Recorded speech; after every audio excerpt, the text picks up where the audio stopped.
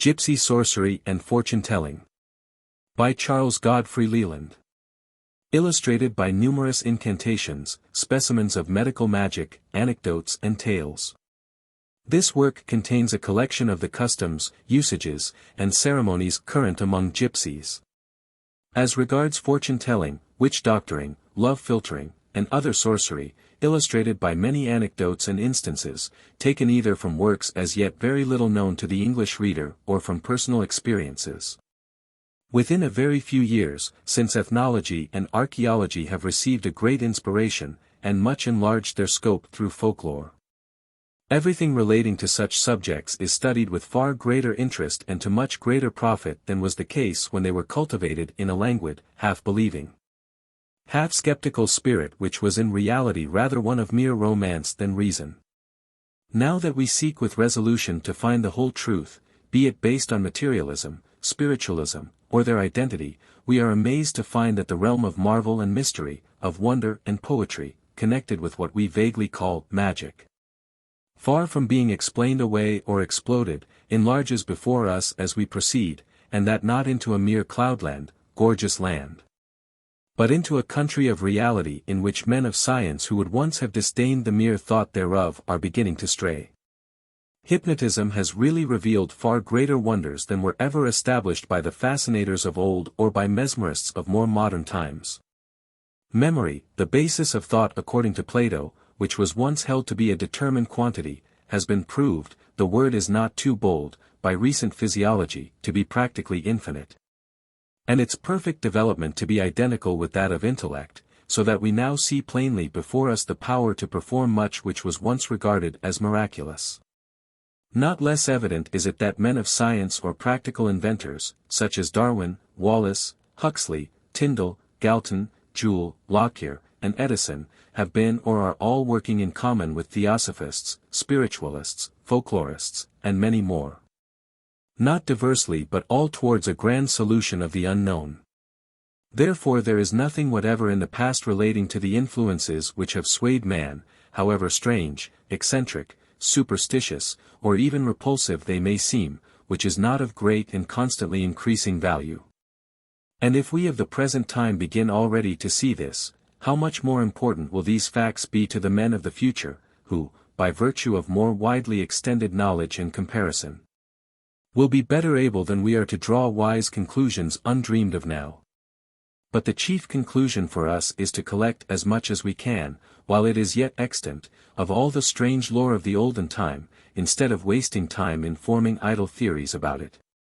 In a paper read before the Congrès de Traditions Populaires in Paris, 1889, on the relations of gypsies to folklore, I set forth my belief that these people have always been the humble priests of what is really the practical religion of all peasants and poor people.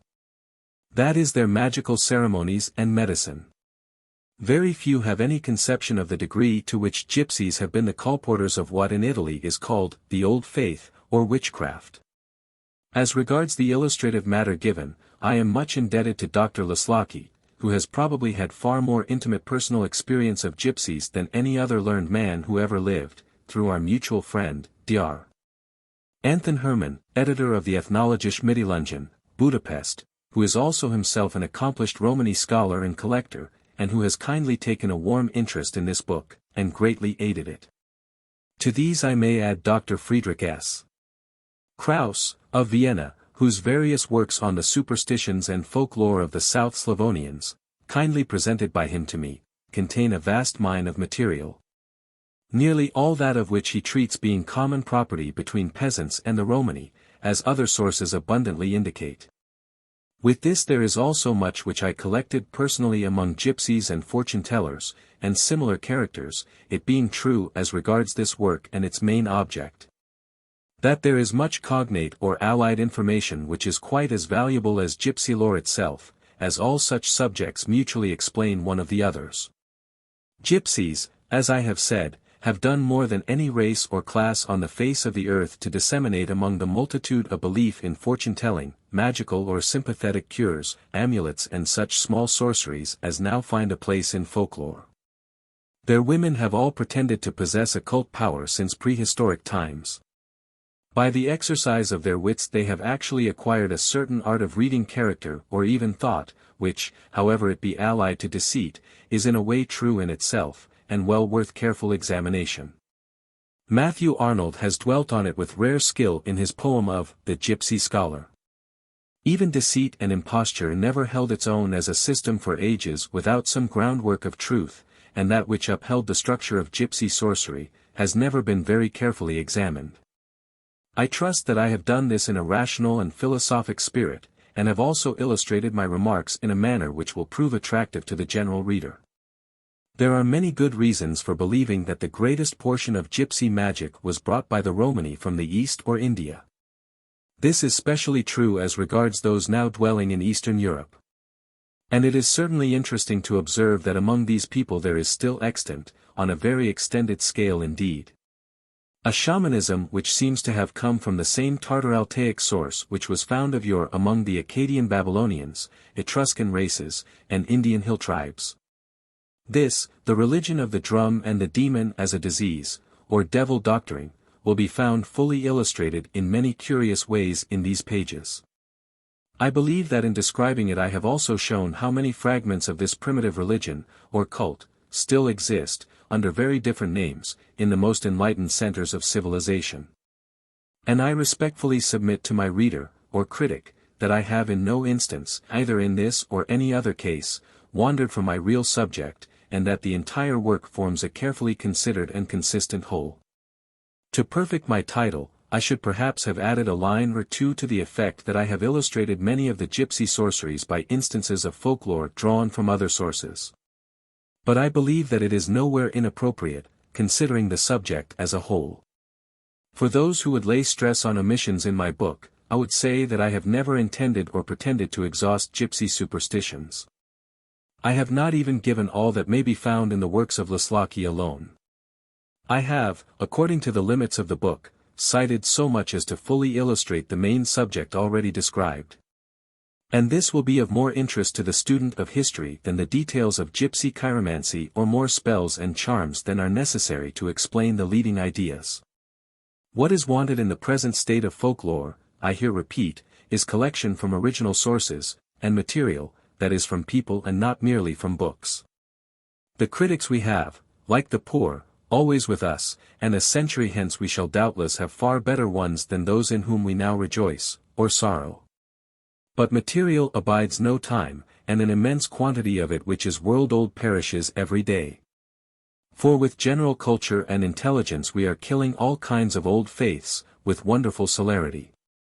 The time is near at hand when it will all be incredibly valuable, and then men will wish sorrowfully enough that there had been more collectors to accumulate and fewer critics to detract from their labors and to discourage them. For the collector must form his theory, or system great or small, good or bad, such as it is, in order to gather his facts, and then the theory is shattered by the critic and the collection made to appear ridiculous. And so collection ends. There is another very curious reflection which has been ever present to my mind while writing this work, and which the reader will do well carefully to think out for himself. It is that the very first efforts of the human mind towards the supernatural were gloomy, strange, and wild. They were of witchcraft and sorcery, dead bodies, defilement, deviltry, and dirt. Men soon came to believe in the virtue of the repetition of certain rhymes or spells in connection with dead men's bones, hands, and other horrors or relics. To this day this old religion exists exactly as it did of yore, wherever men are ignorant, stupid, criminal, or corresponding to their prehistoric ancestors. I myself have seen a dead man's hand for sale in Venice. According to Dr. Bloch, says a writer in the St. James's Gazette, January 16, 1889, the corpse candle superstition is still firmly enshrined among the tenets of thieves all over Europe. In reality, according to the Standard, we know little about the strange thoughts which agitate the minds of the criminal classes. Their creeds are legends. Most of them are the children and grandchildren of thieves who have been brought up from their youth in the densest ignorance, and who, constantly at war with society, seek the aid of those powers of darkness in the dread efficacy of which they have an unshaken confidence. Fetishism of the rudest type, or what the mythologists have learned to call animism, is part and parcel of the robber's creed. A habit and repute thief has always in his pocket, or somewhere about his person, a bit of coal, or chalk, or a lucky stone, or an amulet of some sort on which he relies for safety in his hour of peril. Omens he firmly trusts in. Divination is regularly practiced by him, as the occasional quarrels over the Bible and key, and the sieve and shears, testify.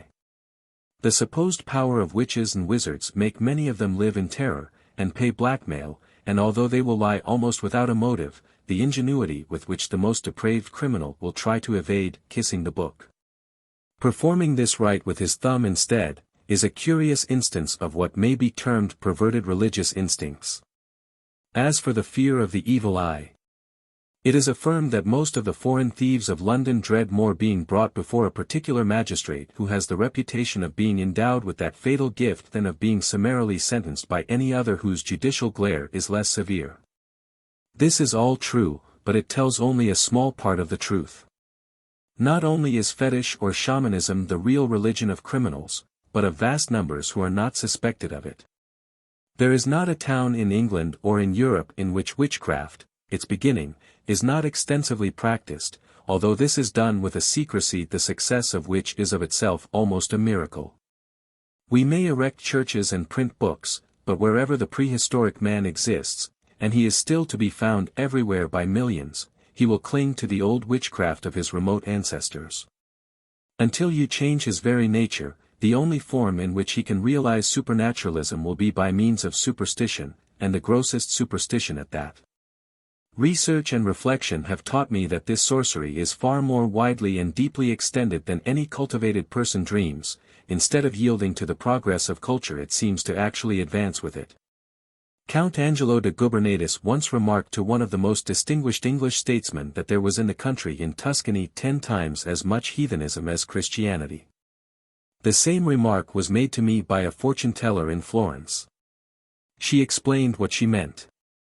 It was the vecchia religione, the old religion, not Christianity, but the dark and strange sorceries of the strega, or witch, the compounding of magical medicine over which spells are muttered, the making love philtres, the cursing enemies, the removing the influence of other witches, and the manufacture of amulets in a manner prohibited by the Church. It would seem as if, by some strange process, while advanced scientists are occupied in eliminating magic from religion, the coarser mind is actually busy in reducing it to religion alone. It has been educated sufficiently to perceive an analogy between dead man's hands and relics as working miracles, and as sorcery is more entertaining than religion, and has, moreover, the charm of secrecy. The prehistoric man, who is still with us, prefers the former. Because certain forms of this sorcery are no longer found among the educated classes, we think that superstition no longer exists. But though we no longer burn witches or believe in fairies, it is a fact that of a kind and fashion proportionate to our advanced culture, it is, with a very few exceptions, as prevalent as ever. Very few persons indeed have ever given this subject the attention which it merits, for it is simply idle to speculate on the possibility of cultivating or sympathizing with the lowest orders without really understanding it in all its higher forms. And I venture to say that, as regards a literal and truthful knowledge of its forms and practices, this work will prove to be a contribution to the subject not without value. I have, in fact, done my best to set forth in it a very singular truth which is of great importance to every one who takes any real interest in social science, or the advance of intelligence. It is that while almost everybody who contributes to general literature, be it books of travel or articles in journals, has ever and anon something clever to say about superstition among the lower orders at home or abroad, be it in remote country places or in the mountains of Italy, with the usual cry of, "Would it be believed?" in the 19th century. And, it still remains true that the amount of belief in magic, call it by what name we will, in the world is just as great as ever it was. And here I would quote with approbation a passage from The Conditions for the Survival of Archaic Customs, by G.L. Gaume, in the Archaeological Review of January, 1890. If folklore has done nothing else up to this date, it has demonstrated that civilization, under many of its phases, while elevating the governing class of a nation. And thereby no doubt elevating the nation, does not always reach the lowest or even the lower strata of the population. As Sir Arthur Mitchell puts it, there is always a going up of some and a going down of others, and it is more than probable that just as the going up of the few is in one certain direction, along certain well-ascertained lines of improvement or development, so the going down of the many is in an equally well-ascertained line of degradation or backwardness. The upward march is always towards political improvement, carrying with it social development, the downward march is always towards social degradation, carrying with it political backwardness. It seems difficult indeed to believe that monarchs like Alfred, Edward, William, and Edward, could have had within their Christianized kingdom groups of people whose status was still that of savagery. It seems difficult to believe that Raleigh and Spencer actually beheld specimens of the Irish savage. It seems impossible to read Kemble and Green and Freeman and yet to understand that they are speaking only of the advance guard of the English nation, not of the backward races within the boundary of its island home. The student of archaic custom has, however, to meet these difficulties, and it seems necessary, therefore, to try and arrive at some idea as to what the period of savagery in these islands really means. Which is a question that very few can answer. There is to be found in almost every cheap book, or penny dreadful, and newspaper shop in Great Britain and America, for sale at a very low price a book of fate, or something equivalent to it. For the name of these works is legion, and one publisher advertises that he has nearly 30 of them, or at least such books with different titles. In my copy there are 25 pages of incantations, charms, and spells, every one of them every whit as superstitious as any of the gypsy ceremonies set forth in this volume. I am convinced, from much inquiry, that next to the Bible and the Almanac there is no one book which is so much disseminated among the million as the Fortune-Teller, in some form or other. That is to say, there are, numerically, many millions more of believers in such small sorcery now in Great Britain than there were centuries ago, for, be it remembered, the superstitions of the masses were always petty ones, like those of the fate books. It was only the aristocracy who consulted Cornelius Agrippa, and could afford la haute magie. We may call it by other names, but fry, boil, roast, powder or perfume it as we will. The old faith in the supernatural and in occult means of getting at it still exists in one form or another, the parable or moral of most frequent occurrence in it being that of the mote and the beam. Of the real and full meaning of which I can only reply in the ever-recurring refrain of the Edda, understand ye this, or what? I was once myself made to contribute, involuntarily, to this kind of literature. 40 years ago I published a folklore book entitled The Poetry and Mystery of Dreams, in which the explanations of dreams, as given by Astromsychius, Artemidorus, and other ancient oneirologists, were illustrated by passages from many poets and popular ballads, showing how widely the ancient symbolism had extended. A few years ago I found that some ingenious literary hack had taken my work, without credit, and, omitting what would not be understood by servant girls, had made of it a common sixpenny dream book. Chapter I. The Origin of Witchcraft, Shamanism, and Sorcery. Vindictive and Mischievous Magic. As their peculiar perfume is the chief association with spices, so sorcery is allied in every memory to gypsies. And as it has not escaped many poets that there is something more strangely sweet and mysterious in the scent of cloves than in that of flowers, so the attribute of inherited magic power adds to the romance of these picturesque wanderers. Both the spices and the Romani come from the Far East, the fatherland of divination and enchantment. The latter have been traced with tolerable accuracy, if we admit their affinity with the Indian Dom and Domar, back to the threshold of history, or well nigh into prehistoric times, and in all ages they, or their women, have been engaged, as if by elvish instinct, in selling enchantments, peddling prophecies and palmistry, and dealing with the devil generally in a small retail way. As it was of old so it is today. Ki Shanai Romani. Adoy San I Chavhani. Wherever gypsies go, there the witches are, we know. It is no great problem in ethnology or anthropology as to how gypsies became fortune-tellers. We may find a very curious illustration of it in the wren. This is apparently as humble, modest, prosaic little fowl as exists, and as far from mystery and wickedness as an old hen. But the ornithologists of the olden time, and the myth-makers, and the gypsies who lurked and lived in the forest, knew better. They saw how this bright-eyed, strange little creature in her elvish way slipped in and out of hollow trees and would shade into sunlight, and anon was gone, no man knew whither, and so they knew that it was an uncanny creature.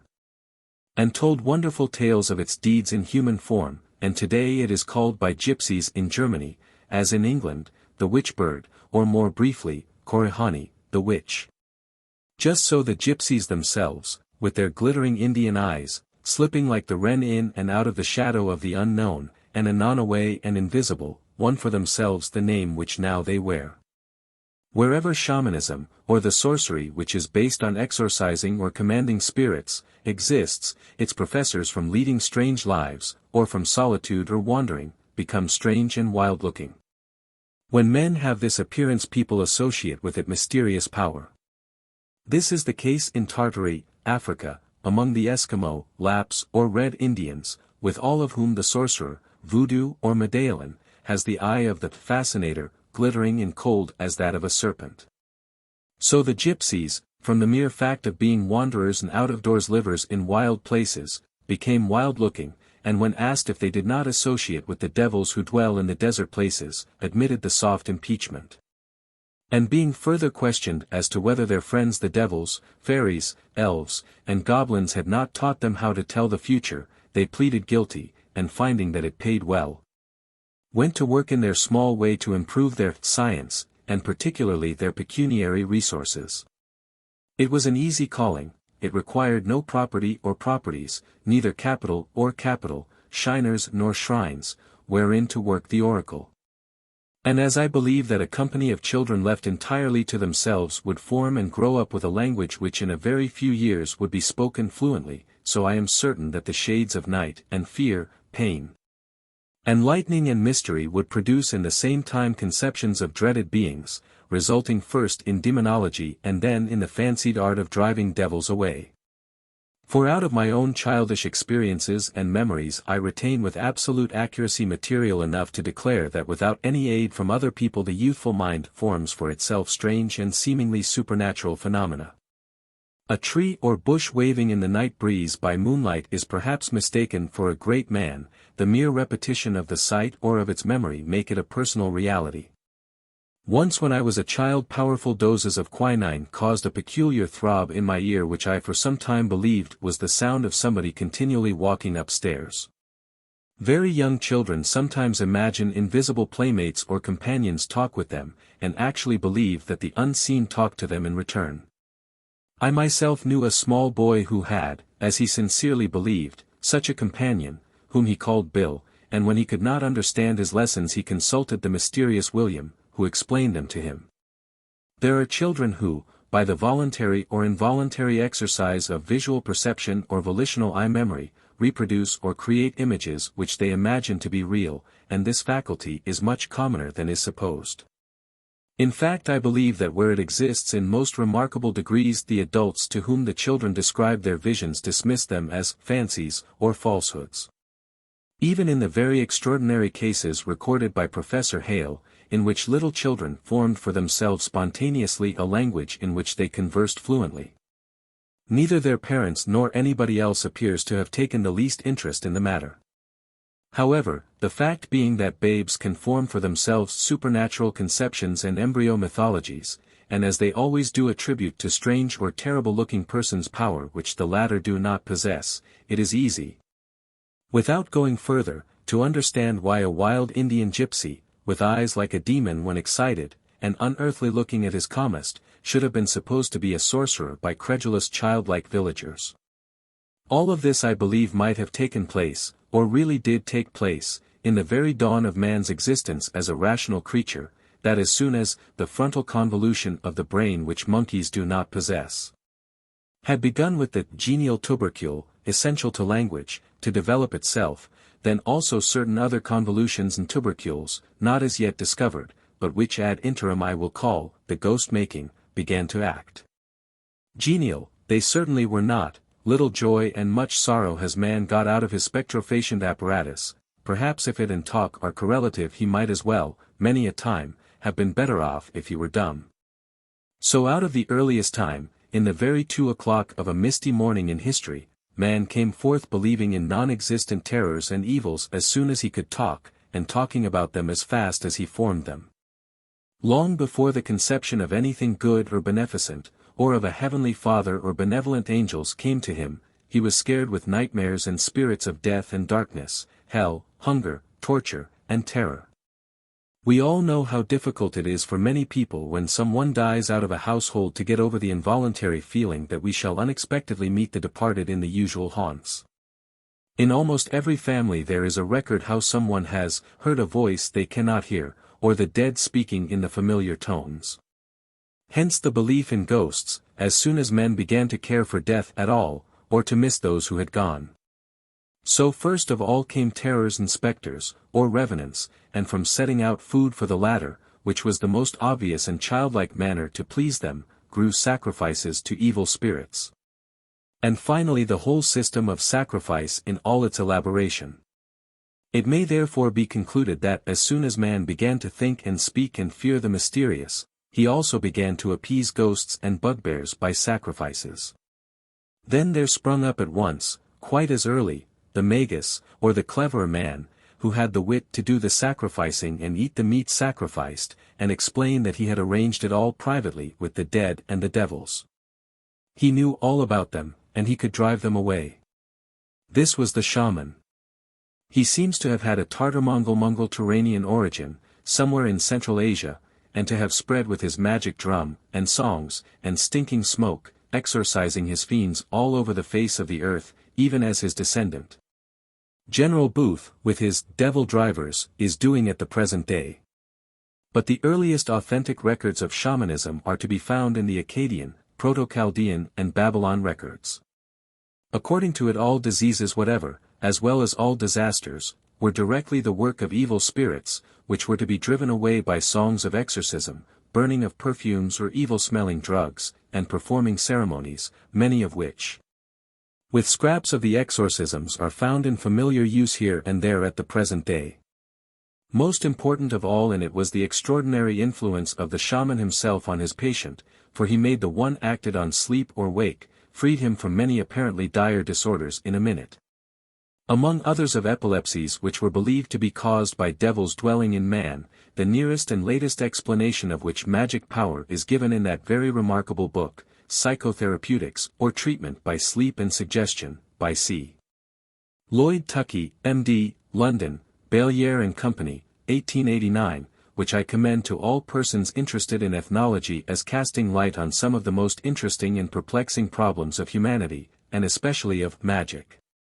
It would seem, at least among the Laplanders, Finns, Eskimo, and Red Indians, that the first stage of shamanism was a very horrible witchcraft, practiced chiefly by women, in which attempts were made to conciliate the evil spirits. The means employed embracing everything which could revolt and startle barbarous men. Thus fragments of dead bodies and poison, and unheard of terrors and crimes formed its basis. I think it very probable that this was the primitive religion among savages everywhere. An immense amount of it in its vilest conceivable form still exists among Negroes as voodoo. After a time this primitive witchcraft or voodooism had its reformers, probably brave and shrewd men, who conjectured that the powers of evil might be exploited to advantage. There is great confusion and little knowledge as yet as regards primitive man, but till we know better we may roughly assume that witch voodooism was the religion of the people of the Paleolithic period, if they could talk at all. Since language is denied to the men of the Neanderthal, Kanstadt, Egnisheim, and Podhava type. All that we can declare with some certainty is that we find the advanced shamanism the religion of the early Turanian races, among whose descendants, and other people allied to them, it exists to this day. The grandest incident in the history of humanity is the appearance of the man of Cro-Magnon. He it was who founded what the Cataphages calls a magnificent race, probably one which speedily developed a high civilization, and a refined religion. But the old shamanism with its amulets, exorcisms, and smoke, its noises, more or less musical, of drums and enchanted bells, and its main belief that all the ills of life came from the action of evil spirits, was deeply based among the inferior races, and the inferior scions of the Cro-Magnon stock clung to it in forms more or less modified. Just as the earlier witchcraft, or the worship and conciliation of evil, overlapped in many places the newer shamanism, so the latter overlapped the beautiful nature worship of the early Aryans, the stately monotheism of the Shemites, and the other more advanced or ingenious developments of the idea of a creative cause. There are, in fact, even among us now, minds to whom shamanism or even witchcraft is deeply, or innately adapted by nature, and there are hundreds of millions who, while professing a higher and purer doctrine, cling to its forms or essentials, believing that because the apparatus is called by a different name it is in no respect whatever the same thing. Finally, there are men who, with no logical belief whatever in any kind of supernaturalism, study it, and love it, and are moved by it, owing to its endless associations with poetry, art, and all the legends of infancy or youth. Heine was not in his reasoning moments anything more or less than a strict deist or monotheist, but all the dreams and spectres, fairies and goblins, whether of the Middle Ages or the Talmud, were inexpressibly dear to him. And they move like myriad motes through the sunshine of his poetry and prose, often causing long rays when there were bars at the window, like that on which the saint hung his cloak.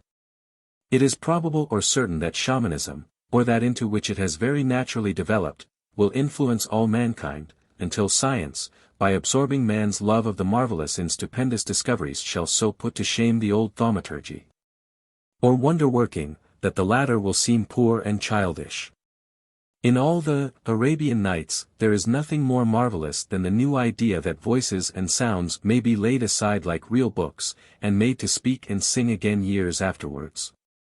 And in all of that vast repertory of occult lore, Isis unveiled, there is nothing so wonderful as the simple truth that every child may be educated to possess an infinitely developed memory of words, sights, sounds, and ideas, allied to incredible quickness of perception and practice of the constructive faculties. These, with the vast fields of adjusting improved social relations and reforms, all of which in a certain way opens dazzling vistas of a certain kind of enchantment or brilliant hope, will go fast and far to change the old romance to a radically different state of feeling and association. It is coming, let it come. Doubtless there was an awful romance of darkness about the old witchcraft which caused its worshippers to declare that the new lights of shamanism could never dissipate it. Just so many millions of educated people at present cannot be brought to understand that all things to which they are used are not based on immutable laws of nature, and must needs be eternal. They will find it hard to comprehend that there can ever be any kind of poetry, art, or sentiment, utterly different from that to which they and their ancestors have been accustomed. Yet it is clear and plain before them, this new era, looking them directly in the face, about to usher in a reformation compared to which all the reformations and revolutions, and new religions which the world has ever seen were as nothing. And the children are born who will see more than the beginning of it. In the next chapter one will examine the shamanic spells and charms still used among certain gypsies. For, be it observed, all the gypsy magic and sorcery here described is purely shamanic, that is to say, of the most primitive Tartar type, and it is the more interesting as having preserved from prehistoric times many of the most marked characteristics of the world's first magic or religion. It treats every disease, disorder, trouble, or affliction as the work of an evil spirit. It attempts to banish these influences by the aid of ceremonies, many of which, by the disgusting and singular nature of the ingredients employed, show the lingering influences of the black witchcraft which preceded shamanism. And it invokes favorable supernatural agencies, such as the spirits of the air and Mashmurtalo, the giant of the forests.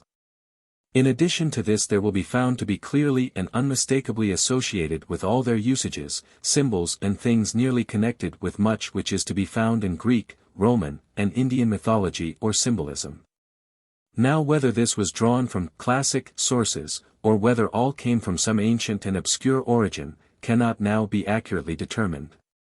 But it certainly cannot be denied that folklore of this kind casts a great deal of light on the early history of mankind, and the gradual unfolding or evolution of religion and of mind, and that, if intelligently studied.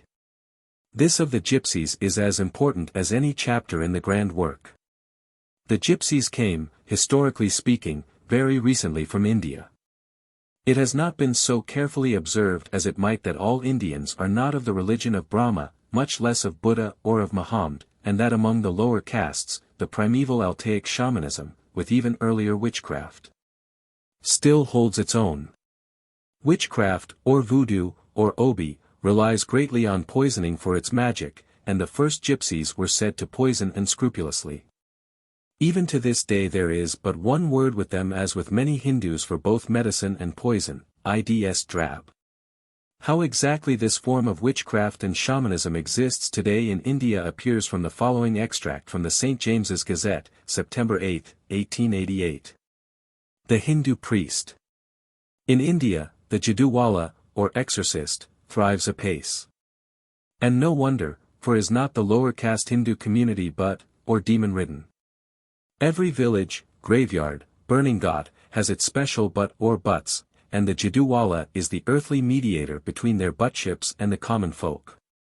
The exorcist is usually the spiritual advisor to the population of a low-caste village, and is known as a guru, or priest, that is to say. He professes to hold commune with the spirits of defunct Hindus which have qualified for their unique position in the other world, by their iniquity in this one, perhaps. Every Hindu has a guardian but that requires propitiating, and the guru is the medium. Amongst the Jaiswars and other low-caste Hindus, caste is regulated by carnal pièce, and a man is distinguished amongst them by a regulated monetary scale. One person may be a 14 Anna caste man while another may only be a 12 Anna caste man. Does the 12 Anna caste man wish to supersede the 14 Anna caste man, then he consults the guru, who will, in consideration of a certain contribution, promote him to a higher caste grade. A moneyed man having qualms about his future state should join the Jaiswars, where at least he would have an opportunity of utilizing his spare cash for the good of his soul. The average guru will be only too glad to procure him everlasting glory for a matter of a few rupees. The guru, then, serves as regulator of the lower caste Hindu system. But it is our intention to exhibit him in his peculiar position of exorcist general to the people. This will perhaps be best explained by an account of the case of one Kalu. Kalu was a grass cutter, and had been offended by Kasi, a brother grass cutter. Kasi, it appears, had stolen Kalu's quilt one night during his temporary absence at a neighboring liquor shop. Kalu, on his return, finding his quilt gone, raised the hue and cry, and Mulu, the village policeman, traced the robbery to Kasi's hut. Yet, in spite of this damning proof, the village panchayat, or bench of magistrates, decided that, as Kalu could not swear to the exact color of his lost quilt, Kalu was colorblind, it could not possibly be his. Anyhow, Kalu kept Kasi in view and hit upon a plan to do him a grievous bodily injury. Scraping together a few rupees, he went to the village guru and promised that worthy a reward if he would only exorcise the butts and get them to make Kasi's liver bad. The guru, in consideration of 5 rupees cash, promised compliance. So that night we find the guru busy with sandalwood and pig's blood propitiating the neighboring butts. Needless to say that Kasi had in a very short space of time all the symptoms of liver complaint. Whether the butts gave Kasi a bad liver or the guru gave him a few doses of poison is a question. Anyhow, Kasi soon died. Another case in point is that of Akuti. Akuti was a retired courtesan who had long plied a profitable trade in the city. We find her, however, at her native village of Ramgarh, the wife of one Balu. Balu soon got tired of his Akuti, and longed for the contents of her strong box wherein she kept her rupees, bracelets, nose rings, and other valuables. This was a rather awkward matter for Balu, for Akuti was still in the prime of life. Balu accordingly visits the guru and wants Akuti's liver made bad. Nothing easier, says the guru, 5 rupees. Balu has reckoned without his host, however, for the guru, as general spiritual advisor to the Ramgar community, visits a Kuti and tells her of Balu's little scheme. Naturally, Balu's liver is soon in a decline, for Akuti's 10 rupees were put in the opposite side of the Guru's scales. Knaves of the Guru genus flourish in India, and when their disposition is vicious, the damage they can do is appalling. That these priests exist and do such things as I have illustrated is beyond question. Ask any native of India his views on the but question, and he will tell you that there are such things, and, further, that the Guru is the only one able to lay them, so to speak. According to the low-caste Hindu, the but is a spiteful creature which requires constant supplies of liquor and pork, otherwise it will wreak its vengeance on the forgetful votary who neglects the supply. A strange idea, too, is this of pork being pleasing to the buts.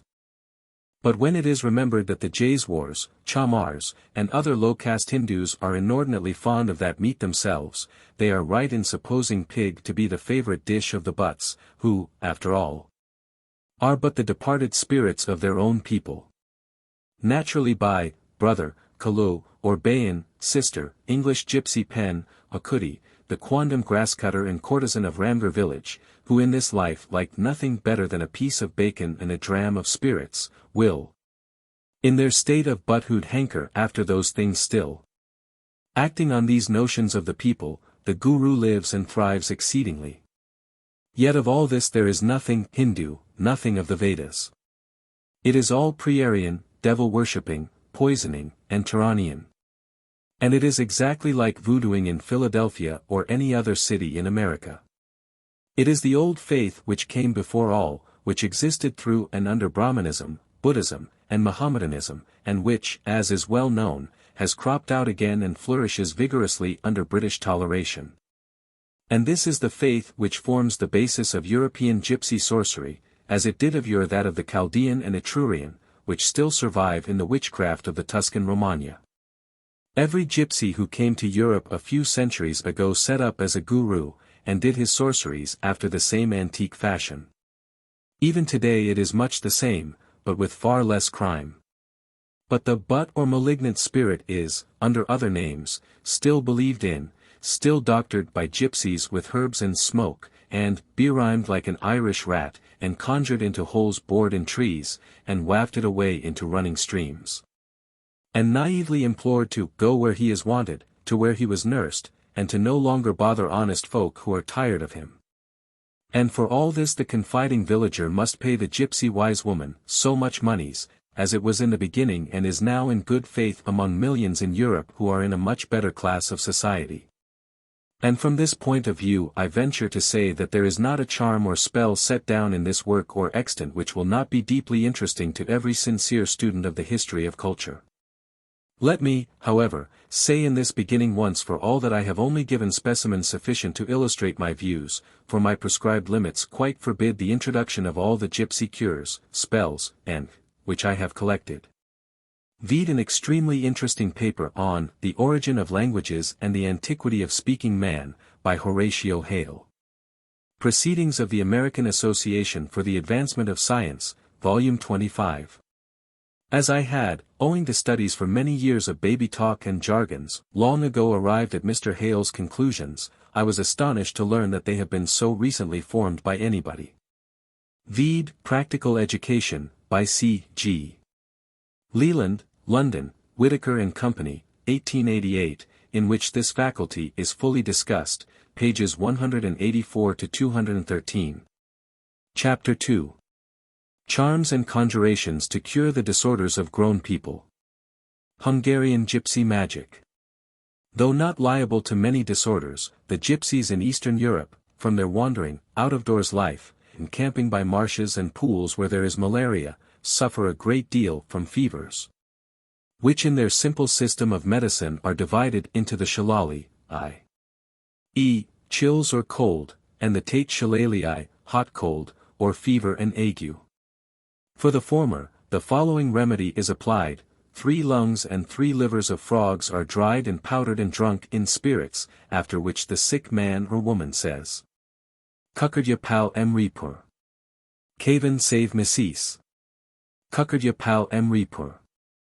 Den missasesk dram odri prijile. Frogs in my belly.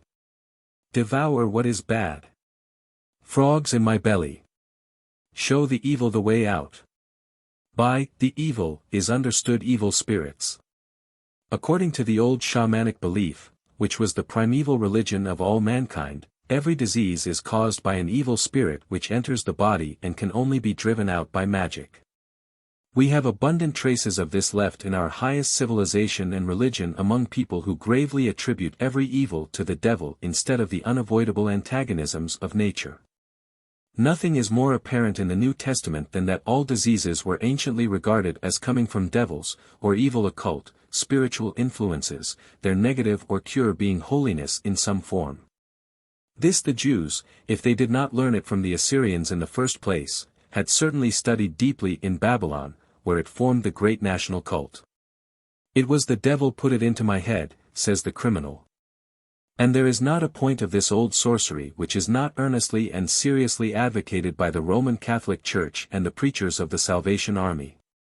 Among the American Red Indians the idea of evil spirits is carried to logical extremes. If a pen drops from our fingers, or a penny rolls from our grasp, the former of course falls on our new white dress, while the latter 9 times out of 10 goes directly to the nearest grating, or crack or rat hole. I aver that it is literally true. If I ever search for a letter or paper it is almost always at the bottom of the rest. While ink wipers and pens seem to be endowed with more than mere instinct or reason, they manifest genius in concealing themselves. The Indians having observed this have come to the conclusion that it is all the work of certain busy little mischievous goblins, in which I, to a certain extent, agree with them, holding, however, that the dwelling place of these devilkins is in our own brain. What are our dreams but the action of our other mind, or a second me in my brain? Certainly it is with no will or effort, or act of mine, that I go through a diabolical torturing nightmare, or a dreadful dream, whose elaborate and subtle construction betrays very often more ingenuity than I in my waking hours possess. I have had philosophical and literary dreams, the outlines of which I have often remembered waking, which far transcended anything of the kind which I could ever hope to write. The maker of all this is not I or my will, and he is never about, or on hand, when I am self-conscious. But in the inadvertent moments of oblivion, while writing, or while performing any act, this other I, or eyes, for there may be a multitude of them for aught I know, step in and tease, even as they do in dreams. Now the distinction between this of subjective demons acting objectively, and objective or outside spirits, is really too fine to be seen even by a Darwinian Carpenterian Heckelite.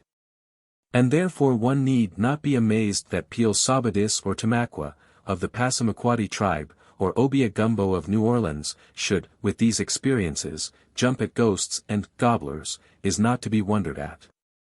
Still less that they should do something to conciliate or compel these haunting terrors, or bugs, as they were once called, whence bogies. It is a fact that if one's ink wipers get into the habit of hiding, all we have to do is to deliberately destroy them and get others, or at least watch them carefully, and they will soon be cured of wandering.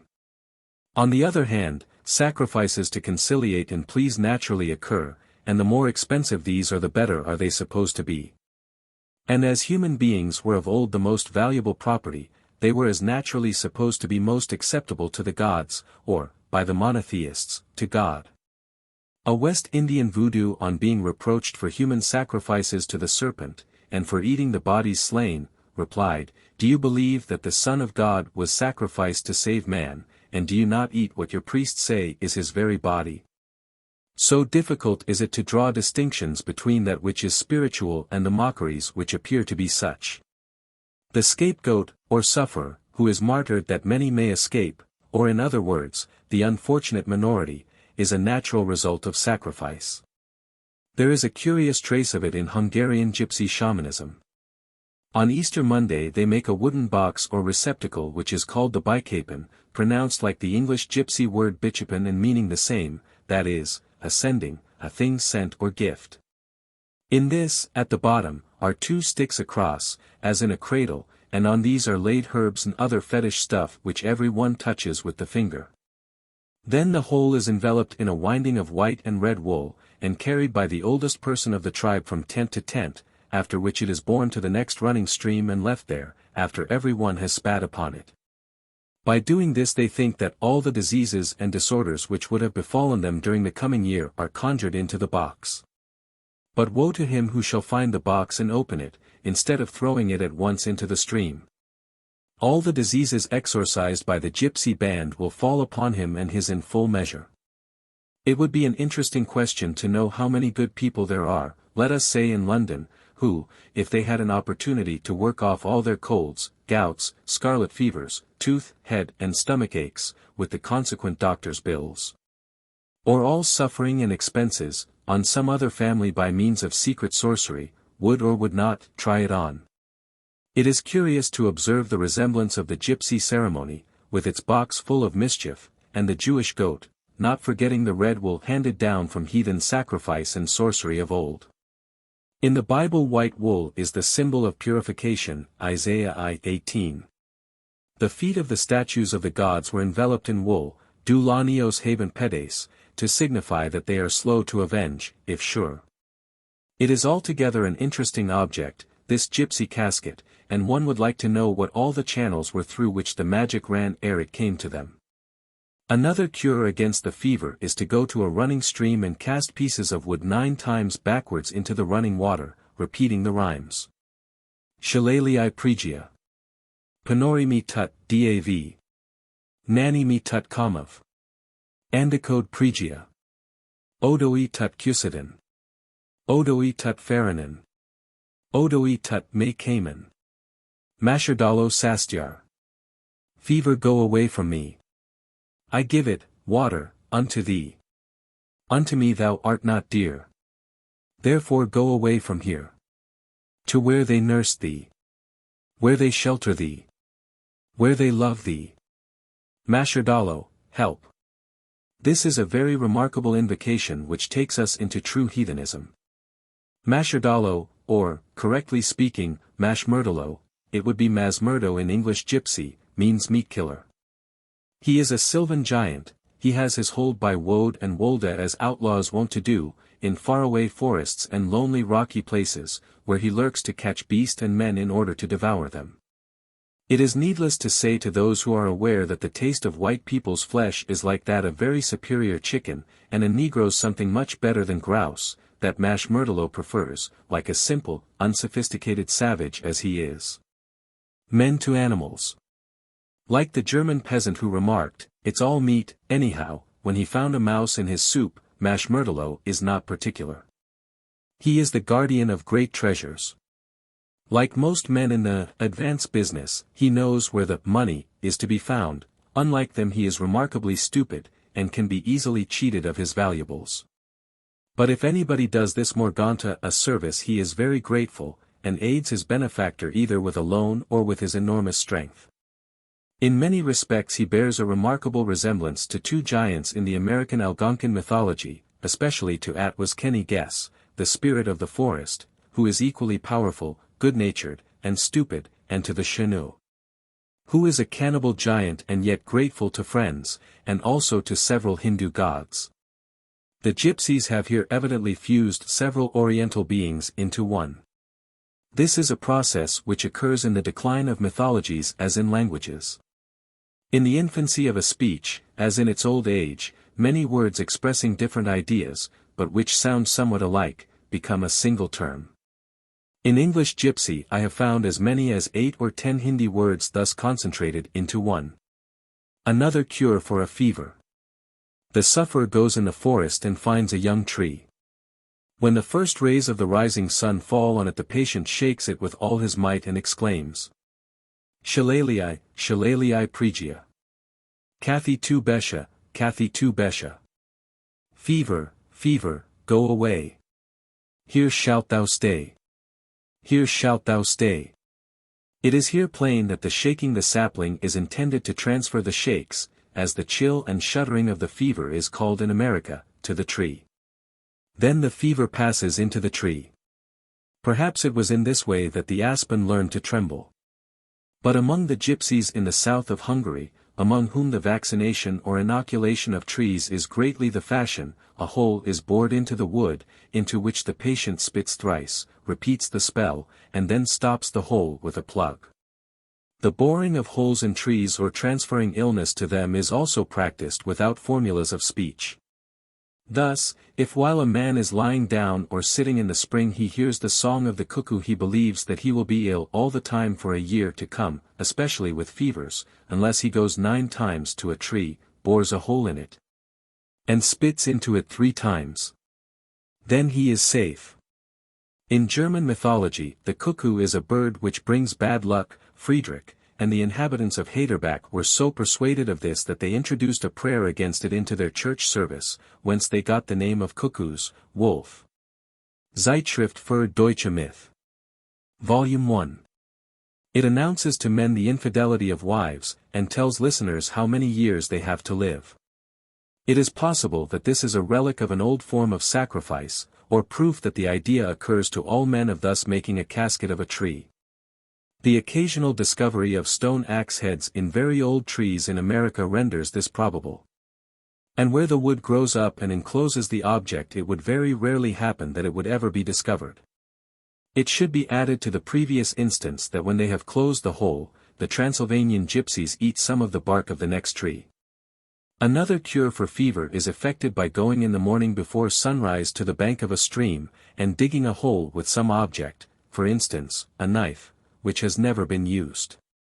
Into this hole the patient makes water, then fills up the hole, saying, Shillelagh ac Cathy. Na ava kia mange. Sutiara Andre sick.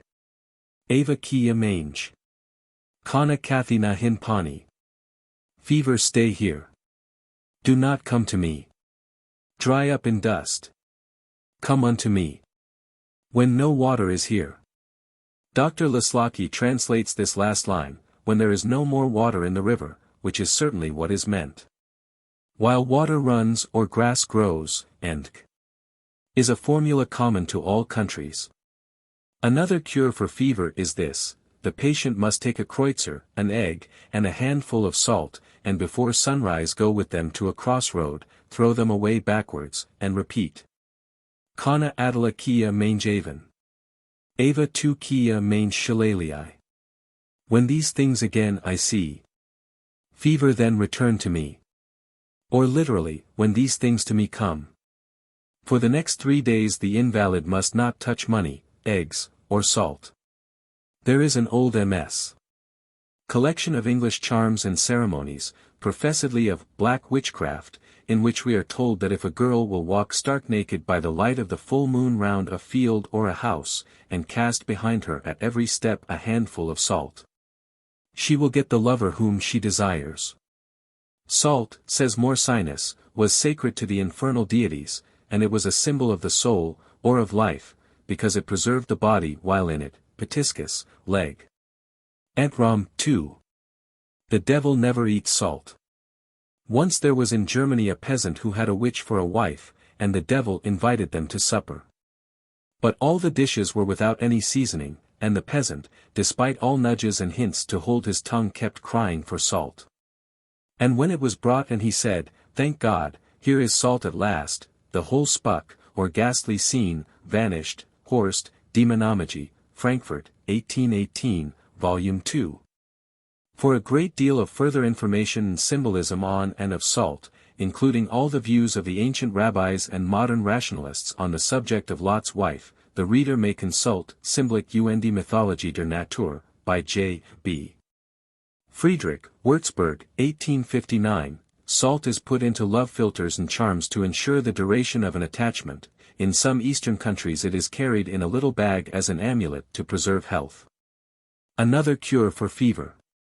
The patient must drink, from a new jug, water from 3 brooks, and after every drink throw into the running stream a handful of salt. Then he must make water into the first and say, "Cathy hin tiro shero. Here is thy head." At the second he repeats the sacred ceremony and murmurs, "Cathy hin tiro para. Here is thy belly." And again at the third he exclaims, "Take Cathy hin tiri punra. Ja atunsi Andre Pani. And here are thy feet. Go now into the water. But while passing from one stream to another he must not look back once, for then he might behold the dread demon of the fever which follows him, neither must he open his mouth, except while uttering the charm. For then the fever would at once enter his body again through the portal thus left unclosed. This walking on in apprehension of beholding the ugly spectre will recall to the reader a passage in the Ancient Mariner, of the man who walks in fear and dread, nor turns around his head. For well he knows a frightful fiend doth close behind him tread. The wise wives among the gypsies in Hungary have many kinds of miraculous salves for sale to cure different disorders. These they declare are made from the fat of dogs, bears, wolves, frogs, and the like. As in all fetish remedies they are said to be of strange or revolting materials, like those used by Canidia of yore, the witches of Shakespeare and Ben Jonson, and of Burns in Tam O'Shanter. When a man has been struck by a spirit there results a sore, swelling or boil, which is cured by a sorceress as follows: the patient is put into a tent by himself and is given diverse drinks by his attendant. Then she rubs the sufferer with a salve, the secret of which is known only to her, while she chants: Pregia, Pregia, Pregia. Kia Missisesc, AC Odoi. Trianda Sapa the Caven Tut. Trianda Jukla Tut Sindran. Trianda Kakna Tut Kunavan. Begone, begone, begone. To the evil one, stay there. May 30 snakes devour thee. 30 dogs tear thee. 30 cocks swallow thee. After this she slaughters a black hen, splits it open, and lays it on the boil. Then the sufferer must drink water from 3 springs or rivulets, and throw wood 9 times into the fire daily until he is well. But black hens cost money, according to Lislaki. Albeit the gypsies, like the children of the mist in Waverley, are believed to be acquainted with a far more economical and direct method of obtaining such commodities. Therefore this expensive and high-class cure is not often resorted to, and when it is the sorceress generally substitutes something cheaper than poultry. It may be here observed that the black hen occurs frequently in medieval witch lore and legend as a demon symbol, Wolf, Nederlandisch Sagen, pages 647, 650. Thus the bones of sorcerers turn into black hens and chickens, and it is well if your black hen dies, for if she had not you would have perished in her place. Black hens were walled up in castles as sacrifices to the devil, that the walls might long endure, hence the same fowl occurs in the arms of the family of Henneberg, Nork, Mythology der Volksagen. The lore on this subject is very extensive. The following remedy against headache is in general use among Transylvanian gypsies. The patient's head is rubbed, and then washed, with vinegar or hot water while the following charm is repeated. O duck andro mo shiro. The o dad missiseskro. Ada dikolakana. Man tu mai dosta, mardias. Miro shiro tu mardias. Tu na ac tu andre mi.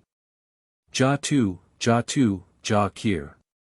Kai tu misek kusides. Odoi sikovs. Ko jal pro mero ashalian. Adaleski duck hin. Oh, pain in my head.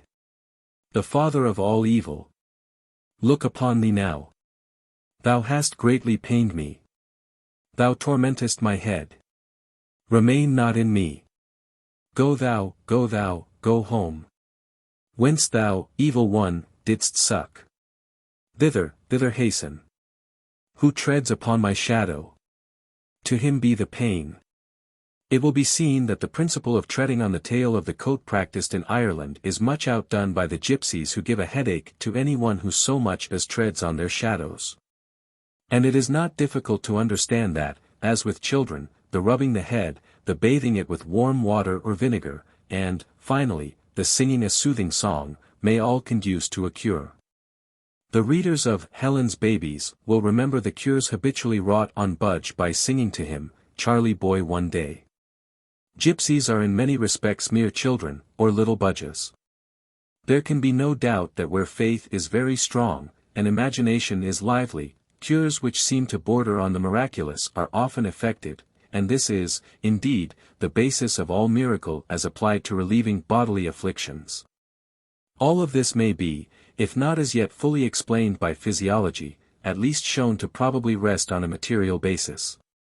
But no sound system of cure can be founded on it, because there is never any certainty, especially for difficult and serious disorders, that they can ever be healed twice in succession. The faith exacted is sometimes a purely hereditary gift, at other times merely a form of blind ignorance and credulity. It may vividly influence all the body, and it may fail to act altogether. But the faith healer and Christian scientist or metaphysical doctor push boldly on, and when they hear and there heal a patient once, it is published to the four winds as a proof of invariable infallibility. And as everybody believes that he has faith, so he hopes to be cured. In popular custom for a man to say he believes in anything, and to be sure that he really has nothing against it, constitutes as much faith as most men understand. A man may be utterly destitute of any moral principle and yet live in a constant state of faith and pious conviction. Here the capacity for cure by means of charms is complete. In connection with these charms for the head we may find not less interesting those in reference to the hair, as given by the same authority, Dr. von Lislaki. The greatest pains are taken to ensure even for the newborn child what is called a full head, because every one who dies bald is turned into a fish, and must remain in this form till he has collected as many hairs as would make an ordinary wig. But this lasts a long time, since he can find but a single hair every month or moon. The moon is in many ways connected in gypsy faith with the hair. He who sleeps bareheaded in its light will lose his hair, or else it will become white. To have a heavy growth a man must scoop up with his left hand water from a running brook, against the current, and pour it on his head. Immediately after the first bathing of a newly born child, and its anointing, its forehead and neck are marked with a semicircle, perhaps meant to indicate the moon, made with a salve called barkali, intended to promote the growth of the hair. A brew, or mess, is made from beans and the blood of a cow. Hairs are taken from the heads of the father and mother, which hairs are burnt to a powder and mixed with the brew. It is remarkable that the beans are only used for a boy, their object being to ensure for him great virile or sexual power. The bean, says Friedrich, Sim. D.N., is an erotic symbol, or one signifying sexual pleasure. Hence it was forbidden to the Egyptian priests, the Pythagoreans, the priests of Jupiter in Rome, and to the Jewish high priests on certain festivals. But if the child is a girl, the seeds of the pumpkin or sunflower are substituted for beans, because the latter would make her barren. It is an old belief, and one widely spread, that if the witches or the devil can get a lock of anybody's hair, they can work him evil. The Gypsies have the following articles of faith as regards hairs. Should birds find any, and build them into their nests, the man who lost them will suffer from headaches until, during the wane of the moon, he rubs his head with the yolk of eggs and washes it clean in running water. It would be very curious if this method of cleaning the hair and giving it a soft gloss, so much in vogue among English ladies, should have originated in sorcery. Beyond this, the sufferer must mix some of his hairs with food and give them to a white dog to eat. If hairs which have fallen or been cut away are found by a snake and carried into its hole, the man from whom they came will continue to lose more until those in the snake's nest are quite decayed. If you see human hairs in the road, do not tread on them, since, in that case, if they came from a lunatic, you, too, will go mad. According to Marcellus Bertigalensis, if you pick up some hairs in the road just before entering a city gate, tie one to your own head, and, throwing the rest away, walk on without looking behind you, you can cure a headache. I have found nearly the same charm for the same purpose in Florence, but accompanied by the incantation which is wanting in Marcellus. Also his cure for headache with ivy from the head of a statue, which is still used in Tuscany with the incantation which the Roman omits. Finding a hair hanging to your coat, carefully burn it, since you may by so doing escape injury by witchcraft. And we may remark in confirmation of this, that when you see a long hair on a man's coat it is an almost certain sign that he has been among the witches, or is bewitched. As the Countess thought when she found one clinging to the button of her lover, von Adelstein, as set forth in Meister Karl's sketchbook. But to bewitch your enemy, get some of his combed-out hair, steep it in your own water, and then throw it on his garments. Then he will have no rest by night or day. I have observed that in all the Tuscan charms intended to torment a foe, the objects employed are like this of a disgusting nature. If a wife will hold her husband to her in love, she must take of her own hair and bind it to his. This must be done 3 times by full moonlight. Or if a maid will win the love of a young man, she must take of her own hair, mix it with earth from his footsteps, und mischt dies mit dem Speichel einer Laufigen Hunden auf, burn the whole to powder. And so manage that the victim shall eat it, which, it is needless to say, it is not likely that he will do, knowing what it is. Earth from the footsteps of any one is regarded as a very powerful means of bewitching him in Italian and ancient sorcery. If a man bind the combings of his hair to the mane of a strange horse, it will be wild and shy till the hairs are removed. For easy childbirth, red hair is sewed in a small bag and carried on the belly next the skin during pregnancy. Red hair indicates good luck, and is called bala camescro, or sun hairs, which indicates its Indian origin. If any one dreams much of the dead, let him sew some of his hair into an old shoe, and give it to any beggar. Thereby he will prevent evil spirits from annoying him. If a child suffers from sleeplessness, some of its mother's hair should be sewed into its wrappings, and others pulverized, mixed with a decoction of elderberries, be given it to drink. In German folklore, as I shall show more fully anon, the elder often occurs as a plant specially identified with sorcery. In Gypsy it is called Yakori Bengeskro, or the devil's eye, from its berries. Nails cut on Friday should be burned, and the ashes mingled with the fodder of cattle, who are thus insured against being stolen or attacked by wild beasts. If children are dwarfish, the same ashes in their food will make them grow. If a child suffers from pains in the stomach, a bit of nail must be clipped from its every finger. This is mixed with the dried dung of a foal, and the patient exposed to the smoke while it is burned. A child's first tooth must, when it falls out, be thrown into a hollow tree. Those which come out in the 7th year are carefully kept, and whenever the child suffers from toothache, one is thrown into a stream. Teeth which have been buried for many years, serve to make a singular fetish. They are mingled with the bones of a tree frog, and the whole then sewed up in a little bag. If a man has anything for sale, and will draw or rub this bag over it, he will have many offers or customers for the articles thus enchanted. The bones are prepared by putting the frog into a glass or earthen receptacle full of small holes. This is buried in an ant hill. The ants enter the holes and eat away all the flesh, leaving the bones, which after a few weeks are removed. To bear healthy and strong children, women wear a string of bear's claws and children's teeth. Dar. Von Laslaki cites, apropos of this, a passage from Jacobus' Roof. Von Empfängnissen, etlich schwanger Weber flagend einen Bären klauen von einem Bären tapen ingefasset em Hals tragen. Some women when with child are accustomed to wear mounted bear's claws on their necks. In like manner boar's teeth, which much resemble them, are still very commonly worn in Austria and Italy and almost over all Europe and the East. It is but a few days since I here, in Florence, met with a young English lady who had bought a very large one mounted in silver as a brooch, but who was utterly unaware that there was any meaning attached to it. I have a very ancient bear's tooth and whistle in silver, meant for a teething child. It came from Munich. Pain in the eyes is cured with a wash made of spring or well water and saffron. During the application the following is recited. O duk andro yaka. Ja Andre Pani. Ja Androl Pani. Andre Safrain. Andre Pkov. Ja Androl Pkov. Kia Pkuvashesk dot. Odoi hin circa. Odoi ja teca. O, pain from the eyes. Go into the water. Go out of the water. Into the saffron.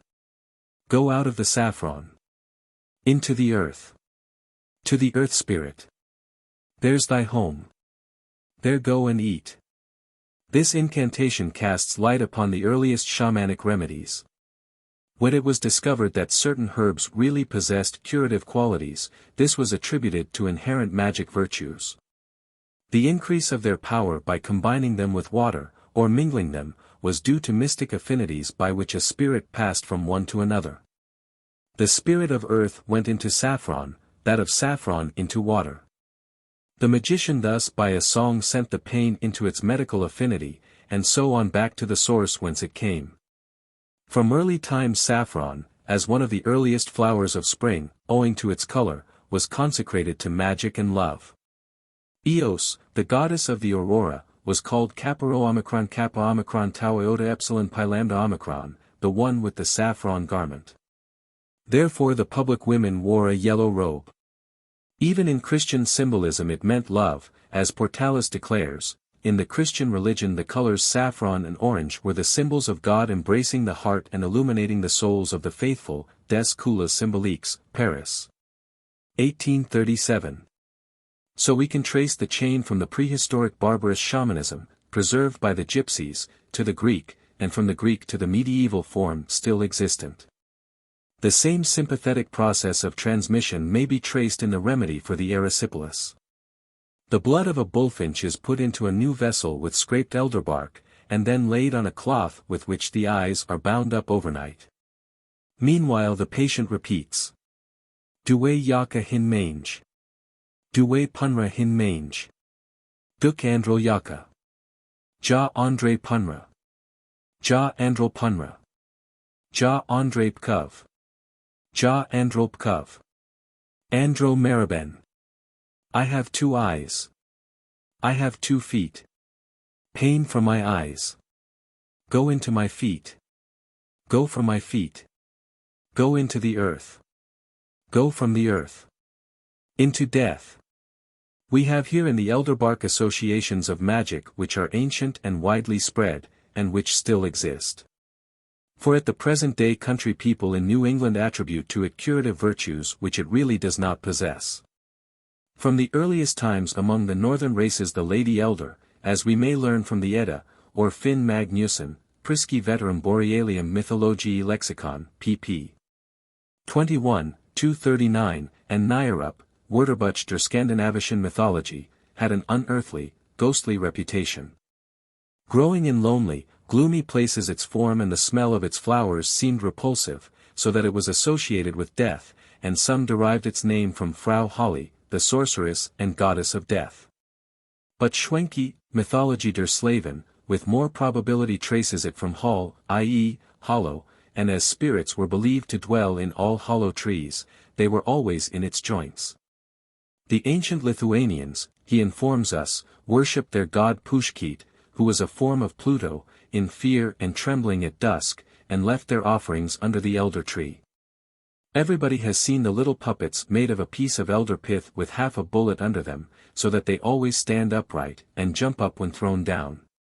Among the Slovaks these seem to have had some magical application. Perhaps their priests persuaded them that these jumping jacks were miraculous, for they called them Pekolchk, a name derived from Peklo, the underworld. They still believe in a Pekolchk, who is a servant of the evil one. He does all kinds of favors for men, but ends by getting their souls. The ancestors of the Poles were accustomed to bury all their sins and sorrows under elder trees, thinking that they thereby gave to the lower world what properly belonged to it. This corresponds accurately to the gypsy incantation which passes the disease on from the elder bark into the earth, and from earth unto death. Frau Elhorn, or Ellen, was the old German name for this plant. Frau, perhaps, as appropriate to the female elf who dwelt in it, Friedrich, symbolic. When it was necessary to cut one down, the peasant always knelt first before it and prayed, Lady Elhorn, give me of thy wood, and I will give thee of mine when it shall grow in the forest. Grimm, Deutsche Mythologie, XII, cites from a MS. Of 1727 the following, Paganismo ordem debet superstitio, sambucum non sex indendum nisi prius rogata permission his verbis, mater sambusi permit mihi tui codera silvum. On the other hand, elder had certain protective and healing virtues. Hung before a stable door it warded off witchcraft, and he who planted it conciliated evil spirits. And if a twig of it were planted on a grave and it grew, that was a sign that the soul of the deceased was happy, which is the probable reason why the very old Jewish cemetery in Prague was planted full of elders. In a very curious and rare work, entitled Blocksberg-Berichtung, Leipzig, 1669, by John Praetorius, devoted to the Witch Ride and Sorcery Sabbath, the author tells us that witches make great use of 9 special herbs, nam in herbis. Verbis et lapidibus magna vis est. Among these is elder, of which the peasants make wreaths, which, if they wear on Walpurgis night, they can see the sorceresses as they sweep through the air on their brooms, dragons, goats, and other strange steeds to the infernal dance. Or when they anderswo herambadgeron, go vagabonding anywhere else. Yea, and I know one fellow who sware unto man, that by means of this herb he once saw certain witches churning butter busily, and that on a roof, but I mistrust that this was a cell, snake. And that the true name of this knave was Butyrolambius, Blocksberg. The same author informs us that Hollander, or elder, is so called from hall, or hollow, or else is an anagram of unholden, unholy spirits, and some people call it alhuron, from its connection with witches and debauchery. Even as Cordus writes, when elder blossoms bloom upon the bush, then women's hearts to sensual pleasure rush. He closes his comments on this subject with the dry remark that if the people of Leipzig wear, as is their wont, garlands of elder with the object of preventing breaches of the 7th commandment among them, it has in this instance, at least, utterly failed to produce the expected effect. Quasi. Cred Judaeus appella. It should be mentioned that in the gypsy spell the next morning the cloth with the elder bark must be thrown into the next running water. To cure toothache the Transylvanian gypsies wind a barley straw around a stone, which is thrown into a running stream, while saying, O duk Andre Emri Danda. Tu na bears sindra. Na ava ki mange. Meyer mui na hinkir. Tut nikonomi kamov. Ac tu mange palpaka. Kana eep kusyar pakri. Aval tela panori. Oh, pain in my teeth. Trouble me not so greatly. Do not come to me. My mouth is not thy house. I love thee not all. Stay thou away from me. When this straw is in the brook, go away into the water.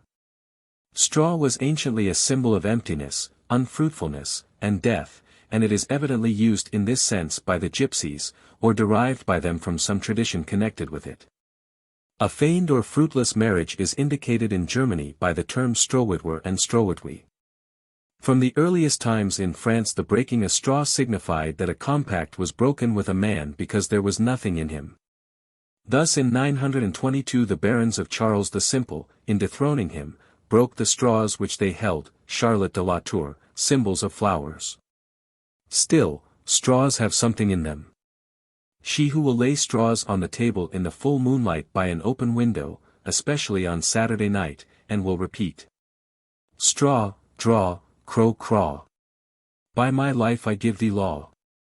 Then the straws will become fairies and dance to the cawing of a crow who will come and sit on the ledge of the window. And so witches were wont to make a man of straw, as did Mother Gucken, in Hawthorne's tale, and unto these they gave life, whence the saying of a man of straw and straw bale. Albeit this latter is deemed by some to be related to the breaking of straws and of dependence, as told in the tale of Charles the Simple. Straw lore is extensive and curious. As in elder stalks, small fairies make their homes in its tubes. To strew chopped straw before the house of a bride was such an insult to her character, in Germany, and so common that laws were passed against it. I possess a work printed about 1650, entitled De Injurius quae haud raro novus nuptis in feri solent. Ich per spargenum dissectorum colmorum frugum. Germ. Dus das Workerling struen, and An immense amount of learned quotation and reference by its author indicates that this custom, which was influenced by superstition, was very extensively written on in its time. It was allied to the binding of knots and other magic ceremonies to prevent the consummation of marriages. There is a very curious principle involved in curing certain disorders or afflictions by means of spells or verses. A certain word is repeated many times in a mysterious manner, so that it strikes the imagination of the sufferer. There is found in the Slavonian countries a woolly caterpillar called wolos, whose bite, or rather touch, is much dreaded. I have myself, when a boy, been stung by such a creature in the United States. As I remember, it was like the sting of a bee. The following, Malo-Russian, spell against it was given me by Professor Dragomanov in Geneva. It is supposed that a certain kind of disorder, or cutaneous eruption, is caused by the wolos. Woolosny, woolosness. Holy wolos. Once a man drove over empty roads. With empty oxen. To an empty field. To harvest empty corn. And gather it in empty ricks. He gathered the empty sheaves. Laid them in empty wagons. Drove over empty roads. Unto an empty threshing floor. The empty laborers threshed it. And bore it to the empty mill. The empty baker, woman. Mixed it in an empty trough. And baked it in an empty oven. The empty people ate the empty bread. So may the wolos swallow this disorder. From the empty, hear the name of the patient. What is here understood by empty is that the swelling is taken away, subtracted, or emptied, by virtue of the repetition of the word, as if one should say, "Be thou void. Depart. Depart. Depart. Avoid me." There is a very curious incantation also apparently of Indian gypsy origin, since it refers to the spirits of the water who cause diseases. In this instance they are supposed to be exorcised by Saint Paphnutius, who is a later Slavonian Christian addition to the old shamanic spell. In the Akkadian Chaldean formulas these spirits are 7, here they are 70.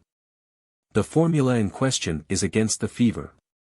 In the name of God and His Son and the Holy Ghost. Amen. 70 fair maids went up out of the ocean. They met the Saint Paphnutius, who asked, "Whence come ye, O maidens?"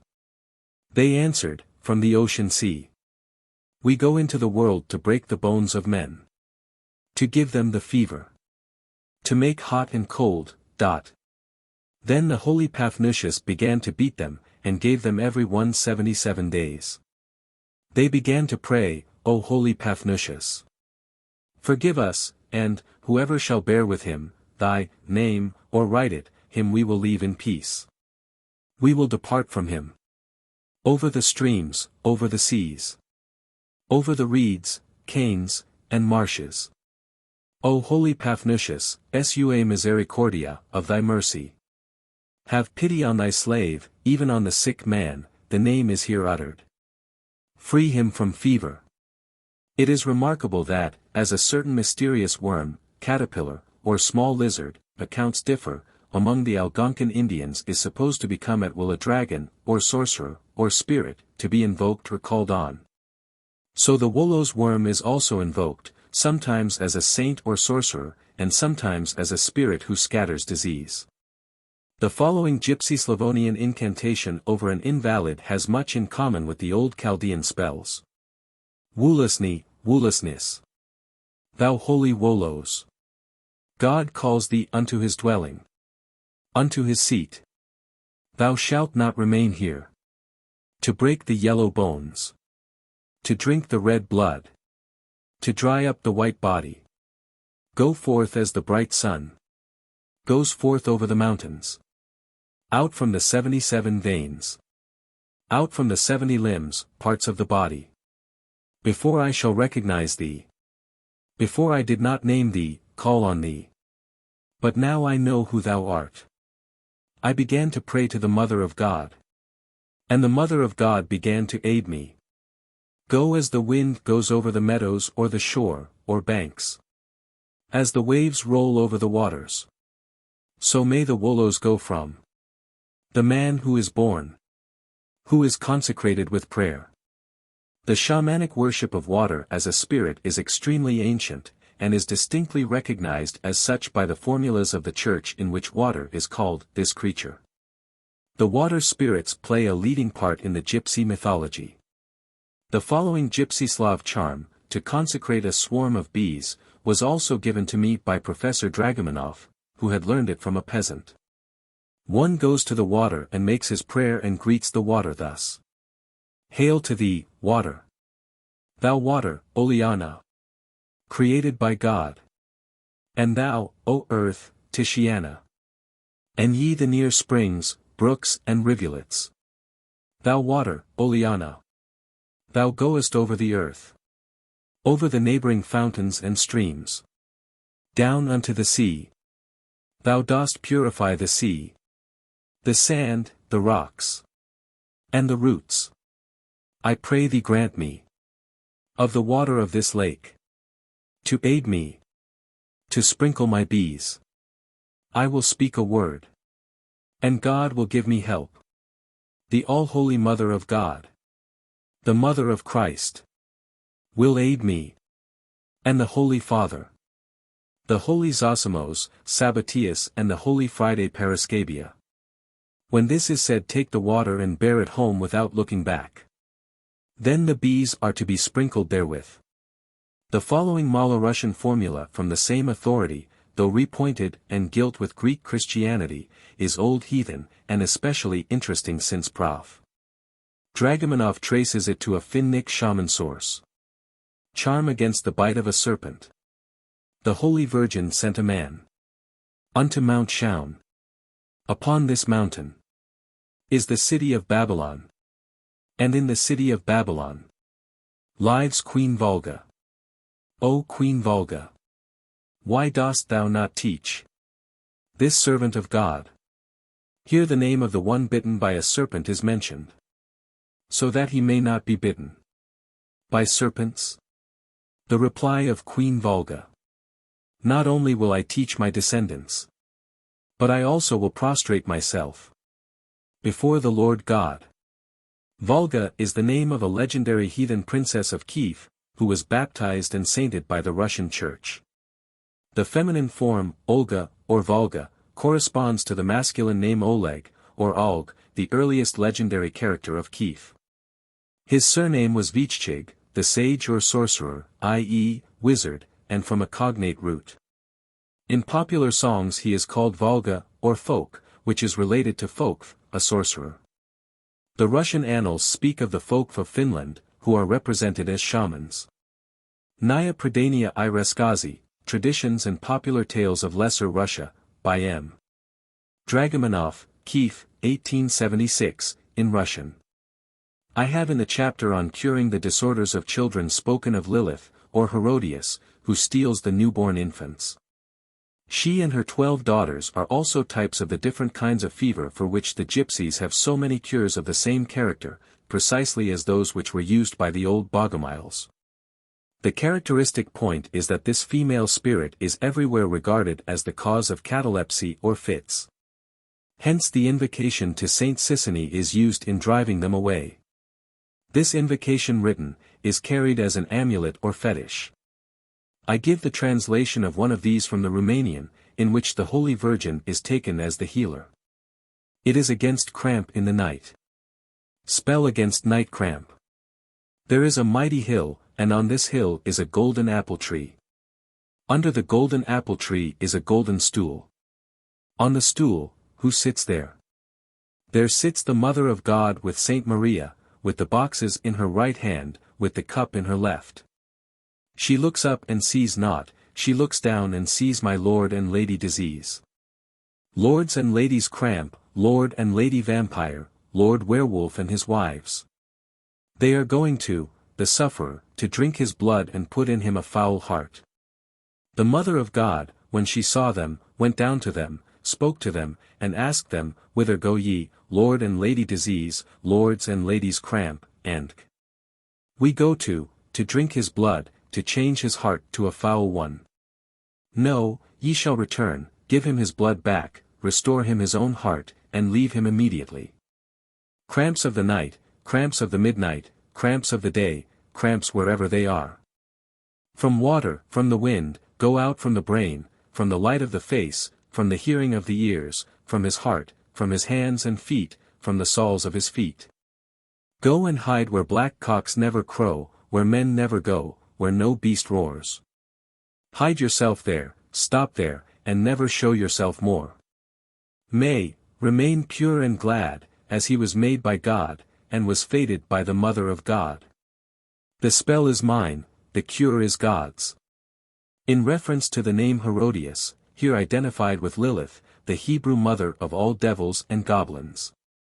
It was a great puzzle to the writers on witchcraft why the Italian witches always said they had two queens whom they worshipped, Diana and Herodias. The latter seems to have specially presided at the witch dance. In this we can see an evident connection with the Herodias of the New Testament. I add to this a few more very curious Old Slavonian spells from Dr. Gaster's work, as they admirably illustrate one of the principal and most interesting subjects connected with the gypsy witchcraft, that is to say, its relation to early shamanism and the forms in which its incantations were expressed. In all of these it may be taken for granted, from a great number of closely allied examples, that the Christianity in them is recent and that they all go back to the earliest heathen times. The following formula, dating from 1423, against snake bites bears the title. Prayer of St. Paul against snakes. In the name of the Father, the Son, and the Holy Ghost. I once was a persecutor, but am now a true follower. And I went from my dwelling place in Sicily, and they set light to a trunk, and a snake came therefrom and bit my right hand and hung from it. But I had in me the power of God, and I shook it off into the burning fire and it was destroyed, and I suffered no ill from the bite. I laid myself down to sleep, then the mighty angel said, Saul, Paul, stand up and receive this writing. And I found in it the following words. I exorcise you, 60½ kinds of beasts that creep on the earth, in the name of God, the Creator of heaven and earth, and in the name of the immovable throne. Serpent of evil, I exorcise thee in the name of the burning river which rises under the footstool of the Saviour, and in the name of his incorporeal angels. Thou snake of the tribe of basilisks, thou foul-headed snake, 12-headed snake, variegated snake, dragon-like snake, that art on the right side of hell, whomsoever thou bitest thou shalt have no power to harm. And thou must go away with all the 24 kinds. If a man has this prayer and this curse of the true, holy apostle, and a snake bites him, then it will die on the spot, and the man that is bitten shall remain unharmed, to the honor of the Father, the Son, and the Holy Ghost, now and for all time. Amen. It is not improbable that we have in Paul the serpent and the formula for curing its bite, which is a common symbol for all disease, a souvenir of Aesculapius, the all-healer, and his serpent. The following is a prayer against the toothache, to be carried about with one, i.e., as an amulet prayer. Spell for the toothache. St. Peter sat on a stone and wept. Christ came to him and said, Peter, why weepest thou? Peter answered, Lord, my teeth pain me. The Lord thereupon ordered the worm in Peter's tooth to come out of it and never more go in again. Scarcely had the worm come out when the pain ceased. Then spoke Peter, I pray you, O Lord, that when these words be written out and a man carries them he shall have no toothache. And the Lord answered, 'Tis well, Peter, so may it be. It will hardly be urged that this Slavonian charm of Eastern origin could have been originated independently in England. The following, which is there found in the north, is, as Gaster remarks, in the same wording. Peter was sitting on a marble stone. And Jesus passed by. Peter said, My Lord, my God. How my tooth doth ache. Jesus said, Peter art whole. And whosoever keeps these words for my sake shall never have the toothache. The next specimen is a charm against nose bleeding. Zachariah was slain in the Lord's temple, and his blood turned into stone. Then stop, O blood, for the Lord's servant. I exorcise thee, blood, that thou stoppest in the name of the Saviour, and by fear of the priests when they perform the liturgy at the altar.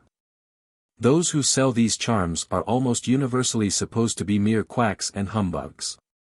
If this were the case, why do they so very carefully learn and preserve these incantations, transmitting them as a rich legacy unto their issue? But they really do believe in them, and will give great prices for them. Professor Dragomanov told me that once in Mala Russia it became generally known that he had made a MS collection of such spells. A peasant who was desirous of becoming a sorcerer, but who had very few incantations of his own, went whenever he could by stealth into the professor's library and surreptitiously copied his incantations. And when Prof. Dragomanov returned the next year to that neighborhood, he found the peasant doing a very good business as a conjuring doctor, or faith healer. I have a lady correspondent in the United States who has been initiated into voodoo and studied Indian Negro witchcraft under two eminent teachers, one a woman, the other a man. The latter, who was at the very head of the profession, sought the lady's acquaintance because he had heard that she possessed some very valuable spells. In the fourth or highest degree, as in Slavonian or Hungarian Gypsy Magic, this Indian voodoo deals exclusively with the spirits of the forest and stream. M. Kaunavine, as set forth by Dr. A. Elisif, Gypsy Lore Journal, July, 1890, gives a Russian gypsy incantation by which the fire is invoked to cure illness. It is as follows. Great fire, my defender and protector, son of the celestial fire, equal of the sun who cleanses the earth of foulness, deliver this man from the evil sickness that torments him night and day. The fire is also invoked to punish, or as an ordeal, e.g. Fire, who punishest the evildoer, who hatest falsehood, who scorchest the impure, thou destroyest offenders, thy flame devoureth the earth. Devour, if he says what is not true, if he thinks a lie, and if he acts deceitfully. These are pronounced by the gypsy sorcerer facing the burning hearth. There is another in which fire is addressed as Jandra, and also invoked to punish an offender. Jandra, bearer of thunderbolts, great Pariani, compare Parjana, an epithet of Indra, Slavonic Purin, bearer of lightning. Slay with thy thunderbolt and burn with thy celestial fire him who dares to violate his oath. It is said that if the bones of a green frog which has been eaten by ants are taken, those on the left side will provoke hatred, and those on the right side excite love, div Kerr, c. 23. One species of frog called Rabeta, because it lives among brambles, is said to have wonderful powers. Brought into an assembly of people it imposes silence. If the little bone in its right side be thrown into boiling water it chills it at once. It excites love when put into a draught, Castle St. Angelo and the Evil Eye, by W. W. Story. According to Pliny, the tooth of a wolf hung to the neck of an infant was believed to be an efficient amulet against disease. And a child's tooth caught before it falls to the ground and set in a bracelet was considered to be beneficial to women. Nat History Lib 26, Cap. 10, Castle St. Angelo and the Evil Eye, by W. W. Story. This cannot fail to remind many readers of the land where the cock never crew, where the sun never shone and the wind never blew. Chapter 3. Gypsy Conjurations and Exorcisms, the Cure of Children, Hungarian Gypsy Spells, a curious old Italian secret, the magic virtue of garlic, a Florentine incantation learned from a witch, Lilith, the child stealer, and queen of the witches. In all the schools of shamanic sorcery, from those of the Assyrian Akkadian to the widely spread varieties of the present day, the exorcism forms the principal element. An exorcism is a formula, the properties or power of which is that when properly pronounced, especially if this be done with certain fumigations and ceremonies, it will drive away devils, diseases, and disasters of every description.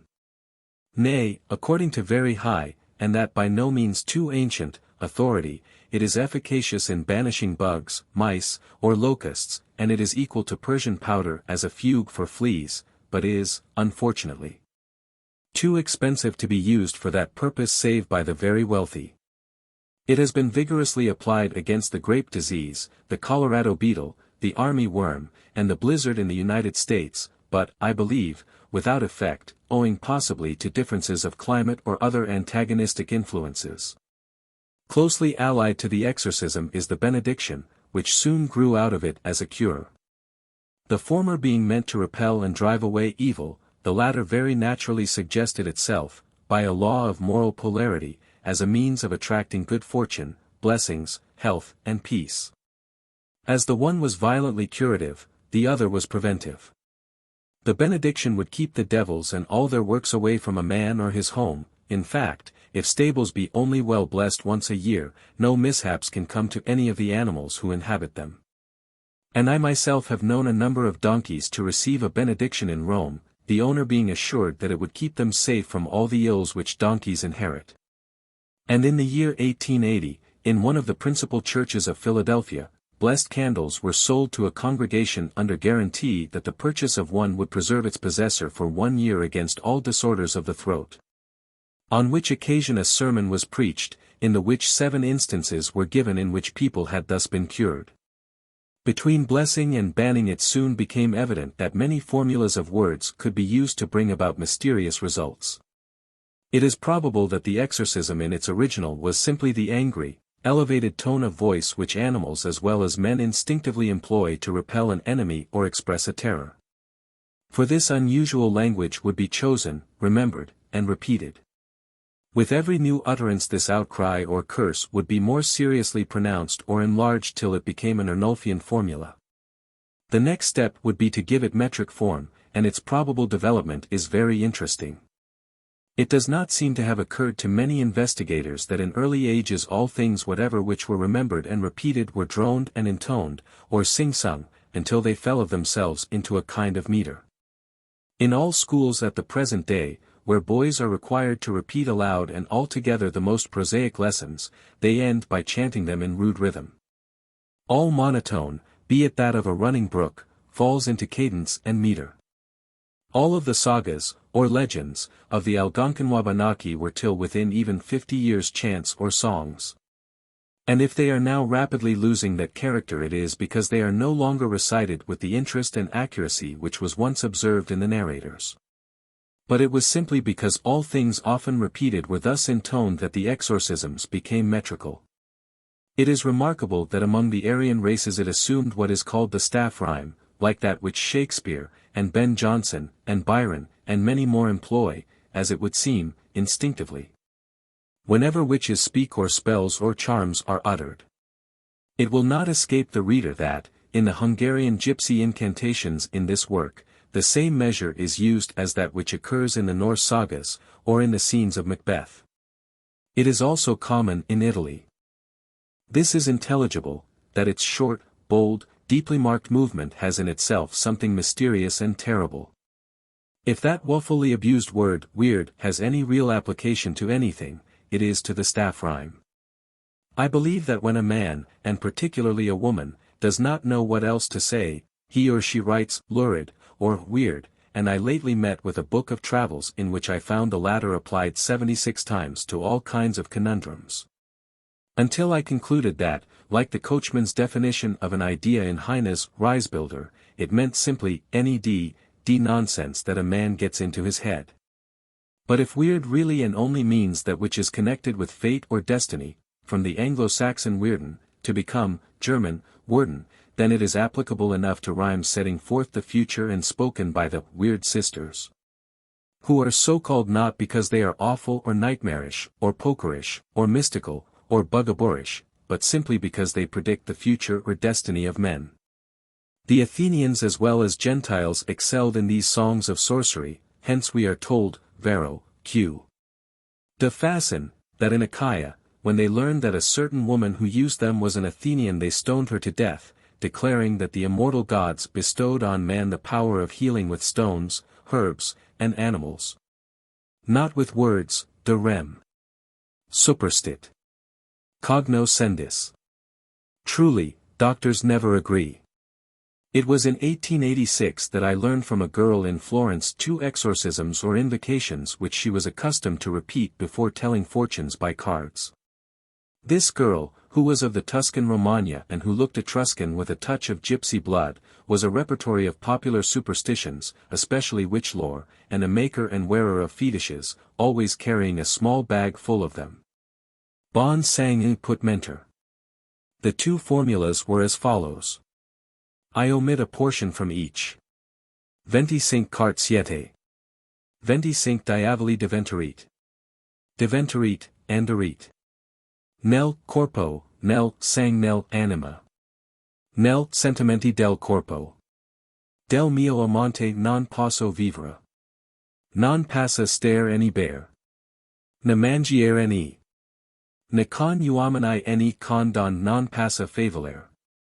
Finché alla porta di casa mia. Non viene picchiare. Ye are 25 cards. Become 25 devils. Enter into the body, into the blood, into the soul. Into the feelings of the body. Of my lover, from whom I cannot live. For I cannot stand, exist, or drink. Or eat. Nor can I converse with men or women. Till at the door of my house. He shall come to knock. The second incantation was the same, but beginning with these words. I put 5 fingers on the wall. I conjure 5 devils. 5 monks and 5 friars. That they may enter the body.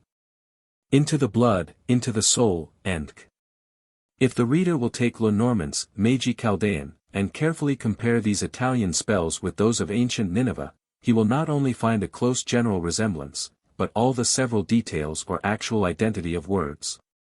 And it is not a little curious that the same formulas which were repeated once on a time when Babylon was young should still be current in Italy. So it passed through the ages, races came and went, and among the people the old sorcery was handed across and adown, so that it still lives. But in a few years more the folklorist will be its only repository. This chapter is devoted to conjuring diseases of children by gypsies.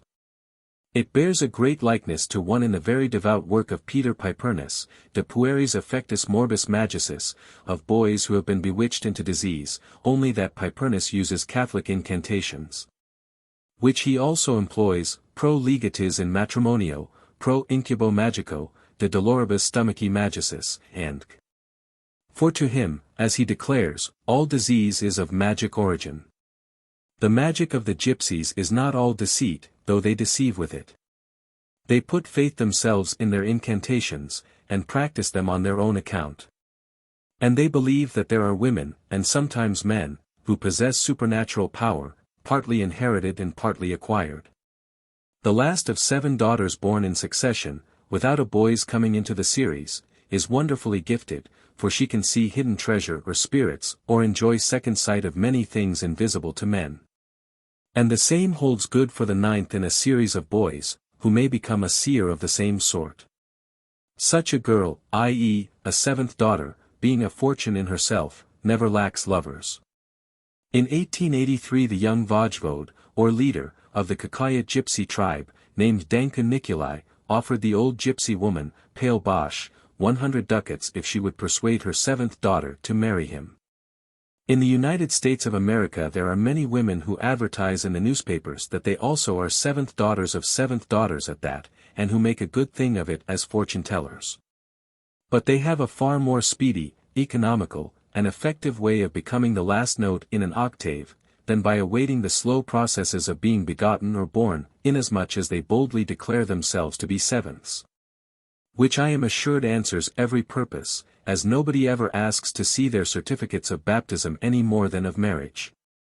Most of these witch wives, also known in Hungary as Kohelii, or wise women, or Gyul Romani, sweet or charming women, are trained up from infancy by their mothers in medicine and magic. A great part of this education consists in getting by heart the incantations or formulas of which specimens will be given anon, and which, in common with their fairy tales, show intrinsic evidence of having been drawn at no very distant period from India, and probably in common with the lower or shamanic religion of India from Turanian sources. But there is among the Hungarian gypsies a class of female magicians who stand far above their sisters of the hidden spell and power. These are the Lace Romani, or good women, who draw their power directly from the Navasi or Pshavusi, the spirits of water and earth, or of flood and fell. For the Hungarian gypsies have a beautiful mythology of their own which at first sight would seem to be a composition of the Rosicrucian as set forth by Paracelsus and the Comte de Gabalis, with the exquisite Indo-Teutonic fairy tales of the Middle Ages. In fact, in some of the incantations used we find the or fairies, directly appealed to for help. With the gypsies, as among the early Akkadians, diseases are supposed to be caused by evil supernatural influences. This is more naturally the case among people who lead very simple lives, and with whom sickness is not almost a natural or normal condition, as it is with ladies and gentlemen, or the inhabitants of cities, who have always something the matter with them. Nomadic life is conducive to longevity. Our grandfathers died on the gallows, we die from losing our teeth, said an old gypsy to Dr. von Laslaki, when asked what his age was. Therefore among all people who use charms and spells those which are devoted to cure occupy the principal position. However, the Hungarian Romani have many medicines, more or less mysterious, which they also apply in connection with the healing rhymes. And as in the struggle for life the weakest go first to the wall, the remedies for the diseases of children are predominant. When a mother begins to suffer the pangs of childbirth, a fire is made before her tent, which is kept up till the infant is baptized, in order to drive away evil spirits. Certain women feed this fire, and while fanning it, fans being used for bellows, murmur the following rhyme. O yak kabuva. Kabuva. Te kavestar tu trada. Tu trada. Pkuvishan te nivishan. Tire tkuva the tradin. Lace ermin avena. Caves baktals dina. Kathy Hinyav Baktals. Andre Lime Baktals. Motura Te Rana. Tea Tunsi but Rana. Motura Te Rana. Tea Tunsi but Rana. Mi Dav Andre Yakra. O Yak Kabuva. Ravel Kavo, Ashuna. It may here be remarked that the pronunciation of all these words is the same as in German, with the following additions. C equals te in English, or to ch in church. C equals ch in German as in buck. J equals as, or the English J, in James. N, as in Spanish or New Jersey in German, while sh and y are pronounced as in English. Ah is like ah. The literal translation is, O fire, burn. Burn. And from the child, do thou drive away. Drive away. Kuvas and Navashi. And drive away thy smoke, pl. Let good fairies come, and give luck to the child. Here it is lucky, or fortunate. In the world fortunate. Brooms and twigs, fuel. And then more twigs. And then yet more twigs. I give, to the fire. O fire, burn. The child weeps, listen. In South Hungary the gypsy women on similar occasions sing the following charm. Efta kavusha, efta navasha.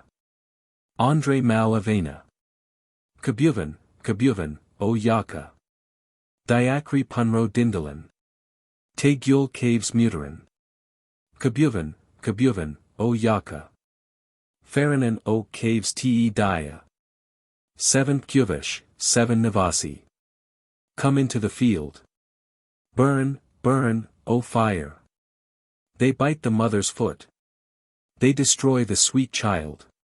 Fire, O burn. Protect the child and the mother. When the birth is very difficult, the mother's relations come to help, and one of them lets an egg fall, zwischen den Beinen Durselben. On this occasion the gypsy women in southern Hungary sing. Anro in obols. Te para in obols. Ava kavo sastavests. Devla, tada Carol. The egg is round. And the belly is round. Come child in good health. God calls thee. If a woman dies in childbed 2 eggs are placed under her arms and the following couplet is muttered. Kana anro kerns hin. Kathy nanit could a hin. When this egg is, shall be, decayed. Here, will be, is no milk. When the afterpains begin, it is the custom with some of the gypsy tribes in the Siebenbergen to smoke the sulphur with decayed willow wood, which is burned for the purpose, while the women in attendance sing. Sic te sic o tcu ural. Te ural o con ural. Kana len hagenaven. Sasapina tut aven. Kana o tcu na ural. Toot nanny the ducal. Toot nanny the ducal. Fast and fast the smoke flies. And flies, the moon flies. When they find, themselves. Health, yet, will come to thee. When the smoke no, longer, flies. Thou wilt feel pain no more. There is a strange, mysterious affinity between gypsies and the moon. A wonderful legend, which they certainly brought from India, since in it Mechren is mentioned as the place where its incident occurred, details that there, owing to the misrepresentations of a sorcerer, the gypsy leader, Chen, was made to marry his sister Gwyn, or Can, which brought the curse of wandering upon his people. Hence the Romani are called Chingwin. It is very evident that here we have Chan and Can, or Cam, the moon and sun, which is confirmed by another gypsy legend which declares that the sun, because he once violated or still seeks to seduce his sister, the moon, continually follows her, being destined to wander forever. And as the name Chincan, or Zingen, or Zijuner, is known all over the East, and, as this legend shows, is of Indian origin, it is hardly worth while to believe with Miklosic that it is derived from an obscure Greek heretical sect of Christians, the more so as it is most difficult to believe that the Romani were originally either Greeks or Christians or Christian heretics. When a gypsy woman is with child, she will not, if she can help it, leave her tent by full moonshine. A child born at this time, it is believed, will make a happy marriage. So it is said of birth in the Western world. Full moon, high sea.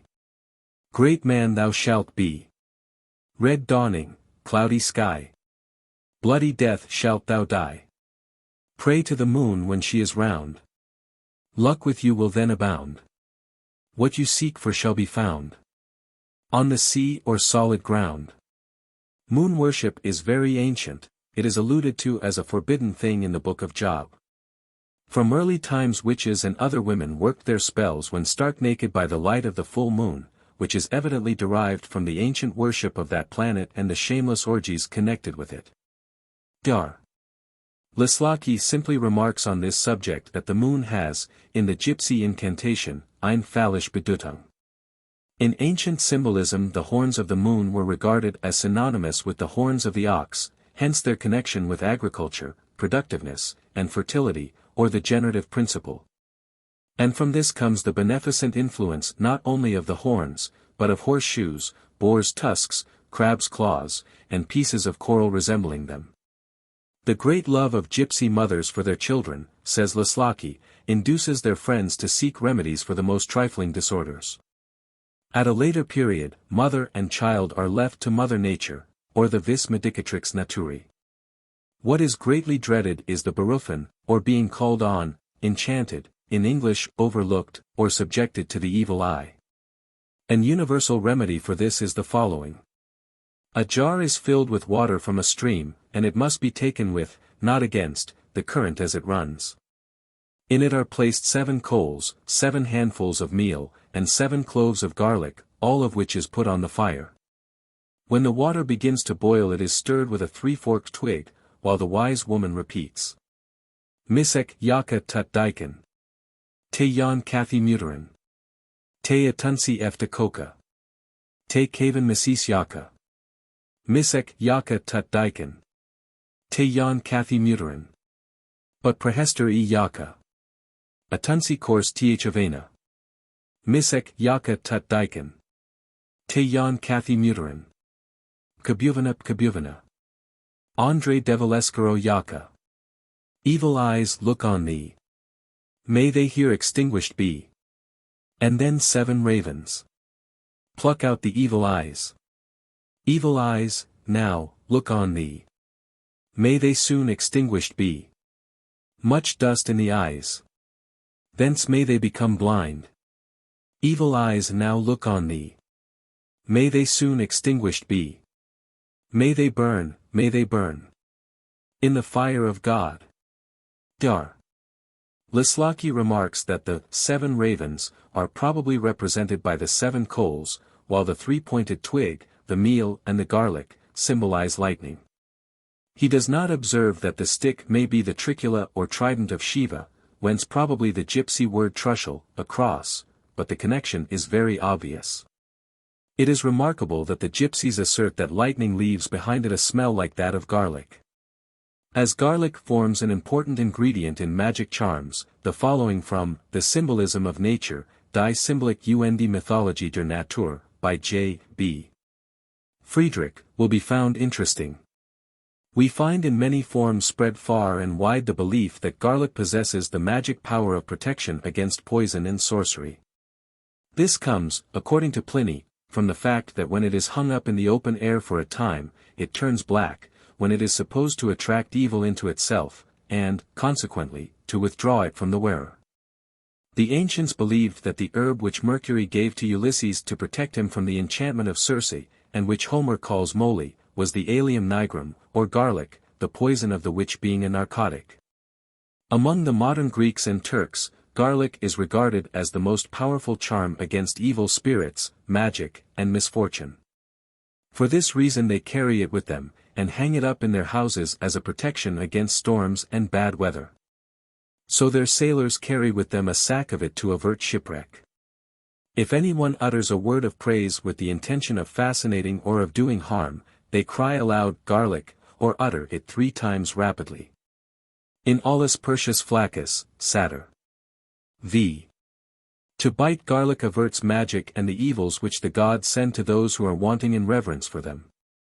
According to a popular belief, the mere pronunciation of garlic protects one from poison. It appears to be generally held among them and the Poles that this word prevents children from bescreen worden, that is, from being banned, or overlooked, or evil-eyed. And among the Poles garlic is laid under children's pillows to protect them from devils and witches. Breitrenek, Beitrage zur Ästhetik der Pflanzenwelt.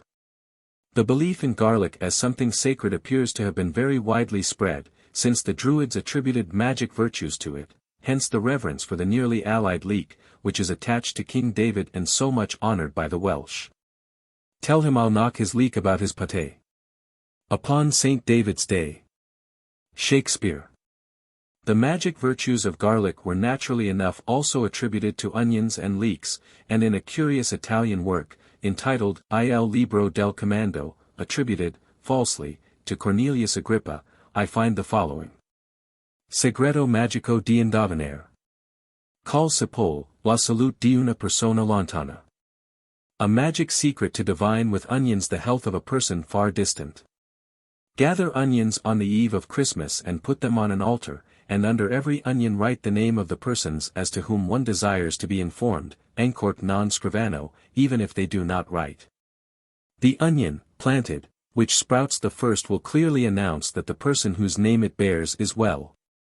And in the same manner we can learn the name of the husband or wife whom we should choose, and this divination is in use in many cantons of Germany. Very much allied to this is the following love charm from an English gypsy. Take an onion, a tulip, or any root of the kind, i.e. a bulbous root, and plant it in a clean pot never used before. And while you plant it repeat the name of the one whom you love, and every day, morning and evening, say over it. As this root grows, and as this blossom blows, may her heart be turned unto me. And it will come to pass that every day the one whom you love will be more and more inclined to you, till you get your heart's desire. A similar divination is practiced by sowing cress or lettuce seed in the form of names in gardens. If it grows well, the one who plants it will win the love of the person indicated. As regards the use of coals and incantations, Marcellus Bertigalensis, a Latin physician of the 3rd century, who has left us a collection of Latin and Gaelic charms, recommends for a cure for toothache, Salus granum, Panis micum. Carbonum mortuum in Phoenicio alligabis, i.e., to carry a grain of salt, a crumb of bread, and a coal, in a red bag. When the witch brew of coals, garlic, and meal is made, and boiled down to a dry residuum, it is put into a small three-cornered bag, and hung about the child's neck, on which occasion the appropriate rhyme is repeated 9 times. And it is of special importance that the bag shall be made of a piece of linen, which must be stolen, found, or begged. To learn whether a child has been overlooked, or evil-eyed, or enchanted, the wise woman takes it in her arms, and goes to the next running stream. There she holds the face of the babe as nearly as she can to the water, and repeats. Pani, Pani Sikova. Dike the upper, Dike Tella. Booty Pani Sikavel. Booty Pal Yak the Dikel. Tea Kana Muteral. Water, water, hasten. Look up, look down. Much water hastens. May, as much come into the eye. Which looked evil on thee. And may it now perish. If the running brook makes a louder sound than usual, then it is supposed to say that the child is enchanted, but if it runs on as before, then something else is the matter. And to ascertain what it is, other charms and ceremonies are had recourse to. This incantation indicates, like many others, a constant dwelling in lonely places, by wood and stream, as gypsies wont to do, and sweet familiarity with nature, until one hears sermons in stones, books in the running brooks, and voices in the wind. Civilized people who read about red Indian sorcerers and gypsy witches very promptly conclude that they are mere humbugs or lunatics. They do not realize how these people, who pass half their lives in wild places watching waving grass and falling waters, and listening to the brook until its cadence speaks in real song, believe in their inspirations. And feel that there is the same mystical feeling and presence in all things that live and move and murmur as well as in themselves.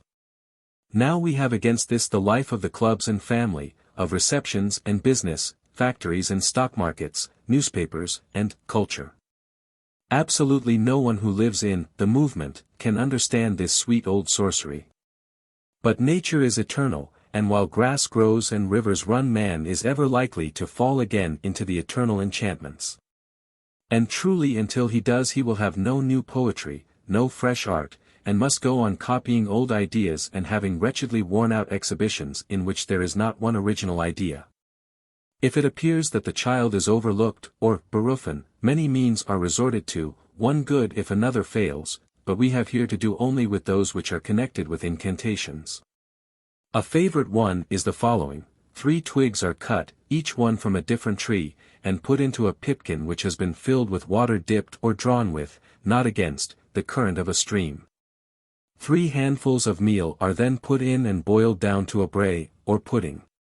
A horsehair is then wound round a needle, which is stuck not by the point but by the head into the inner bottom of a tub, which is filled with water, and placed upon this is the pipkin with the pudding. Then the overlooked or evil-seen child is held over the tub while the following rhyme is chanted.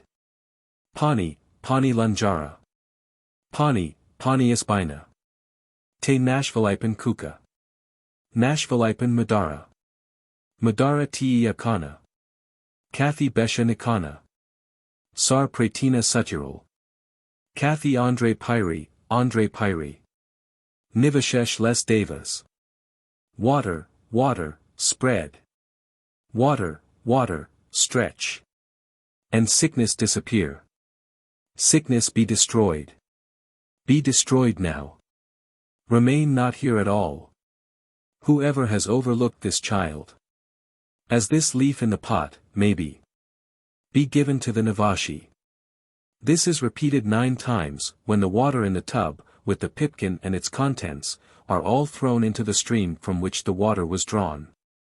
This is a widely spread charm, and it is extremely ancient. The pipkin placed across the tub or trough, trog, here signifies a bridge, and Lislaki tells us that no Transylvanian tent gypsy will cross a bridge without first spitting thrice over the rails into the water. The bridge plays an important part in the mythology and folklore of many races.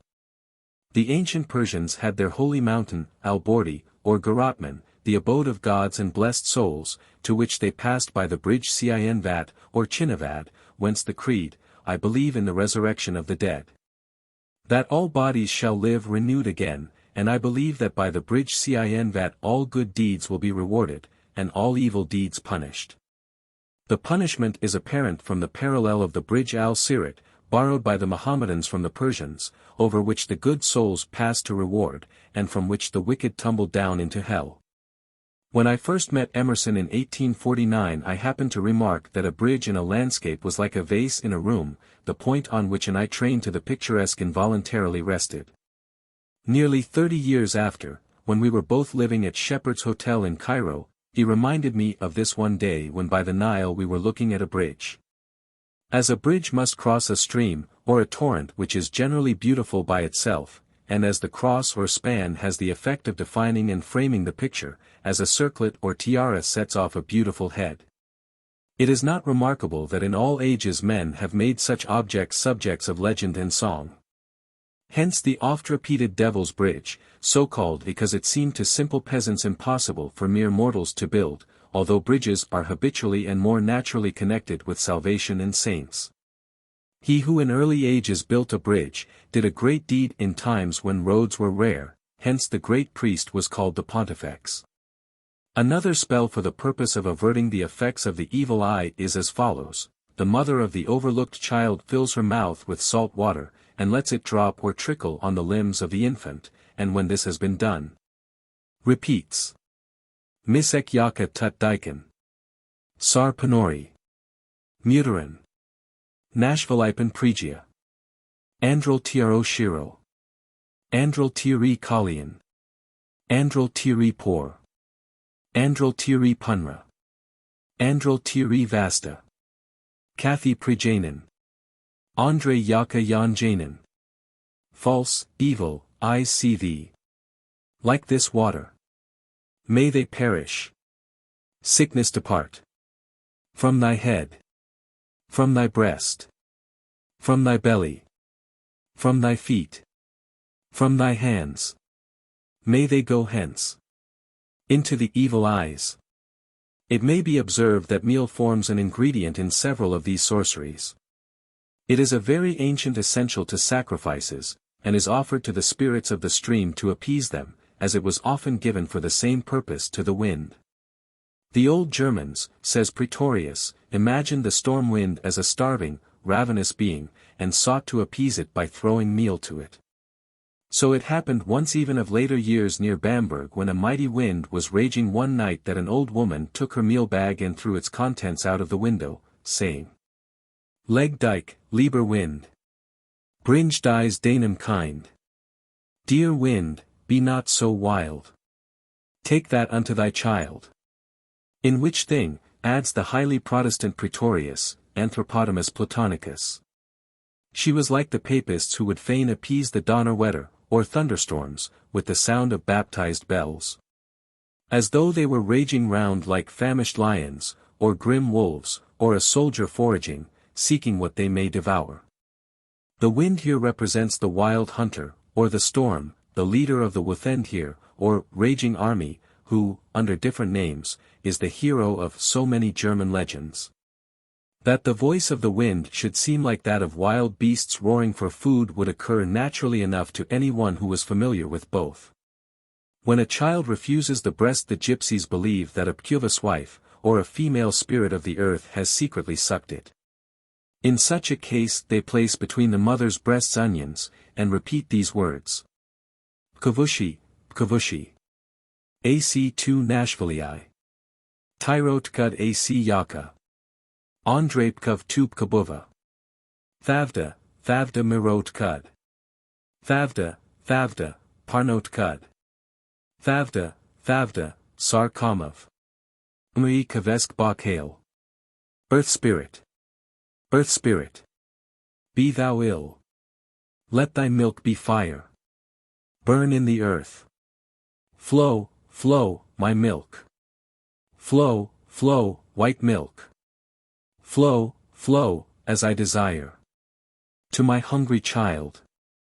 The same is applied when the milk holds back or will not flow, as it is then supposed that a Pkuvas wife has secretly suckled her own child at the mother's breast. It is an old belief that elves put their own offspring in the place of infants, whom they sometimes steal. This subject of elf changelings is extensively treated by all the writers on witchcraft. There is even a Latin treatise, or thesis, devoted to defining the legal and social status, rights, of such beings. It is entitled, De Infantibus Apposititis, Vulgo Wechselbalgen, Dresden, 1678. Such infants, says the author, John Valentine Merbitz, are called cambiones, vagiones, a continuo vagitu, Germanis Kulkrapf, Wechselkinder, Wechselbalg, all of which indicates, in German belief, children which have nothing human about them except the skin. When the child is subject to convulsive weeping or spasms, and loses its sleep, the mother takes a straw from the child's sleeping place and puts into her mouth. Then, while she is fumigated with dried cow dung, into which the hair of the father and mother have been mingled, she chants, Bala, Bala Pkubuven. Sic te Bala Pkubuven. Sic te Bala Pkubuven. Pkubuvel Nashvili Ipen. Hair, hair, burn. Dirt and hair burn. Dirt and hair burn. Illness be burned. This bears manifest mark of Hindu origin, and I have no doubt that the same ceremony in every detail is practiced in India at the present day. In southern Hungary convulsive weeping in children is cured as follows. In the evening, when the fire burns before the tent, the mother takes her child in her arms and carries it 3 times around the fire, putting on it a pipkin full of water, into which she puts 3 coals. With this water she washes the head of her child, and pours some of it on a black dog. Then she goes to the next stream or brook, and lets fall into it a red twist, saying, Lava Navashi Ada Buldatori te laha emri kaveskro ravapan. Kana sastavests navmi tut kabaya te yandra. Navashi take this twist, and with it the weeping of my child. When it is well I will bring the apples and eggs. When a child bumps its head the swelling is pressed with the blade of a knife, and the following spell is muttered thrice, 7, or 9 times, according to the gravity of the injury. AC2, AC2, AC Kovals. The May Sik 2 Madars. Andre Pkov Tujia. Dikav Tapminikana. Shuri, Shuri, Anna. De Pal Pkov. Be thou weak, i.e., soft. And very soon perish. Go thou into the earth. May I see thee never more. Bring knives, knives. Give, i.e., put, into the earth. Then the knife is stuck 3, 7, or 9 times into the earth. If the child or a grown person has a bleeding at the nose, some of the blood is covered with earth, and the following verse repeated. Pkuvish, dav tut. Pkuvish, lava mange. De tre kavesk. Hin me tate. Sic lava. Pkuvis, I give to thee. Pkuvis, O take from me. Give it to thy child. It is very warm. Take it quickly. If the child has pains in the stomach, the hair of a black dog is burned to powder and kneaded with the mother's milk and some of the feces of the child into a paste. This prescription occurs in the magical medical formulas of Marcellus Bertigalinis, the court physician at Rome in the 4th century, Cape Mel Atticum et Sturcus Infantis quat primum dimitit. Statim ex lact mulieris quo purum alactat permissibis et sic inunges, and most of the prescriptions of Marcellus were of ancient Etrurian origin, and I have found many of them still in use in the Romagna Toscana. This is put into a cloth and bound on the belly of the child. When it falls asleep a hole is bored in a tree and the paste put into it. The hole is then stopped up with a wooden plug, and while this is being done the following is repeated. Andro por pregia. Andre Celine Besha. Besha Besha tu Kathy. Penev me toot. Depart from the belly. Live in the green tree. Remain thou here. I say to thee. The black dog is in many countries associated with sorcery and diabolical influences, and, in European heathendom it was an emblem of the evil principle. The black demon Cernabog was represented by the Slavs as a black dog. Among the Wallachians there is a horrible vampire-like creature called Pricklich, or Priculix, who appears as a man in fine healthy condition, but by night he becomes a dog, kills people by the mere touch, and devours them. The black dogs of Faust and of Cornelius Agrippa will occur to most readers. Gypsies have always been regarded as sorcerers and child stealers, and it is remarkable that Lilith, the mother of all witchcraft, did the same. At the present day the Slavonian gypsies have spells against such a spirit. In the Chaldean magic, as set forth by Lenormant, as I have already stated, the powers of evil are incarnate diseases, they are 7 in number. And they are invoked by means of verses which bear an extraordinary resemblance to those which are still current in Italy as well as in other countries. According to some writers this is all mere chance coincidence, or due to concurrent causes and similar conditions in different countries. That diseases, like hunger, or death, or the terrors of the night, may have been incarnated as evil spirits naturally by all mankind may be granted, but when we find them arranged in categories of numbers, in widely different countries, employing the same means of banishing them, that is, by short songs and drum beating, when we find these incantations in the same general forms, often with the same words, our belief as to the identity of origin is confirmed at every step. We can admit that the Jews were in Babylon and wandered thence all over the world, but that any other religious or superstitious system should have done the same would be obstinately denied. And by an incredible inconsistency, scholars who admit the early migrations of whole races on a vast scale, from the remotest regions of the East to Western Europe, deny that legends and myths come with them or that they could have spread in like manner. One of the attributes of the witch of the Middle Ages in which she has been confused with the queen of the fairies, and fairies in general, is that she steals newly born children.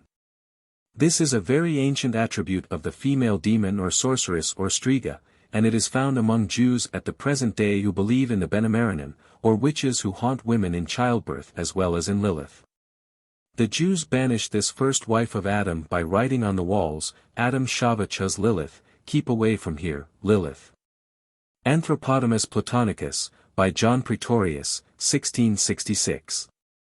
That it is very ancient is rendered probable because the famous Bogomile formula of incantation against the 12 fever fits, Tresevica, or kinds of fever, turns entirely on the legend of 6 children stolen by the demon who is compelled to restore them. Here we have the very oldest form of witchcraft known, that is incarnate disease in numbers allied to child stealing. This spell of the Tresevica is attributed, says Dar. Gaster, to Pope Jeremiah, the founder of Bogomilism, the great Oriental Slavonian heresy which spread over Europe in the Middle Ages and prepared the way for Protestantism.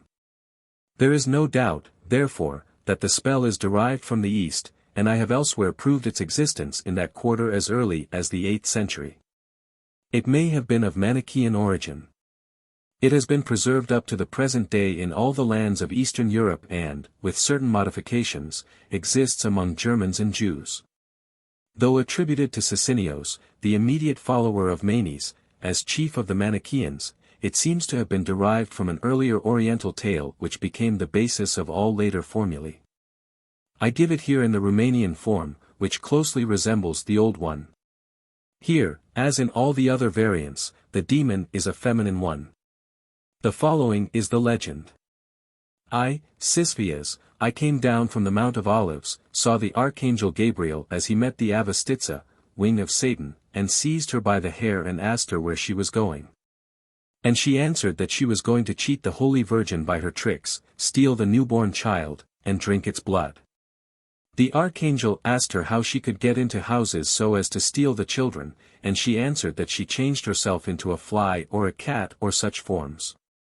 But whosoever knew her 12.5, 19, names and wrote them out she could not touch. She told him these names, and they were written down. There is a Coptic as well as a Greek parallel to this. The fairy who steals the children is called Lilith, and is further identified with Herodias and her 12 daughters as personifications of different kinds of fever.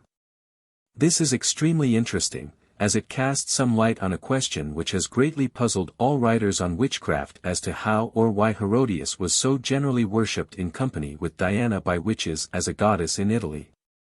This is mentioned by Pipernus, Grolandus, Mirandola, and Horst. The name is probably much older than that of the Herodias of the New Testament.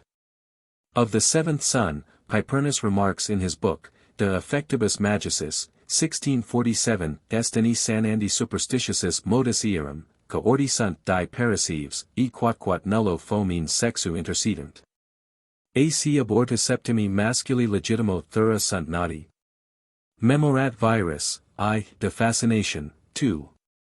Del Rius, Lib I, Part 21. Garzonius nel Seraglio. J. Caesar Baracellus secundus scriptor in hort geniale. Uber Marcellus Bertigalensis, von Jacob Grimm. Gelesen in der Akademie der Wissenschaften, 28 Juni, 1847, Berlin. Dummler. In this work, as well as in the German mythology, by the same author, and in Rudolf Roth's Literatur und Geschichte der Veda, Stuttgart, 1846, the reader will find, as also in the works of the elder Cato and Pliny, numbers of these incantations. The divination by the running brook has been known in other lands. The Highlanders, when they consulted an oracle, took their seer, wrapped him in the hide of a newly killed ox or sheep, and left him in some wild ravine by a roaring torrent to pass the night. From such sights and sounds there resulted impressions which were reflected in his dreams, vide Scott, Lady of the Lake, and notes. The fact that running water often makes sounds like the human voice has been observed by the Algonquin Indians of Maine and Nova Scotia, vide The Algonquin Legends of New England, by Charles G. Leland. Chapter IV. South Slavonian and other Gypsy witch lore. The words for a witch, vilas, and the spirits of earth and air, witches, egg shells, and egg lore, egg proverbs, ova de crucibus. There is current in the whole of the southern Slavonian provinces a vast mass of legends and other lore relating to witches, which, in the opinion of Dr. Friedrich S. Krauss, may also be regarded as Romani, since it is held in common with the Gypsies. There can, indeed, be very little doubt that most of it was derived from, or disseminated by, them, since they have been the principal masters in magic and doctors in medicine in the Slavonic lands for many centuries. There are others deeply learned in this subject who share the same opinion, it being certain that the Gypsies could hardly have a separate lore for themselves and one for magic practices on others. And I entertain no doubt that they are substantially the same. But to avoid possible error and confusion, I give what I have taken in this kind from Dr. Krauss and others by itself. As the English word witch, Anglo-Saxon Wicca, comes from a root implying wisdom, so the pure Slavonian word gestica, Bulgarian, jasirica, masculine, viesti, meant originally the one knowing or well-informed. And it has preserved the same power in allied languages, as via, New Slovenish, knowledge, Vidavica, a fortune-teller by cards, Vidma, Russian, a witch, and Vedwin, Fetidicus. In many places, especially in Dalmatia, witches are more gently or less plainly called Kristaka, the crossed, from krst, a cross, i.e., Chiroiota sigmatau, or Rogulja, horned, derived from association with the horns of devils. In Croatia the Italian striga is used, while among the Slovenes and Kykriots the term Kopernika, masculine, Kopernjak. But it enrages the witches so much to be called by this word that when they hear that any one has used it they come to his house by night and tear him in 4 pieces, which they cast afar into the 4 quarters of the earth, yea. And thereunto carry away all the swine, horses, and cattle, so intolerable is their wrath. Therefore men use the word Monazina, or, common woman, Mana being the Slavonic pronunciation of the German word Gemein, or common. In Dalmatia and far into Servia a witch is called Masisnica, and magic, Masija, which is, evidently enough, the Italian magia. But there are witches and witches, and it appears that among the learned the Gestica differs from the Matianica, and this from the Zlokobnika who, as the evil meter, or one whom it is unlucky to encounter in the morning, is probably only one who has the evil eye. A quotation from a Servian authority, given by Dr. Krauss, is as follows. I have often heard from old Hadzas and Khadijas, that every female Wallach, as soon as she is 40 years old, abandons the God be with us, and becomes a witch, Gestica, or at least a zlokobnica or matianica. A real witch has a mark of a cross under her nose, a zlokobnica has some hairs of a beard, and a matianica may be known by a forehead full of dark folds, frowns, with blood spots in her face, niz serbski propovidaka. Vuk. Vit. Vesevica. Pensivo. 1881.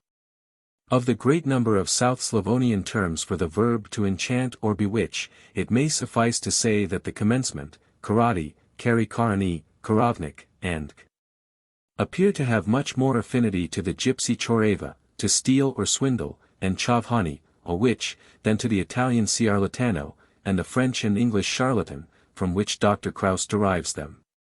The Vila Silvana elementary spirits.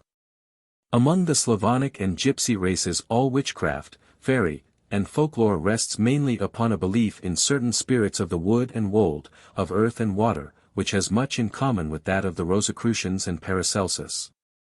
But much more with the Gypsy mythology, as given by Lislaki, Vom Wandernden Zigeunervolk, pp. 49-309, which is apparently in a great measure of directly Indian origin. In the Vile, says Dr. Krauss, also known as Samoval, Samadevi, and Villavajasi, we have near relations to the forest and field spirits, or the wood and moss folk of Middle Germany, France, and Bavaria, the wild people of Eifel, Hesse, Salzburg, and the Tyrol. The woodwomen and woodmen of Bohemia, the Tyrolese Fanggen, Fanken, Norkel, and happy ladies, the Romanish Orkan, Ugwain, and Djulen, the Danish Elikoner, the Swedish Skogsnafas, and the Russian Ljesh. While in certain respects they have affinity with the Teutonic Valkyries. Yet they differ on the whole from all of these, as from English fairies, in being more like divinities, who exert a constant and familiar influence for good or evil on human beings, and who are prayed to or exorcised on all occasions.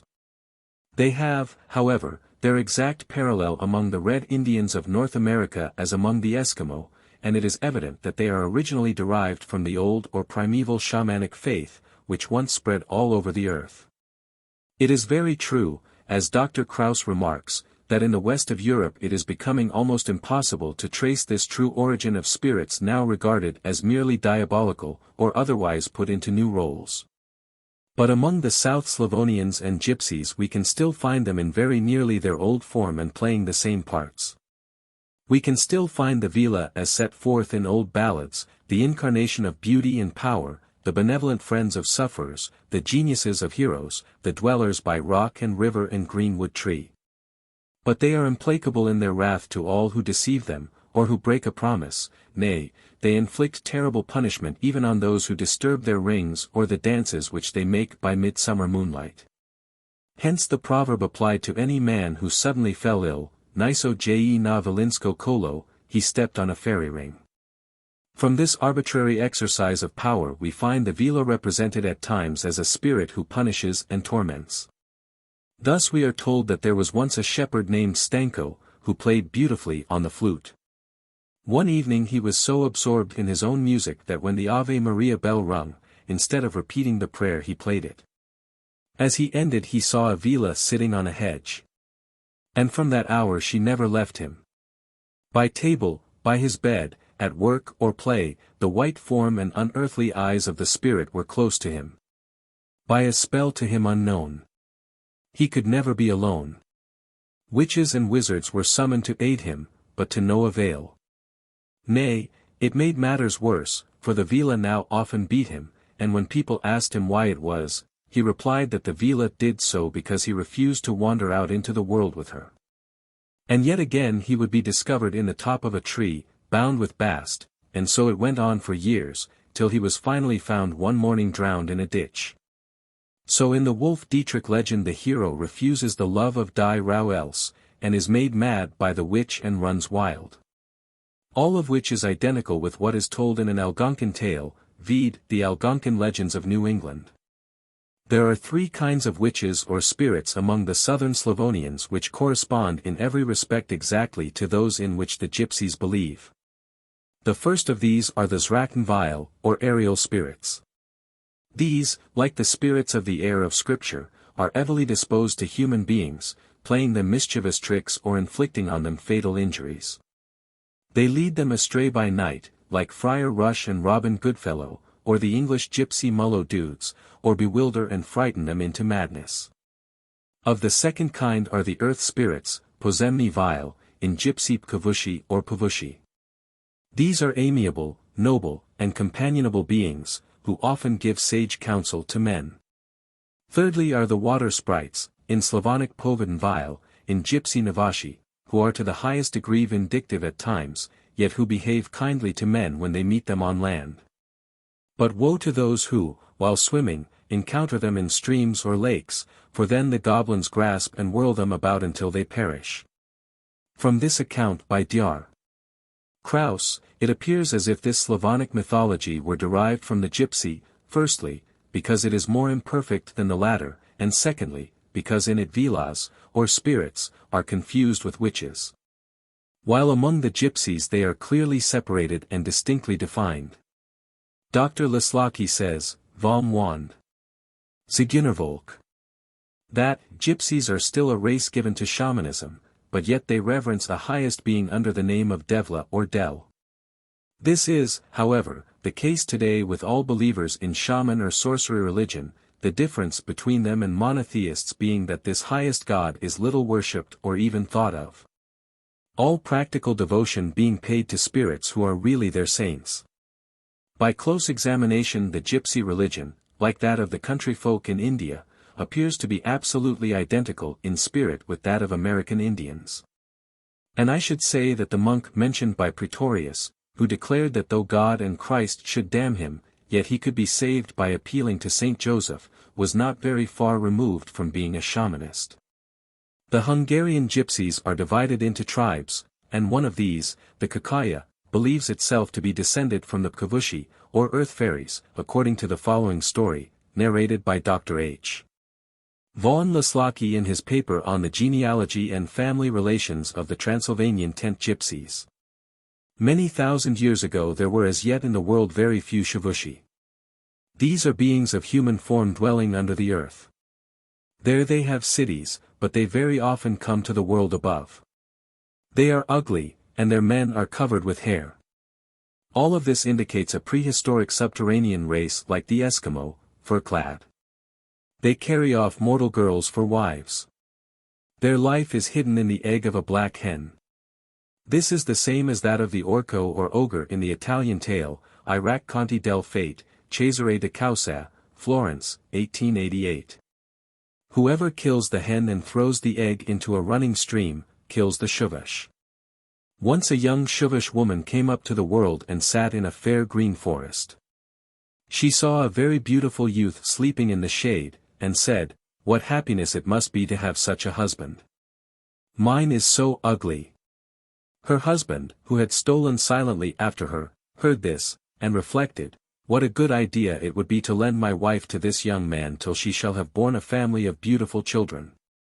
Then I could sell them to my rich Shuva's friends."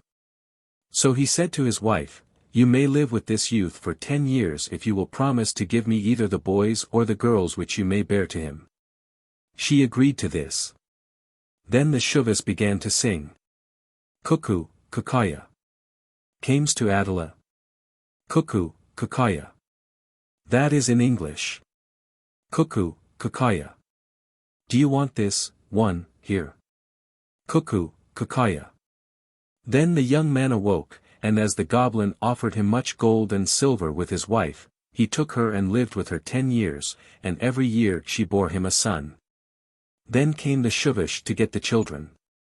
But the wife said she had chosen to keep all the sons, and was very sorry but she had no girls to give him. So he went away sorrowfully, howling. Cuckoo, Kakaya. Ada kin jerkla. Cuckoo, Kakaya. That is to say. Cuckoo, Kakaya. These are dogs here. Cuckoo, Kakaya. Then the 10 boys laughed and said to their father, "We will call ourselves Kakaya." And so from them came the race. Dar. Lislaki points out that there are races which declare themselves to be descended from dogs, or, like the Romans, from wolves. It is a curious coincidence that the Eskimo are among the former. In all parts of Eastern Europe, as in the West, many people are not only careful to burn the parings of their nails and the combings of hair, for fear lest witches and imps should work sorcery with them to the injury of those from whom they came. But they also destroy the shells of eggs when they have eaten their contents. So, what tells us in his book, Der Deutsche Volksaberglaube der Gegenwart, 1869, when one has eaten eggs the shells must be broken up or burned, or else the hens will lay no more, or evil witches will come over them. And in England, Spain, the Netherlands, or Portugal, there are many who believe or say that if the witches can get such shells from which people have eaten, unbroken, they can, by muttering spells, cause them to grow so large that they can use them as boats. Dom Ladas Ganet, Dona Branca ou a Conquista do Algarve, Paris, 1826, however, assures us that is a very risky thing for the witches, because if they do not return home before midnight the shellboat perishes. Whence it hath come to pass that many of these sorceresses have been miserably drowned. However, an egg hung up in a house is a lucky amulet, hence the ostrich eggs and coconuts resembling them which are so common in the East. And it is to be observed that every gypsy in England declares that a pavilioi, or coconut, as a gift brings bach or luck, I myself having had many given to me with this assurance. This is evidently and directly derived from India, in which country there are a mass of religious traditions referring to it. Once there was a gypsy girl who noticed that when anybody ate eggs they broke up the shells, and asking why this was done received for answer, "You must break the shell to bits for fear lest the witches should make it a boat, my dear. For over the sea away from home, far by night the witches roam." Then the girl said, "I don't see why the poor witches should not have boats as well as other people." And saying this she threw the shell of an egg which she had been eating as far as she could, and cried, "Chovihani, lav tiro baro," which, there is your boat. But what was her amazement to see the shell caught up by the wind and whirled away on high till it became invisible, while a voice cried, "Paraka, I thank you." Now it came to pass some time after that the gypsy girl was on an island, where she remained some days. And when she wished to return, behold a great flood was rising, and it had washed her boat away, she could see nothing of it. But the water kept getting higher and higher, and soon there was only a little bit of the island above the flood, and the girl thought she must drown. Just then she saw a white boat coming, there sat in it a woman with witch eyes. She was rowing with a broom, and a black cat sat on her shoulder. "Jump in," she cried to the girl, and then rowed her to the firm land. When she was on the shore the woman said, "Turn round 3 times to the right and look every time at the boat." She did so, and every time she looked she saw the boat grow smaller till it was like an egg. Then the woman sang, "That is the shell you threw to me. Even a witch can grateful be." Saying this she vanished, cat, broom, shell, and all. Now my story is fairly done. I beg you to tell a better one. As regards these boats which grow large or small at will we find them in the Norse ship Skidbladner, which certain dwarfs made and gave to Fry. It is so large that all the gods and their army can embark in it. But when not in use it may be so contracted that one may hava I pungi sino, put it in his purse or pocket. The Algonquin god Gluskap has not only the counterpart of Skidbladner, but the hammer of Thor and his belt of strength. He has also the 2 attendant birds which bring him news, and the 2 wolves which mean day and night. Another legend given by Dr. Krauss, relative to witches and eggshells is as follows. By the Kleck lived a rich tavern keeper and his wife. He was thin and lean, Hager und Major, while she was as fat as a well-fed pig. One day there came a gypsy woman by. She began to tell his fortune by his hand. And as she studied it seriously she became herself serious, and then said to him, "Listen, you good-natured dolt, more. Do you know why you are so slim and your wife so stout?" "Not I, my good friend, Lacho Prawl, your wife is a witch. Every Friday when there is a new moon, Mladi Petak, she rides you up along the Kleck to the devil's dance, Ures Kolo." "How can that be?" "Simply enough. As soon as you fall asleep, she slips a magic halter over your head. Then you become a horse, and she rides you over the hills and far away over mountains and woods, cities and seas, to the witches' gathering. Little you know where you have been. Little you think of what you have seen. For when you awake it is all forgotten, but the ride is hard for you, and you are wasting away, and dying. Take great care of yourself on the next Friday when there is a new moon. So the gypsy went her way, and he thought it over. On the next Friday when the moon was new he went to bed early, but only pretended to sleep. Then his wife came silently as a cat to the bedside with the magic halter in her hand. As quick as lightning he jumped up, snatched it from her, and threw it over her head. Then she became, in a second, a mare. He mounted her, and away she flew through the air, over hills and dales like the wind, till they came to the witches' meeting. He dismounted, bound the mare to a tree, and, unseen by the company, watched them at a little distance. All the witches carried pots or jars. First they danced in a ring, then every one put her pot on the ground and danced alone round it. And these pots were eggshells. While he watched, there came flying to him a witch in whom he recognized his old godmother. "How did you come here?" she inquired. "Well, I came here on my mare, I know not how."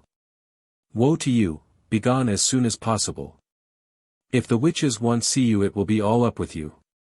Know that we are all waiting for 1 foot, this one was his wife, and till she comes we cannot begin." Then the landlord mounted his mare, cried, "Home!" And when he was there tied her up in the stable and went to bed. In the morning his servant man said to him, "There is a mare in the stable." "Yes," replied the master, "it is mine." So he sent for a smith, and made him shoe the mare. Now, whatever is done to a witch while she is in the form of an animal remains on or in her when she resumes her natural shape. Then he went out and assembled a judicial or legal commission. He led the members to his house, told them all his story, led forth the mare, and took off the halter. She became a woman as before, but horseshoes were affixed to her feet and hands. She began to weep and wail, but the judge was pitiless. He had her thrown into a pit full of quicklime, and thus she was burnt to death. And since that time people break the shells of eggs after eating their contents, lest witches should make jars or pots of them. The following story on the same subject is from a different source. There was once a gypsy girl who was very clever, and whenever she heard people talk about witches she remembered it well. One day she took an eggshell and made a small round hole in it very neatly, and ate the yolk and white, but the shell she put on a heap of white sand by a stream, where it was very likely to be seen. Then she hid herself behind a bush. By and by, when it was night, there came a witch, who, seeing the shell, pronounced a word over it, when it changed to a beautiful boat, into which the witch got and sailed on the water, over the sea. The girl remembered the word, and soon ate another egg and turned it into a boat. Whenever she willed it went over the world to places where fruit and flowers abounded, or where people gave her much gold for such things as knives and scissors. So she grew rich and had a fine house. The boat she hid away carefully in a bush. There was a very envious, wicked woman, whom the girl had befriended many a time, and who hated her all the more for it. And this creature set to work, spying and sneaking, to find out the secret of the girl's prosperity. And at last she discovered the boat, and, suspecting something, hid herself in the bush hard by to watch. By and by the girl came with a basket full of wares for her trade, and, drawing out the boat, said, "To Africa." When off it flew. The woman watched and waited. After a few hours the girl returned. Her boat was full of fine things, ostrich feathers and gold, fruit and strange flowers, all of which she carried into her house. Then the woman put the boat on the water, and said, "To Africa." But she did not know the word by means of which it was changed from an eggshell, and which made it fly like thought. So as it went along the woman cried, "Faster," but it never heeded her. Then she cried again in a great rage, and at last exclaimed, "In God's name get on with you." Then the spell was broken, and the boat turned into an eggshell, and the woman was drowned in the great rolling sea. Egg lore is inexhaustible.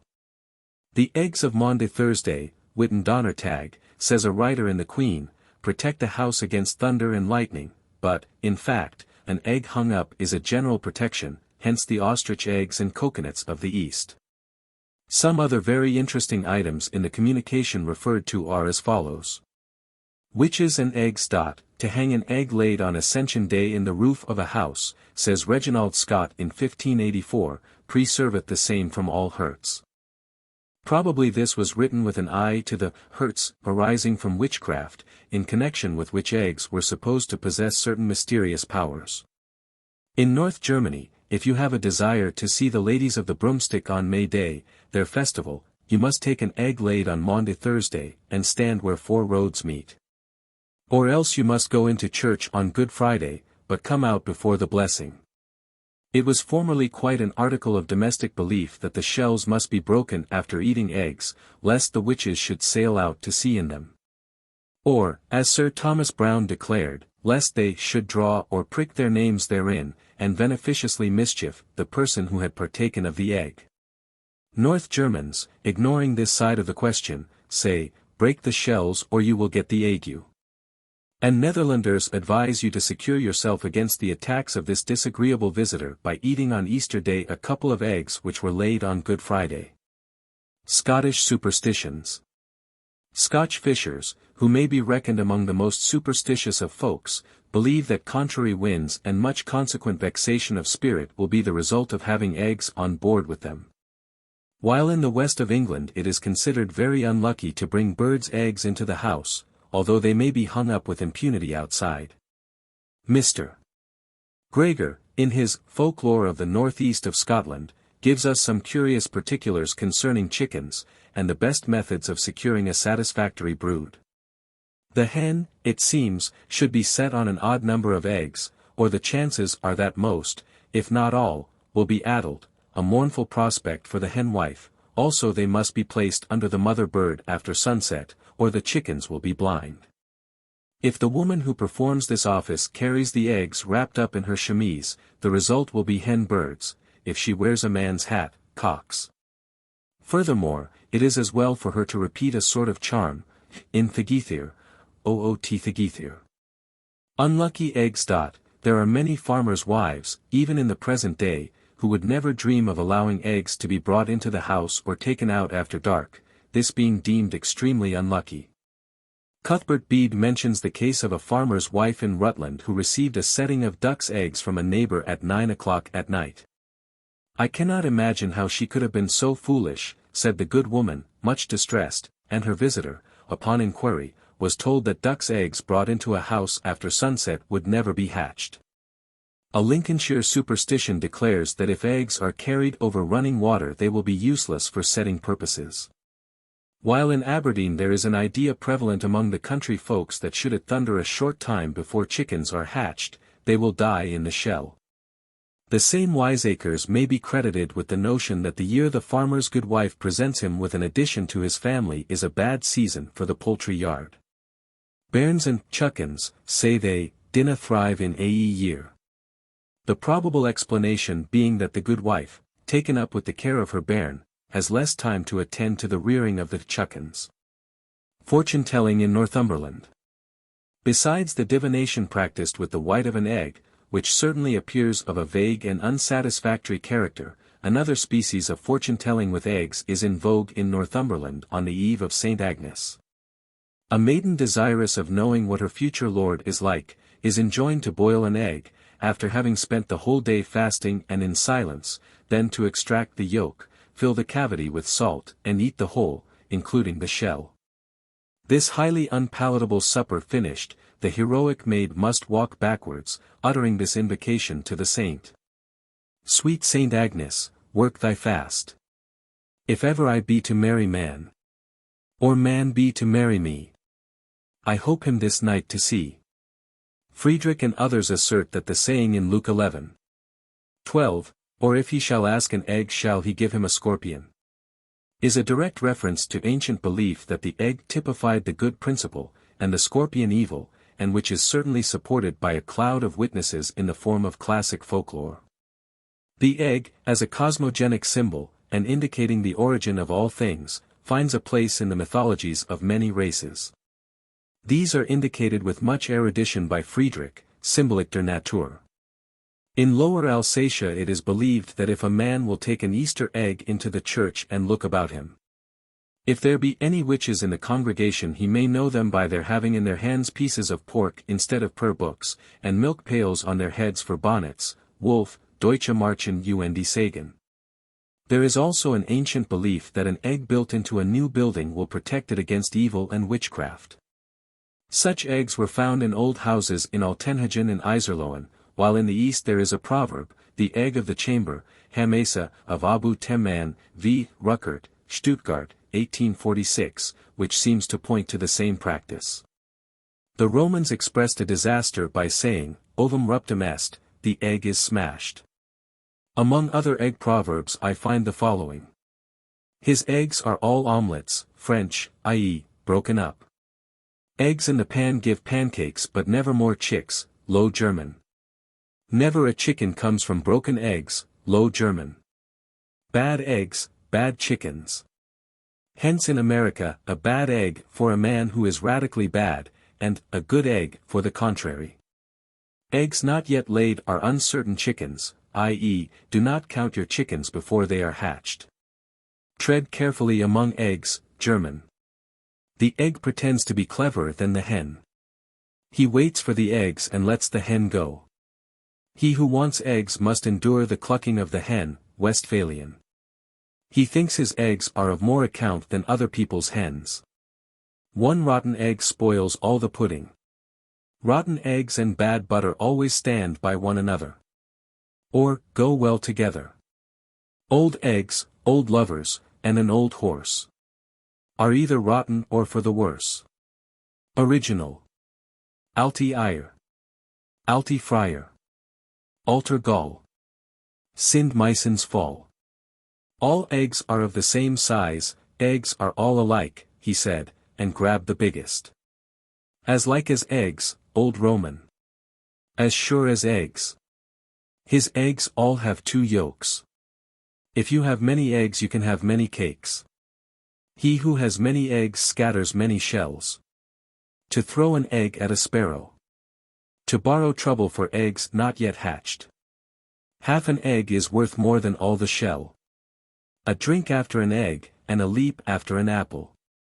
A rotten egg in his face.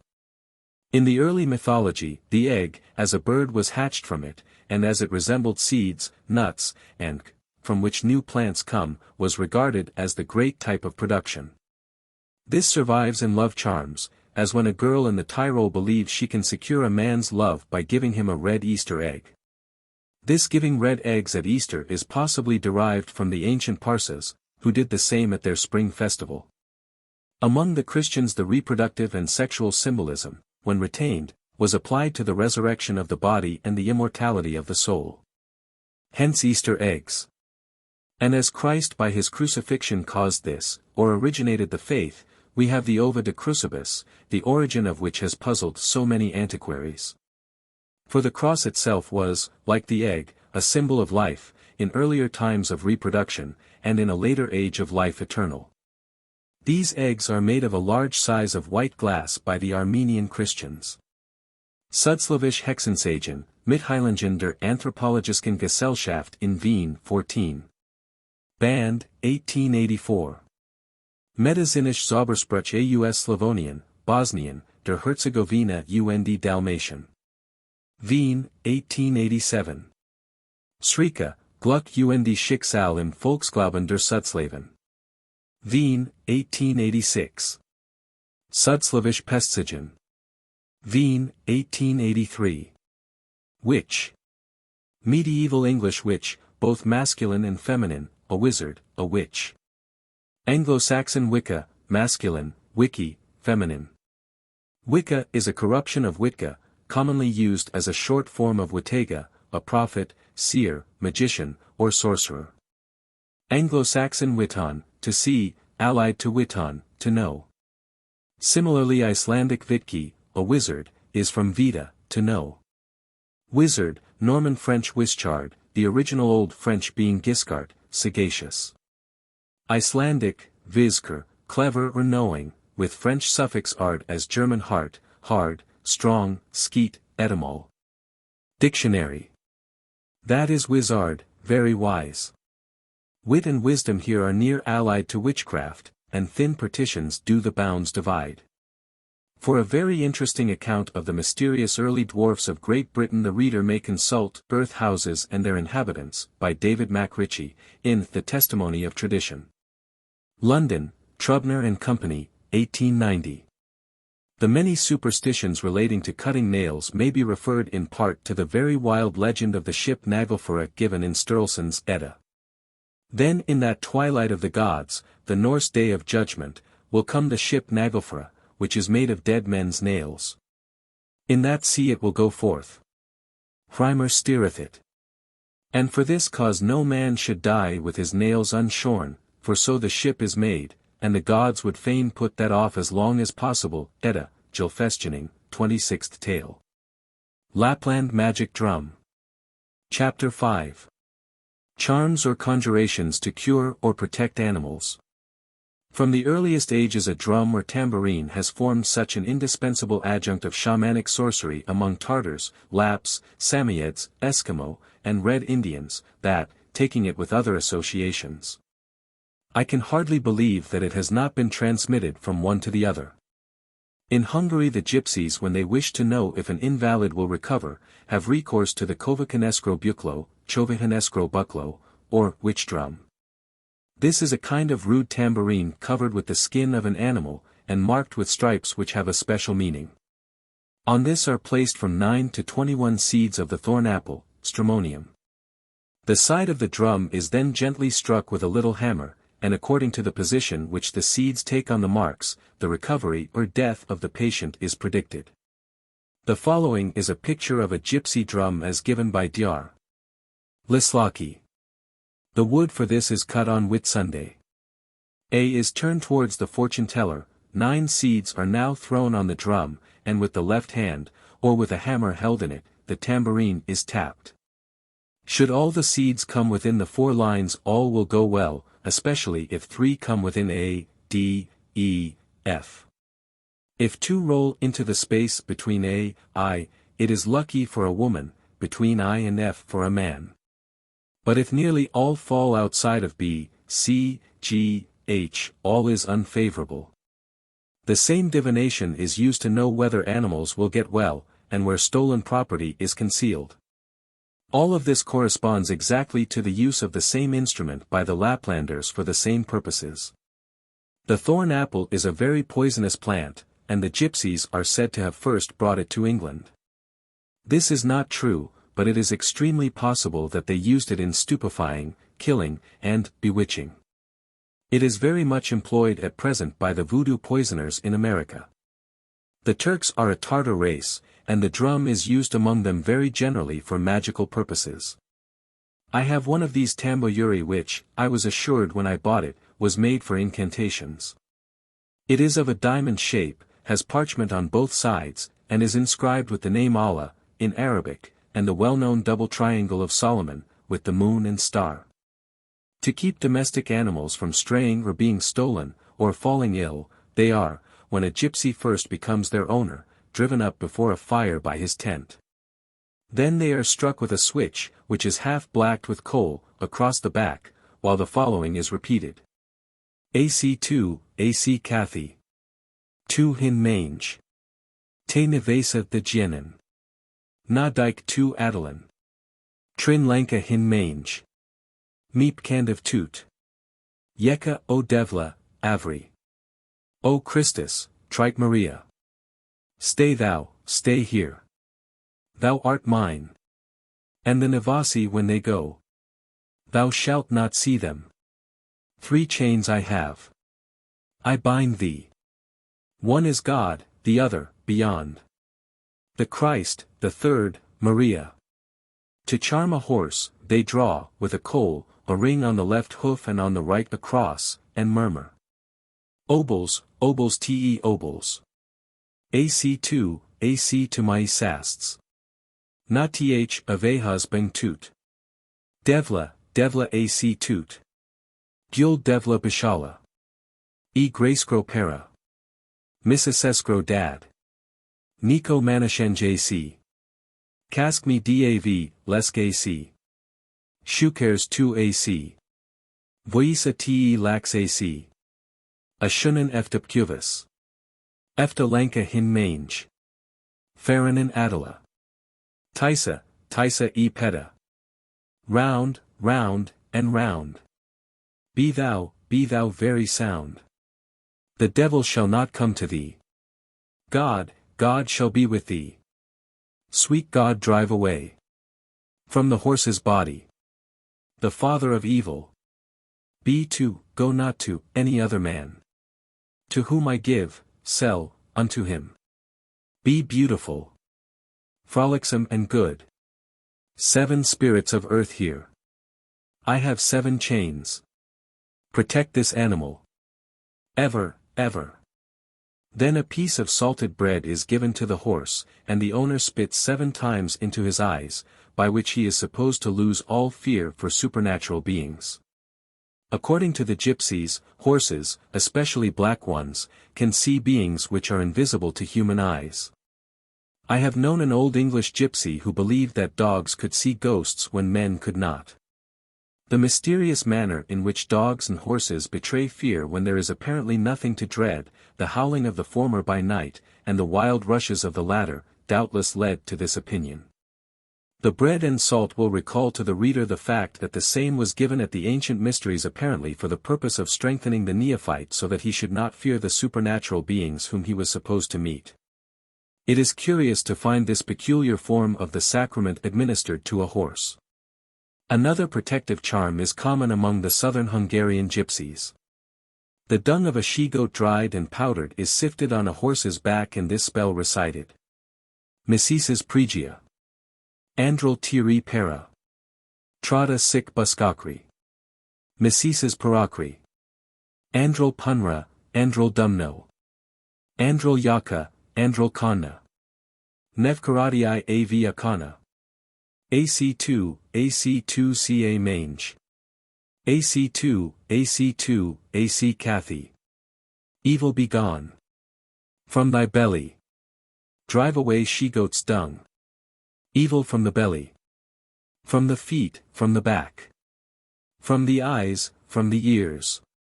Newborn be now. Be thou only mine.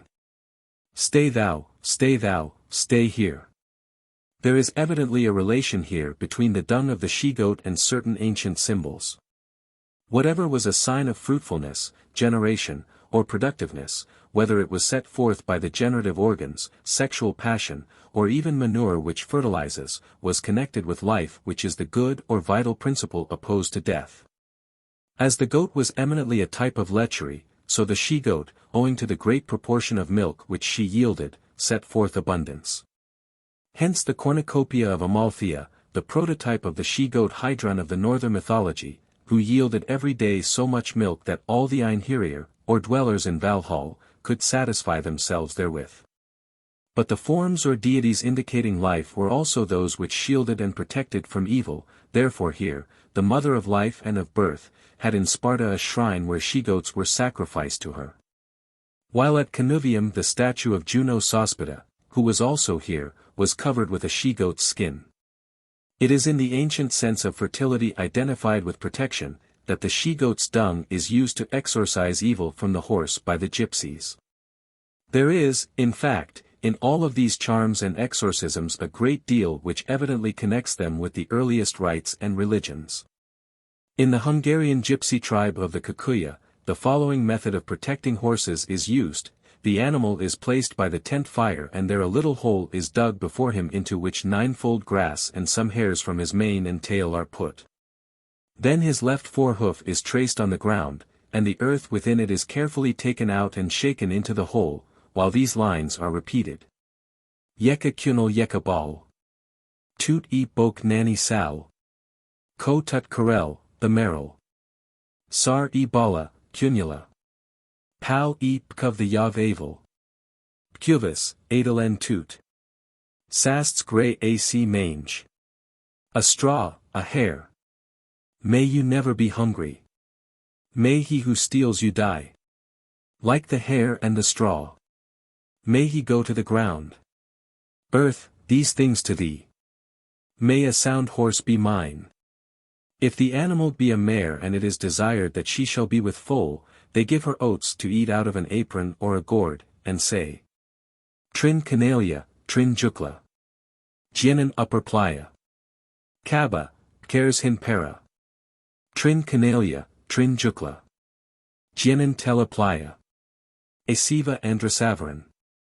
Yek comet andre kazaran. Tre para sic caravan. 3 asses, 3 dogs. Go up the hill. Eat, fill thy belly with young. 3 asses, 3 dogs. Go down the hill. They close the holes. They put the moon in them. Thy belly be soon fruitful. The moon has here, remarks Leslocki, a phallic meaning, the mention of the ass, and the use of the gourd and apron are symbols of fertility. Vide de gubernatus, Animals in Indian Mythology, in the chapter on the ass. There is another formula for protecting and aiding cattle, which is practiced among other races besides that of the Gypsies, as, for instance, among the Slovaks of northern Hungary. This I shall leave in the original. Dieses Verwirrungsmittel besteht darin, dass dem gekauften Weiblichen für der Mann den blanken Hintern seit, einem Männlichen für aber ein weiblich Person. Hierbei werden die Wort gesagt. Sar o kar pal e punra. Kia mange c tisa. Wieder schwanz am bien. Sols du stets bei mir sein. Or else. Sar e mink pal e pur. Kia mange c buter. Wie das lock im Leib. Also bei mir blieb. To secure swine to their owner, a hole is dug in the turf which is filled with salt and charcoal dust, which is covered with earth, and these words uttered. Ada hin toot. Na ava pal menj. Dav toot, so komov. Kovashia, ashuna. Kors tuna muka. Hin menj trin lanka. Trin mai lasema. Ko faranin men. This is thine. Come not to us. I give thee what I can. O spirit of earth, hear. Let not the thief go. We have 3 chains. 3 very good fairies. Who protect us. If the swine find the hole and root it up, as they will be tolerably certain to do owing to their fondness for salt and charcoal, they will not be stolen or run away. The ermine, or fairies, are supposed to be very favorable to cattle, therefore children who torment cows are told, tut na bika sonikum kabe, the fairies will not send you any golden apples. If the English gypsies had the word and it may be that it exists among them even yet, this would be, I na bichur tut sonikai pabia. But the mighty charm of charms to protect cattle from theft is the following: 3 drops of blood are made to fall from the finger of a little child on a piece of bread which is given to the animal to eat. With these words. Dav tut trinen rada. Turnus te laces avna. Ko tut karel, adalesk. Hin rat te mas shutyardi. Kana rada te rada. Pal tire per avna. Yak te bear yak. Sikovs kal te cow. Ko camel tut te cow. I give 3 drops of blood. To become young and good. Who steals thee to him? Shall be, is, blood and flesh dried up. When blood and blood pass into thy belly, fire and great fire shall devour and devour all. Who will eat thee? This incantation takes us back to grim old heathenism with hints of human sacrifice. When the thief was suspected or privately detected, it is probable that a dose of some burning poison made good the prediction. The word young, remarks Dr. Leslocki, may be here understood to mean innocent, since, according to ancient belief, there was a powerful magic virtue in the blood of virgins and of little children. Every new tent is therefore sprinkled by the gypsies with a few drops of a child's blood to protect it from magic or any other accident. So in prehistoric times, and through the Middle Ages, a human being was often walled up alive in the foundations of a castle to ensure its durability. V.P. Castle, die symbolic de Blutz. When the wandering or tent gypsies find that cattle are ill and do not know the nature of the disease, they take 2 birds, if possible quails, called by them Berecto or Furio, one of which is killed. But the other, besprinkled with its blood, is allowed to fly away. With what remains of the blood they sprinkle some fodder, which is put before the animal, with the words. So Andre tu misek hin. Avrieva. Kathy Kerna Avla. Misisesk. Kana Radana Avna. Nasvaliipan na Avna. Misek, tu Avrieva. Ada Kerna Lace. Dav Radami Kathy. What in thee is evil? Come forth. Here is no home. For the evil one. When drops of blood come not. Sickness comes not. Thou evil one, come forth. Trin Parn, Trin Kale. Trin Tkuli Pashlajan Kathy. Ko Len Haginal. AC Kiva Mange. 3 white, 3 black. 3 fat lie together here. Whoever disturbs them. Remain to me. Be mine. To ensure pigs thriving by a new owner, some charcoal dust is mingled with their food and these words spoken. Nivasesk na muka. The kal tiri kabina. Misek yaka tut diken. The yan kathy muterin. Tu atunsi kaba len. Do not let the Navasi eat thy food. Evil eyes see thee. And they here shall perish. Then do thou eat them. As a particularly powerful conjuration against thieves, the owner runs thrice, while quite naked, round the animal or object which he wishes to protect, and repeats at every turn. O Korea na Prigia. Durdur na Ava. Tre Vasta, Tiri Punra. Avena Kernodia. Te Ada Pedalaves. O, thief, do not go. Further do not come. Thy hands, thy feet. Shall decay. If thou takest this animal. Another, thieves' benediction, is as follows. The owner goes at midnight with the animal or object to be protected to a crossroads, and while letting fall on the ground a few hairs of the beast, or a bit of the thing whatever it be. Repeats. Ada hin toot. Na ava pal menj. Dav toot, so kamov. Kavusia ashuna. This home is not good. Here I give, the blood. The gypsies call the quail the devil's bird, Siriklo Benjeskro, and ascribe diabolic properties to it. Vede Castle, 6 and 162. The daughters of the Navasi appear as quails in the fields by day, but during the night they steal the corn. To keep them away it is held good during sowing time to place in each of the 4 corners of the field, parts of a quail, or at least some of the feathers of a black hen which has never laid an egg. This superstition is also current among the Romanian peasants of the Siebenbergen. The primitive meaning of the myth may perhaps be found in the Greek tradition which regarded the quail, because it was a bird of passage, as a type of revival of spring or of life. Hercules awakes from his swoon when his companion Iolaus, from the Greek iota omicron upsilon lambda omicron, youth, holds a quail to his nose. Hercules suffered from epilepsy, for which disease the ancients thought the brain of a quail was a specific. The placing pieces of a quail, by the gypsies, in the corners of a field when corn is sown, connects the bird with spring. Artemis, a goddess of spring and life, was called by the Romans Ortigia, from omicron rho tau upsilon xi, a quail. Therefore, as signifying new life, the quail became itself a cure for many diseases. And it seems to be like the wren, also a bird of witchcraft and sorcery, or a kind of witch itself. It is a protector, because, owing to its pugnacity, it was a type of pluck, battle and victory.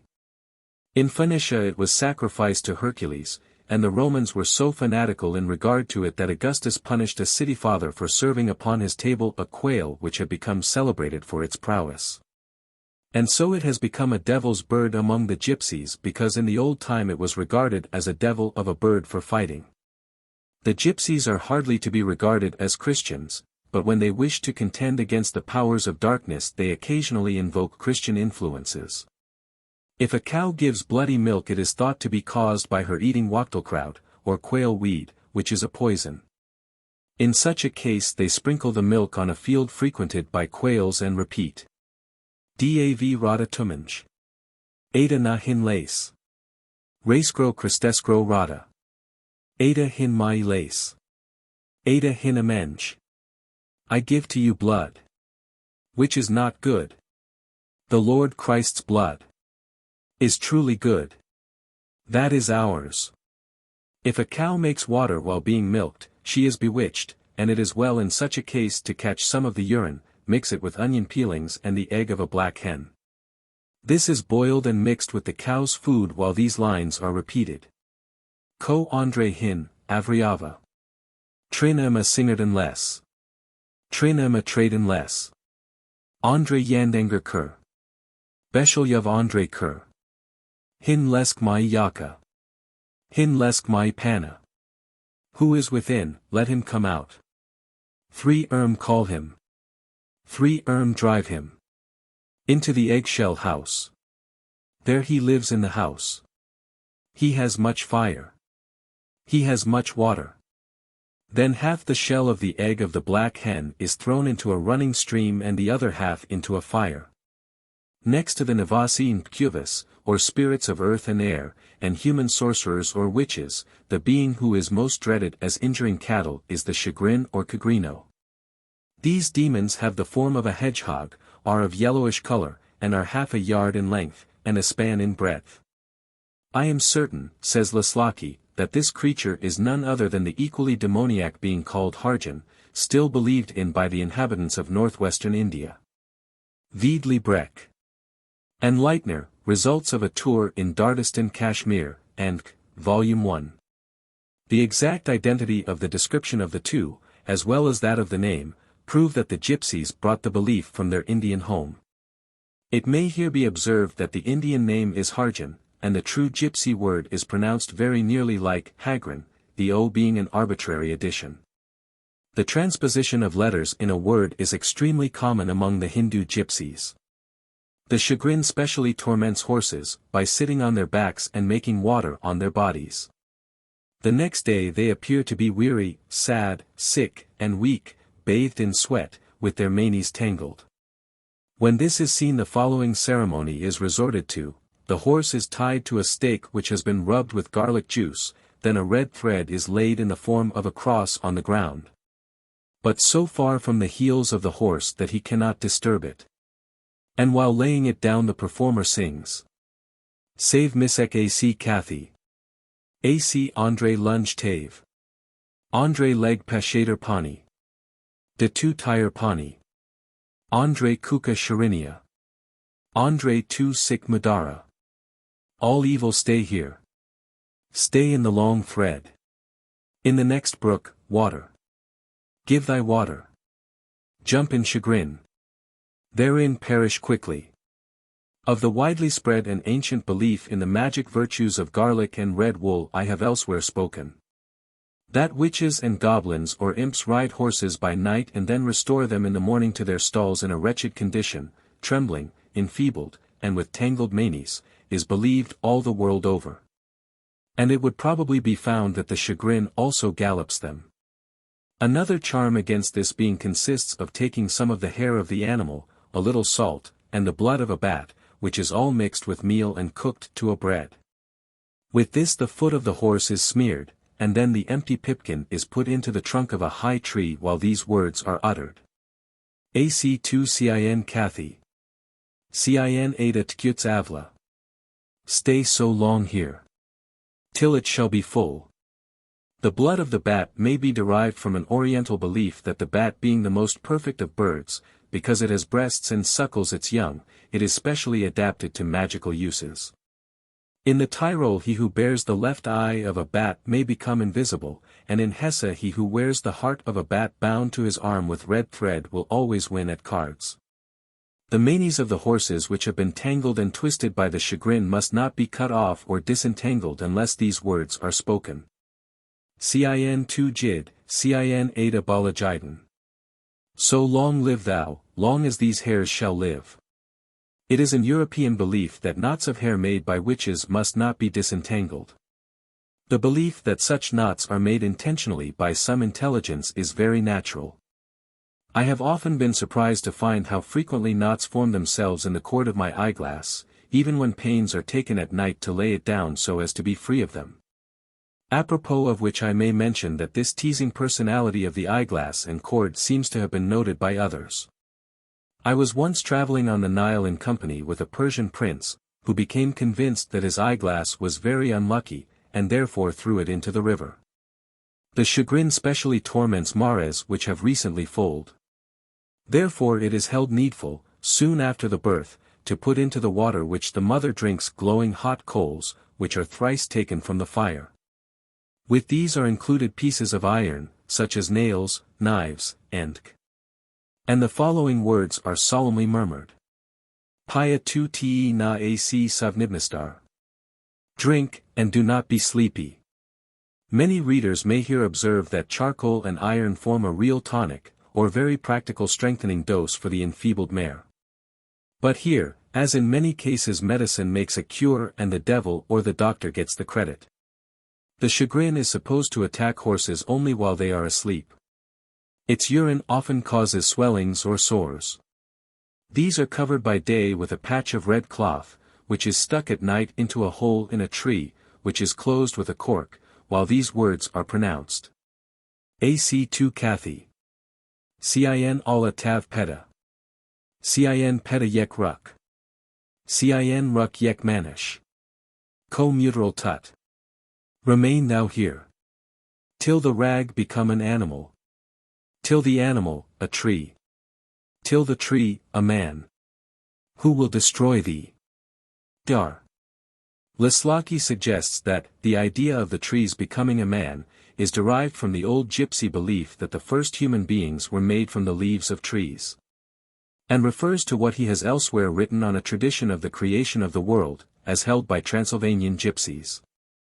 The following is a children's song, in which the belief may be traced. Amaro dad jal andro bes. Sindral odoi caves. Del diacri andre pada. Yek cavoro ada avla. Our father went into a wood. There he cut a boy. Laid it in mother's bed. So a boy comes. The Greeks believed that man was made from an ash tree, and the Norsemen probably derived it from the same source with them. In 1862 I published in the Continental Magazine, New York, a paper on the lore connected with the ash, in which effort was made to show that in early times in India the banyan was specially worshipped. And that the descendants of men familiar with this cult had, after migrating to the far west, transferred the worship and traditions of the banyan to the ash. It has been observed that the ash tree sometimes, like the banyan, sends its shoots down to the ground, where they take root. The Algonquin Indians seem to have taken this belief of man's origin from the ash from the Norsemen, as a very large proportion of their myths correspond closely to those of the Edda. But, in brief, if the Greeks and Norsemen were of Aryan origin, and had ever had a language in common, they probably had common myths. The following is the remedy for the so-called wormer, or worms, i.e., external sores. Before sunrise wolf's milk, rukeskrot cud, is collected, mixed with salt, garlic, and water, put into a pot and boiled down to a brew. With a part of this the afflicted spot is rubbed, the rest is thrown into a brook, with the words. Kermera janan andreit cud. Androlt cud, Andre sir. Androl sir, Andre pani. Penensa kia dedesk. Kia nivasesk. Candle tumun shaliha. In Averdesh tena. Worms go in the milk. From the milk into the garlic. From the garlic into the water. With the water to, your, father. To the Nivasi. He shall bind you with a rope. 99 yards long. A common cure of worms in swine among the Transylvanian tent gypsies is to stand ere the sun rises before a cad surly, or nettle, and while pouring on it the urine of the animal to be cured, repeat. Lace de tehra. Hin mange mai butte trasha. Kermera hin, bailsesk. Te mi penev toot. Kales hin yan, lols, parns. Disisla hin yan mulans. Good morrow. I have much sorrow. Worms are in my swine today. And I say, to you I say. Black are they or white or red. By tomorrow be they dead. The nettle has its own peculiar associations.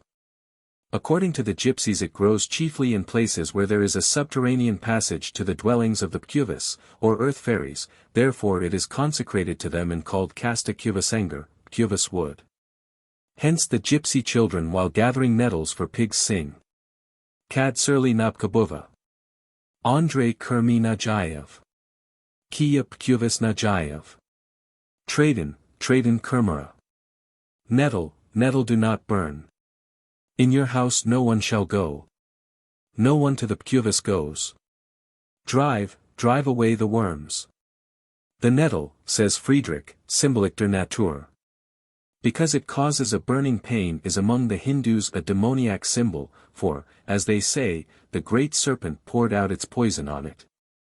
But as evil is an antidote for evil, the nettle held in the hand is a guard against ghosts, and it is good for beer when laid upon the barrel. From its employment as an aphrodisiac, and its use in flagellation to restore sexual power, it is regarded as sacred to nature by the followers of a secret sect or society still existing in several countries, especially Persia, ms. Account of certain secret societies. The gypsies believe that the earth fairies are the foes of every kind of worm and creeping insect with the exception of the snail, which they therefore call the grey pcuvasanger, the pcuvus horse. Gry puvusangri would in English gypsy mean the earthy horse. English gypsies, and the English peasantry, as well as gypsies, call snails cattle, because they have horns. Snails are a type of voluptuousness, because they are hermaphrodite, and exceedingly giving to sexual indulgence, so that as many as half a dozen may be found mutually giving and taking pleasure. Hence in German Schneck, a snail, is a term applied to the pudenda mulibra. And as anything significant of fertility, generation, and sexual enjoyment was supposed to constitute a charm or amulet against witchcraft, i.e. all evil influences, which are allied to sterility, chastity, and barrenness, a snail's shell forms a powerful fetish for a true believer. The reference to white, black, or red in the foregoing charm, or rather the one before it, refers, says Dr. Lislaki, to the gypsy belief that there are white, black, and red earth fairies. A girl can win, elicit, love from a man by inducing him to carry a snail shell which she has had for some time about her person. To present a snail shell is to make a very direct but not very delicate declaration of love to any one. I have heard of a lady who caused an intense excitement in a village by collecting about 100 large snails, gilding their shells, and then turning them loose in several gardens, where their discovery excited, as may be supposed, great excitement among the finders. If pigs lose their appetites, a brew is made of milk, charcoal dust, and their own dung, which is put before them with the words, Fris hex und verek. In this place I must remark that the Transylvanian tent gypsies use for grumus murdo also the expression hurt, Ferris, Lislaki. To cure a cough in animals one should take from the hoofs of the first riding horse, dirt or dust, and put it into the mouth of the suffering animal with the words. Pregile te nani yav avel. May he go away and never return. To have a horse always in good spirits and lively during the waning moon, his spine is rubbed with garlic, while these words are uttered. Misek Andre tut. O bang the cow butt. Laces Andre tut. Asel Andre tut. What is evil in thee? May the devil eat it much. What is good in thee? May it remain in thee. But it is far more effective when the garlic is put on a rag of the clothes of one who has been hanged, and the place rubbed with it, in which we have a remnant of the earliest witchcraft, before shamanism, which had recourse to the vilest and most vulgar methods of exciting awe and belief. This is in all probability the earliest form in which magic, or the power of controlling invisible or supernatural influences manifested itself, and it is very interesting to observe that it still survives. And that the world still presents every phase of its faiths, ab initio.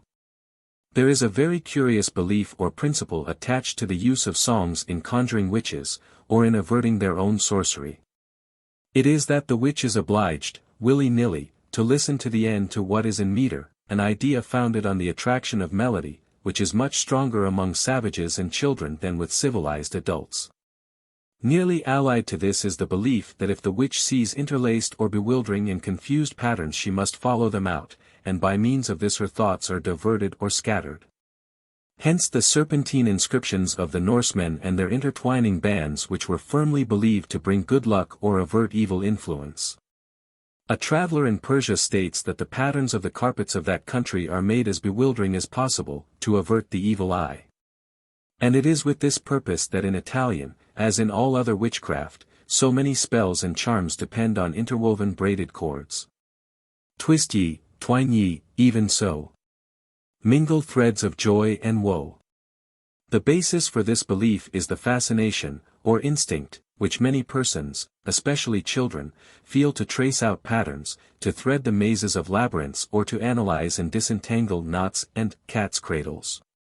Did space permit, nor inclination fail, I could point out some curious proofs that the old belief in the power of long and curling hair to fascinate was derived not only from its beauty but also because of the magic of its curves and entanglements. The gypsies believe that the earth spirits are specially interested in animals. They also teach women the secrets of medicine and sorcery. There are indications of this in the Negro magic. Miss Mary Owen, an accomplished folklorist of St. Joseph, Missouri, who has been deeply instructed in voodooism, informs me that a woman to become a witch must go by night into a field and pull up a weed by the roots. From the quantity of soil which clings to it, is inferred the degree of magic power which the pupil will attain. I am not astonished to learn that when this lady was initiated, the amount of earth collected was unusually great. In such cases the shuvas, or puvis in English gypsy, indicate their goodwill by bestowing earth, which, from meaning luck or good fortune, has passed in popular parlance to signifying money. Geit suer hydran hyter stender uppi a valhol. En or spinem henner renner moilk, the arrow sva mikler at allur ein hiria verda fuldruckner af. A ewe named Hydrun stands up in Valhalla. And from her udders runs milk. There is so much that all the heroes may drink their fill of it. Snorro Sturluson's Edda, 20th Tale. Chapter VI. Of pregnancy and charms, or folklore connected with it, boar's teeth and charms for preventing the flow of blood. Like all Orientals, the gypsy desires intensely to have a family. Superstition comes in to increase the wish, for a barren woman in Eastern Europe is generally suspected of having had intercourse with a vampire or spirit before her marriage, and she who has done this, willingly or unconsciously, never has children. They have recourse to many magic medicines or means to promote conception. One of the most harmless in Hungary is to eat grass from the grave in which a woman with child has been buried. While doing this the woman repeats, Dui Rika hin Meyer Mink. Dui Yara hin Leskro Kor. Avnas Dui Yek Jello. Karen Akana Yek Gels. Or else the woman drinks the water in which the husband has cast hot coals, or, better still, has spit, saying, Kaimi Yak Sam. AC2 Angar. Kaimi Brishan Sam. AC2 Pani. Where I am flame. Be thou the coals. Where I am rain. Be thou the water. Or at times the husband takes an egg, makes a small hole at each end, and then blows the yolk and white into the mouth of his wife who swallows them. There are innumerable ways and means to ensure pregnancy, some of which are very dangerous. Faith in the so-called artificial propagation is extensively spread. Wildersicher einen Sohn erzielen, sogar täter sich mit dem Haftersam eines männlichen Pferds und umgekehrt mit dem einer Stute, will eine Tochter erzielen. Gebrauch die Trans Zig. Dr. H. von Leslocki. Il Zeitschrift. Band, 51. Number 16.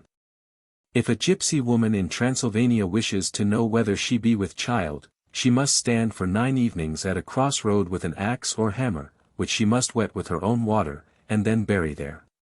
Should it be dug up on the 9th morning after, and found rusty, it is a sign that she is, in blessed circumstances. To bring on the menses a gypsy woman must, while roses are in bloom, wash herself all over with rose water, and then pour the water over a rose bush. Or she takes an egg, pours its contents into a jug, and makes water on it. If the egg swims the next morning on the surface she is enceinte, if the yolk is separate from the white she will bear a son, if they are mingled a daughter. In Tuscany women wishing for children go to a priest, get a blessed apple and pronounce over it an incantation to Santa Anna, which was probably addressed in Roman days to Lucina, who was very probably, according to the Romani dialect, Lucana, Santa Anna herself. I have several old Roman spells from Marcellus, which still exist word for word in Italian, but fitted to modern usage in this manner like old windows to new houses. Should a woman eat fish while pregnant the child will be slow in learning to speak, but if she feed on snails it will be slow in learning to walk. The proverbs, dumb as a fish, and slow as a snail, appear here. To protect a child against the evil eye it is hung with amulets, generally with shells, die ein Ähnlichkeit mit der weiblichen Schamhaben. And these must be observed on all occasions, and for everything, ceremonies, of which there are literally hundreds, showing that gypsies, notwithstanding their supposed freedom from conventionalisms, are, like all superstitious people, harassed and vexed to a degree which would seem incredible to educated Europeans, with observances and rites of the most ridiculous and vexatious nature. The shells alluded to are, however, of great interest, as they indicate the transmission of the old belief that symbols typical of generation, pleasure, and reproductiveness, are repugnant to witchcraft which is allied to barrenness, destruction, negation, and every kind of pain and sterility. Hence a necklace of shells, especially cowries or snail shells, or the brilliant and pretty conchiglie found in such abundance near Venice, are regarded as protecting animals or children from the evil eye, and facilitating love, luxury, and productiveness. I have read an article in which a learned writer rejects with indignation the prurient idea that the cowrie, which gave its name porcellana to porcelain, derived it from porcella, in sensu obsceno. Porcella being a Roman word not only for pig but for the female organ. But every donkey boy in Cairo could have told him that the cowrie is used in strings on asses as on children because the shell has the likeness which the writer to whom I refer rejects with indignation. The pig, as is well known, is a common amulet, the origin thereof being that it is extremely prolific. It has within a few years been very much revived in silver as a charm for ladies, and may be found in most shops where ornaments for watch chains are sold. The boar's tooth, as I have before mentioned, has been since time immemorial a charm. I have found them attached to chatelaines and bunches of keys, especially in Austria, from 1 to 4 or 5 centuries past. They are found in prehistoric graves. The tusk is properly a male emblem, a pig is sometimes placed on the base. These are still very commonly made and sold. I saw one worn by the son of a traveling basketmaker, who spoke Romani, and I purchased several in Vienna, 1888, also in Copenhagen in 1889. In Florence very large boar's tusks are set as brooches, and may be found generally in the smaller jewelers' shops and on the Ponte Vecchio. They are regarded as protective against malocchio, a general term for evil influences, especially for women during pregnancy, and as securing plenty, i.e., prosperity and increase, be it of worldly goods, honor, or prosperity. There is in the museum at Budapest a boar's tusk, mounted or set as an amulet, which is apparently of Celtic origin, and which certainly belongs to the migration of races, or a very early period. And it is in this eastern portion of Europe that it is still most generally worn as a charm. Boar's tooth. Vienna. In connection with pregnancy and childbirth there is the profluvium, excessive flow of blood, or menses or hemorrhages, for which there exist many charms, not only among gypsies but all races. This includes the stopping any bleeding, an art in which Scott's Lady of Deloraine was an expert, and which many practiced within a century. Tom Potts was but a serving man. And yet he was a doctor good. He bound a handkerchief on the wound. And with some kind of words he staunched the blood. What these same kind of words were among old Germans and Romans may be learned from the following. Jacob Grimm had long been familiar with a German magic spell of the 11th century, ad stringendum sanguinem, or stopping bleeding, but, as he says, Noch nicht zu duden vermocht, could not explain them. They were as follows. Tumbo saz in Burke. Mit tumbamo kind in arm. Tum he's der Burke. Tum he's das Kind. Der Heiligo Tumbo. Versegen dies Wunte. Tumbo, i.e. dumb or stupid, sat in the hill. With a stupid child in arms. Dumb, stupid, the hill was called. Dumb was called the child. The holy Tumbo, or dumb. Heal, bless, this wound. Some years after he found the following among the magic formulas of Marcellus Bertigalensis. Carmen util profluvio mulieri. Stupidus in monte ibit. Stupidus stupuit. Adjuro te matrix. Na hoc iracunda sicipias. Peri ration scriptum legibus. I.e., a song useful for a flow of blood in woman. The stupid man went into the mountain. The stupid man was amazed. I adjure thee, O womb. Be not angry. Which shall also be bound as a writing, i.e. according to a previous direction that it shall be written on virgin parchment, and bound with a linen cord about the waist of him or of her, quae petiator de qualibet part corporis sanguinis fluxum, who suffers anywhere from flow of blood. It is possible that the stupidus and his blessing of women has here some remotely derived reference to the reverence amounting to worship of idiots in the East, who are described as being surrounded in some parts of India by matrons seeking for their touch and benediction, and soliciting their embraces. This is effected very often in an almost public manner, that is to say, by a crowd of women closely surrounding the couple, i.e., the idiot or lunatic and one of their number are joined, so that passers-by cannot see what is going on. The children born of these casual matches are not unusually themselves of weak mind, but are considered all the more holy. This recalls the allusion in the charm. Stupid sat in the hill. With a stupid child in arms. This obscure myth of the stupid god appears to be very ancient. This treatise is called intelligent. How then does he appear sometimes stupid? The language itself supplies the explanation. In Sanskrit Balas means both child and stolid, and the third brother is supposed to be stolid because, at his first appearance especially, he is a child. Tritas is one of the three brothers or gods, i.e., the Trinity. Zoological Mythology, by Angelo de Gubernatis, 1872. I am indebted to the as yet unpublished collection of Gypsiana made by Prof. Anton Hermann for the following. There is a superstition among our gypsies that if the shadow of a cross on a grave falls on a woman with child she will have a miscarriage.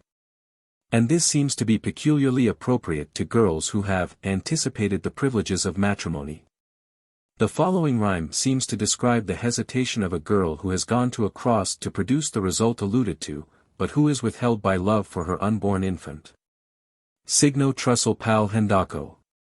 Hin ada usulinako. The zayev mi pro usulin. Ajt mange lasavo na kin. Sar e pratin cad chazarel. Save sile barvel meril. Pal basavo te prazapi. Mri kajori mod kamali. Cross upon a grave so small. Here I see thy shadow fall. If it fall on me they say. All my shame will pass away. As the autumn leaf is blown by the wind to die alone. Yet in shame and misery, my baby will be dear to me. There is a belief allied to this of the power of the dead in graves to work wonders, to the effect that if any one plucks a rose from a grave, he or she will soon die. In the following song a gypsy picks a rose from the grave of the one he loved, hoping that it will cause his death. Signoro Hrobosa. Hin sukers rosa. Mange lapshagavas. Doi mi na kamavas. Beslas piranek. Robas hin joy mange. Chgavas, chok zanav. Pal lele avava. Te mi eni brinzinav. The mi pasavinav. On her little tomb there grows by itself a lovely rose. All alone the rose I break. And I do it for her sake. I sat by her I held so dear. Now her grave and mine are near. I break the rose because I know that to her I soon must go. Grief cannot my spirit stir, since I know I go to her. M. Counavine, contribution by Dr. A. Elisif, Gypsy Lore Journal, July, 1890, gives the following as a Russian gypsy spell against barrenness. Laki, thou destroyest and dost make everything on earth. Thou canst see nothing old, for death lives in thee, thou givest birth to all upon the earth for thou thyself art life. By thy might cause me, to bear good fruit, I who am deprived of the joy of motherhood, and barren as a rock. According to Dr. Elisif, Laki is related to the Indian goddess Lakshmi, although differing from her in character. Another incantation of the same nature is as follows. Thou art the mother of every living creature and the distributor of good, thou doest according to thy wisdom in destroying what is useless or what has lived its destined time. By thy wisdom thou makest the earth to regenerate all that is new. Thou dost not seek the death of any one, for thou art the benefactress of mankind. Chapter VII. The recovery of stolen property, love charms, shoes and love potions, or philtres. When a man has lost anything, or been robbed, he often has in his own mind, quite unconsciously, some suspicion or clue to it. A clever fortune-teller or gypsy who has made a lifelong study of such clues, can often elicit from the loser, hints which enable the magician to surmise the truth. Many people place absolute confidence in their servants, and perhaps suspect nobody. The detective or gypsy has no such faith in man, and suspects everybody. Where positive knowledge cannot be established there is, however, another resource. The thief is often as superstitious as his victim. Hence he fears that some mysterious curse may be laid on him, which he cannot escape. In the Pacific Islands, as among Negroes everywhere, a man will die if taboo or voodoo attaches to the taking of objects which have been consecrated by a certain formula. Therefore such formulas are commonly employed. Among the Hungarian gypsies to recover a stolen animal, some of its dung is taken and thrown to the east and the west with the words. K tut o kam dikel. Odoi ava kia mange. Where the sun sees thee. Hence return to me. But when a horse has been stolen, they take what is left of his harness, bury it in the earth and make a fire over it, saying. Ko tut cordias. Nasvales th avlas. Lesk sor na avlas. Tu na ac kia lesk. Ava sasts kia mange. Leskro sor kathi pashliol. Sar e tkov avriurol. Who stole thee? Sick may he be. May his strength depart. Do not thou remain by him. Come, back, sound to me. His strength lies here. As the smoke goes away. To know in which direction the stolen thing lies, they carry a sucking babe to a stream, hold it over the water and say. Pen mange, o nivasia. Kaveskro vastaha. K hinro gray. Yujas hin kavo. Yujas sar o kam. Yujas sar panai. Yujas sar kumet. Yujas sar legujas. Pen mange, o nivasia. Kaveskro vastaha. K. Hinmo Gray. Tell me, O Navasaha. By the child's hand. Where is my horse? Pure is the child. Pure as the sun. Pure as water. Pure as the moon. Pure as the purest. Tell me, O Navasaha. By the child's hand. Where is my horse? In this we have an illustration of the widely spread belief that an innocent child is a powerful agent in prophecy and sorcery. The oath, by the hand, is still in vogue among all gypsies. Apo miro dedescro vast. By my father's hand. Is one of their greatest oaths in Germany, Die Zeuner, von Richard Liebich, and I have met with an old gypsy in England who knew it. If a man who is seeking for stolen goods finds willow twigs grown into a knot, he ties it up and says, Mi avrip kandiv kareskro backed. I tie up the thief's luck. There is also a belief among the gypsies that these knots are twined by the fairies, and that whoever undoes them undoes his own luck, or that of the person on whom he is thinking. Vied Rockholz, Ailmanisches Kinderlied und Kinderspiel aus der Schweiz. These willow knots are much used in love charms. To win the love of a maid, a man cuts one of them, puts it into his mouth, and says, Tre back me cav. Tre back me piav. Dav toot emri backed. Kana tu mange sal. I eat thy luck. I drink thy luck. Give me that luck of thine. Then thou shalt be mine.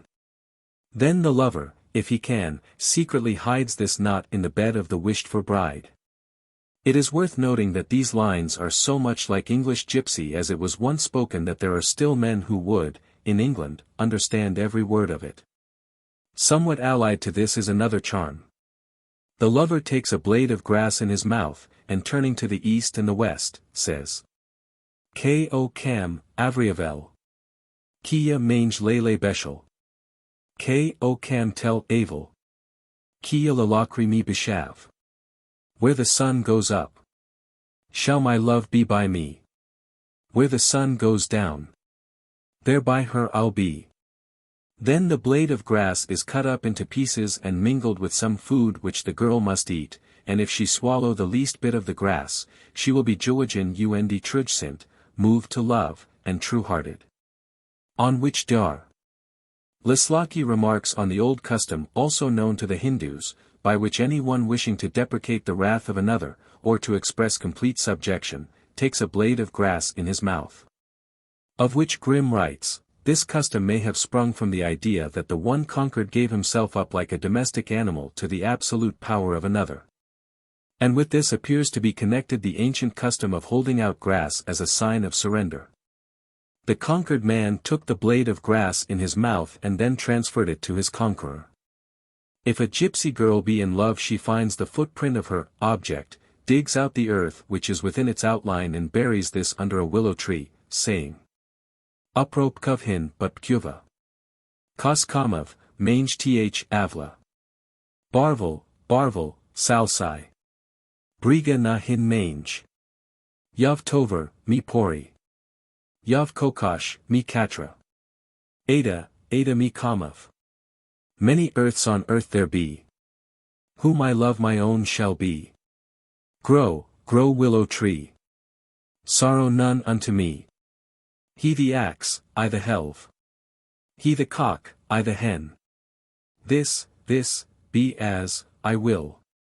Another love charm which belongs to ancient black witchcraft, and is known far and wide, is the following: when dogs are coupling, when hund und hunden bader parung zusammenhängen, the lover suddenly covers them with a cloth, if possible. One which is afterwards presented to the girl whom he seeks, while he says, Mi juklo, yoi jukli. Yoi tover, mi pori. Mi kokosh, yoi katra. Ada mi kamav. I the dog, she the bitch. I the helve, she the axe. I the cock, and, she the hen. That I desire. He or she who finds a red ribbon, tape, or even a piece of red stuff of any kind, especially if it be wool, will have luck in love. It must be picked up and carried as an amulet, and when raising it from the ground the finder must make a wish for the love of some person, or if he have no particular desire for any one, he may wish for luck in love, or a sweetheart. This is, I believe, pretty generally known in some form all over the world. A yellow ribbon or flower, especially if it be floating on water, presages gold, a white object, silver, or peace or reconciliation with enemies. It is also lucky for love to find a key. In Tuscany there is a special formula which must be spoken while picking it up. Very old keys are valuable amulets. Those who carry them will learn secrets, penetrate mysteries, and succeed in what they undertake. If you can get a shoe which a girl has worn you may make sad havoc with her heart if you carry it near your own. Also hang it up over your bed and put into it the leaves of rue. During November, 1889, not a few newspaper commentators busied themselves with conjectures as to why a Scotch constable buried the boots of a murdered man. That it was done through some superstitious belief is conceded, but what the fashion of the superstition is seems unknown. It originated, beyond question, in the Old Norse custom of always burying the dead in their shoes or with them. For they believed that the deceased would have, when he arrived in the other world, to traverse broad and burning plains before he could reach his destination, be it Valhalla or the dreary home of hell. And to protect his feet from the fire his friends bound on them the hellshoon. Other cares were also taken, and in the saga of Olaf Tryggvason we are told that one monarch was thoughtfully provided with a cow. While the Vikings were buried in their ships so that they could keep on pirating, for ever and ever. The superstition of the burial of the boots probably survives in England. It is about 17 years since the writer heard from an old gypsy that when another gypsy was povado, or earthed, a very good pair of boots was placed by him in the grave. The reason was not given, perhaps it was not known. These customs often survive after the cause is forgotten, simply from some feeling that good or bad luck attends their observance or the neglect of it. Many years since a writer in an article on shoes in the English magazine stated that, according to an Aryan tradition, the greater part of the way from the land of the living to that of death lay through morasses and vast moors overgrown with furzes and thorns. That the dead might not pass over them barefoot, a pair of shoes was laid with them in the grave. The shoe was of old in many countries a symbol of life, liberty, or entire personal control. In Ruth we are told that, it was the custom in Israel concerning changing, that a man plucked off his shoe and delivered it to his neighbor. So the bride, who was originally always a slave, transferred herself by the symbol of the shoe. When the Emperor Waldemar made proposals of marriage to the daughter of Ragnald, she replied scornfully that she would not take off her shoes to the son of a slave. Gregory of Tours, in speaking of wedding, says, the bridegroom, having given a ring to the bride, presents her with a shoe. As regards the Scandinavian hellshoe, or hellshoon, Kelly, in his Indo-European folklore, tells us that a funeral is still called a dead shoe in the Henneberg district, and the writer already cited adds that in a MS. Of the Cotton Library, containing an account of Cleveland in Yorkshire, in the reign of Queen Elizabeth, there is a passage which illustrates this curious custom. It was quoted by Sir Walter Scott in the notes to Minstrelsy of the Scottish Border, and runs thus. When any dieth certain women sing a song to the dead body, reciting the journey that the party deceased must go. And they are of belief that once in their lives it is good to give a pair of new shoes to a poor man. Forasmuch as before this life they are to pass barefoot through a great land, full of thorns and furzen, except by the merit of the almas aforesaid they have redeemed the forfeit, for at the edge of the lawn an old man shall meet them with the same shoes that were given by the party when he was living. And after he hath shod them dismisseth them to go through thick and thin without scratch or skull. This must be a very agreeable reflection to all gentlemen who have bestowed their old boots on waiters, or ladies who have in like fashion gifted their maids. It is true, the legend specifies new shoes. But surely a pair of 30-shilling boots only half worn count for as much as a new pair of half a sovereign chaussures. However, if one is to go through thick and thin without scratch or skull, it may be just as well to be on the safe side, and give a good new extra stout pair to the gardener for Christmas. For truly these superstitions are strange things, and no one knows what may be in them. There are one or two quaint shoe stories of the olden time which may be of value to the collector. It befell once in the beginnings of Bohemia, that, according to Schafferik, Slowish Alterthummer, Volume 2, Libussa, queen of that land, found herself compelled by her council to wed. And the wise men, being consulted, declared that he who was to marry the queen would be found by her favorite horse, who would lead the way till he found a man eating from an iron table, and kneel to him. So the horse went on, and unto a field where a man sat eating a peasant's dinner from a ploughshare. This was the farmer Przemysl. So they covered him with the royal robes and led him to the queen expectant. But ere going he took his shoes of willow wood and placed them in his bosom and kept them to remind him ever after of his low origin. It will, of course, at once strike the reader, as it has the learned, that this is a story which would naturally originate in any country where there are iron ploughshares, horses, queens, and wooden shoes, and, as Schafferik shrewdly suggests, that it was all a put-up job. Since, of course, Przemysl was already a lover of the queen, the horse was trained to find him and to kneel before him, and, finally, that the ploughshare and wooden shoes were the prepared properties of the little drama. The only little flaw in this evidence is the name Przemysl, which, it must be admitted, is extremely difficult to get over. The 7-league boots and the shoes of Peter Schlemihl, which take one over the world at will, have a variation in a pair recorded in another tale. There was a beautiful and extremely proud damsel, who refused a young man with every conceivable aggravation of the offence, informing him that when she ran after him, and not before that, he might hope to marry her. And at the same time meeting a poor old gypsy woman who begged her for a pair of old shoes. To which the proud princess replied, "Shoes here, shoes there. Give me a couple, I'll give thee a pair." To which the old gypsy, who was a witch, grimly muttered, "I'll give thee a pair," which, the rest of the expression was really too unamiable to repeat. Well, the youth and the witch met, and, going to the lady's shoemaker, made him make a superbly elegant pair of shoes, which were sent to the damsel as a gift. Such a gift! No sooner were they put on than off they started, carrying the princess, malgré elle, over hill and dale. By and by she saw that the man, of course, whom she had refused, was in advance of her. As in the song of the cork leg, the shoes never stopped, but kept on the pace. And the young man led her to a lonely castle and reasoned with her. And as she had promised to marry should she ever run after him, and as she had pursued him a whole day, she kept her word. The shoes she sent to the witch filled with gold. And they were wedded, and all went as merry as 1,000 grigs in a duck pond. The shoe, as has been shown by a Danish writer in a book chiefly devoted to the subject, is a type of life, especially as shown in productiveness and fertility.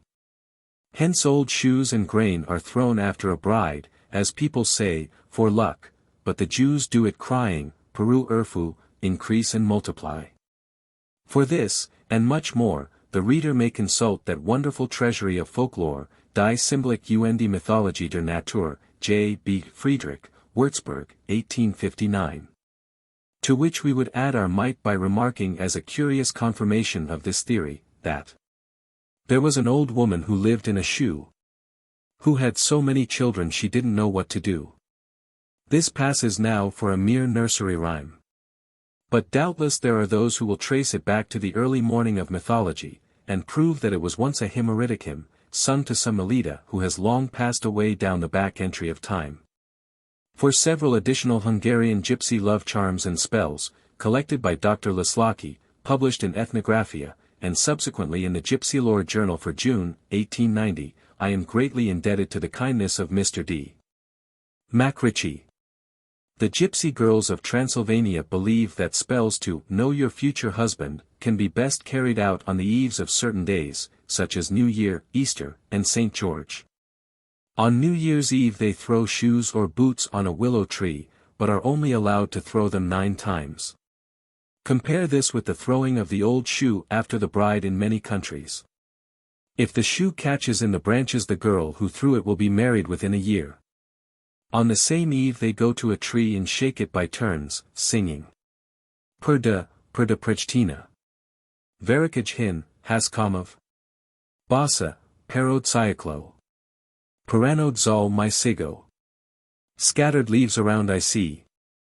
Where can my true lover be? Ah, the white dog barks at last. And my love comes running fast. If during the singing the bark of a dog should be heard, the damsel will be wedded and bedded ere New Year comes again. This is virtually the same with a charm practiced in Tuscany, which from other ancient witness I believe to be of Etruscan origin. Allied to this is the following: on the night of St. George's Day, St. George's Eve. Gypsy girls blindfold a white dog, then, letting it loose, place themselves quietly in several places. She to whom the dog runs first will be the first married. Blind man's buff was anciently an amorous, semi-magical, or witch's game, only that in place of the dog a man was blindfolded. Or the girl pulls a hair from her head, fastens a ring to it, and dangles it in a jug. The ring vibrates or swings, and so often as it touches the side of the jug so many years will it be before she marries. This is an ancient spell of Eastern origin. As performed according to old works, the thread must be wound around the ring finger and touch the pulse. On the edge of a bowl the letters of the alphabet, or numerals, are marked, and the ring swinging against these spells words or denotes numbers. The touching of the latter indicates the number of lovers a girl is to have. Early on Whitsunday morning the girls go out, and if they see clouds in the east they throw twigs in that direction, saying, Predsia, Sirik Leha. Te natrata emri pyranes. Fly my bird, fly, I say. Do not chase my love away. For they think that if on Whitsun morn there are many clouds in the east few girls will be married during the coming year. This peculiar, seemingly incomprehensible, custom of the Gypsies originated in an old belief, the germ of which we find in the Hindu myth. According to which the spring morning which spreads brightness and blessings descends from the blue bird of heaven, who, on the other hand, also represents night or winter. Special preparations are made so that the predictions shall be fulfilled. On the days mentioned the girls are neither allowed to wash themselves, nor to kiss any one, nor go to church. At Easter, or on the eve of St. George, the girl must eat fish, in order to see the future in her dreams. On Easter morning the girls boil water, in the bubbles of which they try to make out the names of their future husbands. To find out whether the future husband is young or old the girl must take 9 seeds of the thorn apple, plowed up earth of 9 different places, and water from as many more. With these she kneads a cake, which is laid on a crossroad on Easter or St. George's morning. If a woman steps first on the cake her husband will be a widower or an old man, but if a man the husband will be single or young. To see the form of a future husband a girl must go on the night of St. George to a crossroad. Her hair is combed backwards, and, pricking the little finger of the left hand, she must let 3 drops of blood fall on the ground while saying, Mro rat dav piranesk. Kas dikaf, avava adalesk. I give my blood to my loved one. Whom I shall see shall be mine own. Then the form of her future husband will rise slowly out of the blood and fade as slowly away. She must then gather up the dust, or mud blood, and throw it into a river, otherwise the Navashi, or water spirits, will lick up the blood, and the girl be drowned within the year. It is said that about 20 years ago the beautiful Rosa, the daughter of Peter Danku, the Waywode, or chief of the Kukuja tribe, was drowned during the time of her betrothal because when she performed this ceremony she had neglected to gather up the sprinkled blood.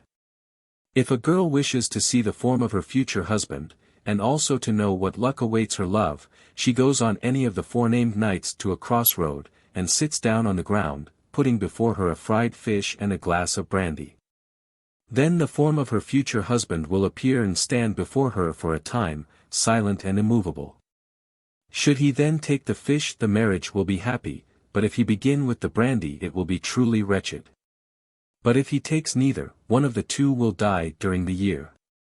That the laying of cards, the interpretation of dreams, the reading of the future in the hand, and similar divinations are constantly practiced is quite natural, but it would lead us too far to enlarge on all these practices. But there are charms to win or cause love which are more interesting. Among these are the love potions or philtres, for preparing which gypsies have always been famed. The simplest and least hurtful beverage which they give unknown to persons to secure love is made as follows. On any of the nights mentioned they collect in the meadows gander goose, Romani, bast benjascaro, devil's hand, in Latin, Orchis maculata. German, Nebenkraut, the yellow roots of which they dry and crush and mix with their menses, and this they introduce to the food of the person whose love they wish to secure. Of the same character is a potion which they prepare as follows. On the day of St. John they catch a green frog and put it in a closed earthen receptacle full of small holes, and this they place in an ant-hill. The ants eat the frog and leave the skeleton. This is ground to powder, mixed with the blood of a bat and dried bat flies and shaped into small buns, which are, as the chance occurs, put secretly into the food of the person to be charmed. There is yet another charm connected with this which I leave in the original Latin, in which it is modestly given by Dr. Lislaki, qualibet superdictorum noxium occidentur duo canes nigri, mas e femina, quorum genitalia extirpita ad condensationem cocuntur. Hujus materii particula consumpta quembus invincibili amore facit exartiscare in e meme, ca hoc medio prodigioso usus est. It may be remarked that these abominable charms are also not only known to the Tuscan witches of the present day, but are found in voodoo sorcery, and are indeed all over the world.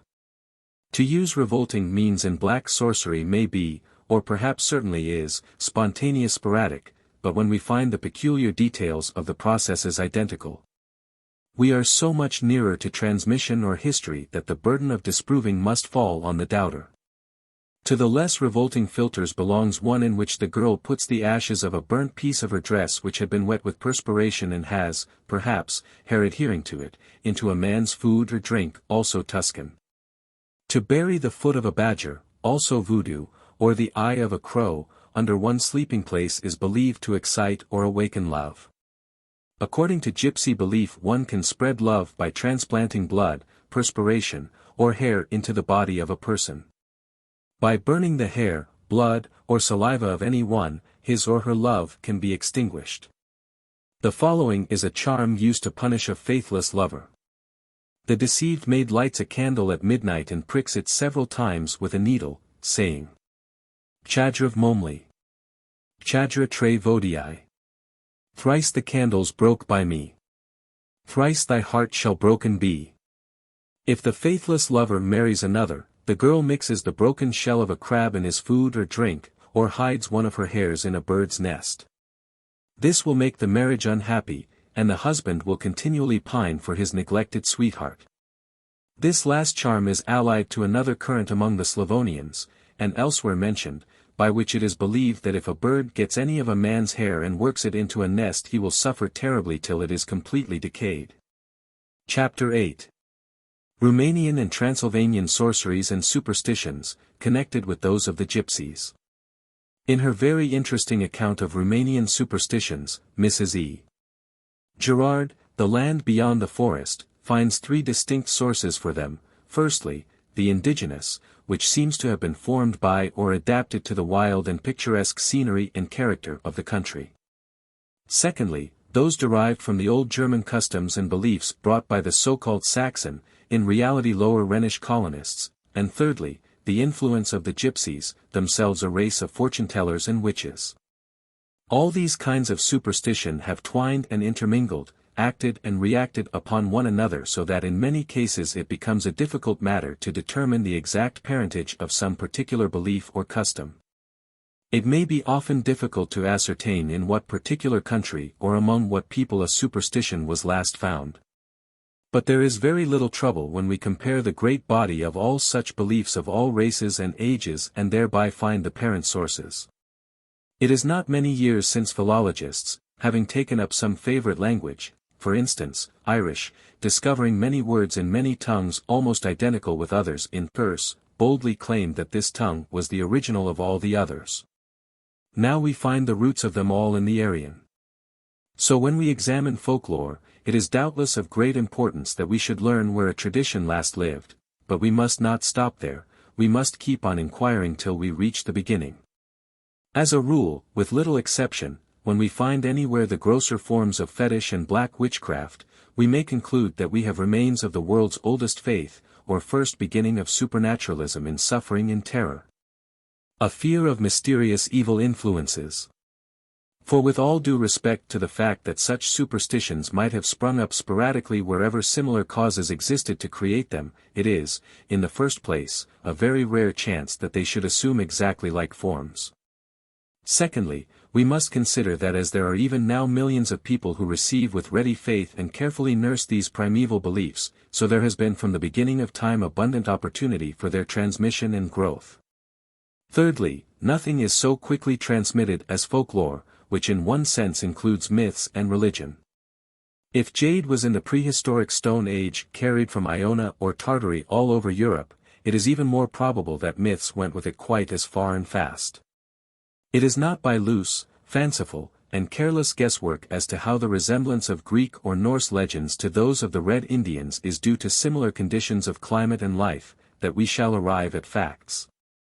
Neither will the truth be ascertained by assuming that there was a certain beginning of them all in a certain country, or that they were all developed out of one mythology, be it solar or Shemitic, Hindu or Hebrew. What we want is impartial examination, comparison and analysis. On this basis we find that all the folklore or magic of Europe, and especially of its eastern portion, has a great deal which is derived from black witchcraft, or from the succeeding shamanism.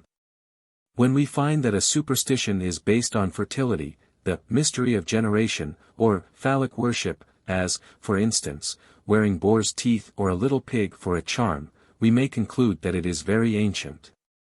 But still not older than the time when wise men had begun to reflect on the mysteries of birth and death and weave them into myths. The exorcism of diseases as devils, and the belief that they, in common with other evils, may be drummed, or smoked, or incanted away into animals, trees, and streams, belongs in most cases to shamanism. In all probability the oldest sorcery of all was entirely concerned with driving out devils and injuring enemies, just as most of the play of small boys runs to fighting or the semblance of it. Or as the mutual relations of most animals in the lower stages consist of devouring one another. This was the very beginning of the beginnings. And it would be really marvelous that so much of it has survived were it not that to the one who is not quite dazzled or blinded by modern enlightenment there is still existent a great outer circle of human darkness. And that this darkness may be found in thousands of intermittent varying shadows or marvelous chiaroscuro, even in the brightest sun pictures of modern life. As I write I have before me a copy of the Philadelphia Press, of April 14, 1889, in which a J. C. Batford, M.D., advertises that if anyone will send him 2 2-cent postage stamps, i.e.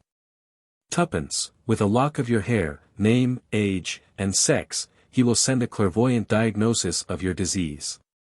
This divining by the lock of hair is extremely ancient, and had its origin in the belief that he who could obtain one from an enemy could reach his soul and kill him.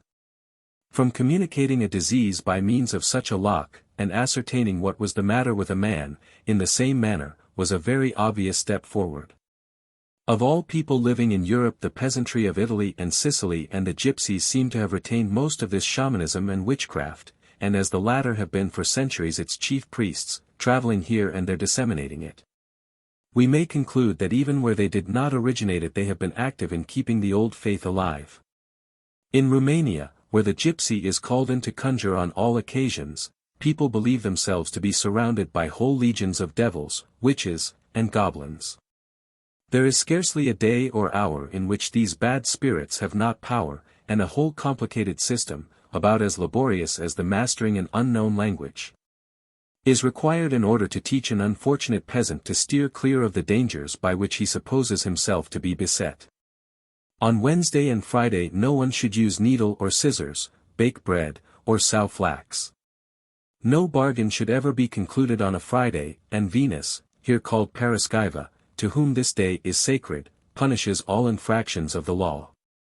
There was among the Wends a flax goddess, Sipalnitsa, and the shears as emblematic of death are naturally antipathetic to Venus, the source of life. Whether Mars has anything in common with Moors I know not, but in Romania he is decidedly an evil spirit of death, whence Mardi, or Tuesday, is one, when spinning is positively prohibited. Here we have Venus again. And washing the hands and combing the hair are not unattended with danger. Whence it appears that the devil agrees with not a few saints in detesting neatness of the person. And as it is unlucky to wash anything on Saturday, or to spin on Thursday, or to work in the fields on Thursday between Easter and Pentecost, it will be seen that laziness and dirt have between them a fine field in Romania. Add to this that, as in Russia, more than half the days in the year are saints' days, or fast days or festivals on which it is unlucky to work at all, and we find that industry cannot be said to be much encouraged by faith in any of its forms. This belief in holy days which bring ill luck to those who work on them, which is still flourishing in every country in the world, goes back to time whereof the memory of man hath naught to the contrary. A distinct difference is here to be observed however between naturally resting from work on certain days, which is of course an inherent instinct in all mankind, and the declaring such rest to be obligatory, and its infraction punishable by death, disaster, and bad luck, and still more the increasing such Sabbaths to such an extent as to interfere with industry, or the turning them into fast days or saints' days with observances. Here the old shamanism comes in, if not the evil witchcraft itself which exacted penance and fasting, and ceremonies to exorcise the devils. The first belief was that evil spirits inflicted pain on man, and that man, by efforts which cost him suffering, could repel or retaliate on them. This was simple action and reaction, and the repulsion was effected with starving, enduring smoke, or using repulsive and filthy objects. Out of this in due time came penance of all kinds. The Oriental or Greek Church is found at every turn, even more than the Catholic, interchanged, twined, and confused with ancient sorcery. Theodore, like Saints Simeon and Anthony in Tuscany, is very much more of a goblin than a holy man. His weakness is young women, and sometimes in the shape of a beautiful youth, at others of a frightful monster. He carries off those who are found working on his day, that is the 23rd of January. Theodore, according to the solar mythologists, personifies the sun. De Gubernatis, Zoological Mythology, Volume 2. In any case the saint who seizes girls is the Hindu Krishna or his prototype, and therefore may have come through the Gypsies. The overworked solar myth derives some support from the fact that among the Serbs on Theodore's day the Centaur, or centaur, as the name declares, who is half horse and half man, rides over the people who fall in his power. The centaurs were connected with the rape of maidens, as shown in the legend of the Lapithae, and it is very probable that Theodore himself is, in the language of the Western Americans, half a horse. Which they regard as the greatest compliment which can be paid to a man. Wonderful potions and salves, says Mrs. Gerard, composed of the fat of bears, dogs, snakes, and snails, with the oil of rainworms, spiders, and midges, rubbed into a paste, are concocted by these Bohemians, i.e., Gypsies. Saxon and Romanian mothers are often in the habit of giving a child to be nursed for 9 days to some Tsigan women supposed to have power to undo the spell.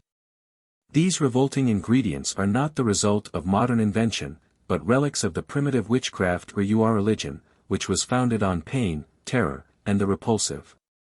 Among other Romanian Romani traditions are the following. Swallows here as elsewhere are luck-bringing birds, and termed Galanili lui Dieu, fowls of the Lord. So in England we hear that the robin and the wren are God Almighty's cock and hen. There is always a treasure to be found where the first swallow is seen. Among the Romans when it was observed one ran to the nearest fountain and washed his eyes, and then during the whole year to come, dolorem omnem oculorum turum hirundines offrent, the swallows will carry away all your complaints of the eyes. The skull of a horse over the gate of a courtyard, or the bones of fallen animals buried under the doorstep are preservatives against ghosts. In Roman architecture the skulls of oxen, rams, and horses continually occur as a decoration, and they are used as charms today in Tuscany. Black fowls are believed to be in the service of witches. The skull of a ram placed at the boundary of a parish in Romania keeps off disease from cattle. It was evidently a fetish in all ages. In Slavonian, Estonian, and Italian tales black poultry occur as diabolical. To appease the devil a black cock must be sacrificed. But in Romania the black, Brahmaputra fowl is believed, curiously enough, to be the offspring of the devil and a Jewish girl, truly an insignificant result of such clever parentage. A cow that has wandered away will be safe from witches if the owner sticks a pair of scissors or shears in the center crossbeam of the dwelling room. The folklore of shears is extensive. Friedrich derives it from the cutting of the threads of life by the fates. Thus Juno appears on a Roman coin, Echel, Numis, vet. 8. As holding the shears of death. The swallow is said in a Swedish fairy tale to have been the handmaid of the Virgin Mary, and to have stolen her scissors, for which reason she was turned into a bird, the swallow's tail being supposed to resemble that article. Gypsies in England use the shears in incantations. A whirlwind denotes that the devil is dancing with a witch, and he who approaches too near it may be carried off bodily to hell, as has indeed happened to many a wicked pike in a cyclone or blizzard in Western America. Though he may escape by losing his cap. It is very dangerous to point at a rainbow or an approaching thunderstorm. Probably the devil who here guides the whirlwind or directs the storm regards the act as impolite. He punishes those who thus indicate the rainbow by a gnawing disease. Lightning is averted by sticking a knife in a loaf of bread and spinning the two on the floor of the loft of the house while the storm lasts. The knife appears not only in many gypsy spells, but in the Etruscan Florentine magic. The legends of Dom Daniel and the College of Sorcery in Salamanca appear in the gypsy Romanian scholomance, or school which exists somewhere far away deep in the heart of the mountains, where the secrets of nature, the language of animals, and all magic spells are taught by the devil in person. Only 10 scholars are admitted at a time, and when the course of learning has expired 9 are dismissed to their homes, but the 10th is detained by the professor in payment. Henceforth, mounted on an ismaju, or dragon, he becomes the devil's aide-de-camp, and assists him in preparing thunderbolts and managing storms and tempests. A small lake, immeasurably deep, high up in the mountains, south of Hermannstadt, is supposed to be the cauldron in which the dragon lies sleeping and where the thunder is brewed. Whoever turns 3 somersaults the first time he hears thunder will be free from pains in the back during the 12-month. Of this prescription, which reads as if it had originated with Timothy, in Japhet in search of a father. When he practiced as a mountebank, it may be said that it is most unlikely that any person who is capable of putting it in practice should suffer with such pains. To be free from headache, rub the forehead with a piece of iron or stone. This may be a presage of the electric cure or of that by metallic tractors. It is unfortunate in all Catholic countries to meet with a priest or nun, especially when he or she is the first person encountered in the morning. In Romania this is limited to the Greek popa. But to be first met by a gypsy on going forth is a very fortunate omen indeed. According to a widely spread and ancient belief, it is also very lucky to meet with any woman of easy virtue, the easier the better. This is doubtless derived from the ancient worship of Venus, and the belief that anything or person connected with celibacy and chastity, such as a nun, is unlucky. It would appear from this that the Romanians, or their gypsy oracles, have formed an opinion that their own popas are strictly abstinent as regards love, while Protestant priests marry and are accordingly productive. Why the Catholic clergy are included with the latter is not at all clear. It is lucky also to meet a gypsy at any time, and doubtless this belief has been well encouraged by the Romani. It's kushti bak to wellen a ram. When toots a Purian pre the drum. When you are going along the street. It's lucky a gypsy man to meet. Likewise, it is lucky to meet with a woman carrying a jug full of water, but unlucky if it be empty. So in the New Testament the virgins whose lamps were full of oil received great honor. The lamp was an ancient symbol of life, hence it is very often found covered with aphrodisiac symbols or made in phallic forms. It is barely possible that common old popular simile of not by a jug full, meaning not by a great deal, is derived from this association of a full vessel with abundance. It is a Romanian gypsy custom to do homage to the Wadna Zina, or water woman, Hungarian gypsy, Navashi, by spilling a few drops of water on the ground after filling a jug. And it is regarded as an insult to offer drink without observing this ceremony. A Romanian will never draw water against the current, also as in the Hungarian gypsy charms, as it would provoke the water spirit. If water is drawn in the night time, whoever does so must blow 3 times over the brimming jug, and pour a few drops on the coals. The mythology of the Romanians agrees with that of the Gypsies. It is Sylvan, and Indian. In deep pools of water lurks the dreadful Balor or Wadna Muz, i.e., the waterman. Muz is both Gypsy and Slavonian, who lies in wait for victims. In every forest lives the Mama Padura, or Weshni Dai, the forest mother, who is believed to be benevolent to human beings, especially towards children who have lost their way in the wood. But the Panush is an amorous spirit who, like the wanton satyrs of old, haunts the silent woodland shades, and lies in wait for helpless maids. Surely, observes Mrs. Gerard, this is a corruption of Great Pan, who is not dead after all, but merely banished to the land beyond the forest. What a find this would have been for Heine when writing The Gods in Exile. In deep forests and lonely mountain gorges there wanders about a wild huntsman of superhuman size. He appears to be of a mysterious nature, and is very seldom seen.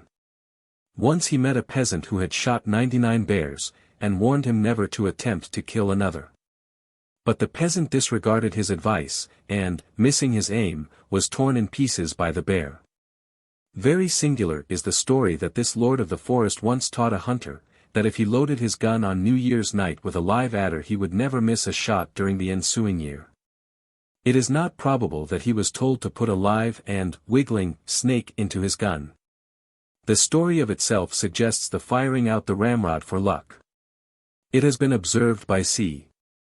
Lloyd Morgan that if a drop of the oil of a foul tobacco pipe be placed in the mouth of a snake the muscles instantly become set in knotted lumps and the creature becomes rigid. If much is given the snake dies, but if only a small amount is employed it may be restored. This, as Mr. Oakley has suggested, may explain the stories of Indian snake charmers being able to turn a snake into a stick. It is performed by spitting into the snake's mouth and then placing the hand on its head till it becomes stiffened. The effect may be produced by opium or some other narcotic. And it may also occur to the reader that the jugglers who performed before Pharaoh were not unacquainted with this mystery. It is probable that the hunter in the gypsy Romanian story first gave his adder tobacco before firing it off. The Omren, or wild man, is a malevolent forest spectre, the terror of hunters and shepherds. He is usually seen in winter, and when he finds an intruder on his haunts, he tears up pine trees by the roots with which he slays the victim, or throws him over a precipice, or overwhelms him with rocks. In every detail he corresponds to a being greatly feared by the Algonquin Indians of America. The Oamani Macuti, or small men, are gray-bearded dwarfs, dressed like miners. They are the kobolds or Bergmannchen of Germany. They seldom harm a miner, and when one has perished in the mine they make it known to his family by 3 knocks on his door. They may be heard quarreling among themselves and hitting at one another with their axes, or blowing their horns as a signal of battle. These horns of Elfland blowing connect them with the Corrigan of Brittany, who are fairies who always carry and play on the same instrument. Praetorius devotes a long chapter to all the learning extant on the subject of these Bergmannchen, or subterraneans. The mountain monk is the very counterpart of Friar Rush in English fairy lore, and is also of Indian origin. He delights in kicking over water pails, putting out lamps, and committing mischief, merry, mad, or sad. Sometimes he has been known to strangle workmen whom he dislikes, though, on the other hand, he often helps distressed miners by filling their empty lamps or guiding those who have lost their way.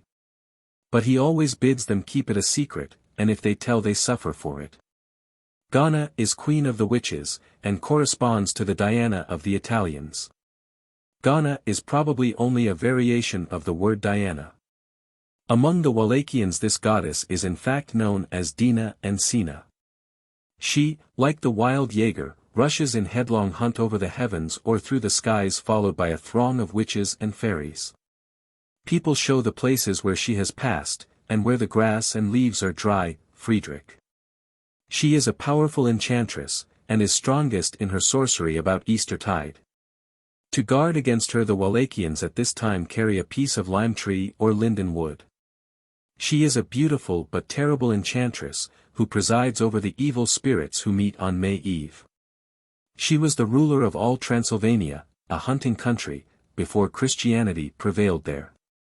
Her beauty bewitched many, but whoever let himself be lured into drinking mead from her urus, or wild ox, drinking horn perished. She is like the Norse Freya, a cat goddess, and seems to be allied to the chesm, or cat, or fountain spirit of the Turks. According to ancient Indian mythology, the moon is a cat who chases the mice, stars, of night, and in the 5th book of Ovid's, Metamorphoses, when the gods fled from the giants, Diana took the form of a cat. Feel sorer Phoebe. Nivea Saturni a vaca. Pis Venus latuit. V. 325, 332. According to the Hellenic cosmogony, the sun and moon created the animals, the sun creating the lion and the moon the cat, the Gubernatus, Zoological Mythology, 2. 58. Gertrude, the chief sorceress or queen of the witches in Old German lore, appears when dead as surrounded by mice. She is, in fact, a cat. The Turkish chesm or fountain cat, inveigles youths to death like the Gana, Diana, or Lorelei, who does the same, and is also a water sprite. The Tskuma is a fierce virgin or sometimes an old witch, who is incarnate disease, such as the cholera. She is supposed to suffer from cold and nakedness, and may be heard at night when disease is raging, wailing for want. Then the maidens make garments and hang them out. But it is a most effective charm when 7 old women spin, weave, and sew for her a scarlet shirt all in one night without once speaking. A curious book might be written on the efficacy of nakedness in witch spells. In some places in Romania there is a spirit always naked, at least appearing such, who requires a new suit of clothes every year. These are given by the inhabitants of the district haunted by such an elf, who on New Year's night lay them out in some place supposed to be frequented by him or her. In 1866, in a Wallachian village in the district of Bihar, to avert the cholera, 6 youths and maidens, all quite naked, traced with a plowshare a furrow round their village to form a charmed circle over which the disease could not pass. When the land is suffering from long droughts, the Romanians ascribe it to the Gypsies, who by occult means make dry weather in order to favor their own trade of brickmaking.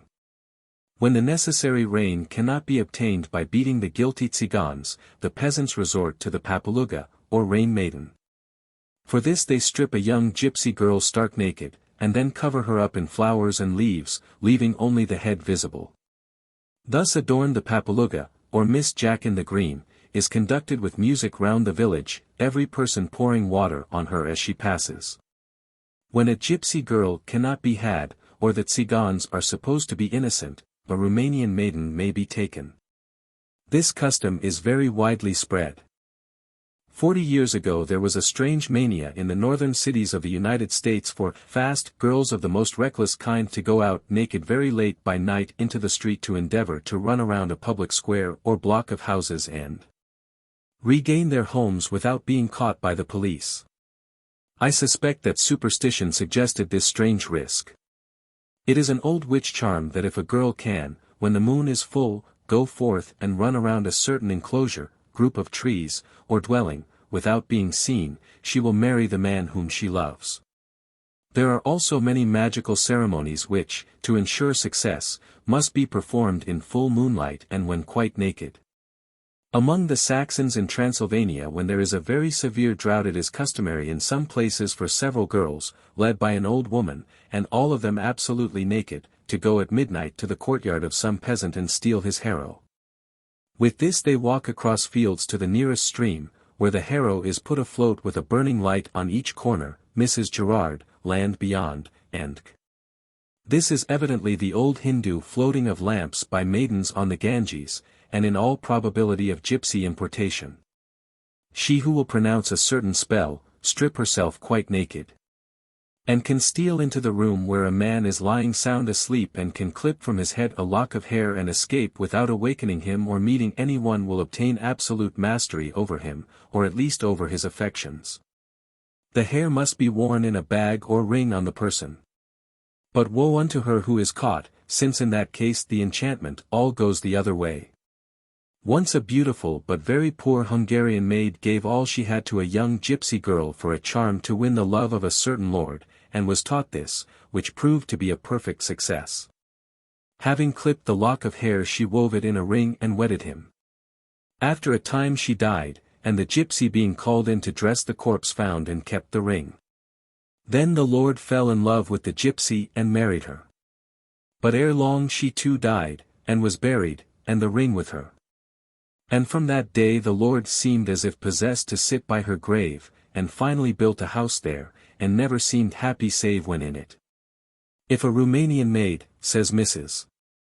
Gerard, desires to see her future husband's face in the water she has only to step naked at midnight into the nearest lake or river, or, if she shrink from this, let her take a stand on the more congenial dunghill with a piece of Christmas cake in her mouth, and as the clock strikes 12 listen attentively for the first sound of a dog's bark. From whichever side it proceeds will also come the expected suitor. A naked maid standing on a congenial dunghill, with a piece of Christmas cake in her mouth would be a subject for an artist which should be eagerly seized in these days when excuses for the nude in art are becoming so rare. It is worth observing that this conjuration is very much like one observed in Tuscany, in which Saint Anthony is invoked to manifest by a dog's barking at night, as by other sounds, whether the applicant, or invoker, shall obtain her desire. At the birth of a child in Wallachia every one present takes a stone and throws it behind him, saying, "This into the jaws of the strigoi," a custom, says Mrs. Gerard, which would seem to suggest Saturn and the swaddled-up stones. It is much more suggestive of the stones thrown by Deucalion and Pyrrha. Strigoi is translated as evil spirits. It is evidently, originally at least, the streg, or witches of Italy, from the Latin strix, the dreaded witch-bird of Ovid. Festus derives the word astringendo from the opinion that they strangle children. Middle Latin striga, Paulus Grolandus. For much learning on this subject of the strix the reader may consult the Gubernatus, Myth of Animals, Volume 2. As long as the child is unbaptized it must be carefully watched for fear lest it be changed or stolen away. This is common to Christians, heathen, and gypsies to watch it for several days. A piece of iron, or a broom laid beneath the pillow will keep spirits away. So in Romania and Tuscany. Quintus Serenus, however, recommends that when the striga atra presses the infant, garlic be used, the strong odor of which, to their credit be it said, is greatly detested by witches. The Romans used to cook their coena daemonum for the house spirits, and the Hindus prepared food for them. From them it has passed through the gypsies to Eastern Europe, and now the Romanian, who has by a simple ceremony made a contract with the devil, receives from him an attendant spirit called a spiritsui or spiritush which will serve his master faithfully for 7 long years. But in return expecting the first mouthful of every dish eaten by his master. So many differing fancies have mankind, that they the master sprites may spell and bind. Nearly connected with the Romanian we have the beliefs in magic of the Transylvanian Saxons, all of them shared with the gypsies and probably partially derived from them. Many people must have wondered what could have been the origin of the saying in reference to a very small place that there was not room to swing a cat in it. "But I don't want to swing a cat in it," was the very natural rejoinder of a well-known American litterateur to this remark applied to his house. It is possible that we may find the origin of this odd saying in a superstition current in Transylvania, whither it in all probability was carried by the gypsies, whose specialty it is to bear the seeds of superstitions about here and there as the winds do those of plants. In this country it is said that if a cat runs away, when recovered she must be swung 3 times round to attach her to the dwelling. The same is done by a stolen cat by the thief if he would retain it. Truly this seems a strange way to induce an attachment, or pour encourager les autres. It is evident, however, that to the professional cat stealer the size of his room must be a matter of some importance. It is a pity that this saying and faith were unknown to Moncrief Maraudin, the historiographer of cats, Ovre, Paris, 1794, who would assuredly have made the most of it. As regards entering new houses in Transylvania, the rule is not, devil take the hindmost, but the foremost. The first person or being who enters the maiden mansion must die, therefore it is safe to throw in a preliminary dog or cat. The scape cat is, however, to be preferred. I can remember once, when about 6 years of age, looking down into a well in Massachusetts and being told that the reflection which I saw was the face of a little boy who lived there. This made a deep impression on me, and I reflected that it was very remarkable that the dweller in the well could assume the appearance of everyone who looked at him. In Transylvania it is, says Mrs. E. Gerard, dangerous to stare down long into a well, for the well-dame who dwells at the bottom is easily offended. But children are often curious, and so, bending over the edge, they call out mockingly, "Dame of the well, pull me down into it." And then run away rapidly. Whoever has been robbed and wishes to find the thief should take a black hen, and for 9 Fridays must with the hen fast strictly, the thief will then either bring back the plunder or die. This is called taking up the black fast against any one. It is said that a peasant of Petersdorf returned one day from Bistritz with 200 florins, which he had received for oxen. Being very tipsy he laid down to sleep, having first hidden his money in a hole in the kitchen wall. When he awoke he missed his coin, and having quite forgotten what he had done with it believed it had been stolen. So he went to an old Wallachian, probably a gypsy, and induced him to take up the black fast against the thief. But as he himself had the money the spell worked against him and he grew weaker and pined away as it went on.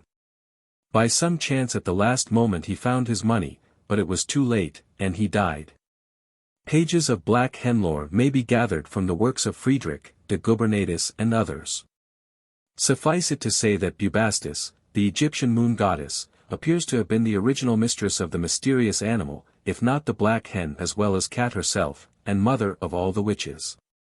Magic qualities are attached in Hungary as in Germany to the lime or linden tree. In some villages it is usual to plant one before a house to prevent witches from entering. From very early times the lime tree was sacred to Venus among the Greeks, as it was to Lada among the Slavonians. This, it is said, was due to its leaves being of the shape of a heart. In a Slavonian love song the wooer exclaims, "As the bee is drawn by the lime perfume, or linden bloom, my heart is drawn by thee." This was transmitted to Christian symbolism, whence the penance laid by Christ on Mary Magdalene was that she should have no other food save lime tree leaves, drink naught except the dew which hung on them, and sleep on no other bed save one made of its leaves. Menzel, Christlich Symbolic, Vol. 2. For Magdalena had loved much, therefore her penance was by means of that which is a symbol of love. Mrs. Gerard tells us that a particular growth of vine leaf, whose exact definition I have not succeeded in rightly ascertaining, is eagerly sought by Saxon girls in some villages. Whoever finds it, puts it in her hair, and if she then kisses the first man she meets on her way home she will soon be married. A story is related of a girl, who having found this growth, meeting a nobleman in a carriage stopped the horses and begged leave to kiss him. To which he consented.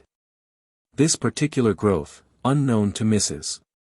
Gerard, is when the leaves or tendrils or shoots form a natural knot. Among the gypsies in Hungary, as may be elsewhere read, such knots in the willow are esteemed as of great magic efficacy in love. A knot is a symbol of true love in all countries. This knot I tie, this knot I knit. For that true love whom I know not yet. On Easter Monday in Transylvania the lads run about the towns and villages sprinkling with water all the girls or women whom they meet. This is supposed to cause the flax to grow well. On the following day the girls return the attention by watering the boys. This custom, which appears to be a very old one, says Mrs. Gerard, is also prevalent among various Slav races, such as Poles and Serbs. In Poland it used to be de rigueur that water be poured over a girl who was still asleep, so in every house a victim was selected who had to feign sleep and patiently receive the cold shower bath, which was to ensure the luck of the family during the year. The custom has now become modified to suit a more delicate age, and instead of formidable horse buckets of water, dainty little perfume squirts have come to be used in many places. As the custom not only of sprinkling water, but also of squirting or spraying perfumes is from ancient India, as it is indeed prevalent all over the East. It is probable that the gypsies who are always foremost in all festivals may have brought this holy custom to Eastern Europe. Of late it has extended to London, as appears by the following extract from the St. James's Gazette, April, 1889. The newest weapon of terror in the West End is the scent revolver. Its use is simple. You dine, not wisely but the other thing, and then you stroll into the park, with your nickel-plated scent revolver in your pocket. Feeling disposed for a frolic, you walk up to a woman, present your weapon, pull the trigger, and in a moment she is drenched, not with gore but with scent, which is nearly as unpleasant if not quite so deadly. Mr. Andrew King, who amused himself in that way, has been fined tens. At Marlborough Street. Let us hope that the revolver was confiscated into the bargain. One way of interrogating fate in love affairs is to slice an apple in two with a sharp knife. If this can be done without cutting a seed, the wish of the heart will be fulfilled. Of yore, in many lands the apple was ever sacred to love, wisdom, and divination. Once in Germany a well-formed child became, through bewitchment, sorely crooked and cramped. By the advice of a monk the mother cut an apple in 3 pieces and made the child eat them, whereupon it became as before. In Ilzac, in Alsace, there is a custom called andressel. On St. Andrew's Eve a girl must take from a widow, and without returning thanks for it, an apple. As in Hungary she cuts it in 2 and must eat 1/2 of it before midnight, and the other half after it, then in sleep she will see her future husband. And there is yet another love spell of the split apple given by Schiebel, Die Gute alte Zeit, Stuttgart, 1847. Which runs as follows. On Friday early as may be, take the fairest apple from a tree. Then in thy blood on paper white, thy own name and thy true love's write. That apple thou in 2 shalt cut, and for its cure that paper put, with 2 sharp pins of myrtle wood. Join the halves till it seem good. In the oven let it dry, and wrapped in leaves of myrtle lie, under the pillow of thy dear. Yet let it be unknown to her. And if it a secret be, she soon will show her love for thee. Similar apple sorceries were known to the Norsemen. Because the apple was so nearly connected with love and luxury, Geschlechtsliebe und Zugangslust, those who were initiated in the mysteries and vowed to chastity were forbidden to eat it. And for the same reason apples, hares, and cupids, or amulets, were often depicted together. In Genesis, as in the Canticles of Solomon, apples, or at least the fruit from which the modern apple inherited its traditions, are a symbol of sexual love. In Florence women wishing for children go to a priest and get from him a blessed apple, over which they pronounce an incantation to Santa Anna, La San Na, who was the Lucina of the Latins. Though not connected with this work, I cannot help observing that this extraordinary simile probably originated in a very common ornament used as a figurehead, or in decorations, on Mississippi steamboats, as well as ships. This is the seahorse, hippocampus, which may be often seen of large size, carved and gilt. Its fish tail might be easily confused with that of an alligator. Praetorius, 1666, enumerates, among other monsters, the horse crocodile. Schott, Wallachisch Marchen. Stuttgart, 1845. Chapter IX. The rendezvous or meetings of witches, sorcerers, and vilas. A continuation of South Slavonian gypsy lore. In Eastern Europe witches and their kin, or kind, assemble on the eve of St. John and of St. George, Christmas and Easter, at crossroads on the broad pustas, or prairies, and there brew their magic potions. This, as Dr. Krauss observes, originated in feasts held at the same time in pre-Christian times. So it was that 1,000 years ago old and young assembled in woods or on plains to bring gifts to their gods, and celebrated with dances, games, and offerings the festival of spring, or of awaking and blooming nature. These celebrations have taken Christian names, but innumerable old heathen rites and customs are still to be found in them. It may be here observed that mingled with these are many of a purely gypsy oriental origin, which came from the same source and which it remains for careful ethnologists and critical folklorists to disentangle and make clear. The priestesses of prehistoric times on these occasions performed ceremonies, as was natural, to protect cattle or land from evil influences. To honor their deities, the wise women bore certain kinds of boughs and adorned animals with flowers and wreaths. The new religion declared that this was all sorcery and devil work, but the belief in the efficacy of the rites continued. The priestesses became witches, or vilas, the terms being often confused, but they were still feared and revered. In all the South Slavonian country the peasants on St. George's Day adorn the horns of cattle with garlands, in gypsy Indian style, to protect them from evil influences. I have observed that even in Egypt among Mahometans St. George is regarded with great reverence, and I knew one who on this day always sacrificed a sheep. The cow or ox which is not thus decorated becomes a prey in some way to witches. The garlands are hung up at night over the stable door, where they remain all the ensuing year. If a peasant neglects to crown his cow, he not only does not receive a certain fee from its owner, but is in danger of being beaten. On the same day the shepherdess, or cowherd, takes in one hand salt, in the other a potsherd containing live coals. In the coals roses are burned. By this means witches lose all power over the animal. Near Karlstadt the mistress of the family merely strikes it with a cross to produce the same effect.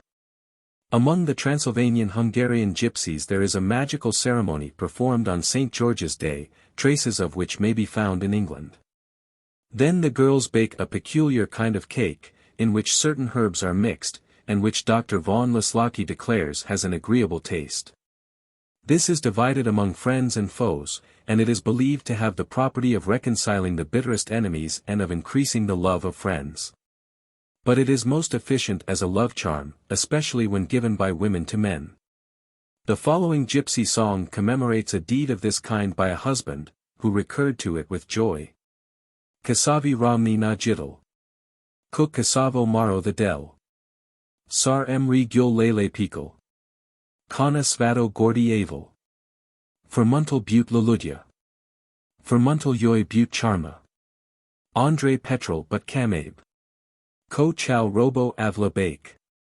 No one bakes such bread as my wife, such as she baked me on St. George's Day. Many flowers and dew were kneaded into the cake with love. Whoever eats of it will be her slave. In England I was told by an old gypsy woman named Lizzie Buckland, that in the old-time gypsy girls made a peculiar kind of cake, a Romani moriclo, which they baked especially for their lovers, and used to throw to them over the hedge by night. To make it more acceptable, and probably to facilitate the action of the charm, they would put money into the cake. It was observed of old among the Romans that fascinatio began with flattery, compliments, and presents. On the night of St. John the witch climbs to the top of the hurdle fence which surrounds the cowyard, and sings the following spell. K many sir. K many maslow. K many pewter. K many mliko. Avam pak krovska kozu. To me the cheese. To me the tallow, or meat. To me the butter. To me the milk. To you only the cowhide. Or, as it may be expressed in rhyme. The cheese, meat, butter, and milk for me. But only the cowhide left for thee. Then the cow will die, the carcass be buried, and the skin sold.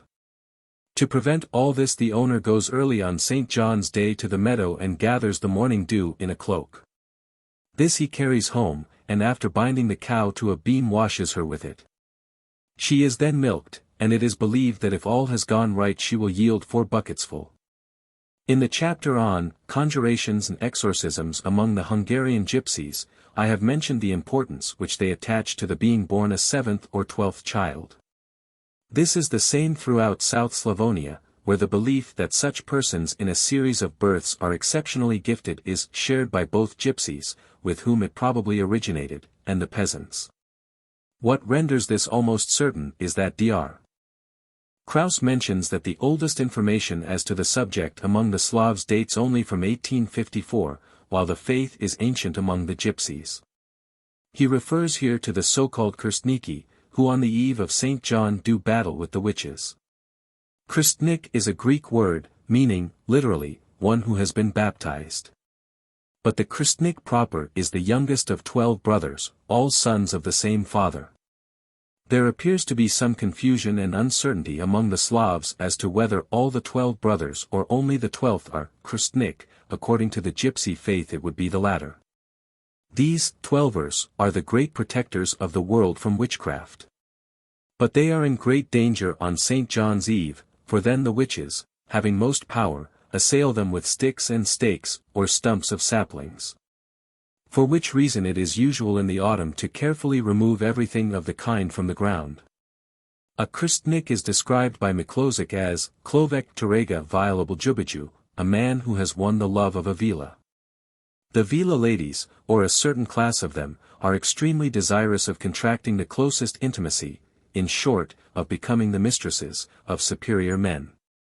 The reader may find numerous anecdotes of such amours in the Curiosa of Heinrich Kornmann, 1666, and in my Egyptian sketch book, Trubner and Company, London, 1874. In the heathen days, as at present among all gypsies and orientals, it was believed to be a wonderfully lucky thing for a man to get the love of one of these beautiful beings. What the difficulties were which kept them from finding lovers is not very clear, unless it were that the latter must be 12th sons, or, what is far more difficult to find, young men who would not gossip about their supernatural sweethearts to other mortals, who would remain true to them, and who finally would implicitly obey all their commands and follow their advice.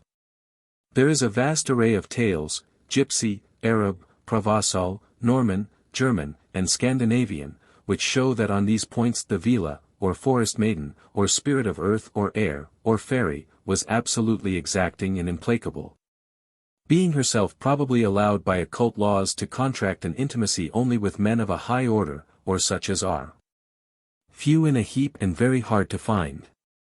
On the other hand, the vila yearns intensely for men in their near company, because there is about those who have been baptized a certain perfume or odor of sanctity, and as the unfortunate nymph is not immortal herself, she likes to get even an association or sniff of it from those who are. According to the Rosicrucian mythology, as set forth in the Undine of La Motte Fouque, she may acquire a soul by marrying a man who will be faithful to her, which accounts for the fact that so few Undines live forever. However this may be, it appears that the Krstniki are specially favored, and frequently invited by the vilas to step in, generally to a hollow tree, and make a call. The hollow tree proves to be a door to fairyland, and the call a residence of 7 days, which on returning home the caller finds were 7 years, for when we are pleasantly employed, time flies. These spirits have one point in common with their gypsy friends, they steal children, with this difference, that the vila only takes those which have been baptized, while the gypsy, at present, at least, is probably not particular in this respect. But I have very little doubt that originally one motive, and perhaps the only one which induced these thefts, was the desire of the gypsies, as heathens and sorcerers, to have among them, for luck, a child which had received the initiation into that mysterious religion from which they were excluded, and which, as many of their charms and spells prove, they really regarded as a higher magic. It is on this ground only, or for this sole reason, that we can comprehend many of the child stealings effected by gypsies. For it is absolutely true that, very often when they have large families of their own, they will, for no apparent cause whatever, neither for the sake of plunder, profit, or revenge, adopt or steal some poor child and bring it up kindly enough after their rough fashion. And in doing this they are influenced, as I firmly believe, far more by a superstitious feeling of Bach, or luck, and the desire to have a mascot in the tent, than any other. That children have been robbed or stolen for revenge does not in the least disprove what I believe, that in most cases the motive for the deed is simply superstition. On the eve of St. George old women cut thistle twigs and bring them to the door of the stall. This is only another form of the nettle which enters so largely into the Hungarian gypsy incantations, and they also make crosses with cow dung on the doors. This is directly of Indian origin, and points to gypsy tradition. Others drive large nails into the doors, also a curious relic of a widely spread ancient custom, of which a trace may be found in the Vienna stock im Eisen, or trunk driven full of nails by wandering apprentices, which may be seen near the church of St. Stephen. But the thistle twigs are still held to be by far the most efficacious. In Vinica, or near it, these twigs are cut before sunset. They are laid separately in many places, but are especially placed in garlands on the necks of cattle. If a witch, in spite of these precautions, contrives to get into the stable, all will go wrong with the beasts during the coming year. Now there was once a man who would have none of this thistle work, nay, he mocked at those who believed in it. So it came to pass that all through the year witches came every night and milked his cows. And he reflected, I must find out who does this. So he hid himself in the hay and kept sharp watch. All at once, about 11 o'clock, there came in a milk pail, which moved of its own accord, and the cows began to let down their milk into it. The farmer sprang out and kicked it over. Then it changed into a tremendous toad which turned to attack him, so that in terror he took refuge in his house. That proved to be a lucky thing for him. A week after came the day of St. George. Then he hung thistle twigs on his stable door, and after that his cows gave milk in plenty. Witches may be seen on St. George's Day, and that unseen by them if a man will do as follows: he must rise before the sun, turn all his clothes inside out and then put them on.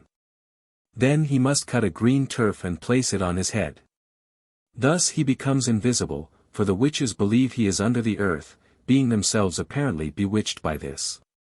Very early on the day of St. George, or before sunrise, the witches climb into the church belfry to get the grease from the axle on which the bell swings, and a piece of the bell rope, for these things are essential to them. Dar. Krauss observes that in the MS from which he took this, schmierfettet or axle grease, is indicated by the word Zwirk, in which one at once recognizes the German word Schwarz, a black. It is remarkable that the Chippewa and other Algonquin Indians attach particular value to the black dye made from the grease of the axle of a grindstone. The extraordinary pains which they took to obtain this had attracted the attention of a man in Minnesota, who told me of it. It required a whole day to obtain a very little of it. The Indians, when asked by curious white people what this was for, said it was for dyeing baskets, but, as my informant observed, the quantity obtained was utterly inadequate to any such purpose, and even better black dyes, e.g. hickory bark and alum, are known to, and can be very easily obtained by, them. The real object was to use the grease in medicine, i.e., for sorcery. The eagerness of both witches in Europe and Indians in America to obtain such a singular substance is very strange. However, the idea must be a recent one among the Indians, for there were certainly no grindstones among them before the coming of the white men. For all that I can tell, said he, is that it is a mystery. Heathens though they be, many gypsies have a superstitious belief in the efficacy of the sacramental bread and wine, and there are many instances of their stealing them for magical purposes.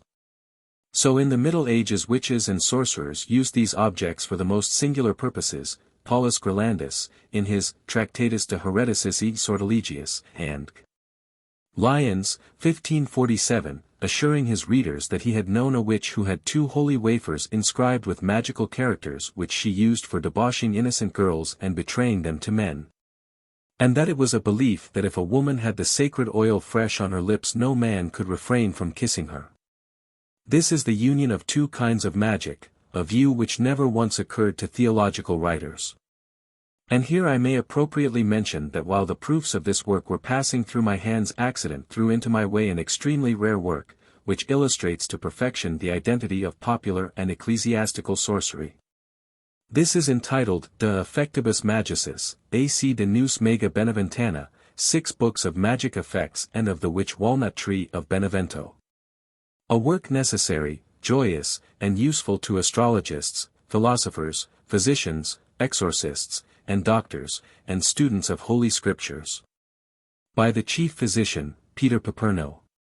It appears to have been privately printed at Naples in 1647, and came from a conventual library. It bore, written on a fly-leaf, the word prohibido. In it every kind of disorder or disease is declared to be caused by devils and witches. The author believes with Del Rio that disease entered into the world as a consequence of sin, referendus sit ad primi nostri matris peccatum, a view held by John Milton. Hence, of course, all disease is caused solely by the devil. In his volume of 200 large and close pages, our Peter Paperno displays a vast erudition on the origin of devils and diseases, is bitter on the rival school of magical practitioners who use cures and incantations unlike his own.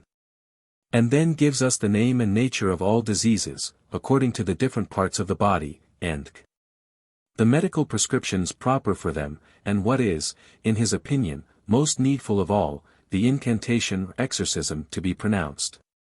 Sometimes there are several of these, as one for making up a pill, another on taking it, and there are also general conjurations, I mean benedictions, for the medicines altogether or in particular, such as the benedictio syruporum, the blessing of the syrups.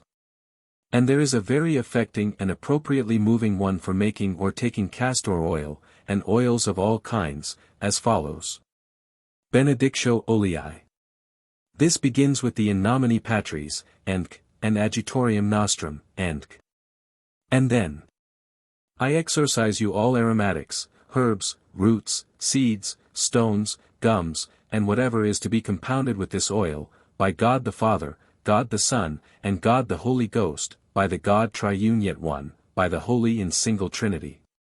That the impure spirit depart from you, and with it every incursion of Satan, every fraud of the enemy, every evil of the devil, and that mixed with oil you may free the subject from all infirmities, incantations, bindings, witchcrafts. From all diabolical fraud, art, and power, by the merits of our Lord Jesus Christ and the most beloved Virgin Mary, and of all the saints. Amen.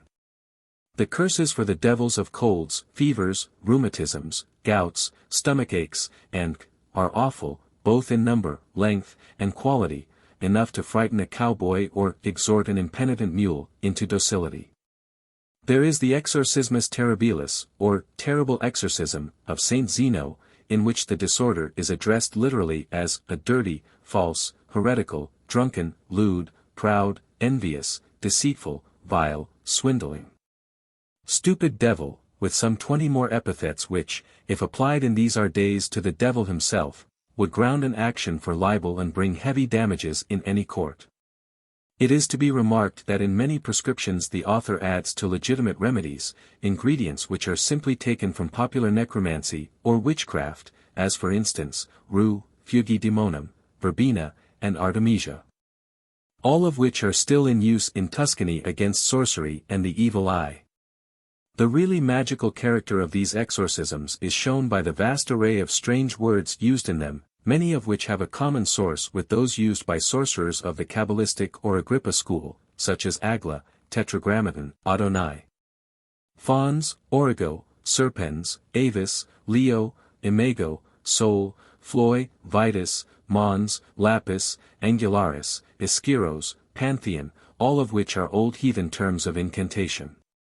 These are called in the exorcism words by virtue of which, per virtutem istorum verborum, the devils are invited to depart. The whole is as much a work of sorcery as any ever inscribed in a catalogue of occulta, and it was as a specimen of occulta that I bought it. In northern sagas it appeared that berserkers, or desperate warriors, frequently bound themselves together in companies of 12. Vide the Hervaer saga, Olaf Tryggvason's, and the Gotrek saga. So there were the 12 Norse gods and the 12 apostles. Chapter 10. Of the haunts, homes, and habits of witches in the South Slavic lands. Bogies and humbugs. The witches in Slavonian gypsy lore have now and then parties which meet to spin, always by full moonlight on a crossroad. But it is not advisable, says Krauss, to pass by on such occasions, as the least they do to the heedless wayfarer is to bewitch and sink him into a deep sleep. But they are particularly fond of assembling socially in the tops of trees, especially of the ash, walnut, and linden or lime kinds, preferring those whose branches grow in the manner here depicted. It is but a few days ago, as I write, that I observed all along the route from Padua to Florence thousands of trees supporting vines, which trees had been trained to take this form.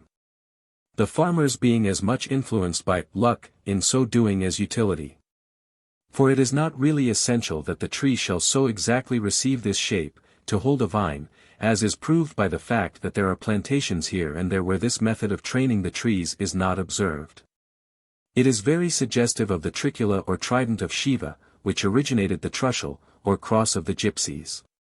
As regards the properties of the ash tree, Krauss remarks that roots with magic power grew under ash trees, and quotes a song of a maiden who, having learned that her lover is untrue, replies, "Ima trava you a colo save. I carenja a colo jacenja." There are herbs by the save. And roots around ash trees. Meaning that she can prepare a love potion from these. There is in the Edda a passage in which we are also told that there are magic powers in the roots of trees, the reference being probably to the ash, and possibly to the Alran, or images made of its roots, which are sometimes misnamed mandrakes. Other resorts of Slavonian gypsy witches are near or in deep woods and ravines, also on dung hills, or places where ashes lie, or rubbish is thrown, or among dense bushes.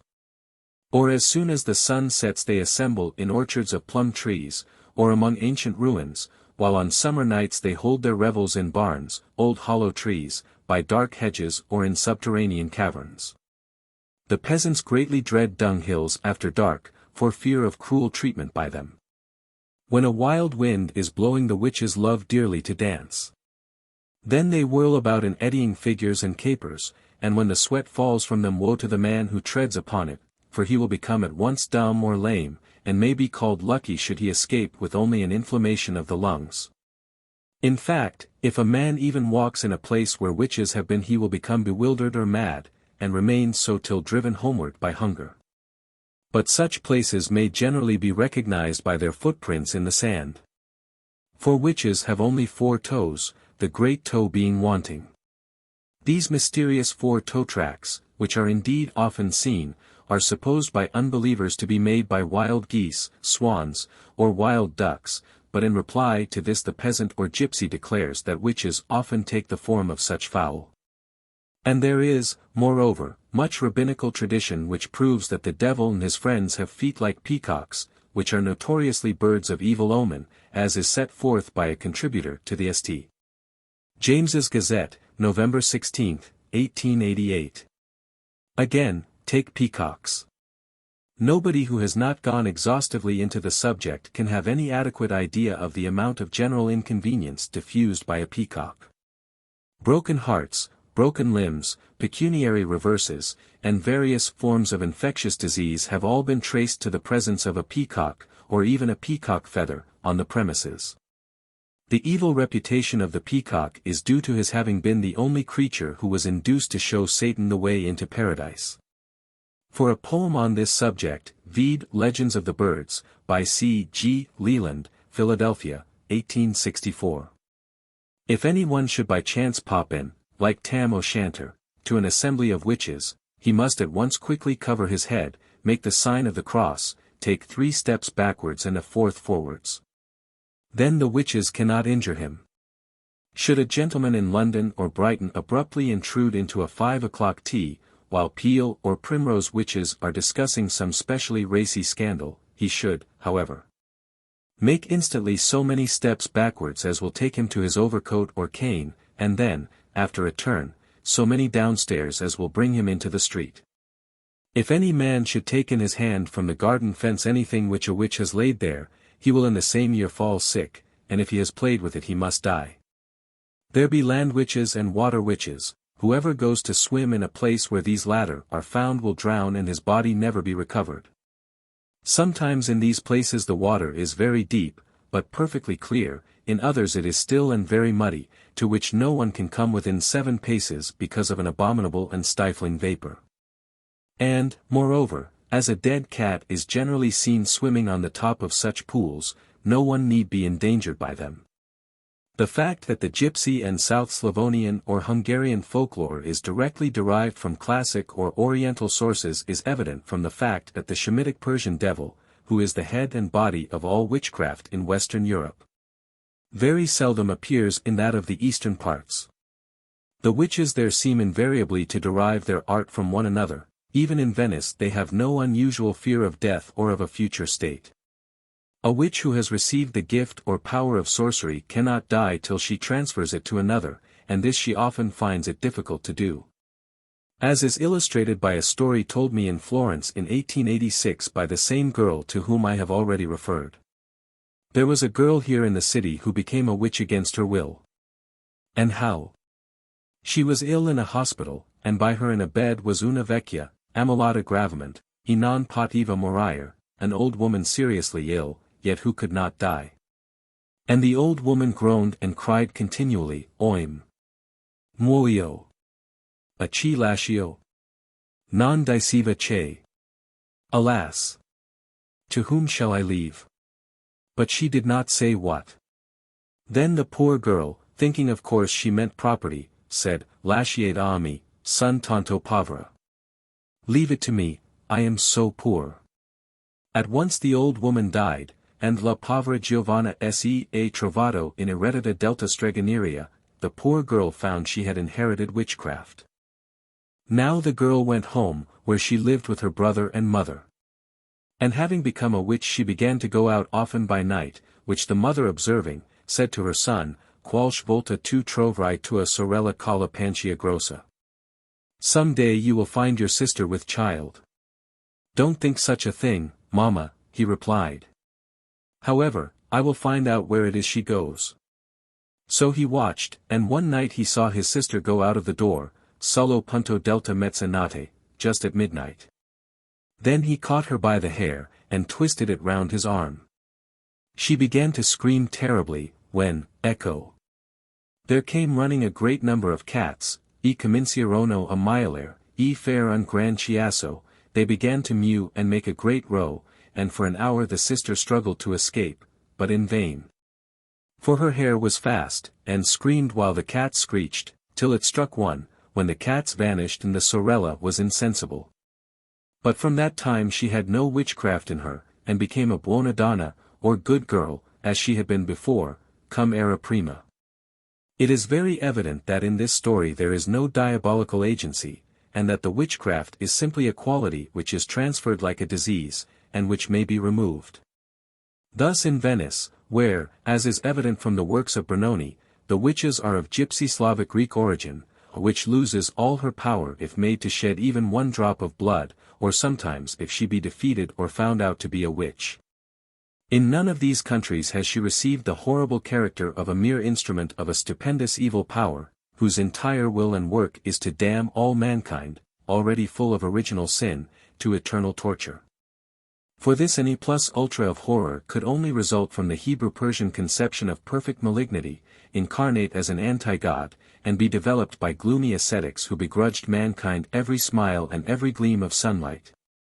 In India and Eastern Europe the witch and demon are simply awful powers of nature, like thunder and pestilence, darkness and malaria, they nowhere appear as aiming at destroying the soul.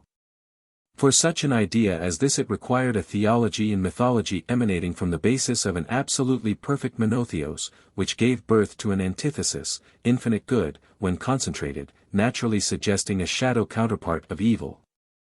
In Eastern Europe the witch is, indeed, still confused with the Vila, who was once, and often still is, a benevolent elementary spirit, who often punishes only the bad, and gladly favors the good. It is as curious as it is interesting to see how, under the influence of the Church, everything which was not directly connected with the current theology was made to turn sour and bitter and poisonous. And how darkness and frost stole over flowery fields which once were gay in genial sunshine. It is a necessary result that in attaining higher ideals the lesser must fade or change. Devilism, or the dread of the child and savage of the powers of darkness and mysterious evil, ends by incarnating all that is painful or terrible in evil spirits, which suggest their opposites. From devilism results polytheism, with one leading in good spirit, who in time becomes supreme. Then we have monotheism. But as evil still exists, it is supposed that there are innately evil powers or spirits who oppose the good. By following the same process, the leader of these becomes an antitype, Lucifer, or Satan, or archdevil, the result being dualism.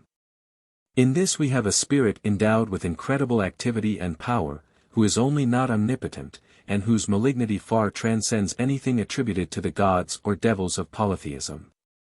His constant aim is to damn all mankind to all eternity, and his power is so great that to save even a small portion of mankind from this fate, God himself, or his own son, must undergo penance as a man, an idea found in the Buddhism of India.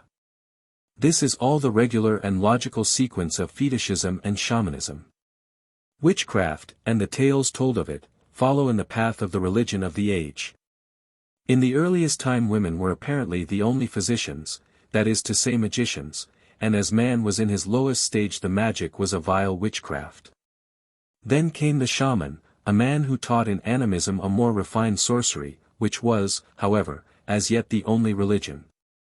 But the witch still existed, and so she continued to exist, pari passu, through all the developments of religion. And to this day every form and phase of the magician and witch exists somewhere, it sometimes happening that traces of the earliest and most barbarous sorcery are plain and palpable in the most advanced faith. There may be changes of name and of association, but in simple truth it is all magic and nothing else. Gypsy, Hungarian, Slavonian, Indian, and Italian witches, however they may differ from those of Western Europe on theological grounds, agree with them in meeting for the purposes of riotous dancing and debauchery. It has been observed that this kind of erotic dancing appears to have been cultivated in the East, and even in Europe, from the earliest times, by a class of women who, if not absolutely proved to be gypsies, had at any rate many points of resemblance with them. The Syrian girl who haunts the taverns round, described by Virgil, suggests the Syrian and Egyptian dancer, who is evidently of Indo-Persian, that is to say of Nuri, or Gypsy, origin. The Spanish dancing girls of remote antiquity have been conjectured to have come from this universal Hindu Romani stock. I have seen many of the Alma in Egypt, they all seem to be gypsyish, and many were absolutely of the Helibi, Nor, or Ragran stocks. This is indeed not proved, that all the deliberately cultivated profligate dancing of the world is of Indo-Persian, or Gypsy origin, but there is a great deal, a very great deal, which renders it probable. And it is remarkable that it occurred to Pierre de Lancourt at the Persian ballerine had much in common with witches.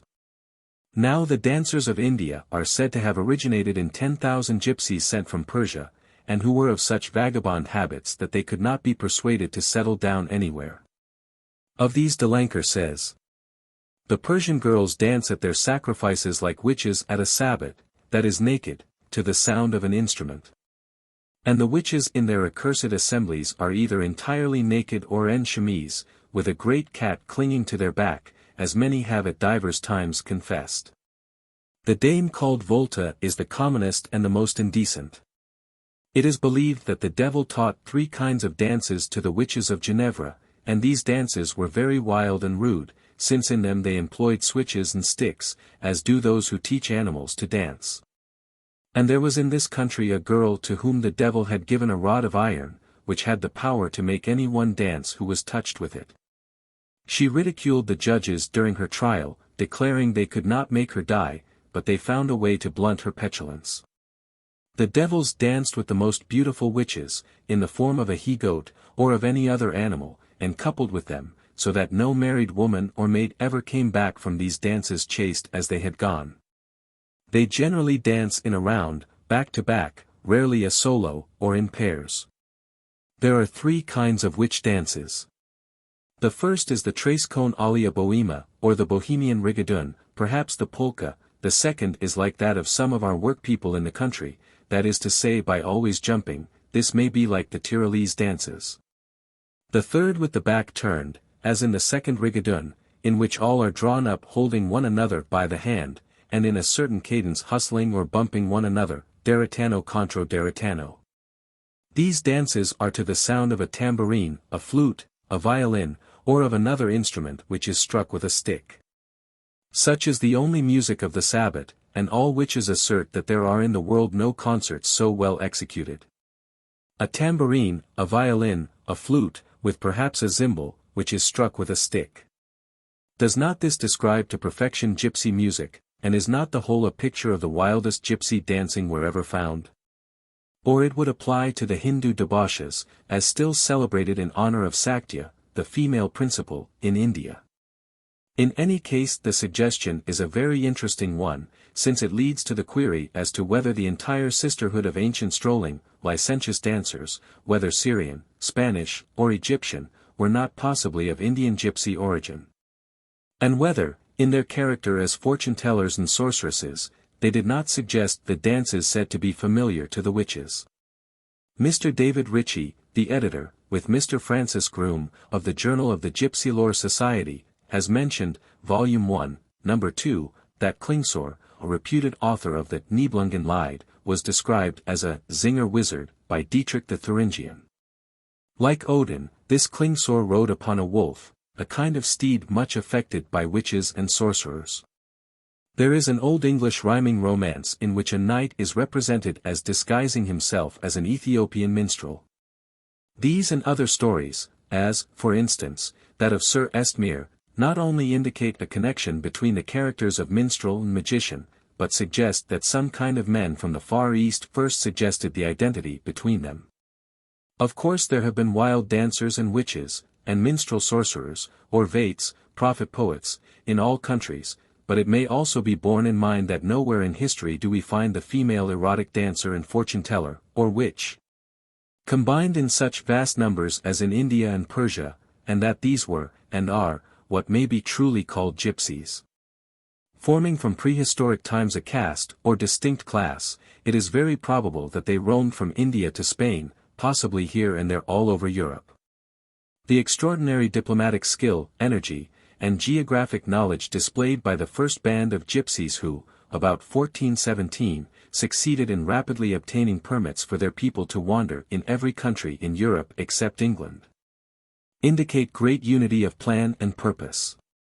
That these gypsies, as supposed sorcerers, appearing in every country in Europe, should not have influenced and colored in some way the conceptions of witchcraft seems to be incredible. If a superstitious man had never before in his life thought of witches dancing to the devil's music, it might occur to him when looking on at some of the performances of Spanish and Syrian gypsy women.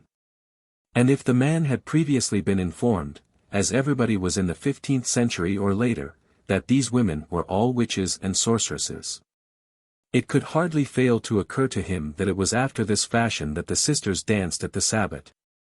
Of which opinion all that can be said is, that if not proved it is extremely possible, and may be at least probed and looked into by those of the learned who are desirous of clearly establishing all the grounds and origins of ancient religious beliefs and superstitions.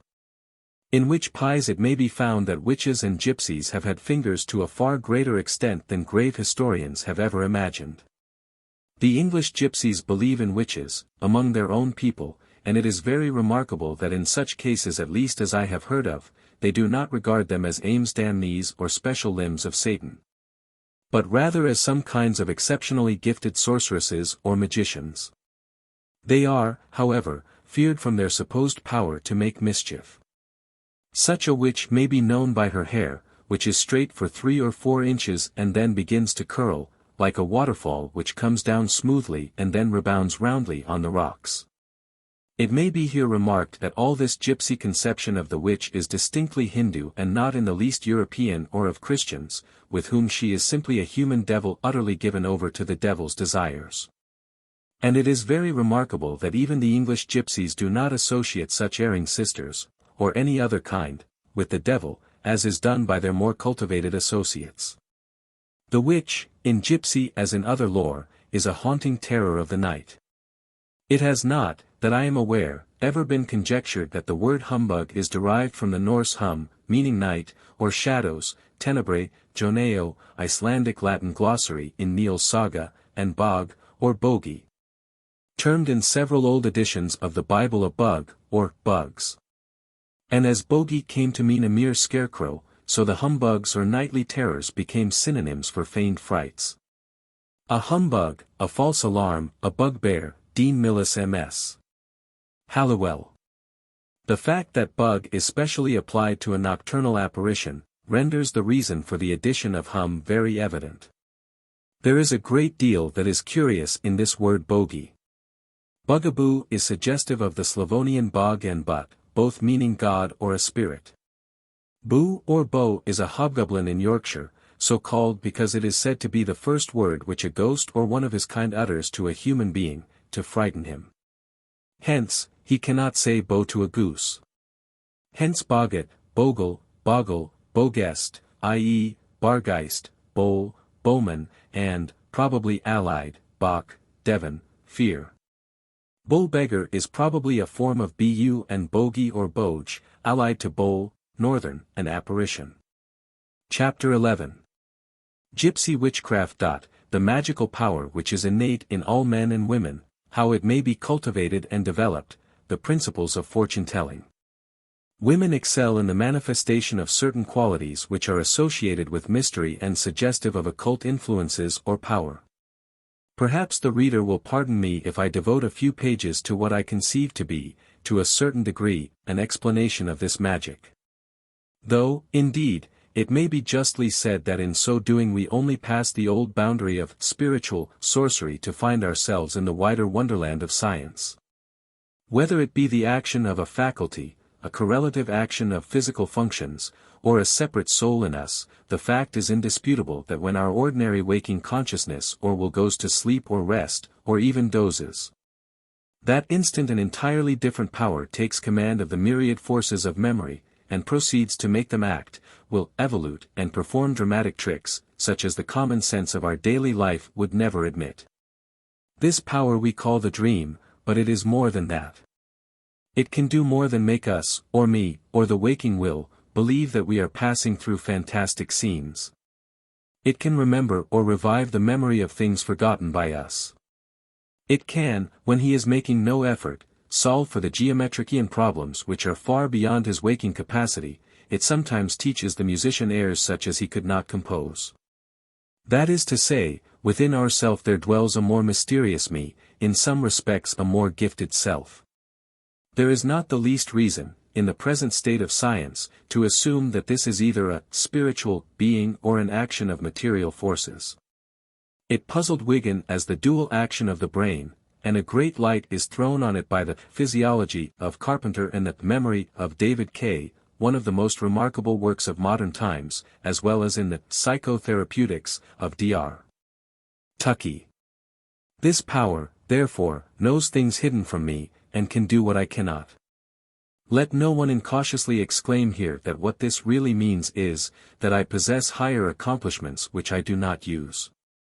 The power often actually acts against me, it plays at fast and loose with me, it tries to deceive me, and when it finds that in dreams I have detected a blunder in the plot of the play which it is spinning, it brings the whole abruptly to an end with the convulsion of a nightmare, or by letting the curtain fall with a crash, and, scena est deserta, I am awake. And then, how the phantoms flee, how the dreams depart, as Westwood writes. With what wonderful speed all is washed away clean from the blackboard. Our waking visions do not fly like this. But, be it noted, for it is positively true, the evanescence of our dreams is, in a vast majority of instances, exactly in proportion to their folly. I am coming to my witchcraft directly, but I pray you have patience with my proem. I wish to narrate a dream which I had a few years ago, September 5, 1887, which had an intensity of reality. Dreams, you know, reader, vary from rainbow mist to London fog, and so on to clouds, or mud. This one was hard as marble in comparison to most. A few days previously I had written a letter to a friend, in which I had discussed this subject of the dual me, and it seemed as if the dream were called forth by it in answer. I thought I was in my bed, a German one, for I was in Hamburg vor der Hohe, yet I did not know exactly where I was. I at once perceived the anomaly, and was in great distress to know whether I was awake or in a dream. I seemed to be an invalid. I realized, or knew, that in another bed near mine was a nurse or attendant. I begged her to tell me if I were dreaming, and to awake me if I were. She tried to persuade me that I was in my ordinary life, awake. I was not at all satisfied. I arose and went into the street. There I met with 2 or 3 common men. I felt great hesitation in addressing them on such a singular subject, but told them that I was in distress because I feared that I was in a dream, and begged them to shake or squeeze my arm. I forget whether they complied, but I went on and met 3 gentlemen, to whom I made the same request. One at once promptly declared that he remembered me, saying that we had met before in Cincinnati. He pressed my arm, but it had no effect. I began to believe that I was really awake. I returned to the room. I heard a child speaking or murmuring by the nurse. I asked her again to shake my hand. This she did so forcibly that I was now perfectly convinced that it was no dream. And the instant it came home to me that it was a reality, there seized me the thrill or feeling as of a coming nightmare, and I awoke. Reviewing my dream when awake, I had the deepest feeling of having been Joe or played with by a mastermocker. I recalled that, when I rose in my night robe from the bed, I did not dress, and yet found myself fully dressed when in the street. Then I remembered that when I returned to America, in 1879, I was in great apprehension lest I should have trouble and delay with our 16 trunks, because there was under my charge a lady who was dying. To my great relief and amazement, the officer whose duty it was to search claimed me as an old acquaintance, who had met me in T. Buchanan Read, the poet, in Cincinnati in 1864. But what impressed me most of all, at once, was that the whole was caused by, and was a keen and subtle mockery of my comments in my letter, of the other ego, and of its sarcastic power. For I had been led, step by step, through the extremest doubt, to a full conviction of being awake, and then dismissed, as it were, with a snap or sneer into wakefulness itself. Now this dream artist is, to judge by his works, a very different kind of a person from me. We are not sympathetic, and herein lies a great and serious subject of study. Dreams, says a writer, are the novels which we read when we are fast asleep, and, at the risk of receiving punishment, I declare that my writer belongs to a school of novelists with which I have no feelings in common. If, as everybody assumes, it is always I who dream, only using other material, how is it that I always invariably disagree with, thwart, contradict, vex, and mock myself? I had rather be hanged and be done with it, before I would wrong my worst enemy with such pitiful, silly, degrading dreams and long-forgotten follies, as I am called on to endure. If this alter ego were a lunatic, he could not be a more thoroughly uncongenial inmate of my brain than he often is. Our characters are radically different. Why has he a mind so utterly unlike mine? His tastes, his thoughts, dispositions, and petty peculiarities are all unlike mine. If we belonged to the same club, I should never talk with him. Now we are coming to our witchcraft. This alter ego does not confine himself to dreams. A lunatic is a man who dreams wide awake. He has lost his will or the controlling power resulting from the just correlation of brain forces. Then the stored-up images stray out and blend. I have dreamed of telling or seeing things and of acting them at the same time. A fish and a watch and a man may seem to be the same thing at once in a dream, as they often are to a waking lunatic. A poet is a man who dreams wide awake. But he can guide his dreams or imaginings to symmetrical form, and to a logical conclusion or coherence. With the painter and sculptor it is the same. When the alter ego works harmoniously with the waking will, we call it imagination. But when the alter ego draws decidedly on latent forces, or powers unknown to the waking me, I am amazed. He does it often enough, that is certain. Then we have mystery. And it is out of this that men have drawn the conclusion that they have 2 or 3 souls, an astral spirit, a power of prophecy, the art of leaving the body, and the entire machinery of occultism. Physiology is probably on the high road to explain it all, but as yet it is not explained. Meanwhile it steals into our waking life in many ways. It comes in emotions, presentiments, harp tones, mystical conceptions, and minglings of images or ideas, and incomprehensible deductions, which are sometimes, of course, prophetic. It has nothing in common with common sense. Therefore it is to some uncommon sense, or to others nonsense. Sometimes it is one or the other. Agreeable sensations and their harmony become the beautiful. These blend and produce a general aesthetic sense. It becomes mystical, and is easily worked on by the alter ego. The most inspired passages of every poet on the beauty of nature betray clearly the influence and hidden power of the dream in waking life. Shelley, Wordsworth, Keats, Byron, were all waking dreamers de la première force. He who has heard an Aeolian harp play, and I have heard the seven of Justinus Kerner in the old castle of Weibertreu when I was his guest, if he be a tone artist, has often caught series of chords which were almost melodies. This music has the same relation to definite composition which the dream has to waking common sense.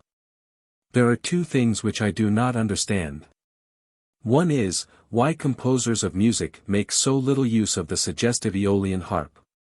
The second is, why decorative designers never employ the folding mirror to produce designs. The one is an exact counterpart of the other, and both are capable of revealing inexhaustible harmonies, for both are deeply in accordance with the evolving processes of nature. The poetic or artistic faculty is, we therefore assume, the action on the myriad cells of memory by a strange, sometimes apparently involuntary, fantastic power, which is at the same time higher and lower than common sense or waking consciousness. Every image which man has received from sensation lies stored away in a cell, and is, in fact, a memory by itself. There is a faculty of association or sympathy by which groups of these images are called up, and there is perception which receives them, more or less vividly, like a photographic plate. When awake, will, or coherent common sense, regulates all this machinery. When asleep, the images seem to steal out and blend and frisk about by themselves in quaint dances, guided apparently by a kind of power whom I have conventionally called the alter ego. This power throws open brain or memory cells, which waking common sense has forgotten, in their chaotic or fantastic searches and mingling they produce poetry. They may chance on prophecy, for if our waking self had at command the immense latent knowledge in which these elves revel, it would detect sequences and know to what many things would lead, now unto us all unknown. I once knew a nobleman who inherited in Italy a palace which he had never seen. There were in it 300 rooms, and it had belonged to a family which had for 600 years collected and handed down to their descendants every kind of object, as if they had been magpies or ravens. The heir, as a grave, earnest man, only concerned himself with the armory and picture gallery in principal rooms. But his young daughter Bertha ranged all over the place and made hundreds of the most singular discoveries. One day she came to me very much delighted. She had found an obscure room or garret, in which there were ranged about on shelves, sitting up and all looking at her, several hundred old dolls and marionettes. For 200 years or more the family had kept its old dolls. In this case the father was the waking reason, the rooms the brain cells, and Bertha the sprite who ranges over all and knows where to find forgotten images in store. Many of those whom we meet in dreams are like the ghosts of dolls. This is the only true night side of nature, but its shadows and dusky twilight and strangely hued chiaroscuros and long pauses of gloom, come constantly into the sunlight of our waking life. Some lives have too much of it, some too little. Some receive it in coarse and evil forms, as lunatics, and sufferers from mania a potu. Some canny people, happy Scotch men, for instance, succeed in banishing it from life as nearly as is possible for a human being to do. Now to speak clearly, and to recapitulate distinctly, I set forth the following propositions. I. We have a conscious will which, whether it be an independent incomprehensible spirit, or simply the correlative result or action of all our other brain powers, exists, and during our waking hours directs our thoughts and acts. While it is at work in the world with social influences, its general tendency is towards average common sense. 2. This conscious will sleeps when we sleep. But the collective images which form memory, each being indeed a separate memory, as an aggregate of bees' cells form a comb, are always ready to come forth, just as honey is always sweet, limpid, and fluid. There is between them all an associative faculty, or a strange and singular power, which begins to act when the will sleeps.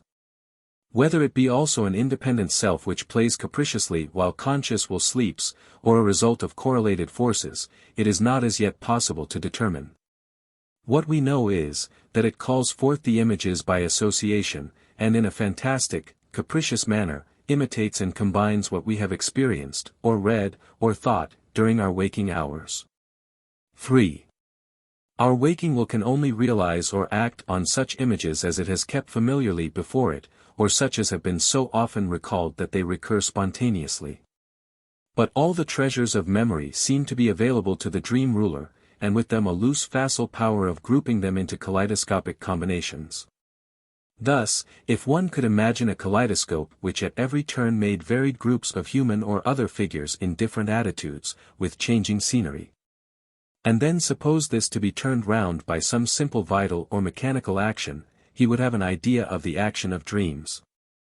It is probable that the radical function of the dream power is to prevent images from becoming utterly forgotten or rusty, and by exercising the faculty of facile or chance combination to keep awake in man originality and creativeness. For it is almost certain that, but for the intrusion of this faculty into our waking thoughts, man would become a mere animal, without an idea beyond the joint common appetites, instincts, and emotions of the lowest of his kind.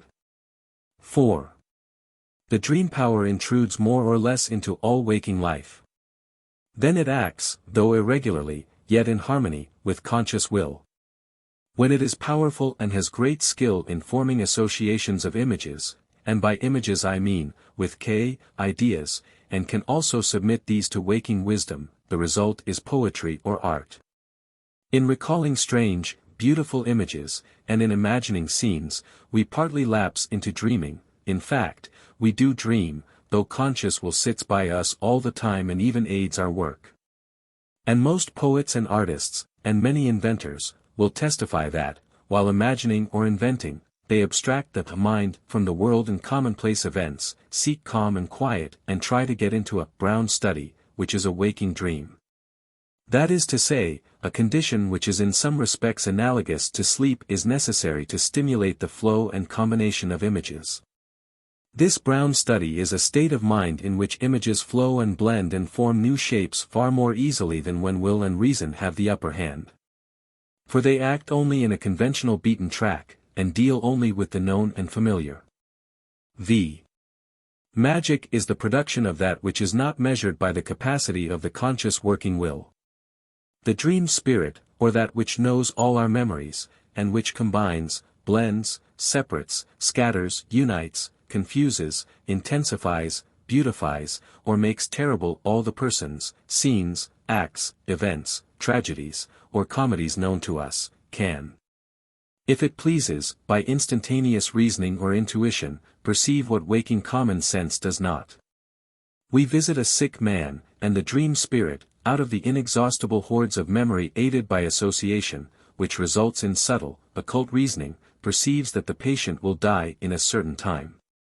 And this result is served up in a dramatic dream. The amount of miracles, mysteries, apparitions, omens, and theurgia which the action of these latent faculties cause, or seem to cause, is simply illimitable, for no man knows how much he knows. Few, indeed, are the ordinary well-educated Europeans of average experience of life, whose memories are not inexhaustible encyclopedias, and whose intellects are not infinite. If all that is really in them could be wakened from slumber, know thyself would mean know the universe. Now, there are people who, without being able to say why, are often inspired by this power which intuitively divines or guesses without revealing the process to common sense.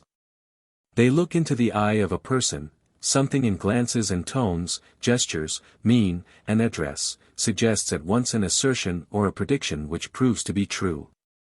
Considering that the dream power has millions of experiences or images at its command, that it flits over them all like lightning, that it can combine, abstract, compare, and deduct, that it being, so to speak, more of a thaumaturgical artist than anything else, excels waking wisdom in subtle trickery. The wonder is, not that we so often hear of marvelous, magical, inexplicable wonders, but that they are not of daily or hourly occurrence.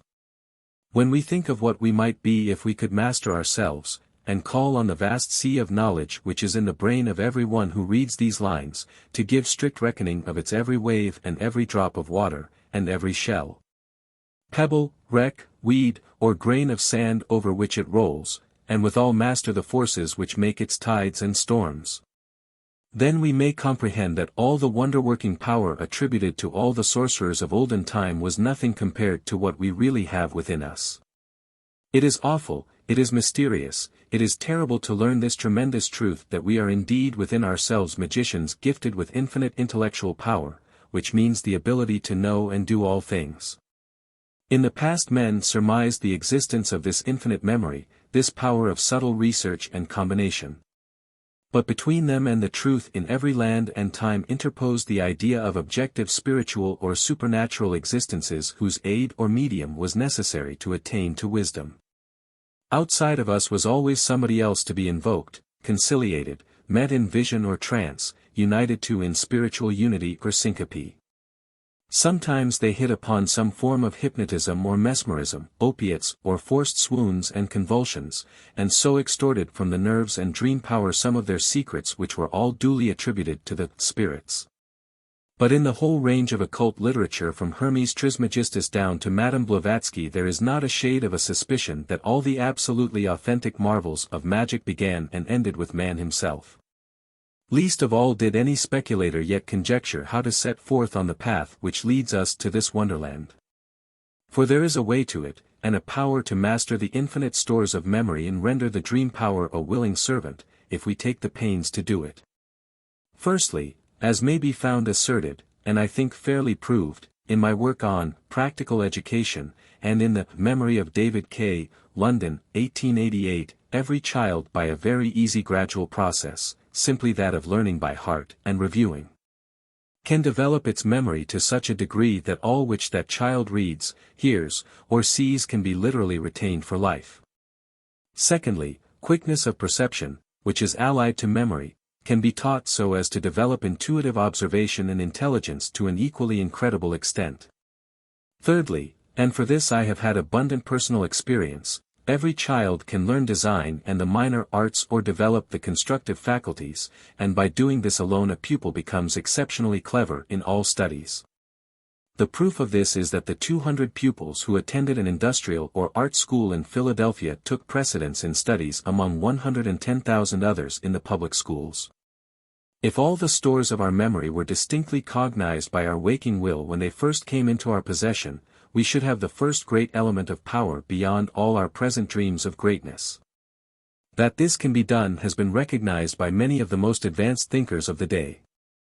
If a child be trained to exercise quickness of perception so that at last it observes and remembers everything, and experiment has proved this also, it will make the dream power a waking power absolutely in harmony and accordance with waking wisdom or conscious will.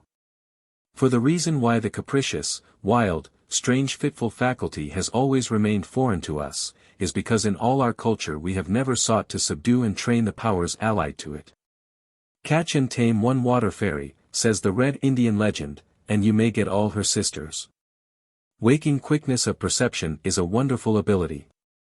It can be trained to flit like lightning over illimitable fields of thought, supplied by a vast memory, and with them it spontaneously develops comparison and deduction.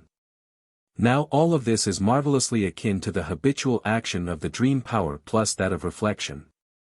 And it is not possible to conceive that with waking quickness of perception, or voluntary subtlety of thought, cultivated in infancy to the highest power, its twin which sports in sleep should not feel its influence and act under it.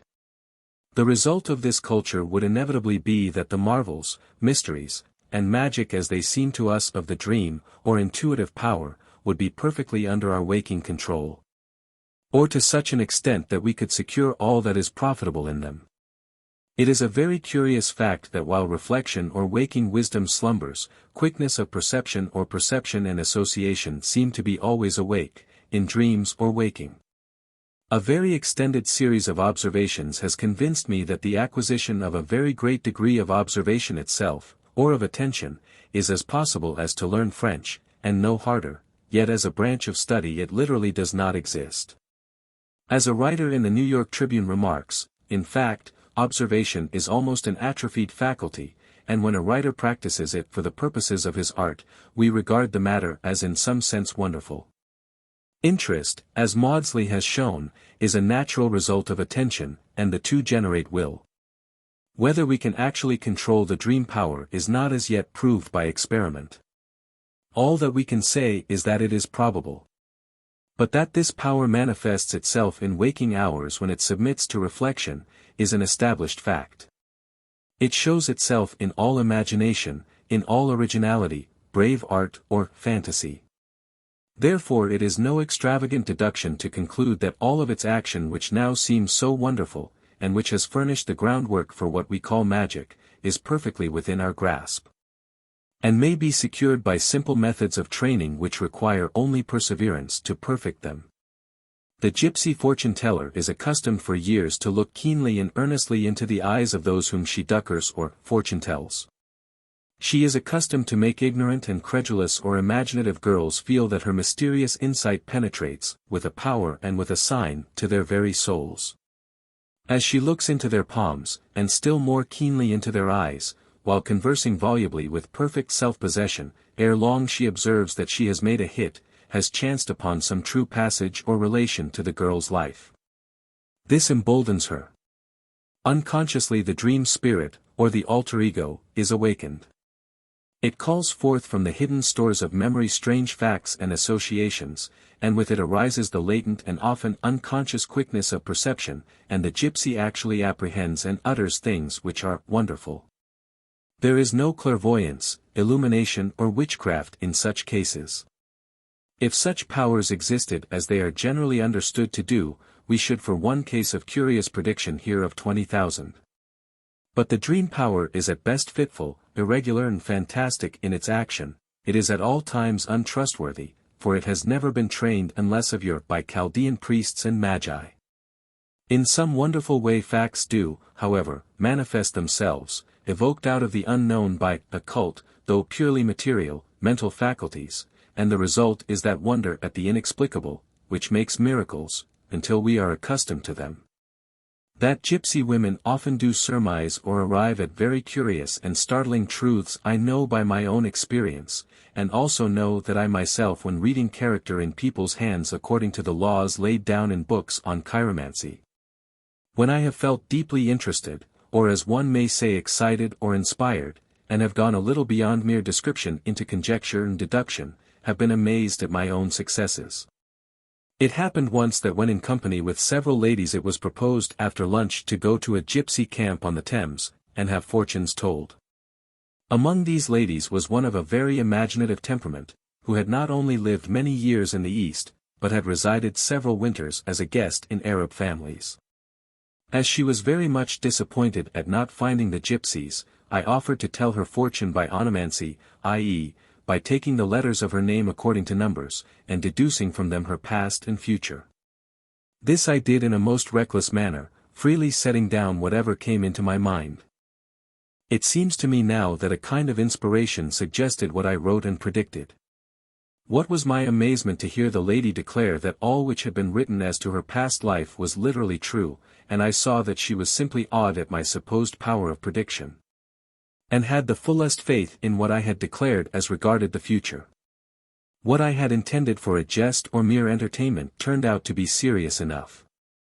And reflecting on the evil consequences of such belief on a person who naturally attributed it all to magic, I deeply regretted what I had done, and have not since attempted any renewal of such oracle work.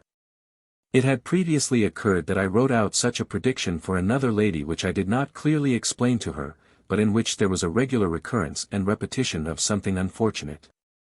This was shown in after years, and the troubles all came to pass as I had written. Now the more I studied this case the more I was convinced that it was based on unconscious observation, comparison, and deduction. Fichte has said that no bird can fly beyond itself, but the mind sometimes does actually precede its own conscious reasoning and throw back facts to it. It may be urged by those who still cling to the old-fashioned fetish of a distinction between spirit and matter, that this explanation of predictions, oracles, and insight is simply materialistic and utterly destructive of all the poetry, grandeur, and beauty which is associated with mysterious divination. But for those who believe with Maudsley, e sui generis, that all such distinctions are not seriously worth considering, and to him who can rise to the great philosophy now dawning on the world, there is perceptible in it something far more wonderful and poetical, beautiful and even awful, than ever was known to any occultist of old, for it is scientific and true. It is also true that man can now talk across the world and hear all sounds conveyed to him through the depths of ocean. He can catch these sounds and keep them for centuries. How long will it be before sights, scents, and tastes will be thus transferred, and the man sitting in London will see all things passing in Asia, or wherever it pleases him or an agent to turn a mirror on a view? It will be. Or how long before the discovery of cheap and perfect aerial navigation will change all society and annihilate national distinctions? That, too, will be. These and 1,000 stranger discoveries will during the ensuing century burst upon the world, changing it utterly. We go on as of old in our little petty narrow grooves, declaring that this will be, and that will never come to pass, and that this or that kind of hopscotch lines, and tip-cat and marbles rules, are the eternal laws of humanity, and lo! All the while in his study some man whom you regard as a dreamer or dolt is preparing that which will be felt forever. One of these great discoveries, and that not the least, will be the development and mastery of memory and perception, attention, interest, and will in children. With the constructive faculty which stimulates the whole by means of easy gradual series of instructions. When this system shall be perfected, we shall advance to understanding, controlling, and disciplining the subtler and stranger powers of the brain, which now puzzle us as dreams, intuitions, poetic inspiration, and prophecy. But this prophecy comes not from it, nor from any vague guessing or hoping. It is based on facts and on years of careful study of 1,000 children's minds, and from a conviction derived from calm observation, that the powers of the human mind are infinite and capable of being developed by science. And they will be. There is very little knowledge among gypsies of real chiromancy, such as is set forth in the literature of occult or semi-occult science. 2 centuries ago, when chiromancy was studied seriously and thoroughly by learned and wise men, the latter compared thousands of hands, and naturally enough evolved certain truths, such as you, reader, would probably evolve for yourself if you would do the same. Firstly, they observed, as you may do, that the hand of a boor is not marked like that of a gentleman, nor that of an ignoramus like the palm of an artist or scholar. The line which indicates brain is on an average shorter in women than in men. In almost every instance certain signs infallibly indicate great sensuality, others show a disposition to dreaminess, sentimentalism, the occult. Now as love, wisdom, strength of will, or inertness, are associable with Venus, Apollo, Jupiter, or Saturn, and as astrology was then seriously believed in, it came to pass that the signs of chiromancy were distributed to the 7 planets, and supposed to be under their dominion. It was an error, but after all it amounts to a mere classification. Properly considered, the names Jupiter, Saturn, Apollo, Mercury, Venus, and Mars are only synonyms of qualities, meaning masculine virtue and character, aptitude, art, cleverness, sexual passion, and combativeness. He who would, without a trace of superstition, analyze and describe many hands compared with the characters of their owners, would adopt effectively the same arrangement. When we remember the age in which they lived and the popular yearning for wonders and marvels which then characterized even the wisest men, the old chiromancers were singularly free from superstition. There were many among them who would have regarded with supreme contempt a Desperoles, with his fortune-telling for 20 francs. To these truly honest men, the gypsies, with their pretended chiromancy, were at first a great puzzle. The learned Praetorius, in his vast work on chiromancy and physiognomy, devotes 75 pages to this foreign element in our midst, and comes to the conclusion that they are humbugs. They do not know the lines, they know nothing. The intrusion of the latent powers of the mind had no place in the philosophy of Pretorius, therefore he did not perceive the back door by which the Romani slipped into the oracle. Yet there is abundant evidence even in his own valuable collection of the works of his predecessors, that many of them when tempted from merely describing character to straying into prophecy, were guided by something more mysterious than the laws of the lines of life, of the head, heart, the circle of Venus, the hepatic, and Via Lactea. The Hungarian Gypsies have a system of chiromancy of their own which the reader may find in the book, Vom Wandernden Zigeunervolk, by Dr. von Laslaki, Hamburg, 1890. I had translated this and more of the kind for this chapter, but omitted it, thinking, firstly, that its place is supplied by more important matter. And, secondly, because it is, save as perhaps indicative of Indian origin, quite valueless, being merely of the prophetic kind. I have more than once known gypsies to tell me things of my past life which were certainly remarkable, bewildering, or inexplicable. And for the ordinary seeker of wunders upon wunders, it is all sufficient that a thing shall be beyond clear intelligence. How do you explain that? Is their crucial question, and their cry of triumph when relating some case of an authentic apparition, a spiritual feat of thaumaturgy, or a dream fulfilled? In fact, they would rather not have it explained. I well remember how Professor Joseph Henry, when lecturing on natural science, narrated to us, his hearers, how when he told certain people how certain tricks of a common conjurer were executed, they all protested that it could not be the way it was done. They did not wish to be disillusioned. Raise a man from the dead, make him fly through the air, and it is for everybody a miracle. Give them the power to do the same, and in a month's time it will be no longer miraculous, but something, in the due course of nature. And what single fact is there in the due course of nature which is not as inexplicable if we seek for a full explanation of it? Consider this thing every day till you are penetrated with it, bear it in mind constantly, and in due time all phenomena will be miracles. We can apparently get a little nearer to the causes and give our discoveries names, but the primal causes as constantly recede and are continually buried in deeper mystery. But with most people names pass for explanations. Can you tell me what a hypothesis is? Asked a young gentleman at a dinner party of a friend who passed for being well informed. Hush, was the reply. Not now, ladies present. Mon Caporal, asked a French soldier, can you tell me what is meant by an equilateral? Certainly, mais d'abord, do you know Hebrew? No. Ah, then it would be impossible to explain it to you. What is it that makes people's heads ache? Inquired an old lady of a youth who had just begun his medical studies. Oh, it is only the convolution of the anomalies of the ellipsoid, replied the student. Just see now what it is to get l'arnine, commented the dame.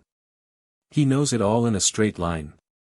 The one is satisfied that a hypothesis is something improper, the other that an equilateral is a matter which he might understand if he were as learned as his corporal, and the third is pleased to find that the mystery has at least a name. And human beings are satisfied in the same way as to the mysteries of nature. Give them a name and assure them that the learned understand it, and they are satisfied. It is a fundamental principle of human folly to assume that any alleged marvel is a violation of the laws of nature, or the work of supernatural influences, until it is proved not to be such. Nature cannot be violated. She is ever virgin. And, how do you account for that, is always assumed to be a test question. It cannot be denied that in almost every case, the narrator assumes the absolute truth of all which he states, when, as is well known, even in the most commonplace incidents of ordinary life, such truth can very rarely be obtained. Secondly, he assumes that all the persons who were cognizant of the miracle, or were concerned in it, were not only perfectly truthful, but endowed with perfect perfections, and absolutely sound judgments. If there is the least shadow of a possibility that one of them could have erred in the least particular, the whole must fall to the ground as a proof or test, for we must have irrefragable and complete evidence before we adopt a faith on which all our life may depend. But, thirdly, by asking any one to account for a marvel, he assumes that the one thus called on knows everything short of the supernatural or infinite, which is simply silly. But there is a higher source of admiration and wonder than could ever be established by vulgar fetish, animism, or supernaturalism, and this is to be found in the mysteries of nature which man has never penetrated, and which, as soon as they are overcome, reveal others far grander or deeper. Thus as Alps rise beyond Alps, and seas of stars and solar systems spread in proportions of compound multiplication, our powers of vision increase.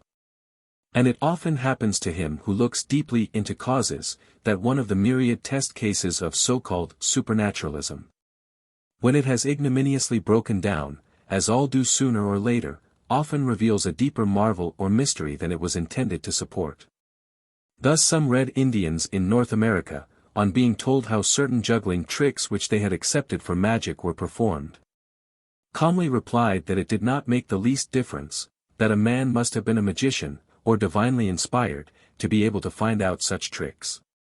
And I myself knew an Indian trader named Ross, who, being once among a wild tribe, put on a mask of papier-mâché, which caused tremendous excitement and awe, which was not in the least diminished when he took it off and put it into their hands and explained its nature, for they maintained that the thing which could cause such terror indicated the existence of superior mental power, or magic, in the maker, in which there is, as it seems to me, indications of a much higher wisdom or sagacity than is to be found in the vulgar spiritualist who takes the event or thing itself for the miracle, and who, when found out in his tricks, ignominiously collapses. The conclusion from all this is, that I have seen and heard of much in gypsy witchcraft and fortune-telling which, while it was directly allied to humbug of the shallowest kind, also rested on, or was inspired by, mental action or power which, in our present state of knowledge, must be regarded as strangely mysterious and of the deepest interest. And this is indeed weird, in the fullest and truest sense, since it is used for prophecy. I will now endeavor to illustrate this. It is but natural that there should be something in gypsy fortune-telling. If the reader were to tell 10 fortunes a day for 20 years, it would be very remarkable indeed if in that time he had not learned some things which would seem wonderful to the world. He would detect at a glance the credulous, timid, bold, doubtful, refined or vulgar nature, just as a lawyer learns to detect character by cross-examination. Many experiments of late years have gone very far to establish the existence of a power of divining or reading thought. How this is really done I know not. Perhaps the experts in it are as ignorant as I am, but it is very certain that certain minds, in some, as yet, marvelous way, betray their secrets to the master. That there are really gypsies who have a very highly cultivated faculty of reading the mind by the eye is certainly true. Sometimes they seem to be themselves uncertain, and see as through a glass darkly, and will reveal remarkable facts doubtfully. I remember a curious illustration of this. Once I was walking near Bath, and meeting a tinker asked him if there were any gypsies in the vicinity. He gave me the address of a woman who lived in a cottage at no great distance. I found it with some trouble, and was astonished on entering at the abominably miserable, reckless, squalid appearance of everything. There was a half or quarter-bred gypsy woman, ragged, dirty, and drunk, a swarm of miserable children, and a few articles of furniture misplaced or upset as if the inmates had really no idea of how a room should be lived in. I addressed the woman civilly, but she was too vulgar and degraded to be capable of sensible or civil conversation with a superior.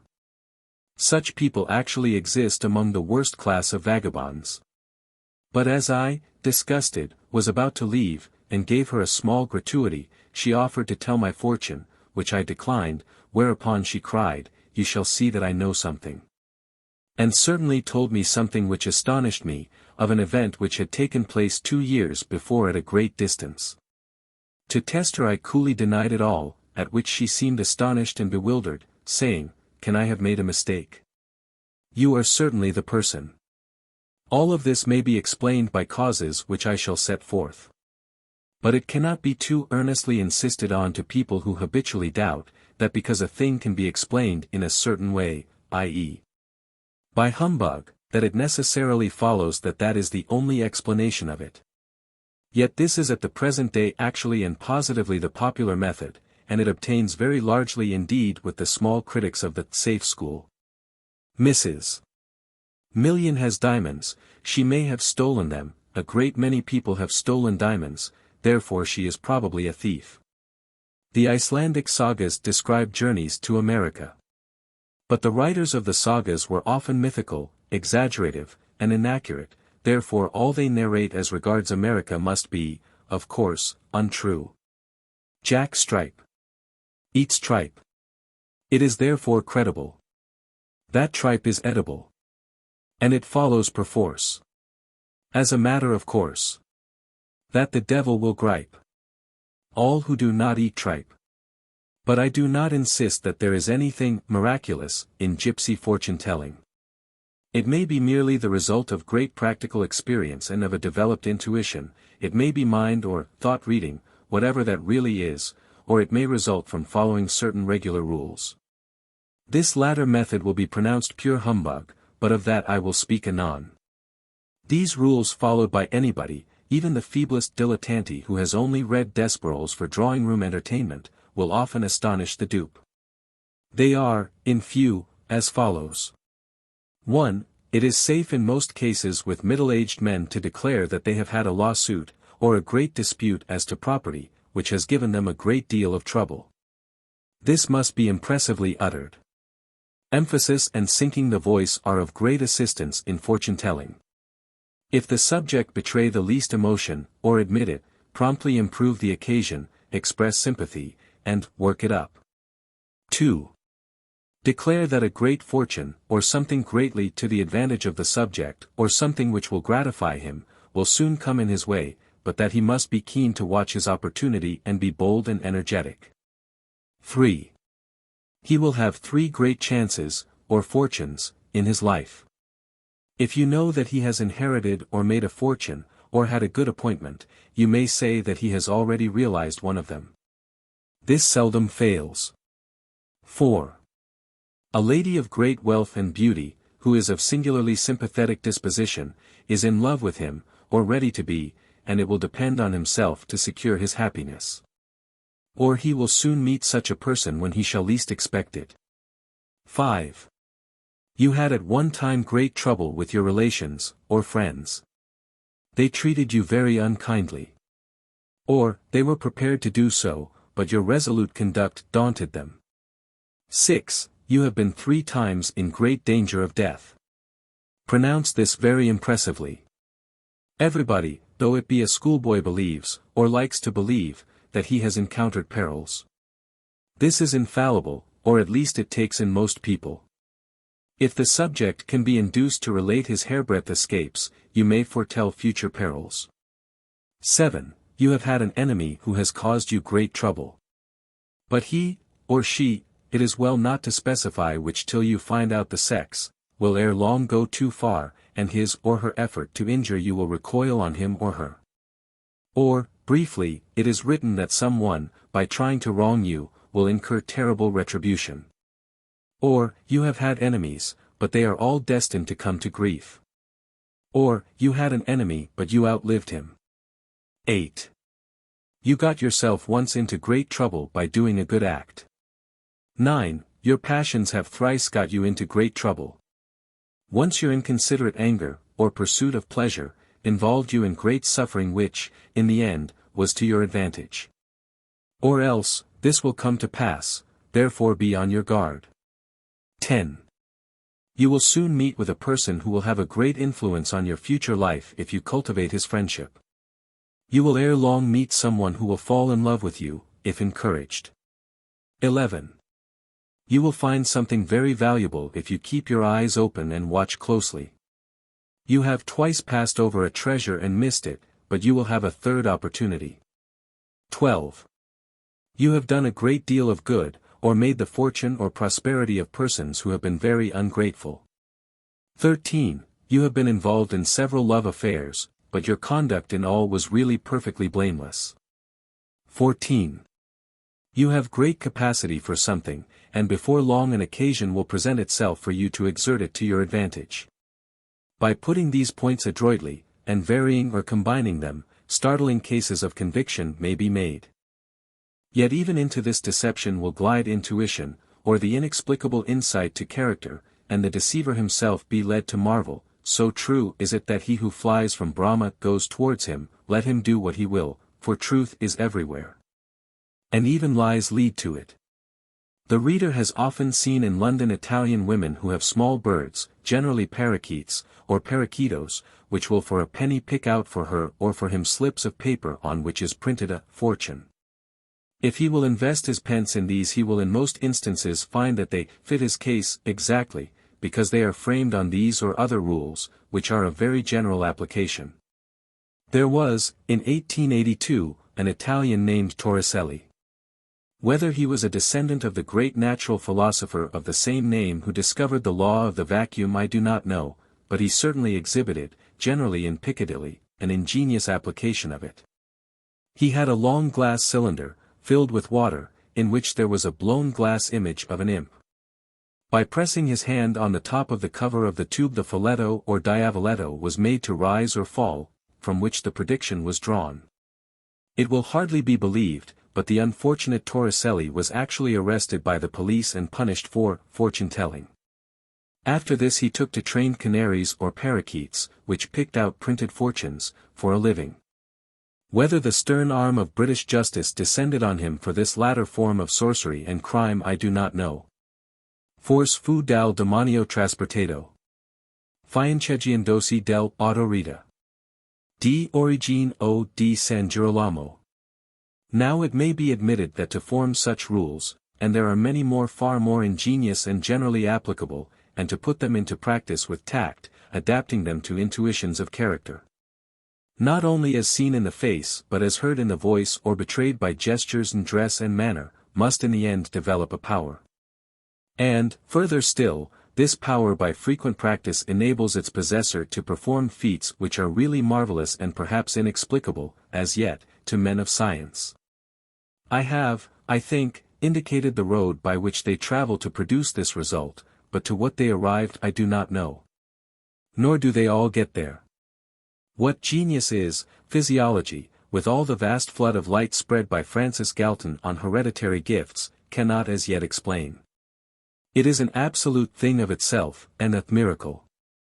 Sometimes this wonderful power of prediction and of reading thought and quickly finding and applying rules falls into the hands of a genius. Then all our explanations of humbug and trickery and juggling fall to the ground, because he or she works what are absolutely as much miracles as if the artist had raised the dead. Such geniuses are the prophets of old, sometimes they are poets.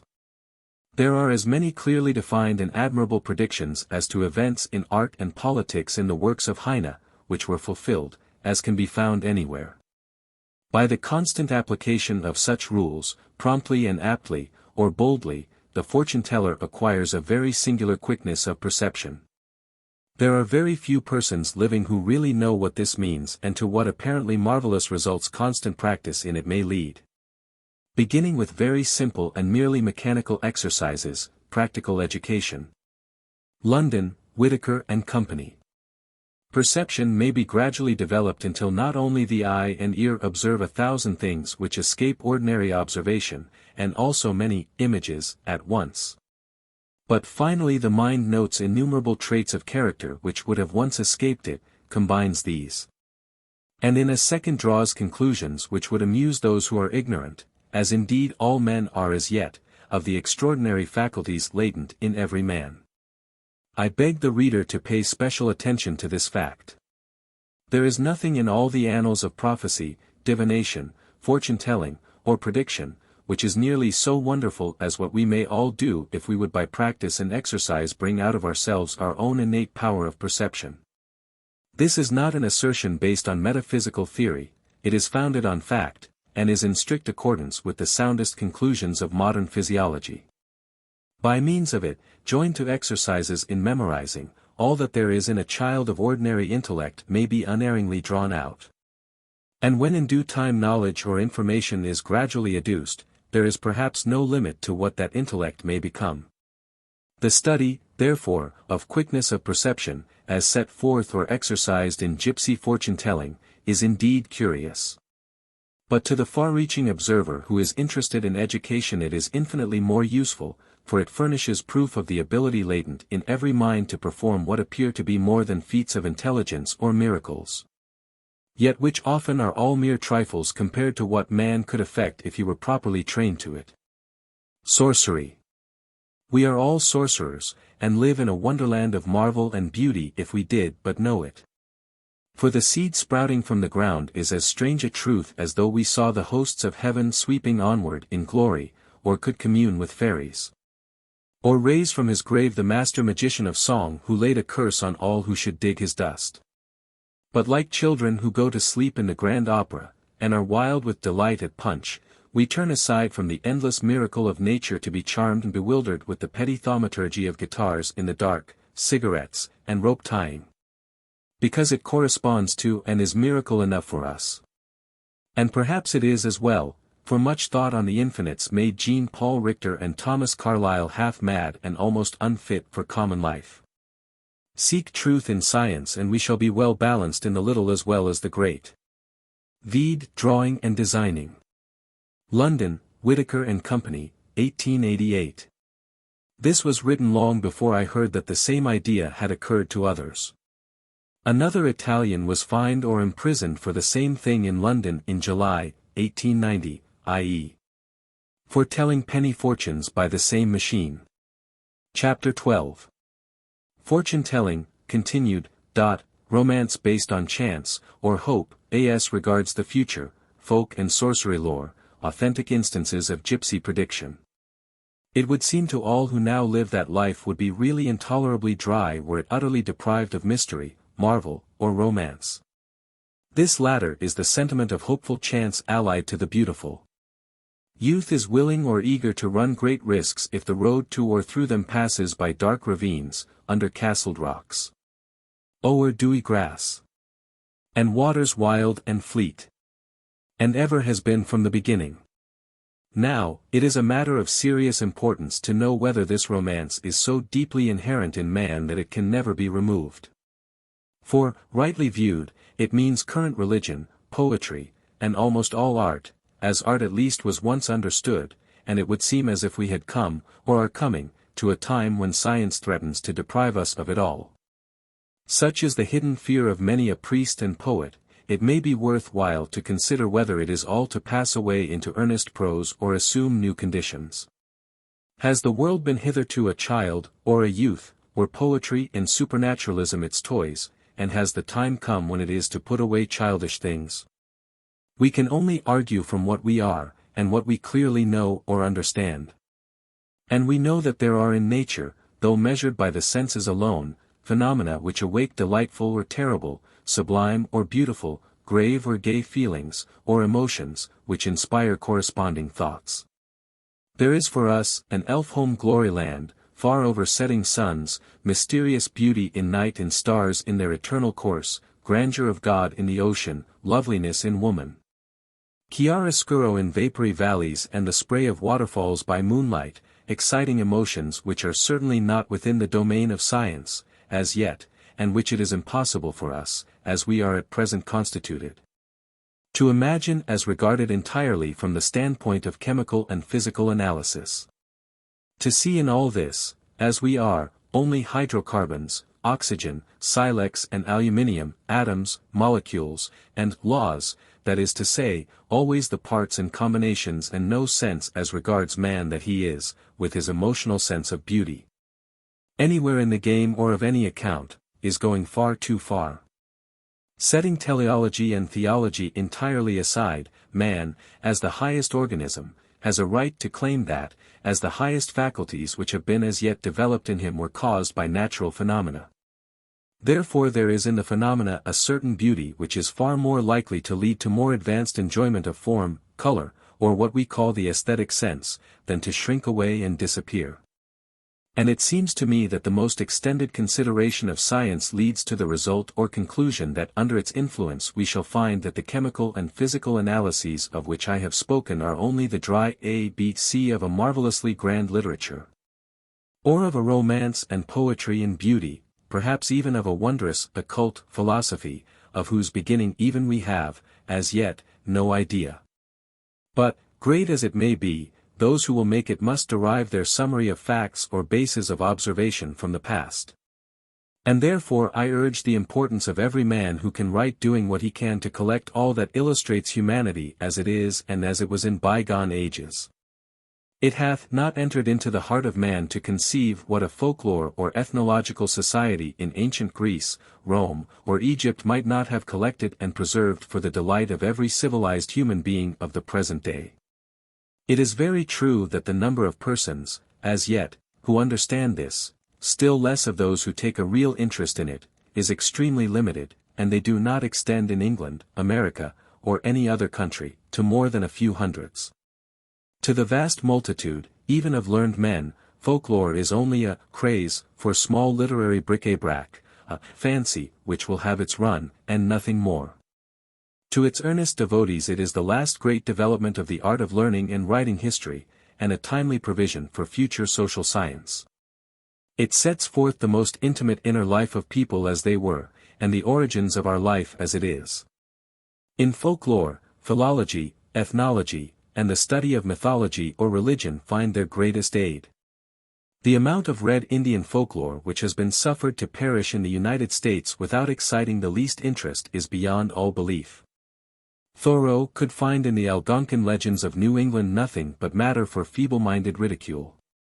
But there are men coming, or a generation rising, to whom every record of the past will be of value, for they are beginning to perceive that while the collector is doing work of value the mere theorist, who generally undervalues if he does not actually oppose the collector, will with his rubbish be swept away, down the back entry of time, to be utterly forgotten.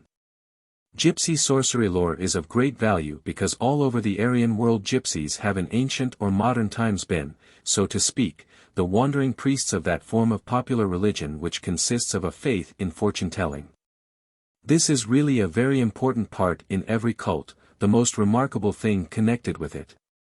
As with charms, fetishes, incantations and protective spells, being the extraordinary success with which the more respectable magi have succeeded in convincing their followers that their own sorcery was not magic at all, and that the world-old heathen rites, which are substantially the same, are mere modern thieveries from the established religion.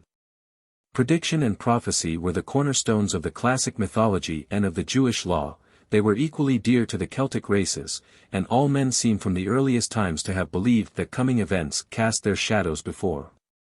How this began and grew requires no deep study. Many disorders are prefaced by uneasy dreams or unaccountable melancholy, even as the greatest disaster which befell the gods of Valhalla was preceded by the troubled dreams of Balder.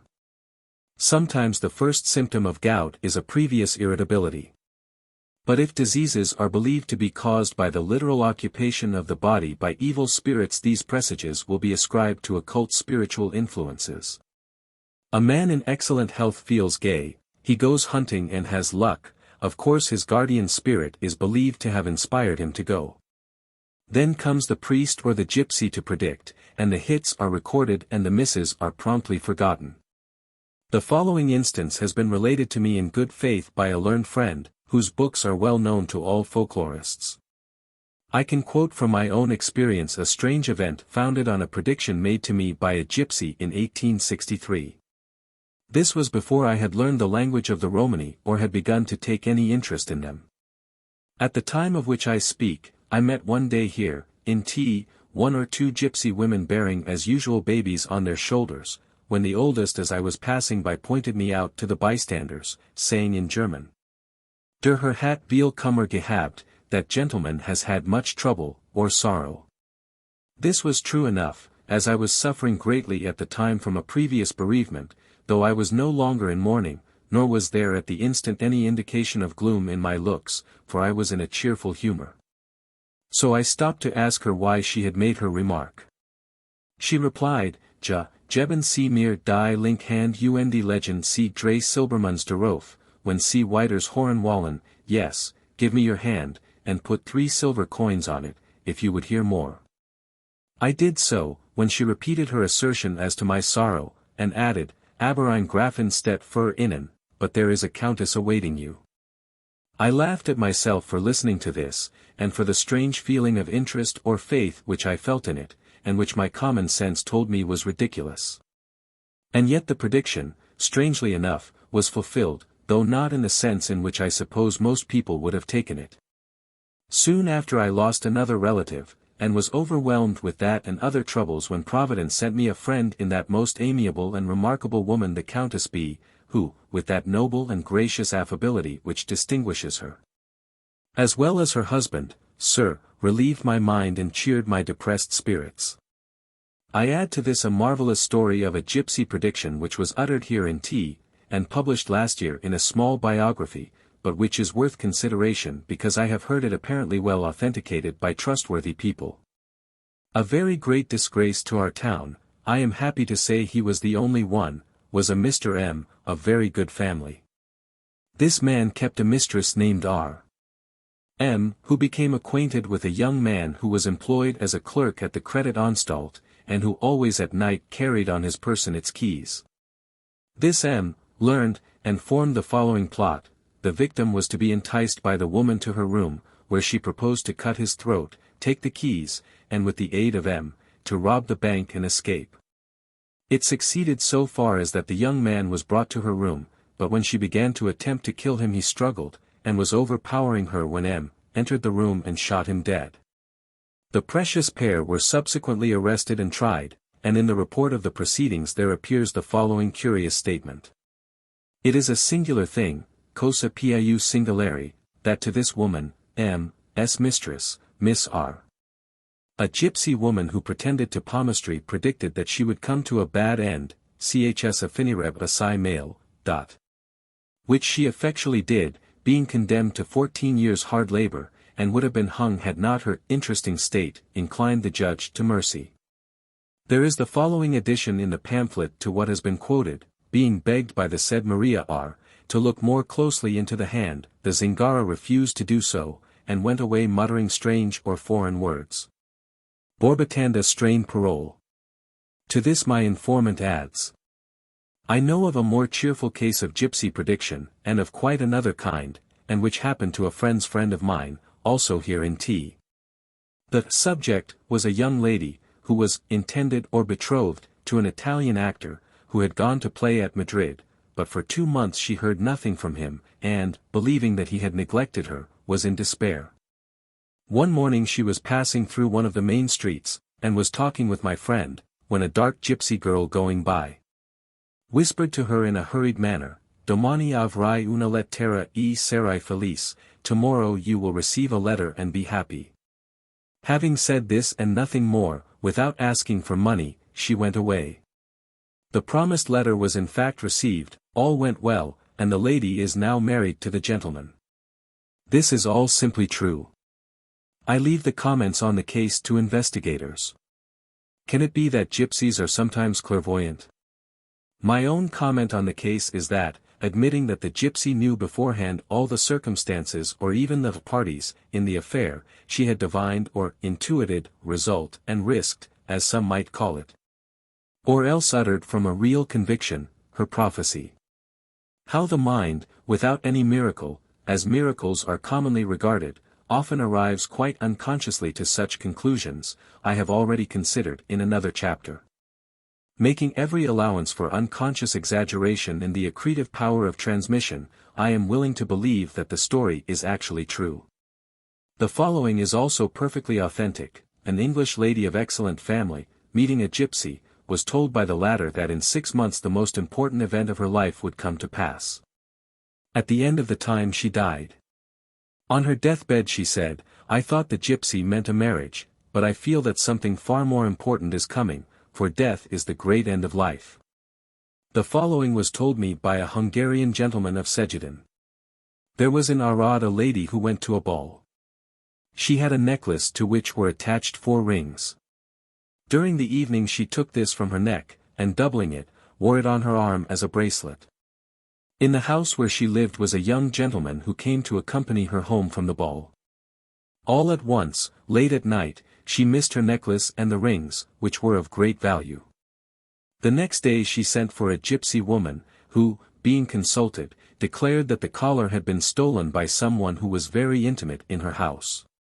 Her suspicions rested on the young man who had accompanied her home. He was arrested, but discharged for want of evidence.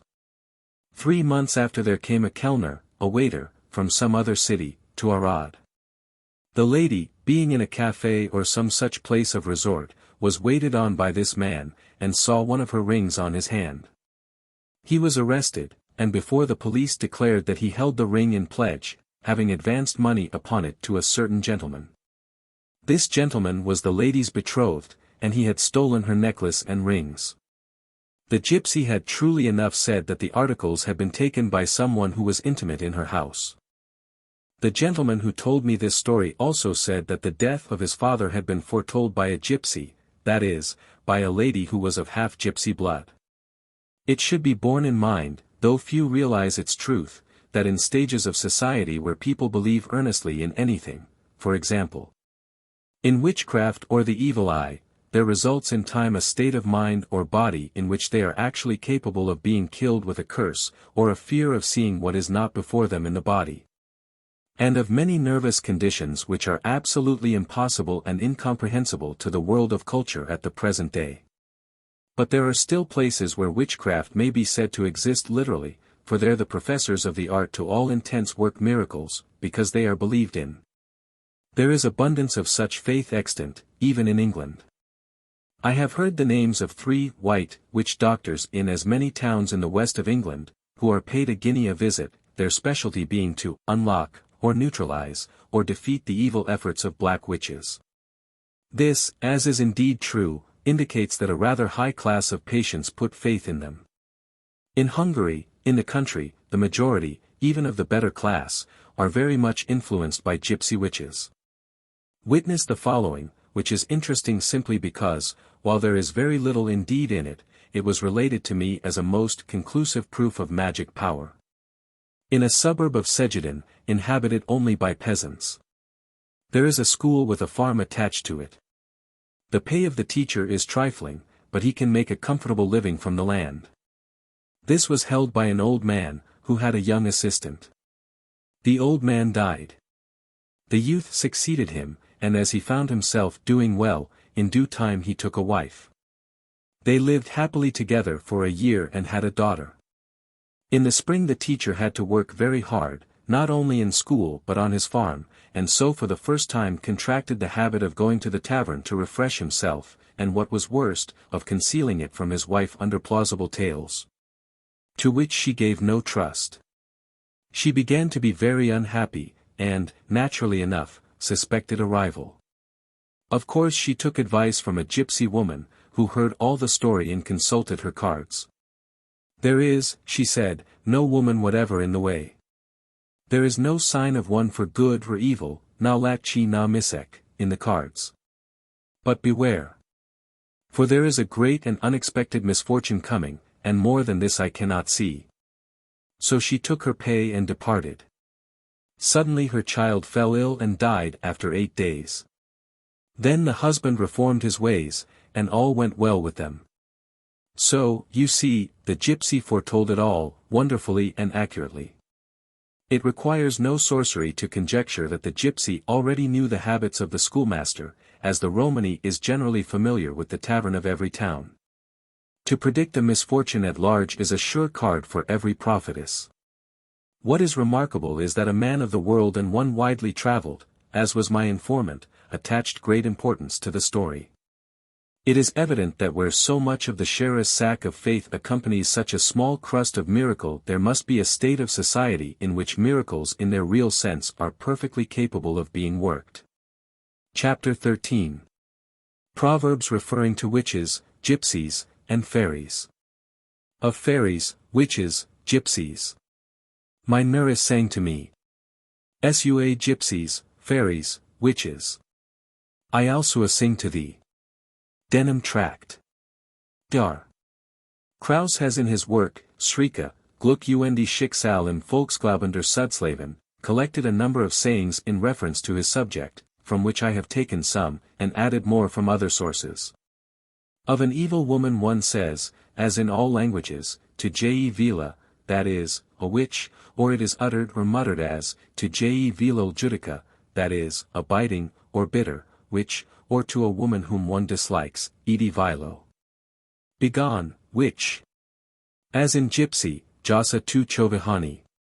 Also, as in German, akoi baba, nige gestica, though she is an old woman she is no witch. While, on the other hand, we have, svek baba viestica, a jed vestak, every old woman is a witch, and every old man a wizard.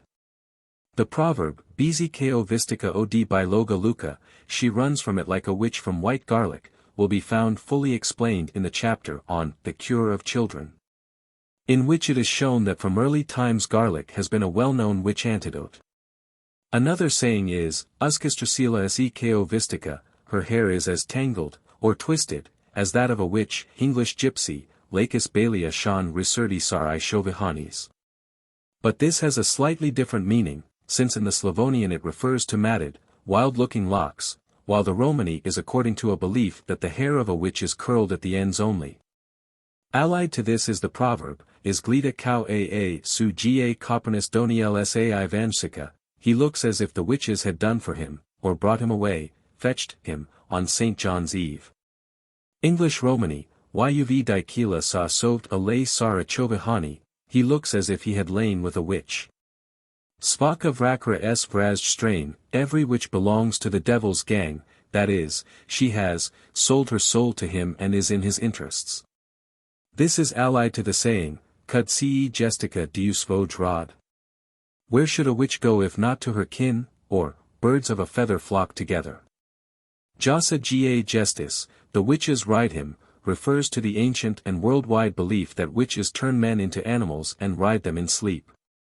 The hazel tree and nut are allied to the supernatural or witchly in many lands.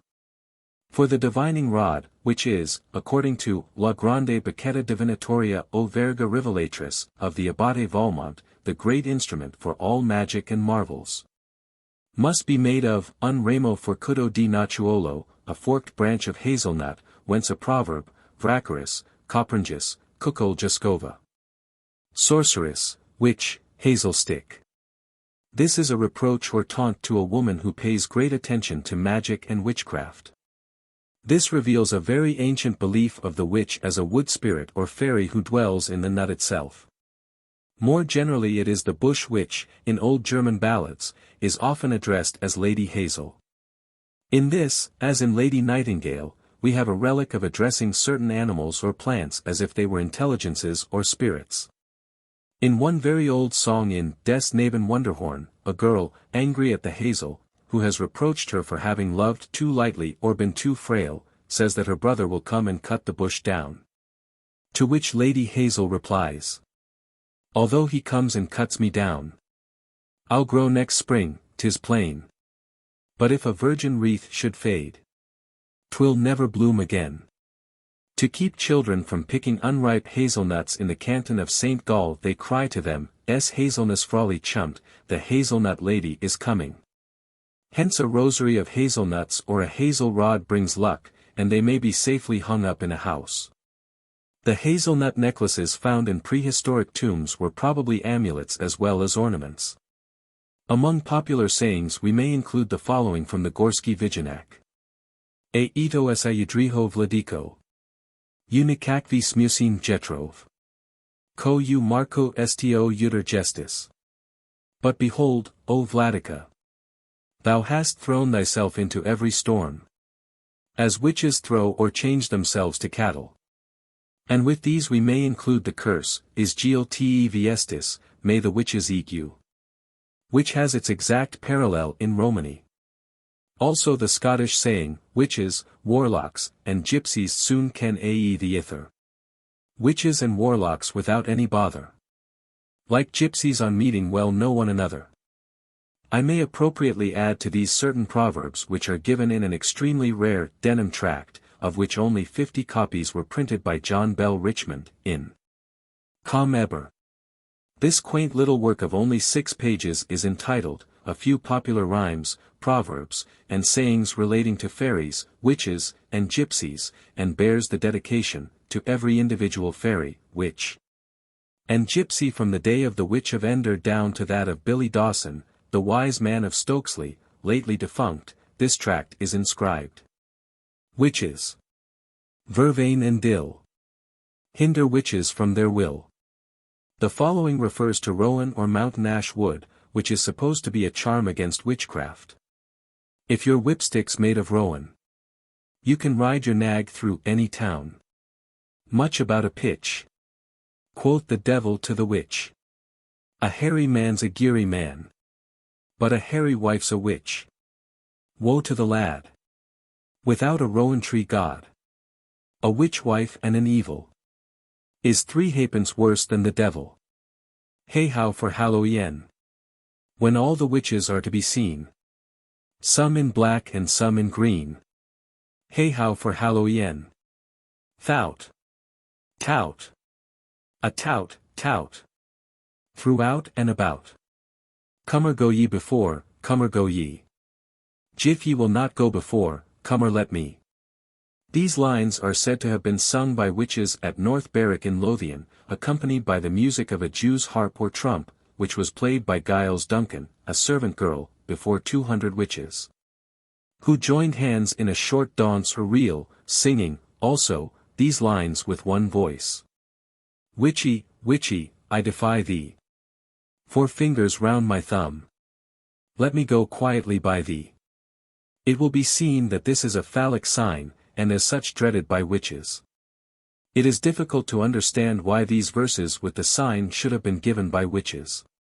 The anti-witch rhyme used in Tweedsdale some 60 or 70 years ago was Black luggy, lamb or bead, rowan tree and reed thread, put the witches to their speed. The meaning of black luggy I know not. Lamb or bead is a corruption of amber bead. They are still worn by a few old people in Scotland as a preservative against a variety of diseases, especially asthma, dropsy, and toothache. They also preserve the wearer from the effects of witchcraft, as stated in the text. I have seen a twig of rowan tree, witch wood, quick bane, wild ash, wicken tree, wicky, wiggy, witchin, witch bane, rowan tree, mountain ash, widdy, wiggin, witch hazel, rodin quicken, royan, rune, or rantree. Which had been gathered on the 2nd of May, observe this, wound round with some dozens of yards of red thread, placed visible in the window to act as a charm in keeping witches and boglebeaus from the house. So also we have rowan ash and reed thread. Keep the devils from their speed. Ye braid, O witches, ye can do no good to yourself. Fair they came. Fair they go. And always their heels behind them. Neither so sinful as to sink, nor so godly as to swim. Falser than Waghorn, and he was 19 times falser than the devil. Ingratitude is worse than witchcraft. Yeary as Mitch. As half a witch. To milk the tether, i.e., the cow tie.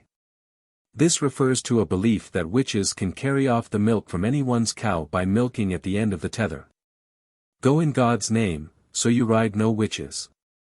Arwente, you witch, quoth Bess Lockit to her mother. Arwente, according to Skeet, is the original Cumberland word for aroint, i.e., aroint thee, get thee gone. Icelandic rima, to make room, to clear the way, given, however, only as a guess. It seems to have been specially applied to witches. Aroint thee, witch, the rump-fed Ranyan cried. Macbeth. Halliwell gives the word as arwente and devotes a column to it, without coming to any satisfactory conclusion. I think it is simply the old word arwente or arwente, another form of writhe, meaning to twist or strangle, as if one should say, be thou strangled, which was indeed a frequent malediction. Halliwell himself gives raint as meaning awry, and wreath distordre, to ring or wreath, Hollyband's Dictionary, 1593. The commonest curse of English gypsies at the present day is, beng tasser toot. May the devil strangle you, literally twist, which is an exact translation of Rinth or Arwent. The goad man to heis cage can goo. And Rythed the pies neck yn2. Ms cantab aph. Arwent may mean twist away, i.e. begone, as they say in America, he wriggled away. They that burn you for a witch lose all their coals. Never talk of witches on a Friday. Yeri our ode ferend to be frayed o witches. Witches are most apt to confess on a Friday. Friday is the witch's Sabbath. To hug one as the devil hugs a witch. As black. As a witch. As cross. As ugly. As sinful. 4 fingers and a thumb, which, I defy thee. In Italy the signs are made differently. In Naples the gettatura consists of throwing out the 4 and middle fingers, so as to imitate horns, with the thumb and fingers closed. Some say the thumb should be within the middle and 3rd fingers. In Florence the anti-witch gesture is to faire la fica, or stick the thumb out between the 4 and middle fingers. You're like a witch, you say your prayers backward. Witch wood, i.e., the mountain ash. You're half a witch, i.e. very cunning. Buzz. Buzz. Buzz. In the middle of the 16th century if a person waved his hat or bonnet in the air and cried, "Buzz!" 3 times, under the belief that by this act he could take the life of another, the old law and lawmakers considered the person so saying and acting to be worthy of death, he being a murderer in intent. And having dealings with witches, Denham Tract. Very doubtful, and probably founded on a well-known old story. I wish I was as far from God as my nails are free from dirt. Said to have been a witch's prayer whilst she was in the act of cleaning her nails. In logical accuracy this recalls the black boy in America, who on being asked if he knew the way to a certain place, replied, "I only wish I had as many dollars as I know my way there." A witch is afraid of her own blood. A Pendle Forest witch. A Lancashire witch. A witch cannot greet, i.e., weep. To be hog, or witch-ridden. Gypsies. So many gypsies, so many smiths. The gypsies are all akin. One of the Faw gang. Worse than the Faw gang. The Faws or Faws are a gypsy family whose headquarters are at Yethome. I have been among them and knew the queen of the gypsies and her son Robert, who were of this clan or name. It is supposed the Faws acquired this appellation from Johnny Faw, Lord and Earl of Little Egypt. With whom James IV and Queen Mary, sovereigns of Scotland, saw not only the propriety, but also the necessity of entering into special treaty, Denham Tract. Francis Heron, King of the Faws, Bur. Yarrow, 13. Jan. 1756 inch, Sharps, Cron. Mere. Fairies. Where the scythe cuts and the sock rives. No more fairies and beehives. Laugh like a pixie, i.e., fairy. Waters locked. Waters locked. A favorite cry of fairies. Borum. Borum. Borum. The cry of the Irish fairies after mounting their steeds. Equivalent to the Scottish cry, horse. Horse and haddock. To live in the land of the fair family. A Welsh fairy saying. God grant that the fairies may put money in your shoes and keep your house clean. One of the good wishes of the old time. Fairies comb goats' beards every Friday. He who finds a piece of money will always find another in the same place, so long as he keeps it a secret. In reference to fairy gifts. It's going on, like Stokepitches can. A pixie or fairy saying, used in Devonshire. The family of Stokespitch or Sukespic resided near Topsham, and a barrel of ale in their cellars had for many years run freely without being exhausted. It was considered a valuable heirloom, and was esteemed accordingly, till an inquisitive maidservant took out the bung to ascertain the cause why it never run dry. On looking into the cask she found it full of cobwebs, but the fairies, it would seem, were offended, for on turning the cock, as usual, the ale had ceased to flow. It was a common reply at Top Sham to the inquiry how any affair went on, it's going on like Stokepitches can, or proceeding prosperously. To laugh like Robin Goodfellow. To laugh like old Bogey. He caps Bogey. Amplified to he caps Bogey, and Bogey capped old Nick. To play the puck. An Irish saying, equivalent to the English one, to play the deuce or devil. Cately's Fairy Mythology. He has got into Lob's pound or pond. That is, into the fairies' pinfold. Cately's Fairy Mythology. Pinch like a fairy. Pinch them, arms, legs, backs, shoulders, sides, and shins. Merry Wives of Windsor. To be fairy struck. The paralysis is, or rather perhaps was, so called. Cately's Fairy Mythology. There has never been a merry world since the Fynoderee lost his ground. A Manx fairy saying. See Trains, Isle of Man, 2. Popular Rhymes of the Isle of Man, pages 16, 17. To be pixie-led. Led astray by fairies or goblins. When a man has got a wee drap our muckle wusky, misses his way home, and gets miles out of his direct course, he tells a tale of excuse and whiles lays the blame on the innocent pixies, see Cately's Fairy Mythology. Also recalling Fufilet, or the Will-o'-the-Wisp, and the traveller who, through bog and bush, was lantern-led by Friar Rush. Gypsies have from their out-of-doors life much familiarity with these spirits, whom they call mullo dudia, or mullo dudes, i.e., dead or ghost lights. For an account of the adventure of a gypsy with them, see, The English Gypsies and Their Language, by C. G. Leland. London, Trubner and Company. Pixie-led is to be in a maze, to be bewildered as if led out of the way by hobgoblins or Puck, or one of the fairies. The cure is to turn one of your garments the inside outward. Some say that is for a woman to turn her cap inside outward, and for a man to do the same with some of his clothes, M.S. Devon Glimpses, Halliwell. The Pixie-led in Popish Piety, Cloberry's Divine Glimpses, 1659. The Fairy's Lantern. That is the glowworm. In America a popular story represents an Irishman as believing that a firefly was a mosquito sacking his prey with a lantern. God speed you, gentlemen. When an Irish peasant sees a cloud of dust sweeping along the road, he raises his hat and utters this blessing in behoof of ye company of invisible fairies who, as he believes, caused it, fairy mythology. The Fuca have dirted the blackberries. Said when the fruit of the blackberry is spoiled through age or covered with dust at the end of the season. In the north of England we say, the devil has set his foot on the bumblecite's denim tract. Fairy, fairy, bake me a bannock and roast me a collop. And I'll give ye a spintle off my god end. This is spoken 3 times by the Clydesdale peasant when ploughing, because he believes that on getting to the end of the 4th furrow those good things will be found spread out on the grass. Chambers, Popular Rhymes, Scotland, 3rd ed. Turn your cloaks, i.e., coats.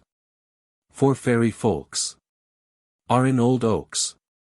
I well remember that on more occasions than one, when a schoolboy, I have turned and worn my coat inside out in passing through a wood in order to avoid the good people. On nutting days, those glorious red-letter festivals in the schoolboy's calendar, the use pretty generally prevailed. The rhymes in the text are the English formula, denim tract. He's got pigwiggan. Vulgarly called Peggy Wiggin.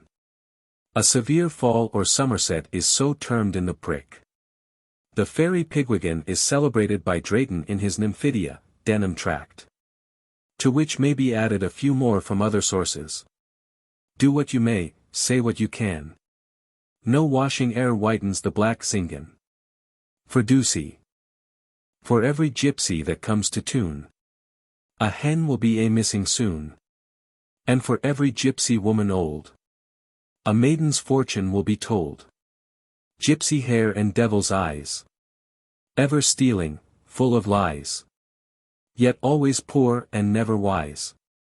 He who has never lived like a gypsy does not know how to enjoy life as a gentleman. I never enjoyed the mere living as regards all that constitutes ordinary respectable life so keenly as I did after some weeks of great hunger, exposure, and misery, in an artillery company in 1863, at the time of the Battle of Gettysburg. Zeuner Leben Grainer Leben. Gypsy life a groaning life. Cortes, Sprichworter d. Talkt nicht zum Zeuner. Spottisch vom Lugner gesagt while nicht warsagt. Corte, Sprichworter. He would not do for a gypsy. Said of a liar because he cannot tell the truth.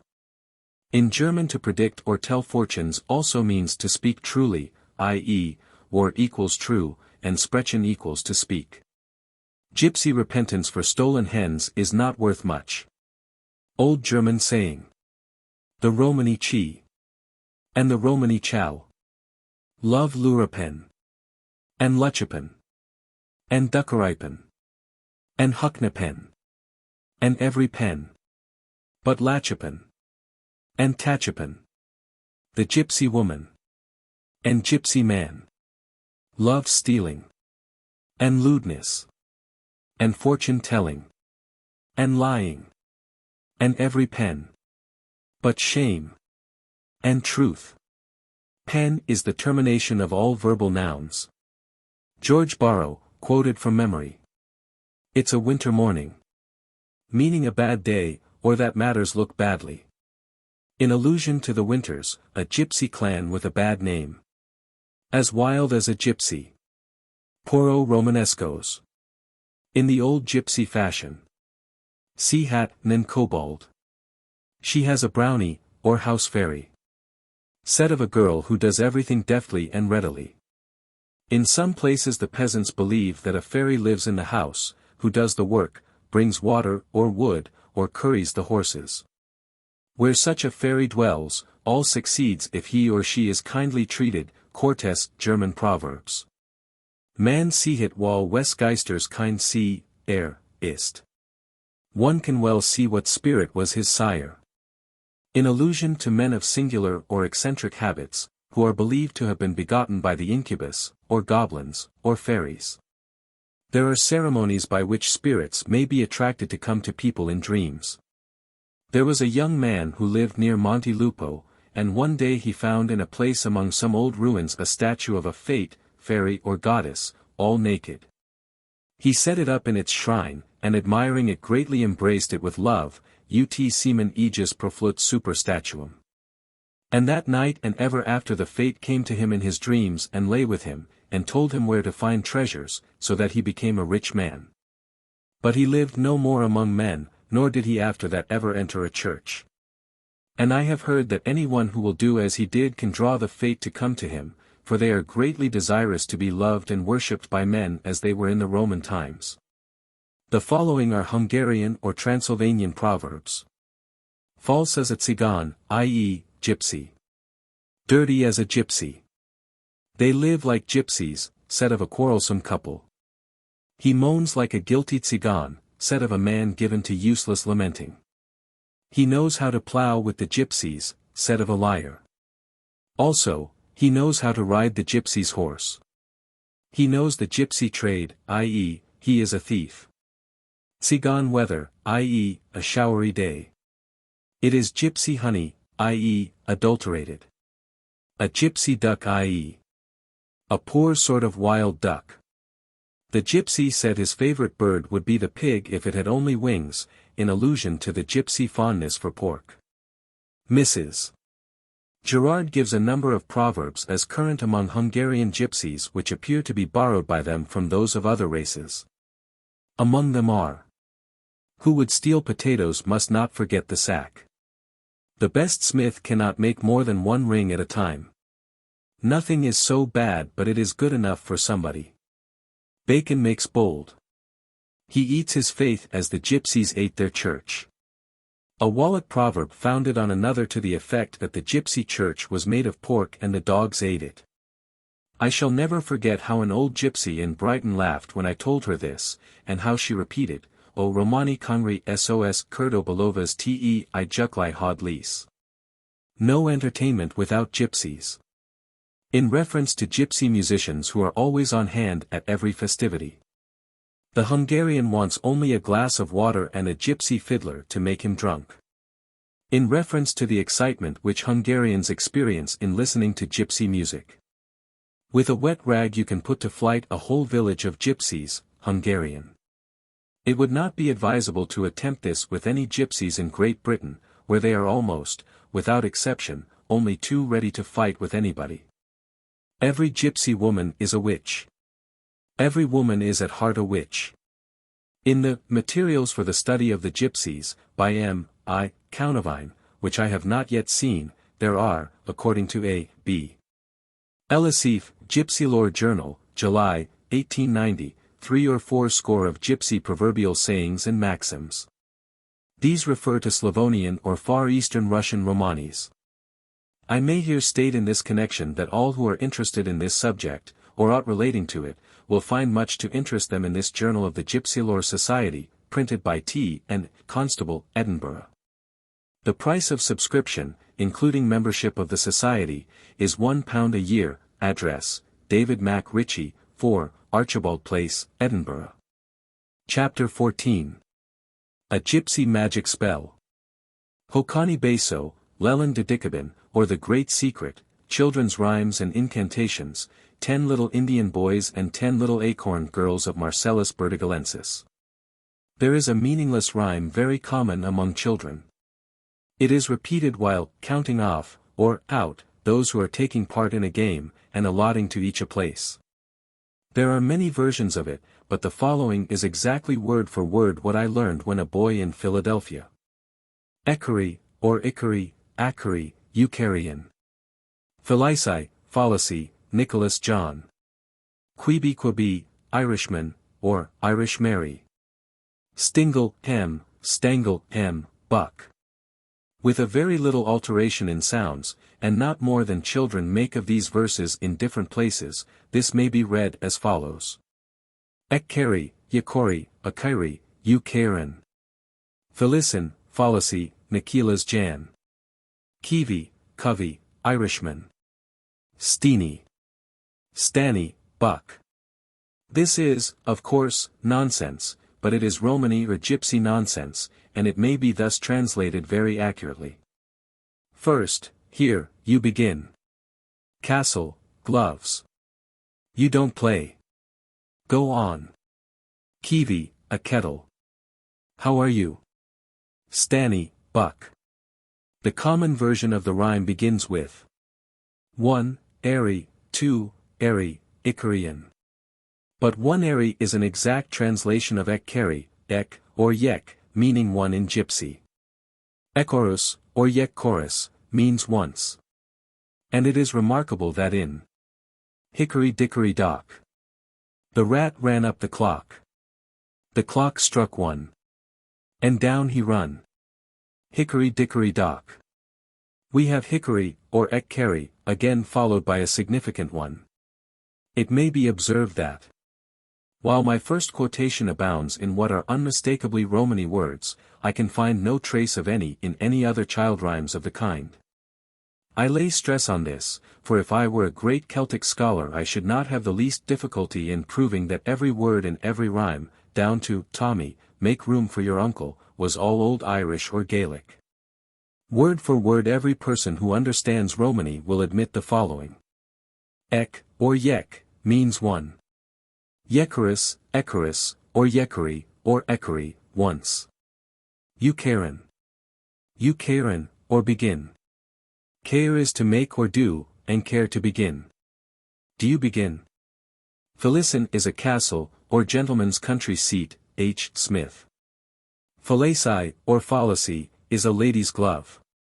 Nikilas. I learned this word from an old gypsy. It is used as equivalent to don't, but also means na, kilas, you don't play.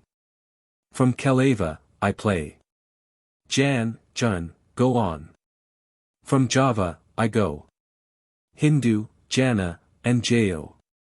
Kiwi, or kiwi. No meaning. Covey, a kettle, from kakavi, commonly given as covey.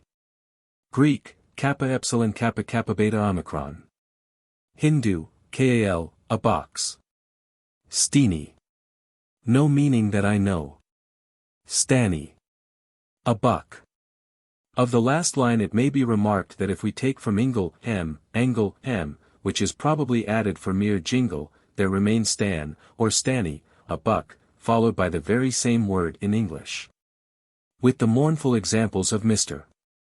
Belland and Kerr's efforts to show that all our old proverbs, saws, sayings, and tavern signs are Dutch, and Sir William Betham's Etruscan Irish, and the works of an army of philologists who consider mere chance resemblance to be a proof of identical origin, should be justly regarded as one of the seekers for mystery in moonshine if I declared that I positively believed this to be Romani.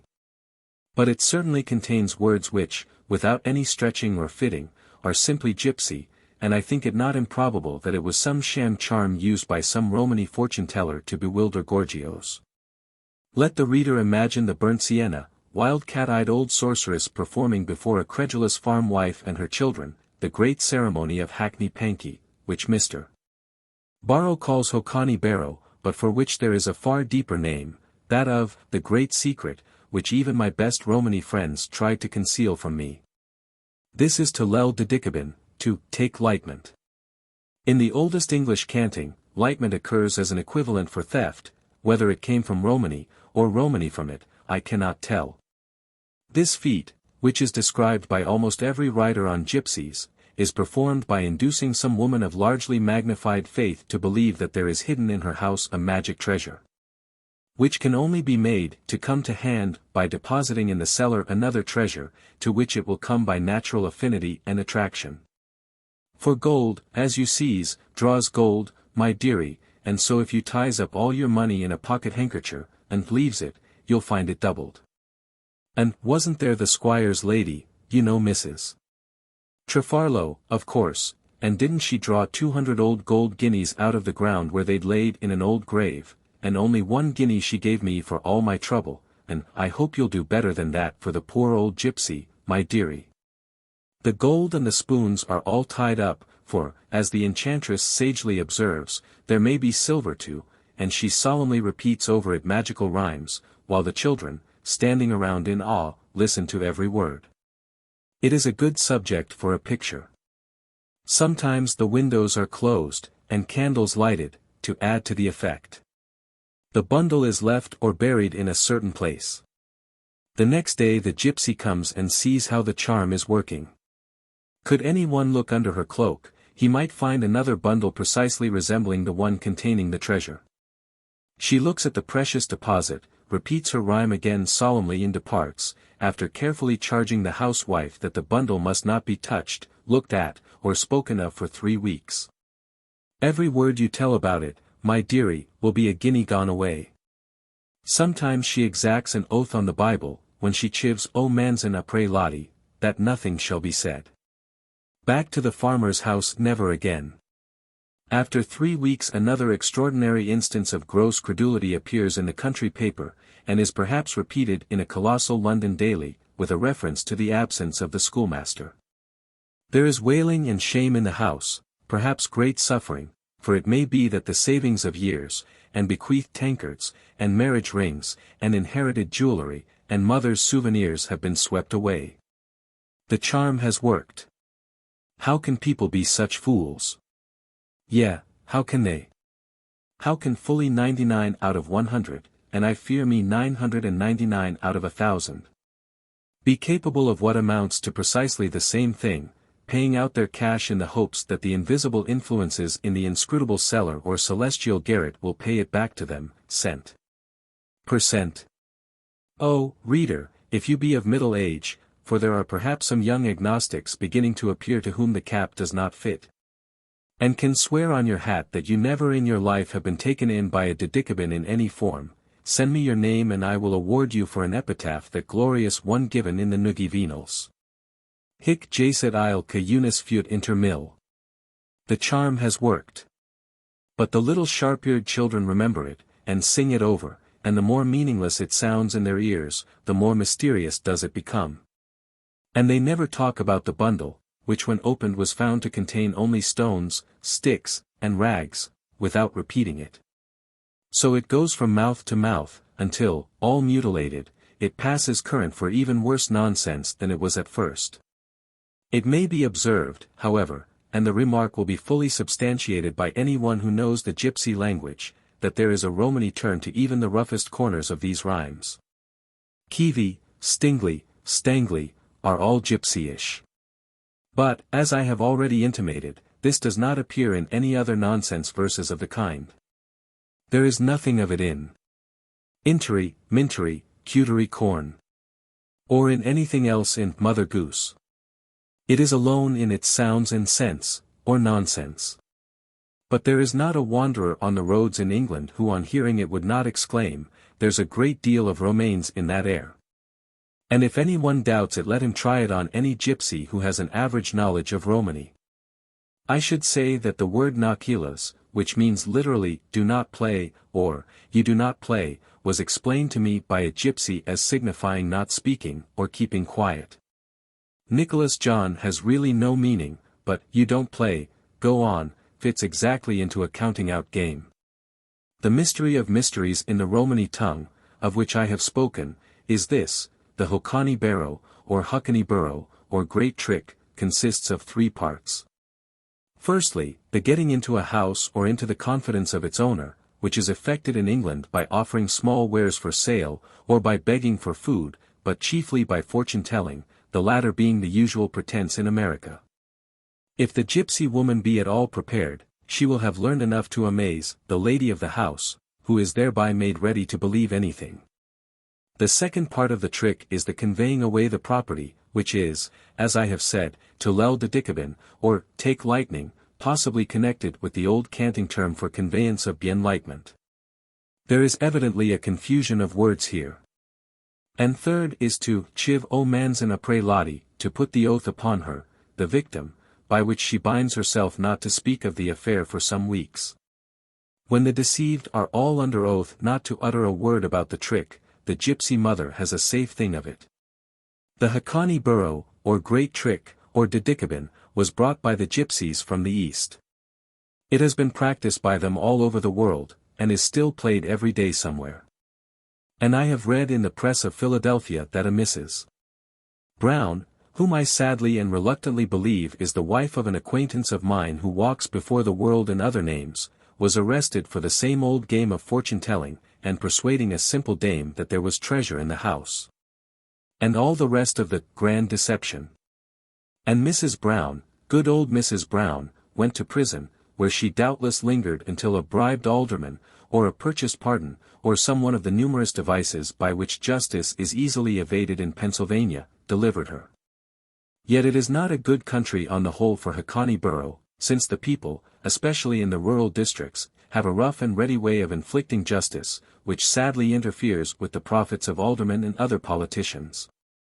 Some years ago, in Tennessee, a gypsy woman robbed a farmer of all he was worth.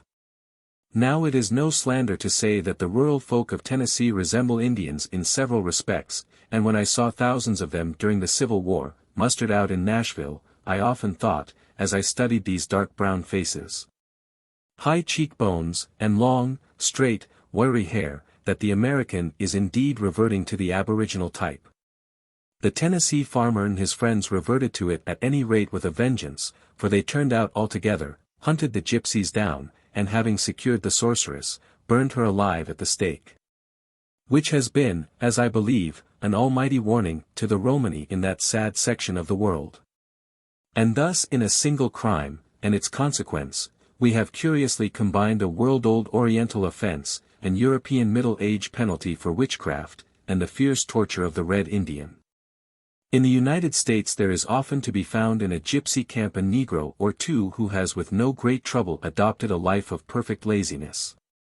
I infer that these men and brothers have not improved much in their morals, since a few years ago a colored sorcerer appeared in Philadelphia, who, as I was assured, persuaded half the niggers in Lombard Street to dig up their cellars to find treasure, and carried off all the treasures they had.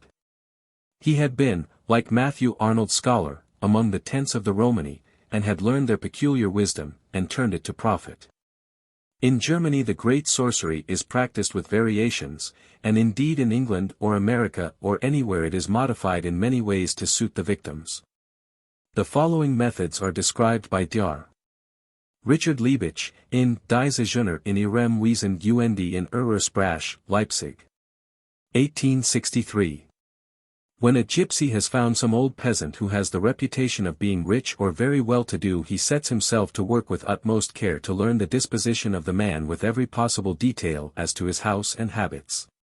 It is easy and congenial work to people who pass their lives in learning all they can of other folks' affairs to aid in fortune-telling, to find out the soft spots, as Sam Slick calls the peculiarities by which a man may be influenced.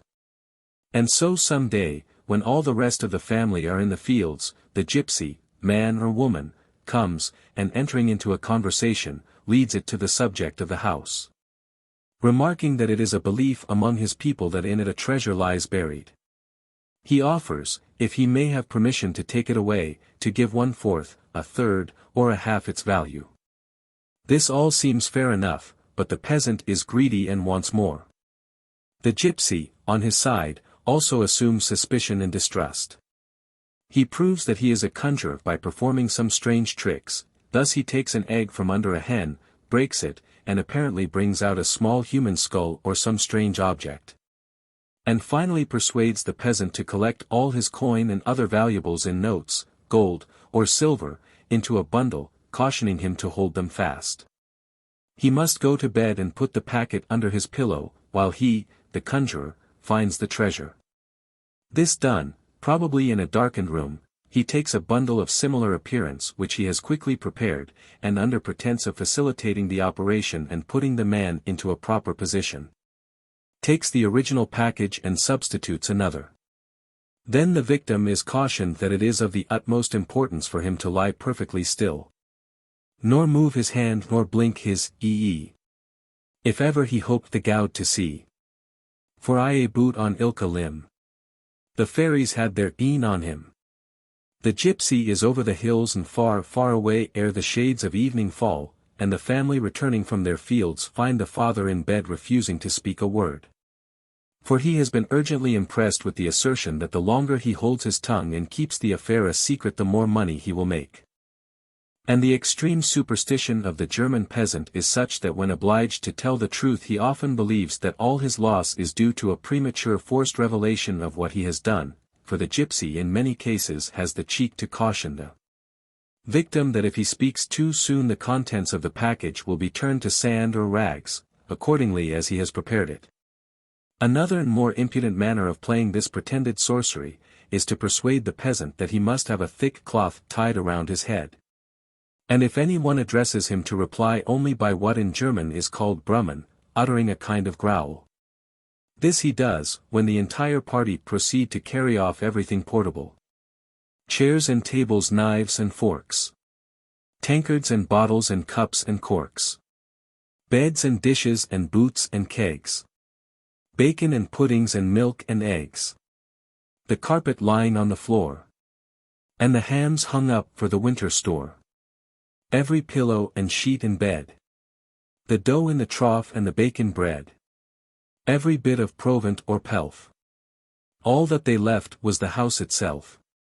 One may imagine what the scene is like when the rest return and find the house plundered, the paterfamilias sitting in the ruins with his head tied up, answering all frantic queries with brum, brum, brum.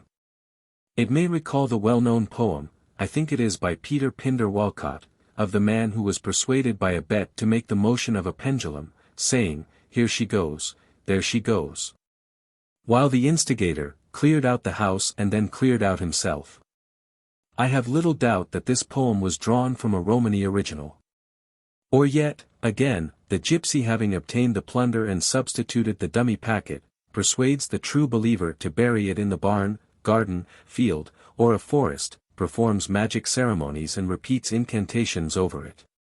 And cautions him to dig it up again, perhaps 6 months later on a certain day, it may be his saint's or birthday, and to keep silence till then. The gypsy makes it an absolute condition, nay, he insists very earnestly on it, that the treasure shall not be dug up unless he himself is on the spot to share the spoil. But as he may possibly be prevented from coming, he tells the peasant how to proceed. He leaves with him several pieces of paper inscribed with Kabbalistic characters which are to be burnt when the money is removed. And teaches him what he is to repeat while doing it. With sequence as before. It might be urged by the gypsy that the taking a man's money from him under the conditions that he shall get it all back with immense interest 6 months after, does not differ materially from persuading him to give his property to Brahmins. Or even priests, with the understanding that he is to be amply rewarded for it in a future state. In both cases the temptation to take the money down is indeed great, as befell a certain very excellently honest but extremely cautious Scotch clergyman, to whom there once came a very wicked and wealthy old reprobate who asked him, "If I gie 1,000 punds till the kirk ye think it wad save my soul?" "I'm now prepared to precisely answer that question," said the shrewd Dominie, "but I would vara urgently advise ye to try it. O thou who persuadest man that for money down great good shall result to him from any kind of spiritual incantation, twist and turn it as ye will, mutato nomini, de te fabula narrator. With but a single change of name. The story fits thee quite the same. And few and far between are the Romanis, or even the Romans, who would not vara earnestly advise ye to try it. Since I wrote that last line I have met, in the Journal of American Folklore, with a very interesting article on the counting out rhymes of children, in which the writer, H. Carrington Bolton, avows his belief that these doggerel verses or rhymes are the survivals of sortileges or divination by lot. And that it was practiced among the ancient heathen nations as well as the Israelites. The use of the lot at first received divine sanction, as in the story of Achan related by Joshua. But after this was withheld the practice fell into the hands of sorcerers, which very name signifies lot-taker. The doggerels themselves I regard as a survival of the spoken charms used by sorcerers in ancient times in conjunction with their mystic incantations. There are numerous examples of these charms, such as Huat hanat huat ista pista sista domiabo dam nostra. Cato, 235 BC. An. Iriori, ririori esir ruder fear. An. Meu, true, more, 4. 2, za, zor. Fi, lu, cri. Gu, ze, on. Alexander of Tralles. Tyler in his Primitive Culture holds that things which occupy an important place in the life history of grown men in a savage state become the playthings of children in a period of civilization. Thus the sling and the bow and arrow, which formed the weapons of mankind in an early stage of its existence, and are still the reliance of savage tribes, have become toys in the hands of all civilized children at the present day. Many games current in Europe and America are known to be sportive imitations of customs which formerly had a significant and serious aspect. Adopting this theory, I hold that counting out is a survival of the practice of the sorcerer, using this word in its restricted and etymological meaning. And that the spoken and written charms originally used to enforce priestly power have become adjuncts to these puerile games, and the basis of the counting out doggerels under consideration. The idea that European and American children engaged in counting out for games are repeating in innocent ignorance the practices and language of a sorcerer of a dark age is perhaps startling, but can be shown to have a high degree of probability. The leader in counting out performs an incantation, but the children grouped round him are free from that awe and superstitious reverence which characterized the procedure in its earlier state. Many circumstances make this view plausible, and clothe the doggerels with a new and fascinating interest. Mr. Bolton remarks, however, that, in only one instance have I been able to directly connect a child's counting out rhyme with a magic spell. According to Leland the rhyme beginning with 1 eri, 2 eri, ikari, an is a gypsy magic spell in the Romani language. It occurred to me long, long ago, or before ever the name folklore existed, that children's rhymes were a survival of incantations. And that those which are the same backward and forward were specially adapted to produce marvelous effects in lots. But there was one form of counting out which was common as it was terrible. This was used when after a victory it was usual to put every 10th captive to death, whence the greatly abused word to decimate, or any other number selected. When there was a firm belief in the virtues of numbers as set forth by Pythagoras, and Plato in the Timaeus, and of Kabbalistic names inspired by the intelligences. It is not remarkable that the diviners or priests or sorcerers or distributors of sorts and sortileges should endeavor to prove that life and death lay bound up in mystic syllables. That there were curious and occult arithmetical means of counting out and saving elected persons is shown in certain mystic problems still existent in boys' own books, and other handbooks of juvenile sports. It was the one on whom the fatal word of life or death fell who was saved or condemned, so that it was no wonder that the word was believed to be a subtle, mysterious existence, an essence or principle, a spirit or all in one, diversi aspeti in un, confusi misti. He who knew the name of names which, as the Chaldean oracles of old declared, rushes into the infinite worlds, knew all things and had all power. Even in lesser words there lingered the fragrance of God and some re-echo of the bath coal, the daughter of the voice who was herself the last echo of the divine utterance. So it went down through the ages, coming, like Caesar's clay, to base uses, till we now find the sacred divination by words a child's play, only that and nothing more. Truly Mr. Bolton spoke well when he said that such reflection clothes these doggerels with a new and fascinating interest. Now and then some little thing awakens us to the days of old, the rosy, early morning of mankind, when the stars of magic were still twinkling in the sky, and the dreamer, hardly awake, still thought himself communing with God.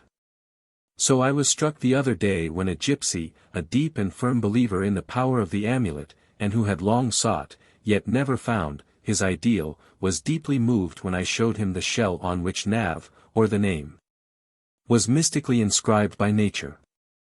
Through the occult and broken traditions of his tribe there had come to him also, perhaps from Indian or Chaldean sources, some knowledge of the ancient faith in its power. I think that I can add to the instance of a child's counting-out game based on a magic spell, yet another. Everybody knows the song of John Brown who had 10 little, 9 little, 8 little, 7 little, 6 little Indian boys. 5 little, 4 little, 3 little, 2 little, 1 little Indian boy. And of the fate which overtook them all, one by one, inevitable as the decrees of Nemesis. This song is in action a game. I have heard it in Romani from a gypsy, and have received from a gypsy scholar another version of it, though I am sure that both were versions from the English.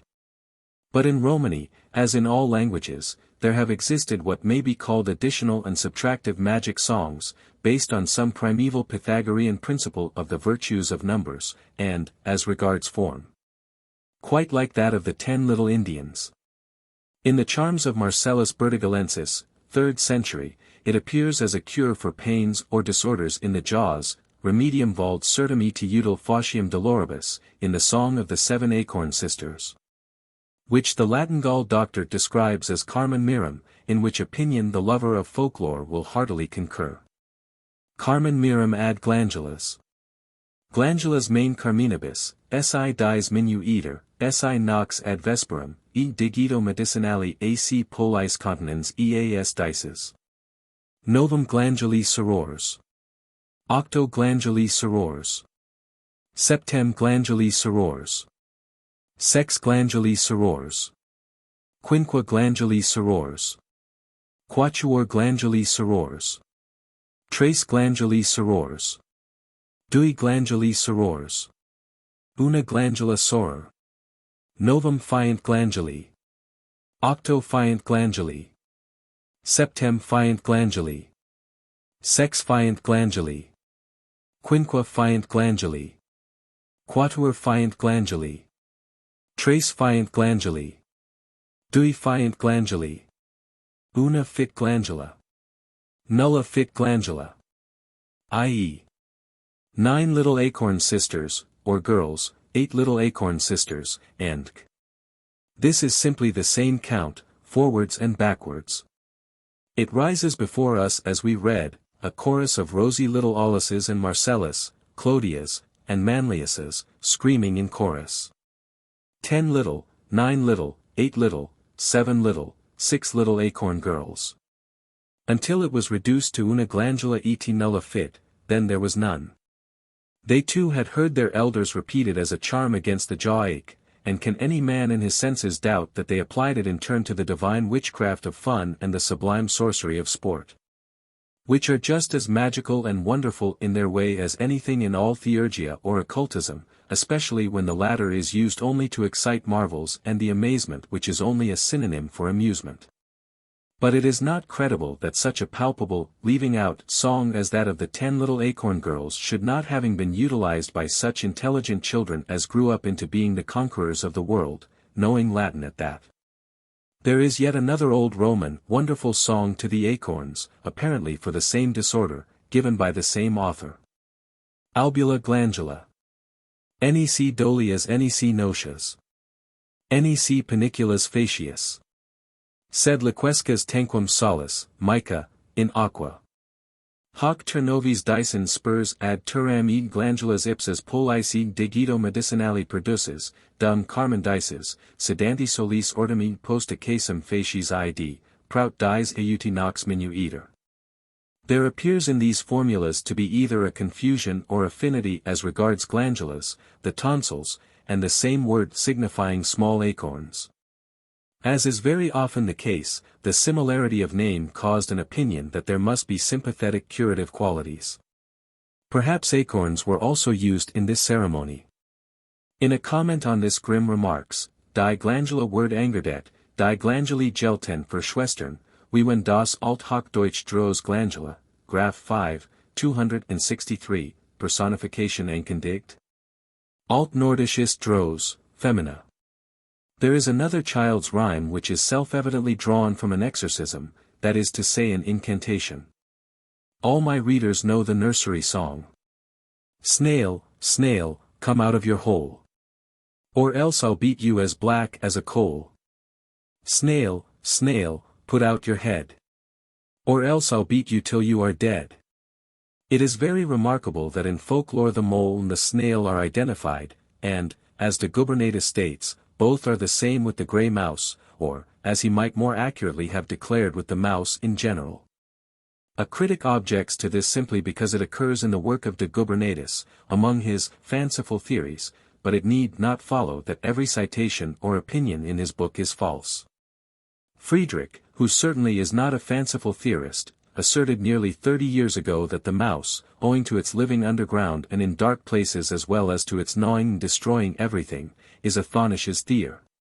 One of the animals of darkness and evil. Also, the mole, because it is of subterranean life, has received a chthonic, demoniac, misanthropic reputation. In support of these statements he cites a great array of authorities. The connection between the mole and mouse is evident enough, that between both and the snail is also clear, firstly, from the fact that the snail of popular superstition is demoniacal or evil. And secondly, from the rhyme which I now quote, which is applied to both moles and snails. According to Du Cange it was usual in the Middle Ages for children to go about carrying poles, on the ends of which was straw, which they lighted, and going round the gardens and under the trees shouted. Topes et mulets. Sortes de vos classe. Sinon je vous brûlerai la barbe et les os. But in Germany there are 2 and in Italy 5 versions of the same song addressed to snails. It is evidently a Roman Catholic formula, based on some early heathen incantation. Thus in Tuscany they sing. Chiociola marinella. Tira fuori lo Tuesday kernel. Ese tu non lo tirai. Calci pugni tu boucherai. Both the snail and mole and mouse were, as I have said, chthonic, that is diabolical or of darkness. The horns of the former were supposed to connect it with the devil. In Tuscany it is believed that in the month of April the snail makes love with serpents. There is another nursery counting out rhyme whose antiquity and connection with sorcery is very evident. It is as follows. 1, 2, 3, 4, 5. I caught a hare all alive. 6, 7, 8, 9, 10. I let her go again. The following from the medical spells and charms of Marcellus Bertigolensis manifestly explains it. Leperi vivo talem abstrahis, pelasque aegis de subventer tolls at gypsum vivum dimits. De illis pilis, vel lana phylum validum facies et xeo talem leperis conligabis corpus K laborantis presings, miro remedio sabinis. Efficacious tamen erit remedium, ita ut incredible sit, si casu os ipsum, ids talem leperis in stercor lupi inveneris, quat ita custodire debs, ne aut turam tanget aut a mulier contangator. Sed nec phylum illa de lana leperis debet mulier ola contigir. Hoc autem remedium cum uni profurit ad alias translatum cum volueris, e quotiens volueris proderit. Phylum quoque, quat ex lana vel pilis, quos de ventra leperis tuleris, solus purus et nitidus facies, quat si eta ventri laborantis subligaveris plurimum proderit, ut sublata lana leperem vivum dimitis, e dicas ei dum dimitis eum. Fugue, fugue. Lepuscule, eti tecum aufer coli dolorem. That is to say, you must first catch your hair, then pluck from it the fur needed ad dolorem coli, then let it go again, bidding it carry the disorder with it. In which the hair appears as a scapegoat.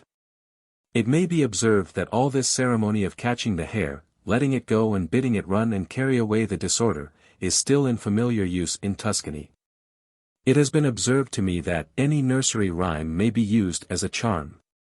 To this we may reply that any conceivable human utterance may be taken for the same purpose, but this is an unfair special pleading not connected with the main issue. Mr. Carrington Bolton admits that he has only found one instance of coincidence between nursery rhymes and spells, and I have compared hundreds of both with not much more result than what I have here given. But those who are practically familiar with such formulas recognize this affinity. On asking the Florentine fortune-teller if she knew any children's counting out rhymes which deemed to her to be the same with incantations, she at once replied. In witchcraft you sometimes call on people one by name to bewitch them. And the little girls have a song which seems to be like it. Then she sang to a very pretty tune. Echo l'ambasciator. Call tra los six la lira. Echo l'ambasciatrice. Call tra la liare la. Cosa valit call tua la li la. Call tra lo li va la. Voglio Giuseppina. Call tra lo li va. Voglio la Caesarina. Call tra lo li are. Voglio la Armida, and Voglio la Gesualda. Voglio la Barbera. Voglio la Bianca. Voglio la Fortunata. Voglio la Uliva. Voglio la Filomena. Voglio la Maddalena. Voglio la Pia. Voglio la Gemma. Voglio la Ida. Voglio la Lorenzina. Voglio la Carolina. Voglio la Annunziatina. Voglio la Margot, and There is one thing of which those who deny the identity of any counting out rhymes with spells are not aware. These incantations are very much in vogue with the Italian peasantry, as with the gypsies. They are repeated on all occasions for every disorder, for every trifle lost, for every want. Every child has heard them, and their jingle and even their obscurity make them attractive. They are just what children would be likely to remember and to sing over, and the applying them to games and to counting out would follow as a matter of course. In a country where every peasant, servant girl and child knows at least a few spells, the wonder would be if some of these were not thus popularized or perverted. It is one thing to sit in one's library and demonstrate that this or that ought not to be, because it is founded on a theory or idea, and quite another to live among people where these ideas are in active operation. Washington Irving has recorded that one of the Dutch governors of New York achieved a vast reputation for wisdom by shrugging his shoulders at everything and saying, "I have my doubts as to that." And truly the race of Wouter Van Twiller is not extinct as yet by any means among modern critics. It is worth noting in this connection that in Mrs. Valentine's Nursery Rhymes, Camden edition, there are 15 charms given which are all of a magical nature. Since the foregoing chapter was written, I have obtained in Florence several additional instances of children's rhymes which were spells. Nearly allied to this subject of sorcery in the nursery is the game of the child stealing which, as W.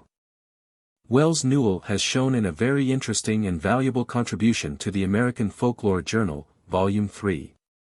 April, 1890, is found in many languages and lands. In connection with divination, deceit, and robbery, it may be observed that gypsies in Eastern Europe, as in India, often tell fortunes or answer questions by taking a goblet or glass, tapping it, and pretending to hear a voice in the ring which speaks to them. This method of divination is one of the few which may have occurred sporadically, or independently in different places, as there is so much in a ringing, vibrating sound which resembles a voice.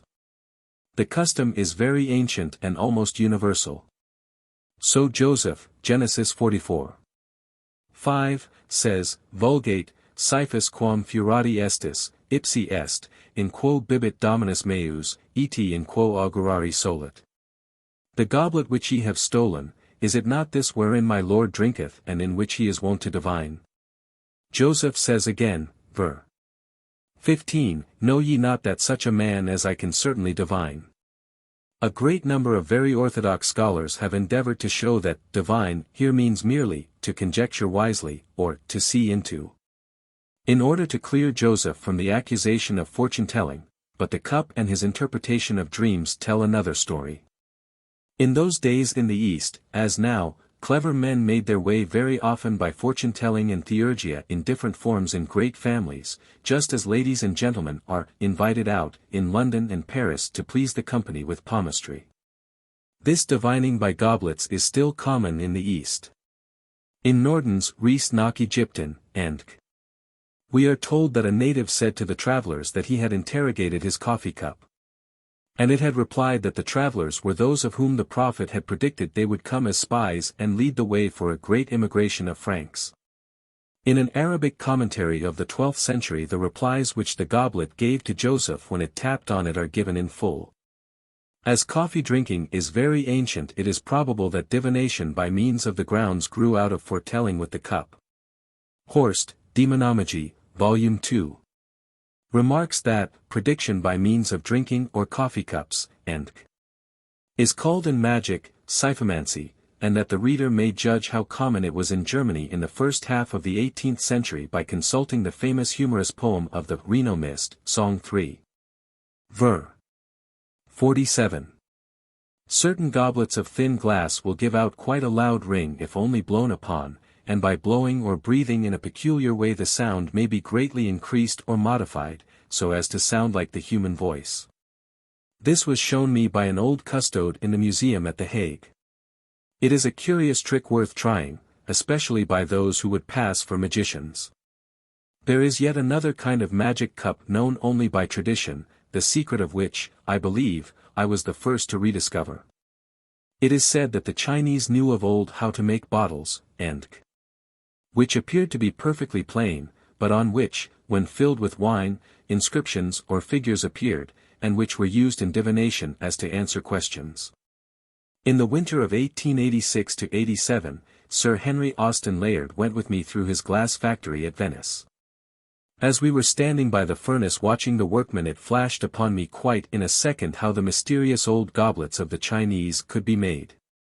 This would be by blowing a bottle, and of thin white glass and putting on the interior in all parts except the pattern, a coating of glass half an inch in thickness. The outside should then be lightly ground, to conceal the heavy portion. If red wine or any dark fluid should then be poured into the bottle, the pattern would appear of the same color. Sir Austen Layard at once sent for his very intelligent foreman, Signor Castellani, who said that he had indeed read of such goblets, but that he regarded it as a fable. But when I explained to him what had occurred to me, he said that it was perfectly possible, but that the great expense of making such objects would probably make the manufacture practically impossible. Apropos of which I may mention that those who would investigate the curiosities of glass, especially the art of making it malleable, may find a great deal in A. Nevi, de Arte Vitraria, Amsterdam, and its German translation of 1678, which contains a chapter, Wie die Malleabilität dem Glas beigebracht worden kann. It is probable that the celebrated cup of Gemskid, in Persian story, which showed on its surface all that passed in the world, owed its origin to these Chinese bottles. This chapter is reproduced, but with much addition, from one in my work entitled The Gypsies, published in Boston, 1881, by Houghton and Mifflin. London, Trubner and Company. The addition will be the most interesting portion to the folklorist. This song which, with its air, is very old in the United States, has been vulgarized by being turned into a ballad of 10 little nigger boys. It is given in Mrs. Valentine's nursery rhymes as Indian Boys. It is not generally known that Sir H.A. Layard and Sir William Drake were the true revivers of the glass manufacture of Venice. Chapter 15. Gypsy Amulets. Knew many an amulet and charm, which would do neither good nor harm. In Rosicrucian lore as learned, as he that vir adeptus earned. Hudibras. With pleasant plausibility Heine has traced the origin of one kind of fairy lore to the associations and feelings which we form for familiar objects. A coin, a penknife, a pebble, which has long been carried in the pocket or worn by any one, seems to become imbued with his or her personality. If it could speak, we should expect to hear from it an echo of the familiar voice of the wearer.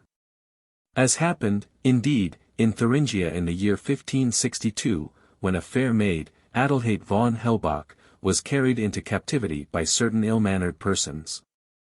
Now her friends, pursuing, knew not whither to go, when they heard her voice, albeit very small and feeble, calling to them. And, seeking, they found in the bush by the road a silver image of the Virgin, which she had worn, and this image told them which road to take. Following the direction, they recovered her. The robber who bore her away being broken on the wheel, and the image hung up for the glory of the Virgin, who had spoken by it, in the church of Our Lady of Calbrun. Again, these objects have such strange ways of remaining with one that we end by suspecting that they have a will of their own. With certain persons these small familiar friends become at last fetishes, which bring luck, giving to those who firmly believe in them great comfort and endurance in adversity. Who has not been amazed at the persistency with which some button or pebble picked up, or placed perchance in the pocket, remains in all the migrations of keys and pencils and coins, faithful to the charge? How some card or counter will lurk in our pocket-book, misnamed purse, or portemonnaie, until it becomes clear as daylight that it has a reasonable intelligence, and stays with us because it wants to. As soon as this is recognized, especially by some person who is accustomed to feel mystery in everything, and who doubts nothing, the object becomes something which knows, possibly, a great deal which we do not. Therefore it is to be treated with care and respect, and in due time it becomes a kind of god, or at least the shrine of a small respectable genius, or fairy. I have heard of a gentleman in the western United States who had a cane in which, as he seriously believed, a spirit had taken up its abode, and he reverenced it accordingly. The very ancient and widely spread belief in the efficiency of magic wands probably came from an early faith in such implements as had been warranted to have magic virtues as weapons, or to aid a pedestrian in walking. Hence it happened that swords which had been enchanted, or which had taken lives, were supposed to have some indwelling intelligence. Hence also the names given to swords, and indeed to all weapons, by the Norsemen. It was believed that the sword of an executioner, after it had beheaded a certain number of men, pined for more victims, and manifested its desire by unearthly rattling or ringing. Apropos of which I have in my possession such a gruesome implement, which if experience in death could give it life, or make it ring in the silent watches of the night, would be a ghastly, noisy guest indeed.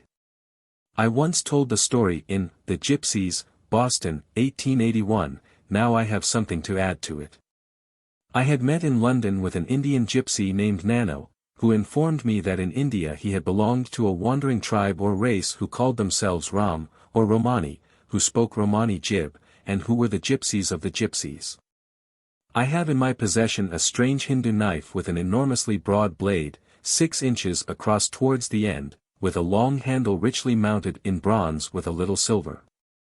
I never could ascertain till I knew Nano what it had been used for. Even the old king of Oud, when he examined it, went wrong and was uncertain. Not so the gypsy. When he was in my library, and his keen black eyes rested on it, he studied it for a moment, and then said, "I know well enough that knife. I have seen it before, it is very old, and it was long in use, it was the knife used by the public executioner in Botan. It is Botani." Nano had volunteered the explanation, and whatever his moral character might be, he was not given to romantic invention. Time passed, I went to America, stayed there 4 years, and returned.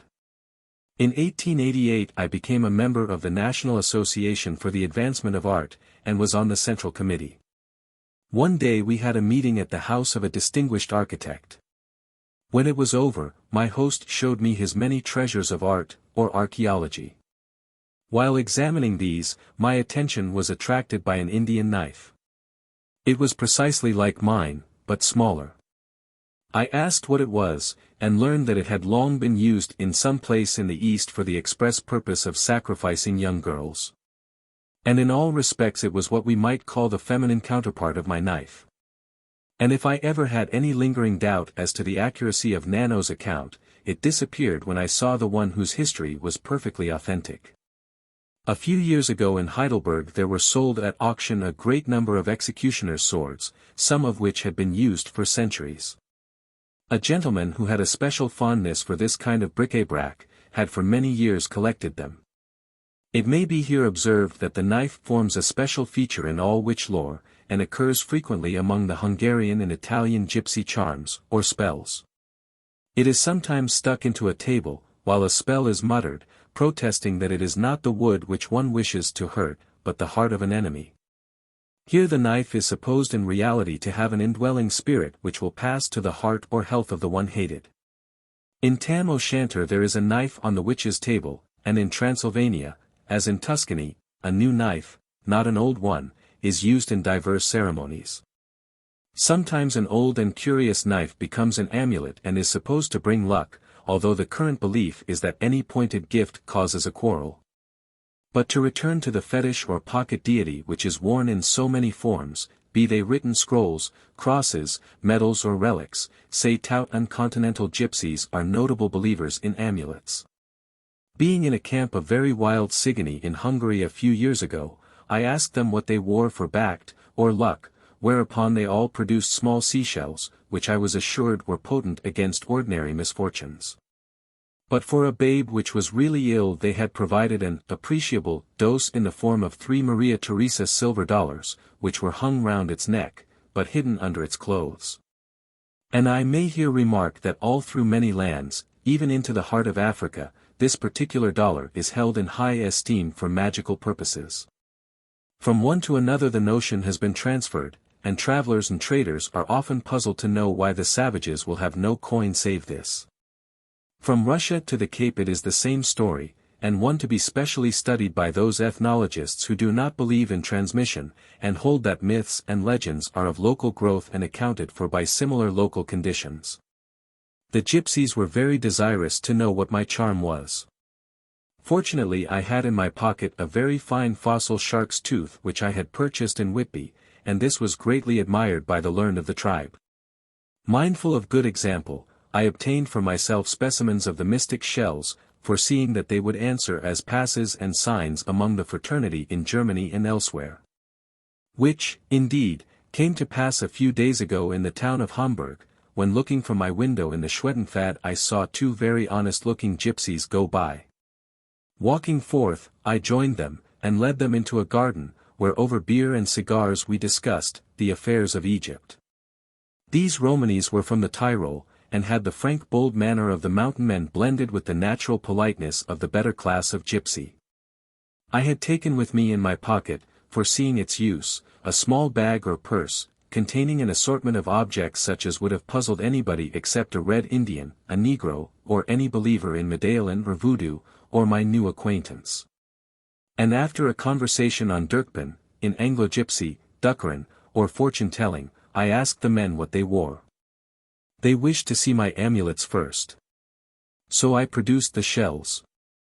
which were at once recognized and greatly admired, especially one, which is something of a curiosity, since in its natural markings is the word nav very plainly inscribed, nav, in gypsy, meaning, the name. The elder gypsy said he had no charm. He had long been seeking a good one, but had not as yet met with the correct article. And then he begged me, gracious powers, how he did beg, to bestow on him one of my shells. I resolved to do so, but at another time. The younger gypsy, who was a pasquero, musician, and had with him a rare old violin in a wonderfully carved wooden case at least 2 centuries old, was all right on the fetish question. He had his shell, sewn up in a black leather bag, which he wore by a cord round his neck. Then I exhibited my small museum. Every object in it was carefully and seriously examined. My shark's tooth was declared to be a very good fetish, a black pebble almost equal to the shell, and an American Indian arrowhead of quartz passed muster as of possible though somewhat doubtful virtue. But an English sixpence with a hole in it was rejected as a very petty and contemptible object. I offered it in vain as a present to my friends, they would not accept it. Neither did they want money, my dross might perish with me. It was the shell, the precious beautiful little shell on which the Romani in search of a fetish had set his heart. The shell which would bring him luck, and cause him to be envied, and ensure him admiration in the tents of the wanderers from Paris to Constantinople. He admitted that it was the very shell of shells, a Barrow Sorescari Charcuni, or famous sea snail. I believe the gypsies would have given me their fine old Stainer violin and the carved case for it. Failing to get the shell, he implored me to give him the black pebble. I resolved to give him both in free gift the next time we met, or as a parting souvenir. Alas for the Romani chow, we never met again. The police allow no gypsies in Hamburg, and so they had to move on. I sought them that night and I sought them next day, but they were over the hills and far away. But I have no doubt that the fame of the shell on which nature has written the name, the very logos of magic itself, spread ere the summer was past even to the Carpathians. Something tells me that it is not played out yet, and that I shall hear anon something regarding it. The cult of the shell is widely spread. One day in a public house, in the West End of London, I, while taking my glass of bitter, entered into conversation with a rather tall, decently attired brunette Alsatian girl, who spoke French and German, and who knew a few words of Romani, which she said she had picked up by accident. At least she professed not to be gypsy, and to know no more. Being minded to test the truth of this, I casually exhibited one of my shells and said it was a Hungarian gypsy amulet for la bonne fortune. She began to beg earnestly for it, without getting it. On several occasions at long intervals, when I met her in the street, she again implored me for the treasure, saying that she believed, if she had it, her luck would turn to good. And, being convinced of her gypsyism, I said, it will do you no good unless you have faith. To which she replied, in a tone which indicated truth itself, but I have faith, absolute, entire faith in it. Which seeing, and finding that she was a true convert to the power of the holy shell, I gave it to her with my blessing, knowing that it would be a joy and comfort to her in all the trials of life.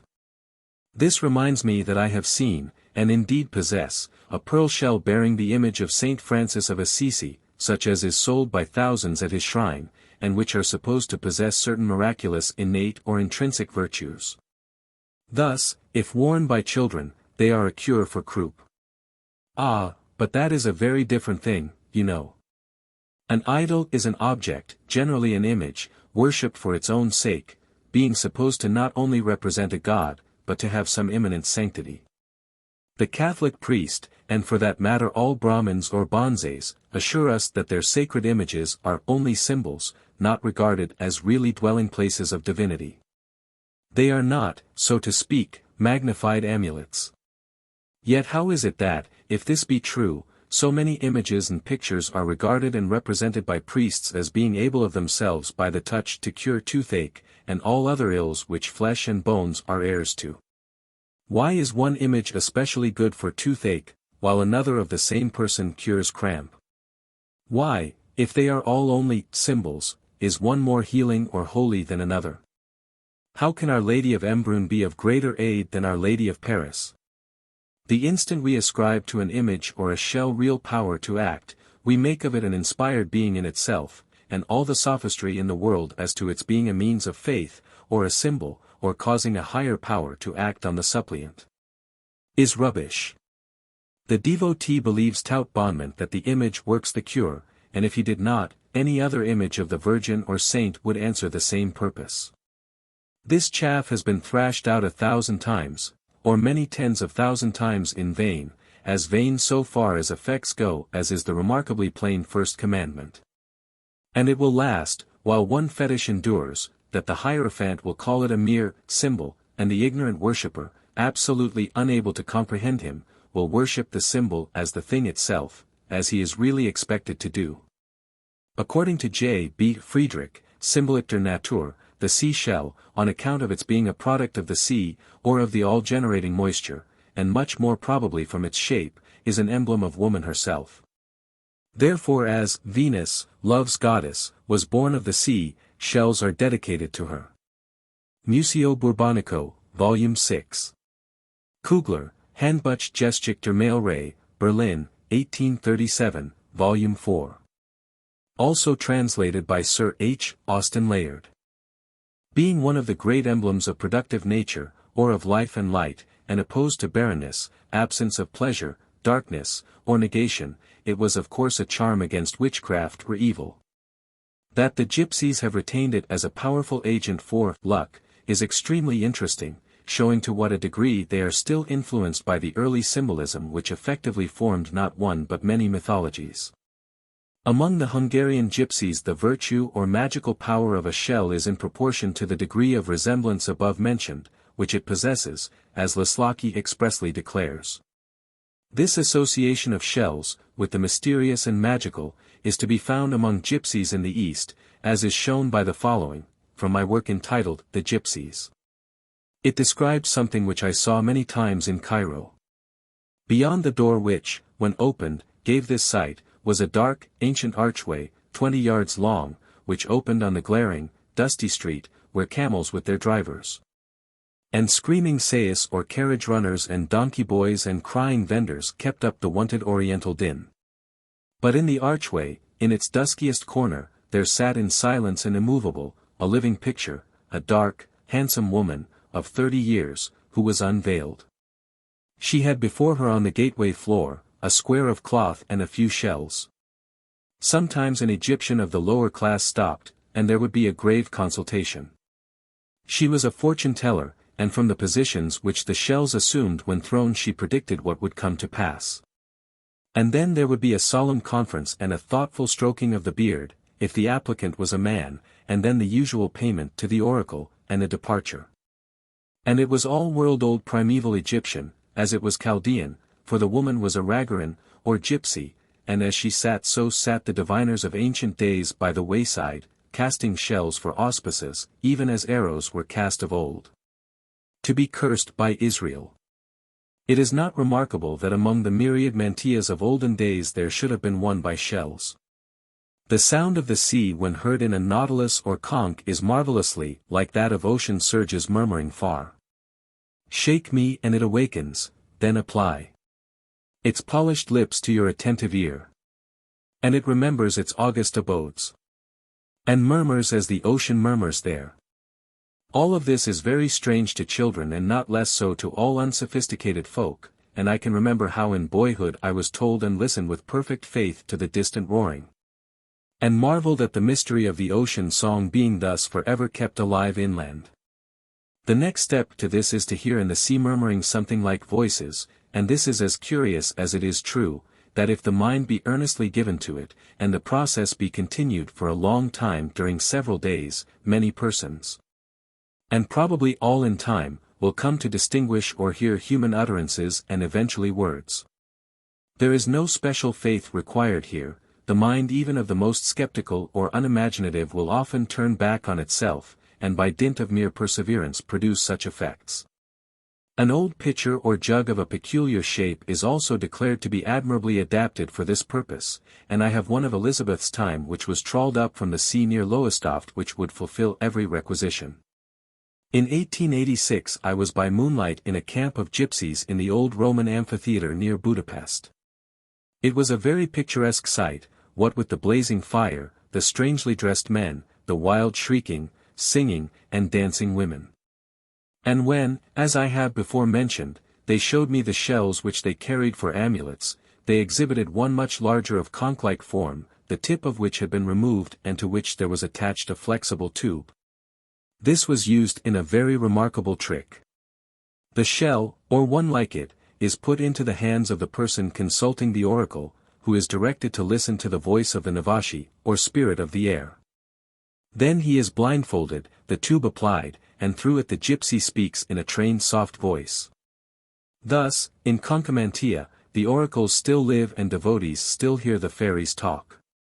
Now, be it observed that hearing is the most deceptive of the senses, as the reader may have seen exemplified by a lecturer, when the audience were persuaded that he was fiddling on one cane with another, or blowing a flute tune on one, when the music was made by a confederate behind a screen. I myself, a few days since, when in a Copernthal, verily believed I heard the murmur and music of children's voices, when lo! It proved to be the babbling brook. Some years ago, I forget where it happened in England, but I guarantee the truth of what I tell, it was found that the children in a certain village were in the habit of going to an ancient tomb in which there was a round hole, putting their ears to it, and, as they said, of listening to what the dead people were saying. It is facile enough to understand that among them there would be some whose unconscious creative faculty would lead them to literally hearing words or songs. There is another ancient and beautiful mystical association with shells.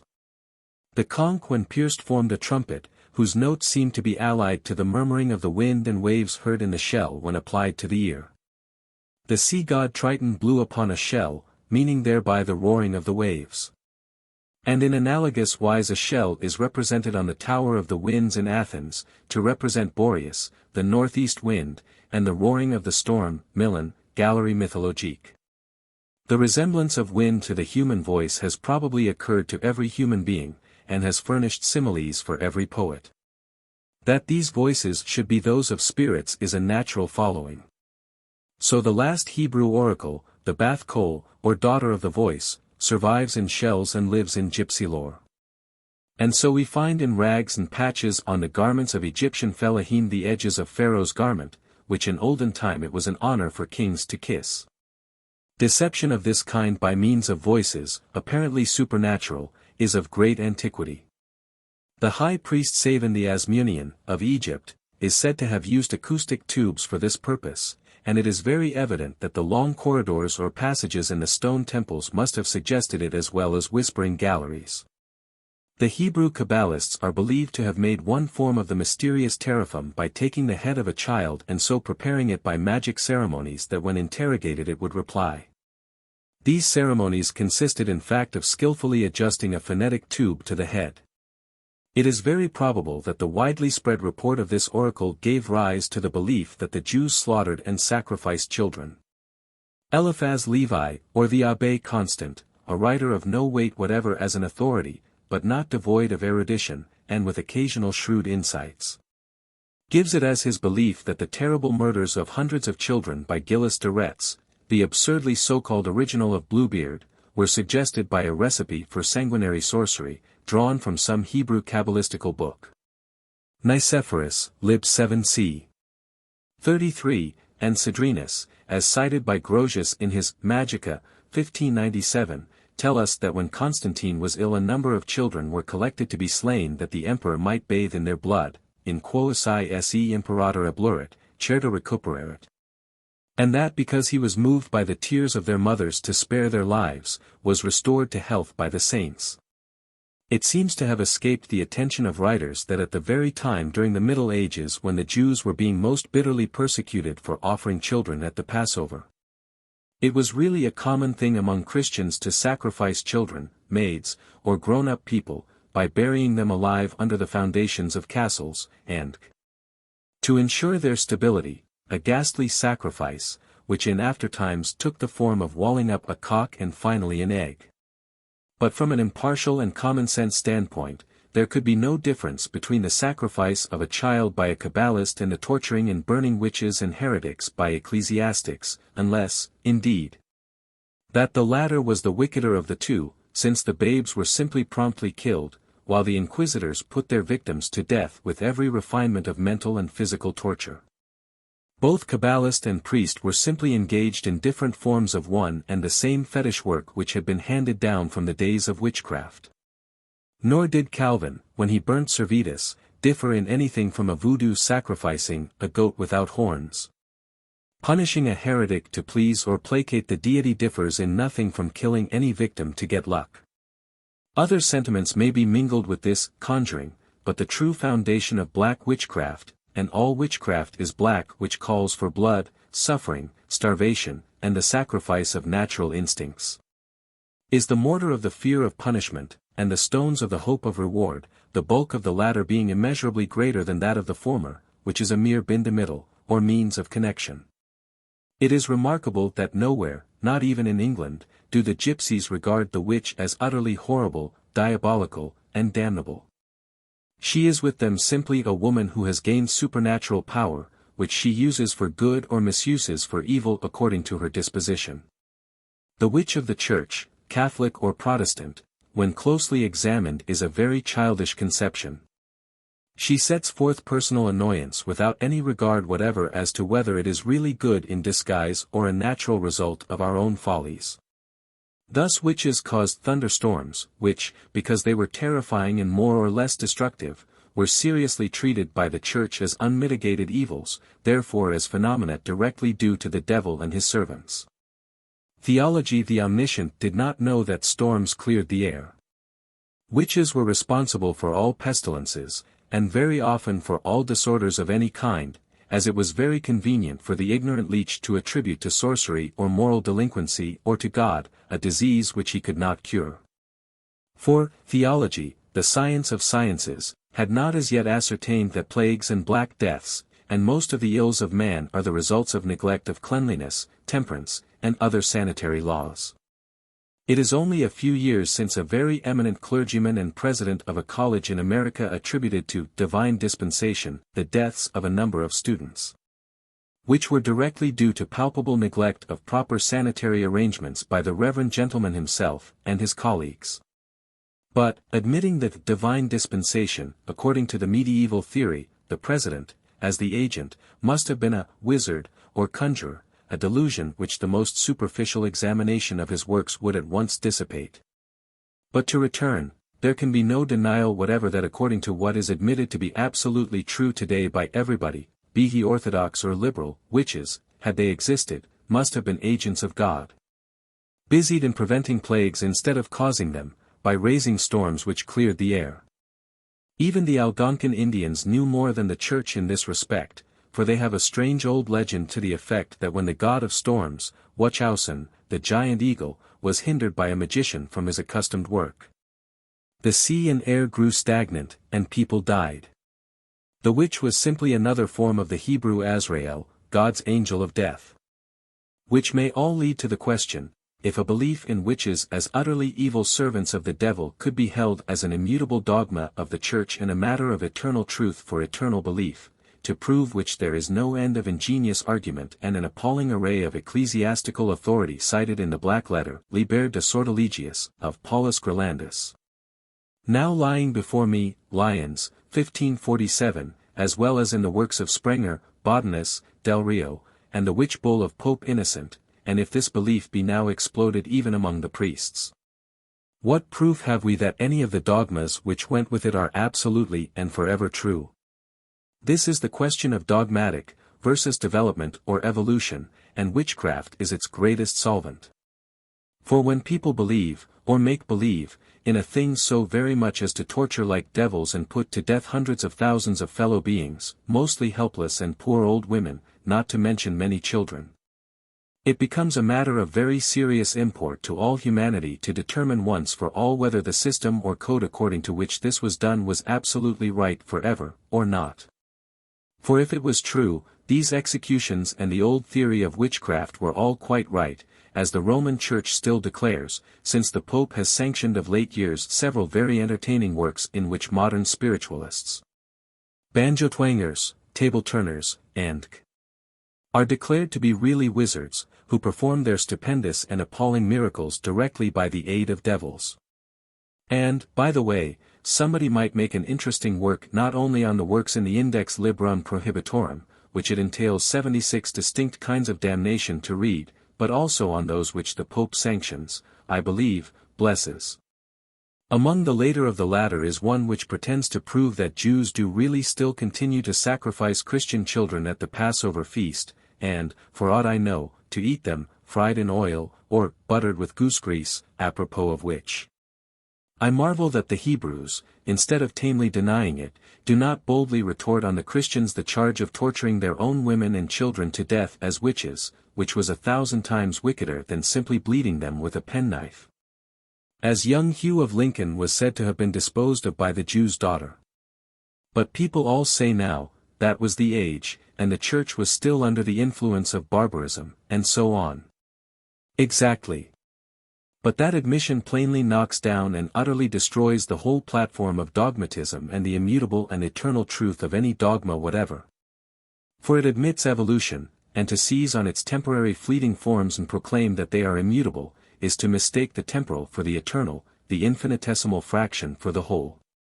This is not worshipping God, the illimitable, unknown tremendous source of life, but his minor temporary forms, essences, or angels, as the Kabbalists termed the successive off-castings of his manifestations.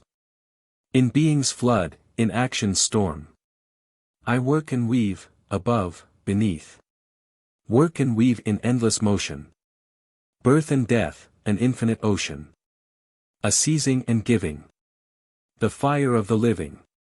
'Tis thus at the roaring loom of time I ply. And weave for God the garment thou sayest him buy. Now there are infinite numbers of these garments, but none of them are God, though the Church declared that what they had of them were truly divine. So Oriental princes sent their old clothes to distant provinces to be worshipped, as Gessler sent his hat. It is an old, old story, and one which will be long repeated in many lands. I have, not far back, mentioned a work on witchcraft by Paulus Grolandus.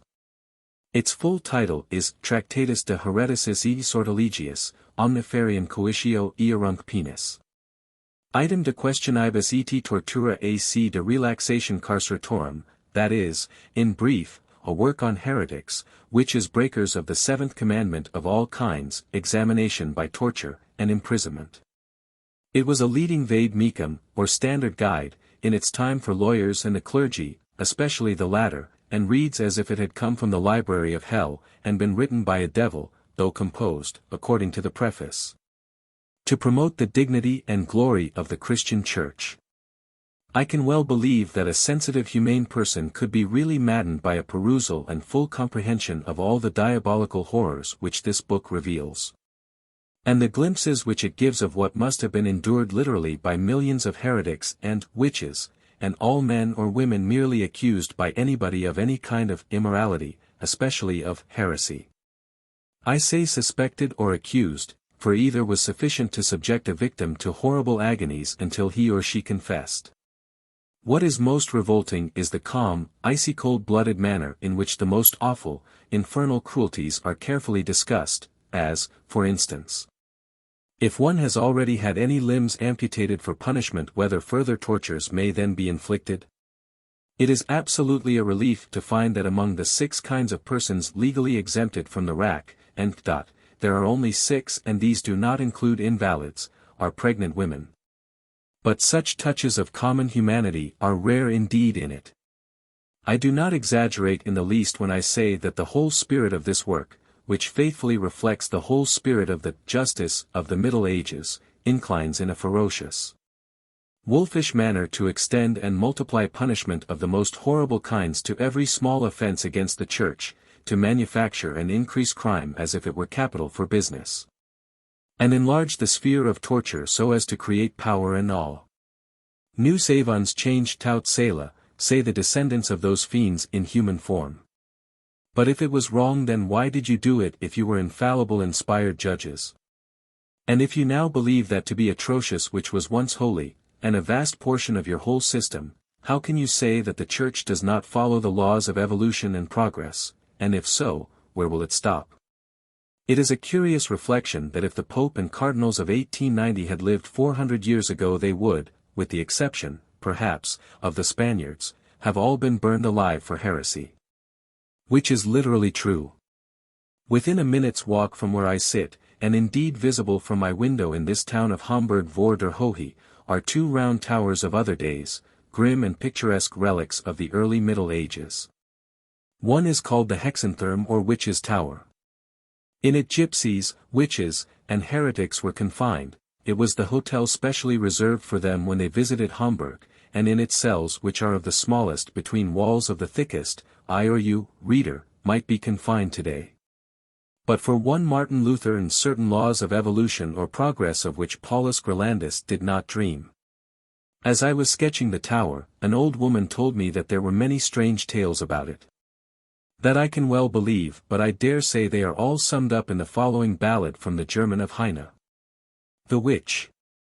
Folk said when my granny Eliza bewitched, she must die for her horrid transgression. Much ink from his pen the old magistrate pitched, but he could not extort a confession. And when in the kettle my granny was thrown, she yelled, death, and murder, while dying. And when the black smoke all around us was blown, as a raven she rose and went flying. Little black grandmother, feathered so well. Oh, come to the tower where I'm sitting. Bring cakes and bring cheese to me here in the cell. Through the iron-barred window flitting. Little black grandmother, feathered and wise. Just give my aunt a warning, lest she should come flying and pick out my eyes, when I merrily swing in the morning. Horst in his Demonology, a history of the belief in magic, demoniac marvels, witchcraft, and gives the picture of a witch tower, at Lindheim in the Wetterau, with all its terrible history, extracted from the town archives. It is a horrible history of torturing and burning at the stake of innumerable women of all ages, the predominant feature being that any accusation by anybody whatever, or any rumor set afloat in any way, amply sufficed to bring an enemy to death, or to rob a person who had money. Hysterical women and perverse or eccentric children frequently originated these accusations merely to bring themselves into notice. There was till within a few years a witch's tower in Heidelberg. It was a very picturesque structure in an out-of-the-way part of the town, in nobody's way, and was therefore of course pulled down by the good Philistine citizens, who have the same mania in Heidelberg as, they're ignorant like, in London, Philadelphia, or any other town, for removing all relics of the olden time. In connection with sorcery and gypsies, it is worth observing that in 1834 the latter, in Swabia, or South Germany, frequently went about among the country people, with puppet shows, very much of the Punch kind. And that they had a rude drama of Faust, the great wizard, which had nothing to do with that of Goethe. It was derived from the early sources, and had been little by little gypsified into a melodrama peculiar to the performers. August Zoller, in his Bilder aus Schwaben, Stuttgart, 1834, gives the following description of it. The book has a place in all Faust libraries, and has been kept alive by this single passage. There is a blast of a trumpet, and the voice of a man proclaims behind the scenes that the play is to begin. The curtain is drawn, and Faust leaning against the background, which represents a city, soliloquizes. I am the cleverest doctor in the world, but all my cleverness does not help me to make the beautiful princess love me. I will call up Satan from the underworld to aid me in my plans to win her. Devil, I call thee. Meanwhile Faust's servant, the funny man, has entered and amused the public with comical gestures. The appearance of the devil is announced by a firework, spruticle, fizzing and cracking. He descends from the air, there being no arrangements for his coming up. The servant bursts into a peal of laughter, and the devil asks, Faust, thou hast called me, now, what is thy wish? I love the lovely princess, canst thou make her love me? Nothing is easier. Cut thy finger and sign to me thy life. Then all my devilish art will be at thy service till thou hast committed 4 murders. Faust and the devil fly forth, the servant making sarcastic remarks as to the folly of his master, and the curtain falls. In the second act the fair princess enters. She is 3 times as large as Faust, but bewails his absence in a plaintive voice and departs. Faust enters and calls for a furio who shall carry him to Mantua. Enter 3 furios, witches, who boast their power. I can carry you as swiftly as a moorcock flies, says one. This is not swift enough for Faust. I fly as fast as bullet from a gun, says the second. The master answers. A right good pace, but not enough for Faust. To the third, how fast art thou? As quick as thought. That will suffice, there's naught so swift as thought. Bear me to Mantua, to her I love, the princess of my heart. The furio takes Faust on her back, and they fly through the air. The servant makes, as before, critical and sarcastic remarks on what has passed, and the curtain falls. In the third act the devil persuades Faust to murder his father, so as to inherit his treasures, for the old man has a tough life. In the fourth, maddened by jealousy, he stabs the princess and her supposed lover. The small sarcastic servant takes the murdered pair by the legs, and drags them about, cracking jokes, and giving the corpses cuffs on their ears to bring them again to life. In the fifth act, the clock strikes 11. Faust has now filled to the brim the measure of his iniquity. The devil appears, proves to him that it is time to depart, it strikes 12. The smoke of a fizzling squib and several diabolical firecrackers fills the air, and Faust is carried away, while the small servant, as satanical and self-possessed as ever, makes his jokes on the folly of Faust, and the curtain falls. This is the true Faust drama of the Middle Ages, with the anti-Shakespearean blending of tragedy and ribald fun. But this same mixture is found to perfection in the early Indian drama, for instance, in Sakuntala, and it would be indeed a very curious thing should it be discovered that the Gypsies, who were in all ages small actors and showmen of small plays, had brought from the East some rude drama of a sorcerer, who is in the end cheated by his fiend. Such is, in a measure, the plot of the Baital Pachisi or Vikram and the Vampire, which is borrowed from or founded on old traditions, and the Gypsies, from their familiarity with magic, and as practical actors, would, in all probability, have a Faust play of some kind, according to the laws of cause and effect. In any case the suggestion may be of value to some investigator. Gypsies in England, that is those, of the old sort, regard a shoestring as a kind of amulet or protection. Many think it is unlucky to have one's photograph taken, but no harm can come of it if the one who receives the picture gives the subject a shoestring or a pair of laces. Dr. F.S. Krauss in his curious work, Srika, or Fortune and Fate in the Popular Belief of the South Slavonians, Vienna, 1886, draws a line of distinction between the fetish and amulet. The fetish, he declares, has virtue from being the dwelling of a protecting spirit. The amulet, however, is only a symbol of a higher power, that is of a power whose attention is drawn by or through it to the believer or wearer. This, however, like the distinction between idolatry and worshipping images as symbols of higher beings, becomes in the minds of the multitude, and for that matter, in all minds, a distinction without a dot of difference. The amulet may rest upon a higher range of ideas, while the fetish stands on its own feet, but if both are regarded as bringing luck and if, for instance, one rosary or image of the same person is believed to bring more luck than another, it is a fetish and nothing else. An amulet may pretend to be a gentler kind of fetish, but they are all of the same family. The Gypsies prepare among the Bosniaks, on the high plains of Malwan, a fetish in the form of a cradle made of 9 kinds of wood, to bring luck to the child who sleeps in it. But Dr. Krauss falls, I presume, into a very great error, when he attributes to Her Majesty the Queen of England a belief in fetish, on the strength of the following remarkable passage from the Wiener Allgemeine Zeitung. By command of Queen Victoria, Mr.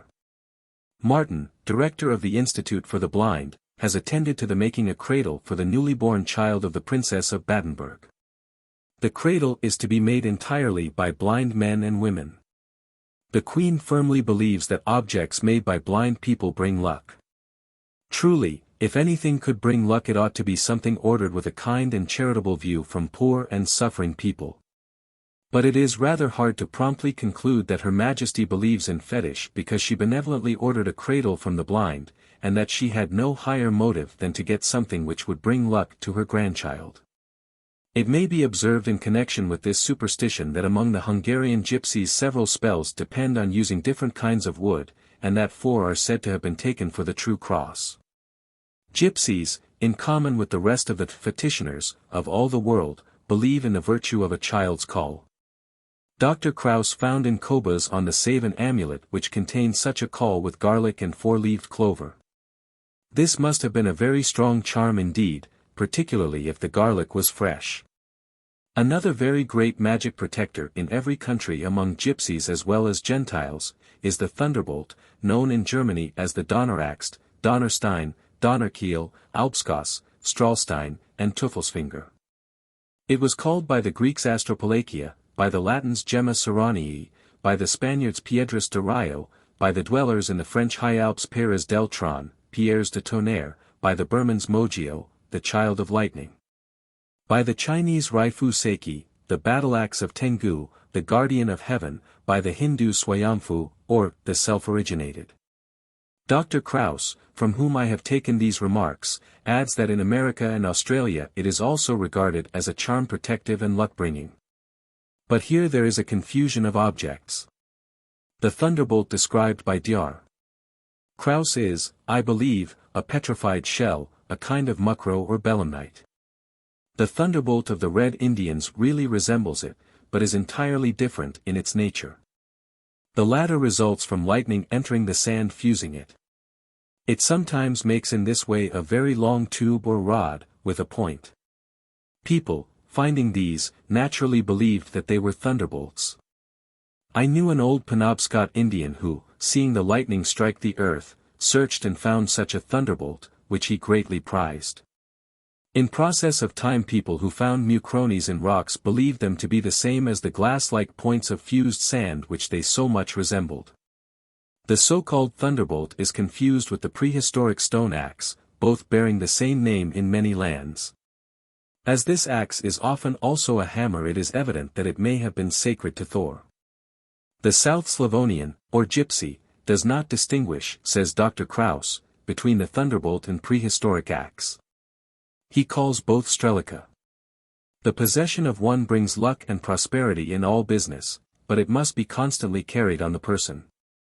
Among the 30s, there lived in Guy in Slavonia a poor Jewish peddler named David. Once he found a strelica. He always carried it about with him.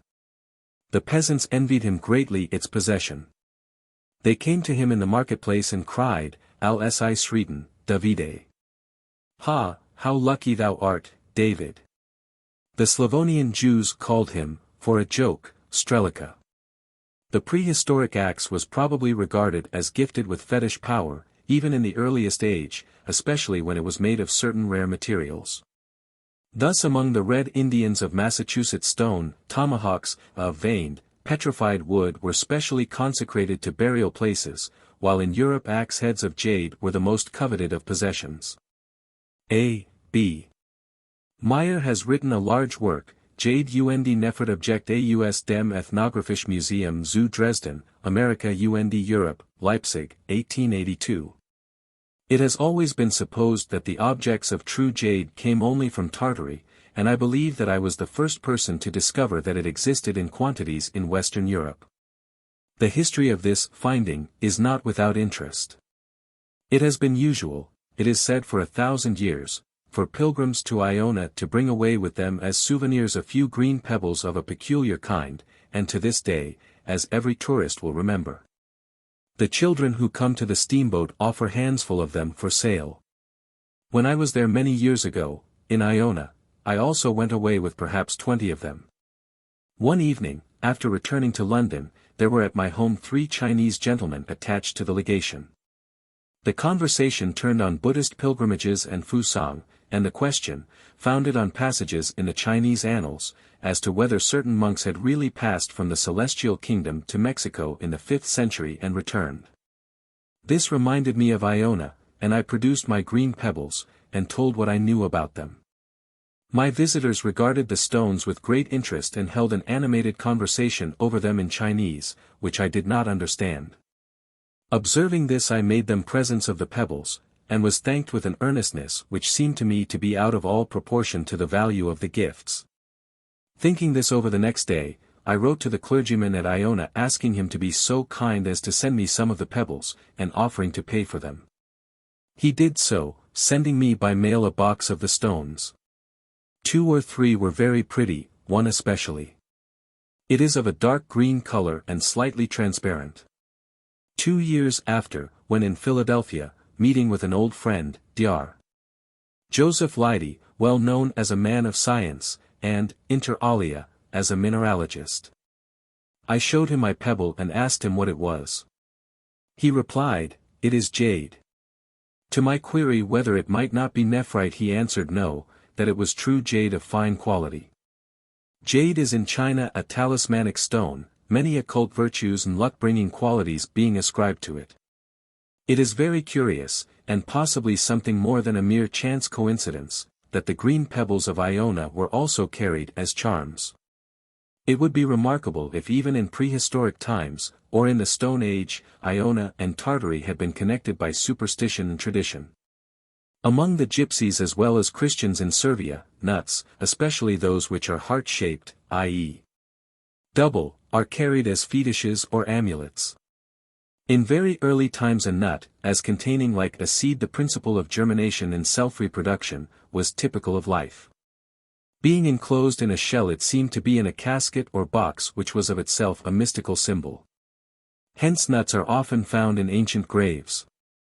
There are many stories accordingly in all countries in which a nut or egg is represented as being connected with the life of some particular being or person. The ogre in several tales can live until a certain egg is broken. In the Graubunden or Grisons there is the following legend. Once there lived near Federizo a rich peasant. To him came a poor beggar, who asked for alms in vain. Then the man replied, "If thou wilt give me nothing, yet will I give thee something. Thou shalt keep thy treasure and also thy daughter after thee, yea, and for years after she is dead her spirit shall know no rest for taking care of it. But I give thee this nut. Plant it by yonder great stone, thou stony-hearted fool. From the nut will grow a tree, and from the tree twigs from which a cradle will be made in which a child will be rocked who will redeem thy daughter from her penance."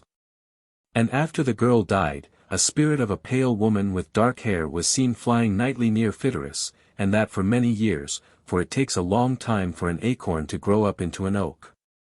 But as she is no longer seen, it is believed that the cradle has been made and the child born who became the deliverer. A. B. Elisif, in his very interesting article based on Counovine's Materials for the Study of the Gypsies, gives the representation of 4 gypsy amulets, also a Kabbalistic token that brings good luck to its wearer. The amulets, writes M. Elisif, are made of wrought iron and belong to M. Counovine. The Kabbalistic sign is designed, copied, by ourselves, thanks to the amiability of a gypsy Jekmaz, sorcerer, of the province of Novgorod. The amulet A was found by M. Counovine among the gypsies who roam with their camps in the Ural neighborhood. Some Bessarabian gypsies supplied B. C was obtained from a gypsy sorcerer of the Persian frontier, and D formed a part of some ornaments placed with their dead by gypsies of southern Russia. The Kabbalistic sign, vide illustration at head of chapter, represents roughly a serpent, the symbol of Oromori, the evil principle in gypsy mythology. The figure of an arch surrounded with stars is, according to M.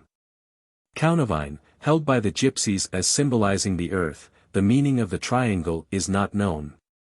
The moon and stars which surround the earth and which are, so to speak, enclosed in the serpent's coils, symbolize the world lying in evil.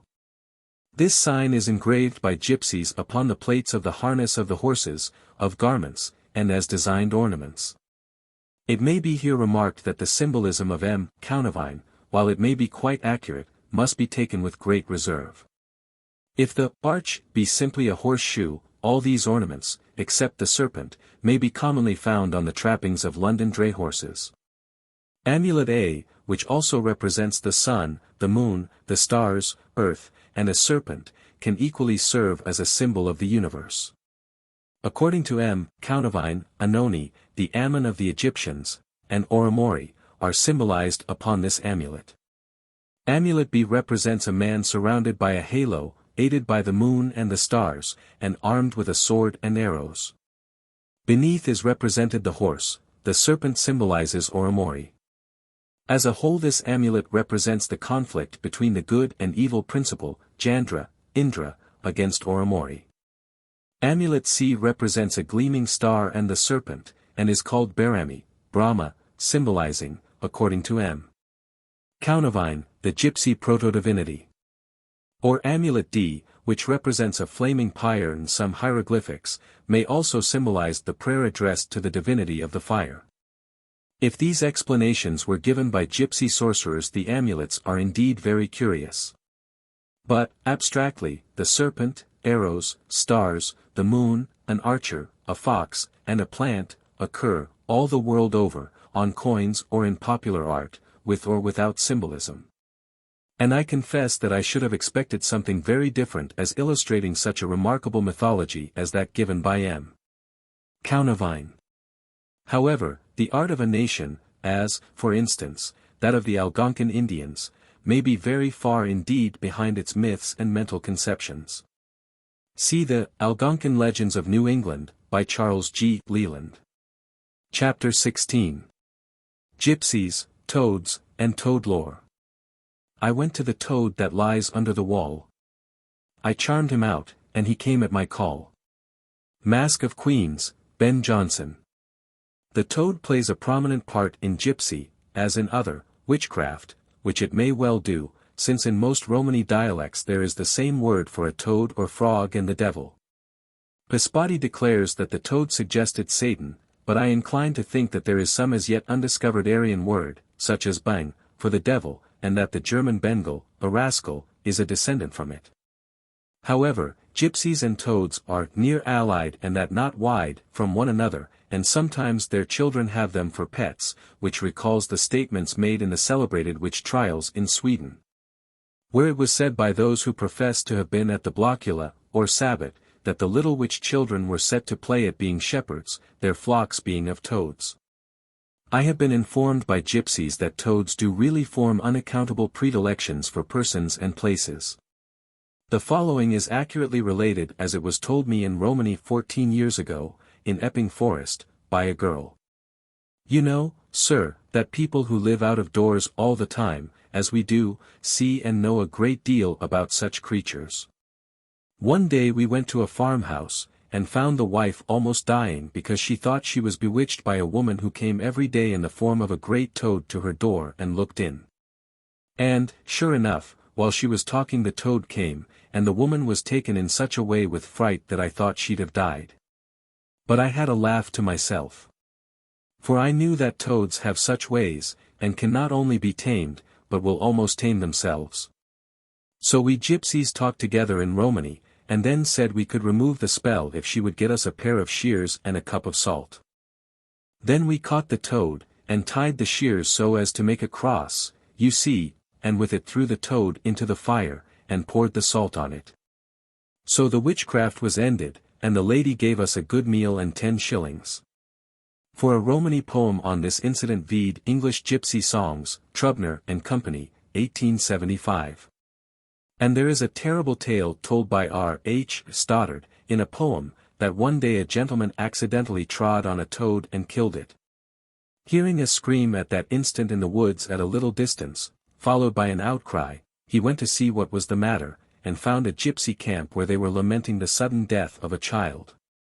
On looking at the corpse he was horrified to observe that it presented every appearance of having been trampled to death, its wounds being the same as those he had inflicted on the toad.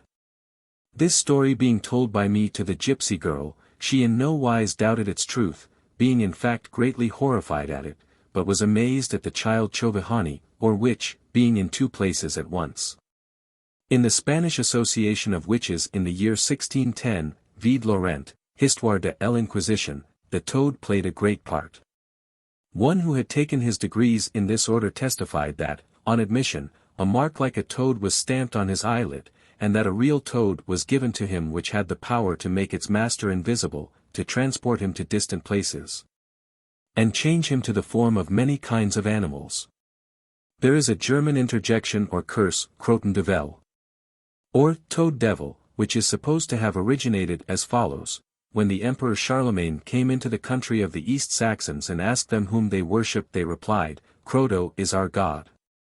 To which the emperor replied, Croto is all the same as Croton-Devel. And he made them pay bitterly by the sword and the rope for the crime of calling God, according to their language, by a name different from that which he used.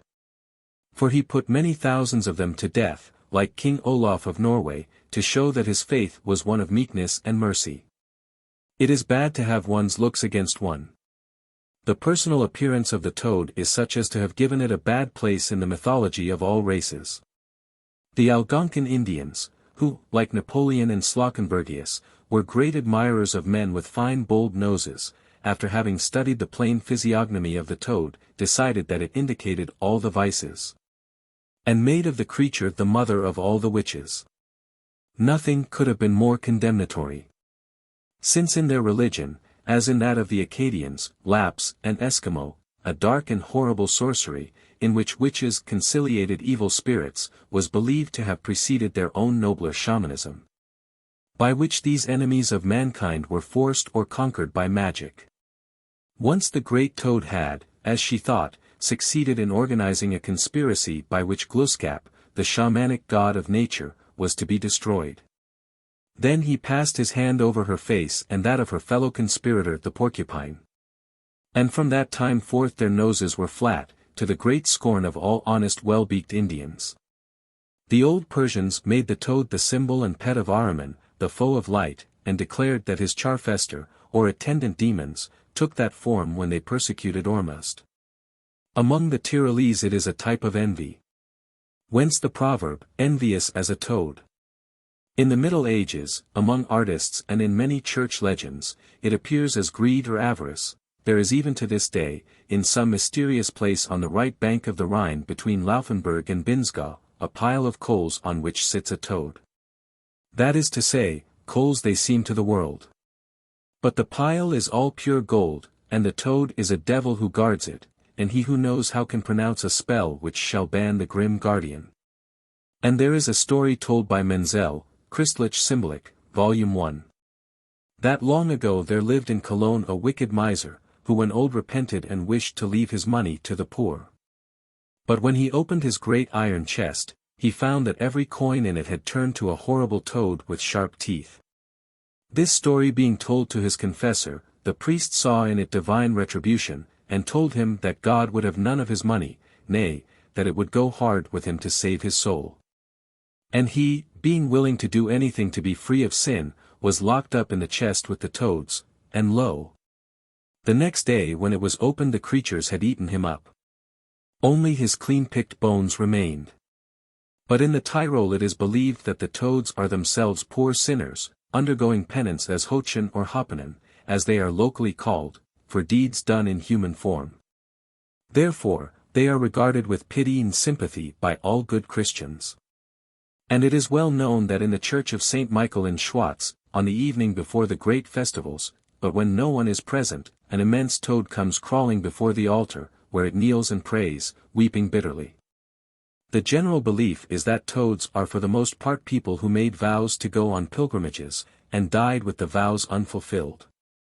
So the poor creatures go hopping about astray, bewildered and perplexed, striving to find their way to shrines which have perchance long since ceased to exist. Once there was a toad who took 7 years to go from Leifers to Weissenstein. And when the creature reached the church it suddenly changed to a resplendent white dove, which, flying up to heaven, vanished before the eyes of a large company there assembled, who bore witness to the miracle. And one day as a wagoner was going from Innsbruck to Seefeld, as he paused by the wayside a toad came hopping up and seemed to be desirous of getting into the wagon. Which he, being a benevolent man, helped it to do, and gave it a place on the seat beside him. There it sat like any other respectable passenger, until they came to the side path which leads to the church of Seefeld, when, wonderful to relate, the toad suddenly turned to a maiden of angelic beauty clad in white, who, thanking the wagoner for his kindness to her when she was but a poor reptile, told him that she had once been a young lady who had vowed a pilgrimage to the church of Seefeld. In common with the frog, the toad is an emblem of productiveness, and ranks among creatures which are types of erotic passion. I have in my possession a necklace of rudely made silver toads, of Arab workmanship, intended to be worn by women who wish to become mothers. Therefore the creature, in the old world as well as in the new, appears as a being earnestly seeking the companionship of men. Thus it happened to a youth of Aramsack, near Cattenburg, that, being one day in a lonely place by a lake, there looked up at him from the water a being somewhat like a maid but more like a hideous toad, with whom he entered into conversation, which became at last friendly and agreeable, for the strange creature talked exceeding well. Then she, thinking he might be hungry, asked him if he would fain have anything in particular to eat. He mentioned in jest a kind of cakes.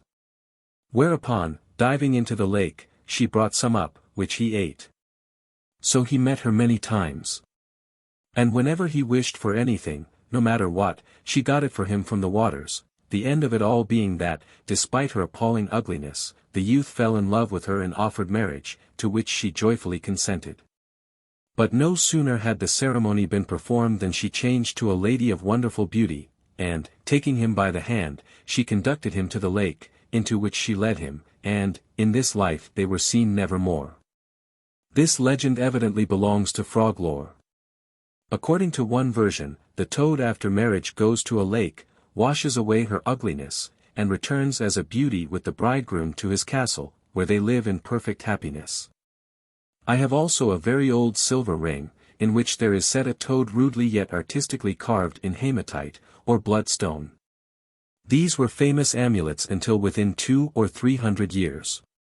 If you are a gypsy and have a tame toad, it is a great assistance in telling fortunes, and brings luck, that commodity which, as Cowlott observed, the gypsies are always selling to everybody while they protest they themselves have none. As I tested with the last old gypsy woman whom I met, what bach the divis? What luck today?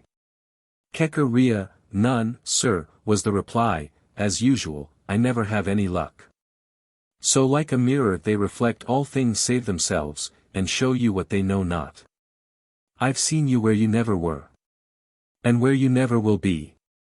And yet within that very place, you can be seen by me. For to tell what they do not know is the art of the Romani. Sleep well. Index. The pages referenced in this index refer to page numbers in the source edition. Clicking on a page number will take you to the location that corresponds to the beginning of the page in the source edition. A. Abominable Charms. Acorns, Song of the Adelheid von Hellbach. Aeolian Harp. Agnes, St. Invocation. Agnostics. Albordi. Algonquin Legends of New England. Auron, Root Image. Alsatian Gypsy Girl and Shell. Al Sirat. Alter Ego, or the Dream Power, Enk. Amber Beads. American Folklore Journal. Amulets and Fetishes. Amulets, Enk. Animals, Charms to Protect, -99. Anna, Santa, the Lucina of the Romans. Antony, Saint. Apple, Love Charm. Archaeology, Ethnology. Arnold, Matthew. Aroint, Etymology of Artificial Propagation. Ashes of Dress, Love Charm. Assisi, St. Francis, Shells. Astral Spirit. Atwas Kenny Guess, an Algonquin giant spirit. Augustus, Emperor, punished a city father for eating a quail. Axe heads, stone, in trees. B. Badger, foot of a, love charm. Baracellis, J. C. Bath, incident near. Bath Cole, the voice, and Batford, J.C. Divination by hair. Bat in Gypsy Sorcery. Bears claws and teeth as amulets. Beauty, a real existence. Begotten by goblins, people. Benediction. Benemaranin, Hebrew witches. Bergmaner, or mountain dwarfs. Bernoni, works of. Berserkers, note. Bertha, the dream sprite. Baruffin, overlooked or bewitched. Betham, Sir William, Eugubian tablets. But, Hindu malignant spirit. Bill, the imaginary companion. Billy Dawson, the wise man of Stokesley. Bird's nest, hare in. Black dog. Black hen, fast of the. Blavatsky, Madame. Blessing of the syrups, oil, and Block, doctor, corpse candle superstition. Blocksberg. Blood, charm with. Boar's tusks worn as amulets. Engraving. Botanist. Bogey, bog, but, boggar, bogle, bogest, bowl, bowman, and Bogomiles. Bolton, Carrington H., counting out rhymes, minus 220. Book of Fate and works on fortune-telling. Booth, General, his devil drivers. Barrow, G. Hokani Barrow. Bratranek, Beiträge zur Ästhetik der Pflanzenwelt. Bridge. Broom to keep spirits or witches away. Brown, Mrs. Brown study, reverie, when the mind is abstracted from certain subjects dream power partially acts. Buckland, Lizzie, a gypsy woman. Budge cured by a song, gypsies mere budges. Buzz, to cry. Byron, staff rhymes. C. Kabbalists. Cake, gypsy. Cowlot and gypsies. Calvin. Candle, in love charm. Candles, blessed.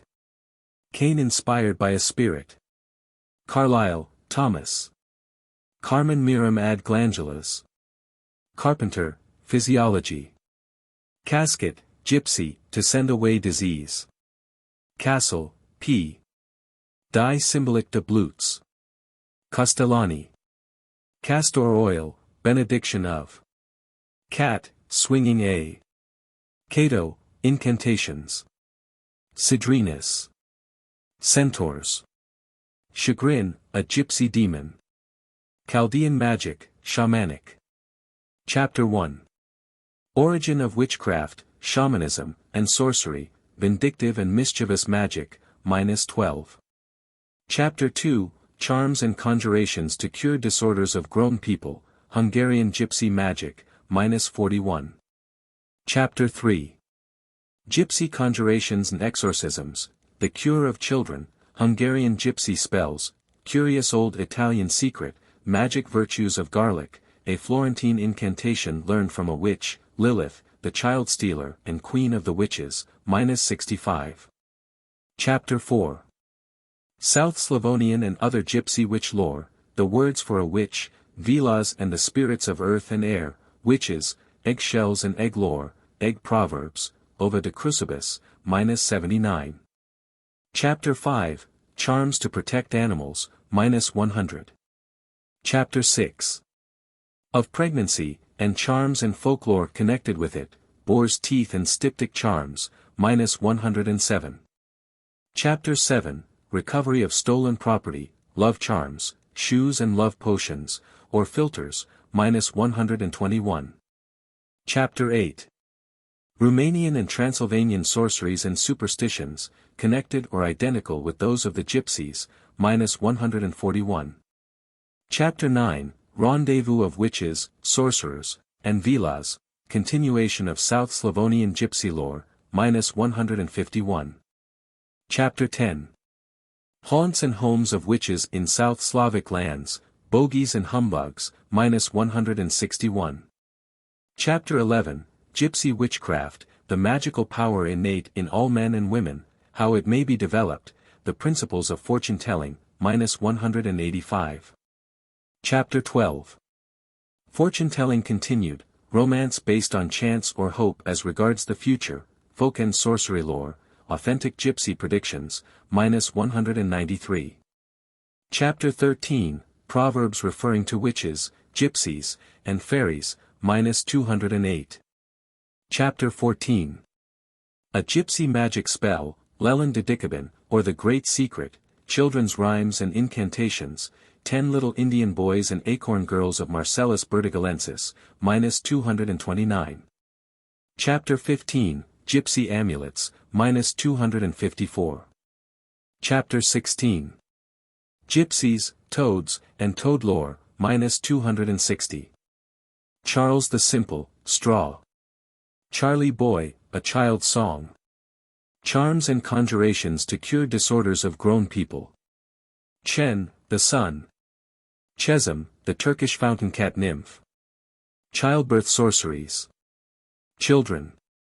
Why Gypsies Steal. Child, to know if a woman is with. To recover stolen property. Child's blood used in magic. Child stealing. Chinese bottles.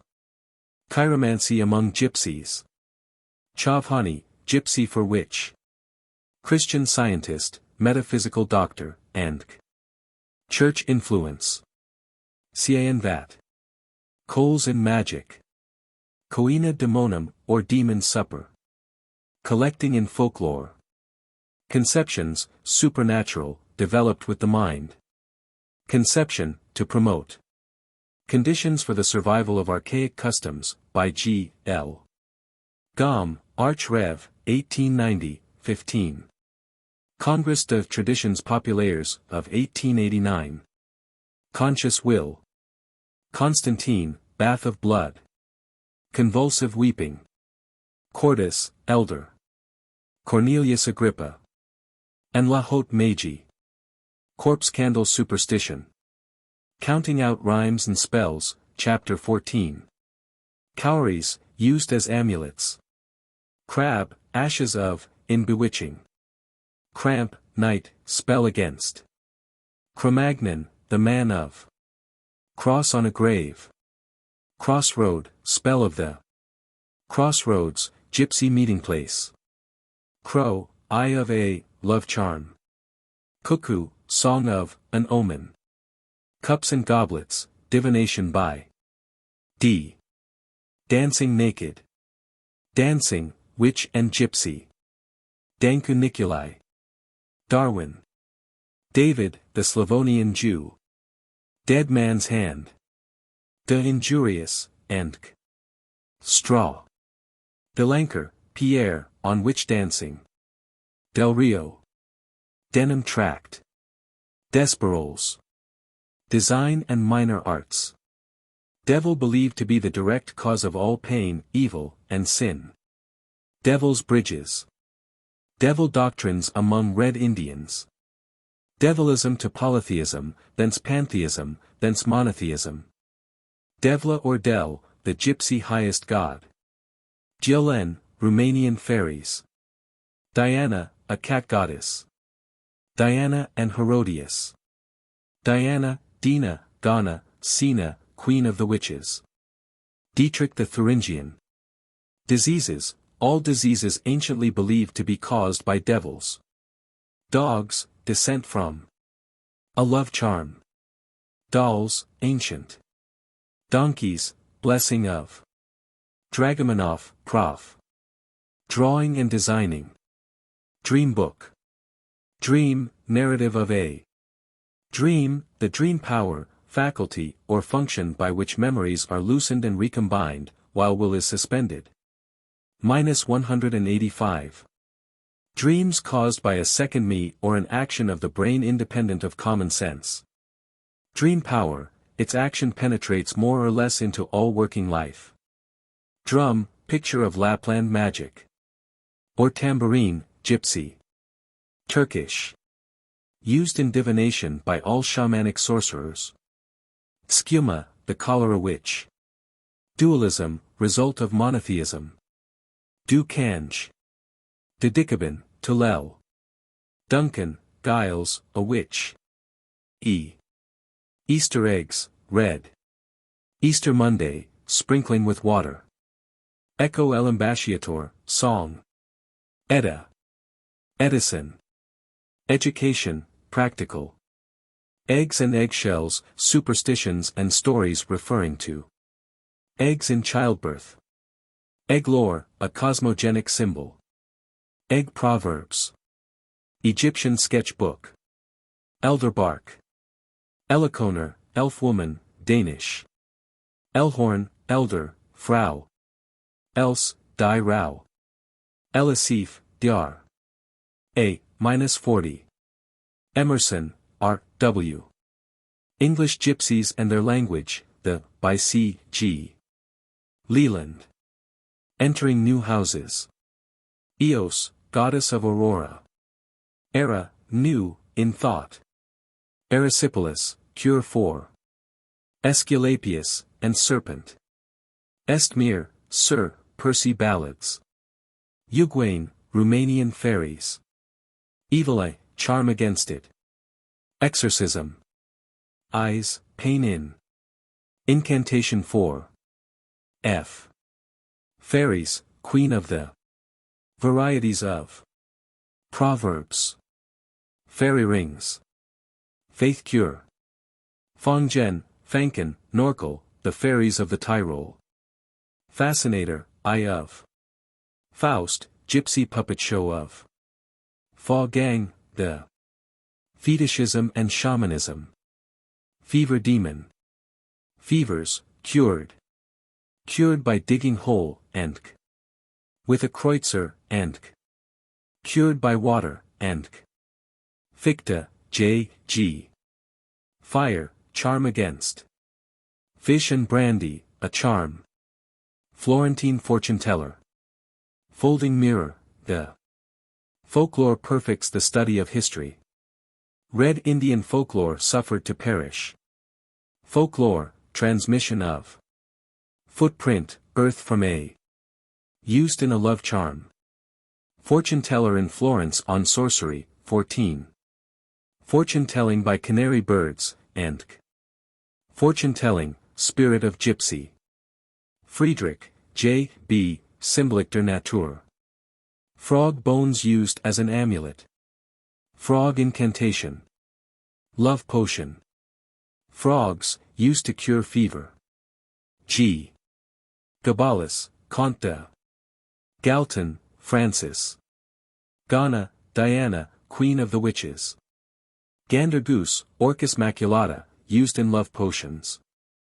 Gannet, Dom Ladas, Dona Branca ou a Conquista do Algarve.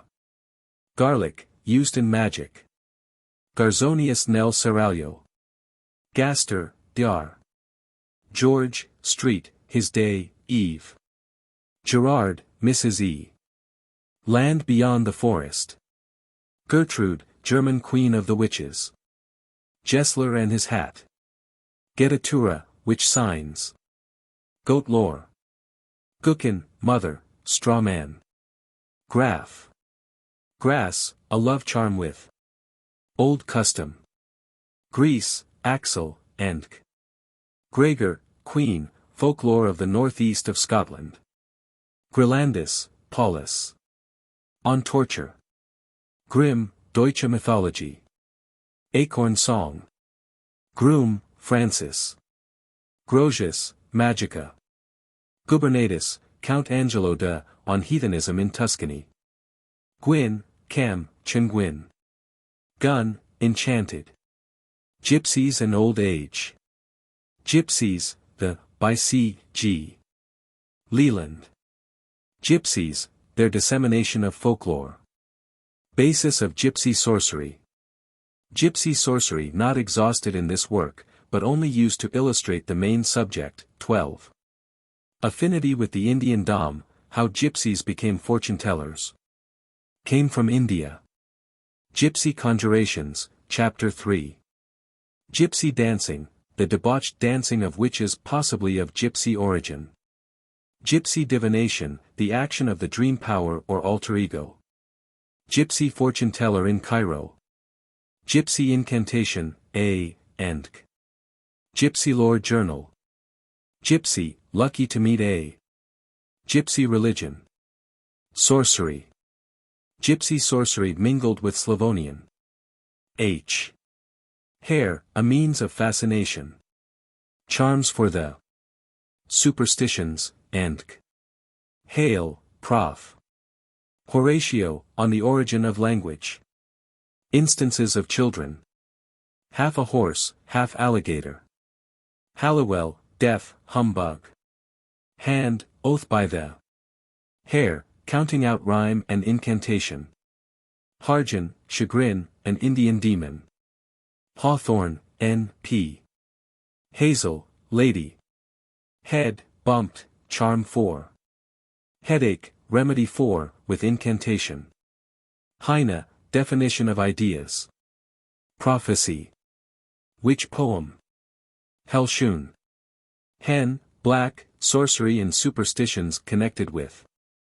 Egg of black hen. Henry, Joseph, professor. Hermann, Professor Dr. A.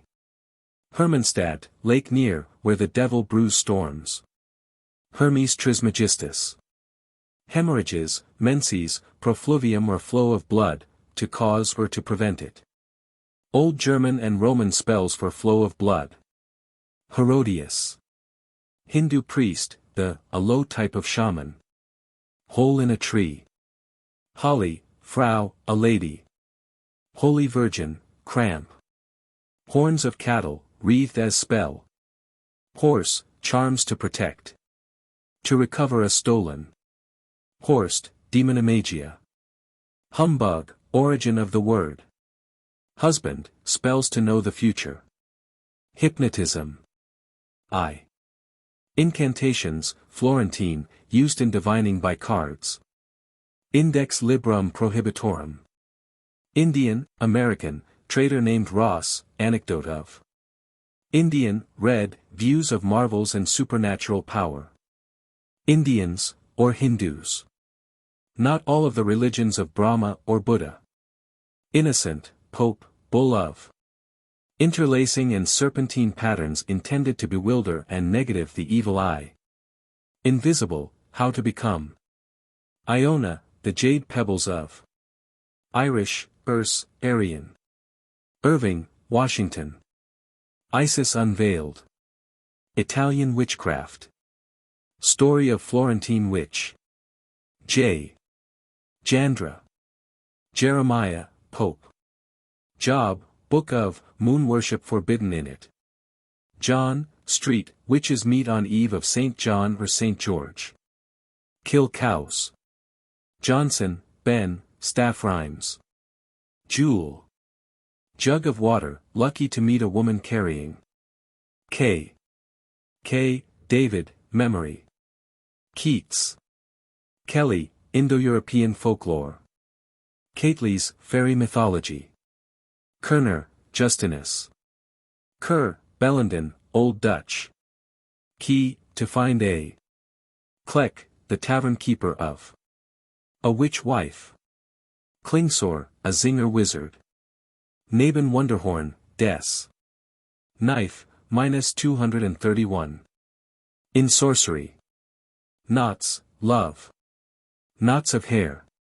Knots in willow twigs. Corn man, H. Curiosa. Countervine, M.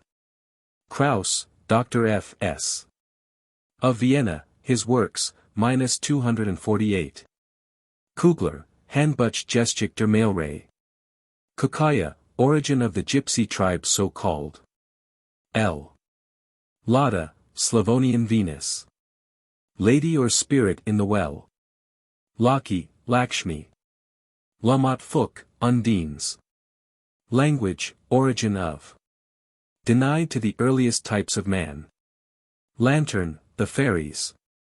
Lache Romani, or female magicians in Hungary. Latour, Charlotte de la, symbols of flowers, straw. Laird, Sir H. Austin. Leek, magic virtues of. Legends of the Birds, by C. G. Leland.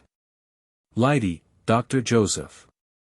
Leitner, Doctor, results of a tour in Dardiston, Kashmir, and Leland, Charles Godfrey, The Algonquin Indians, and Le Normand, Magi Chaldean.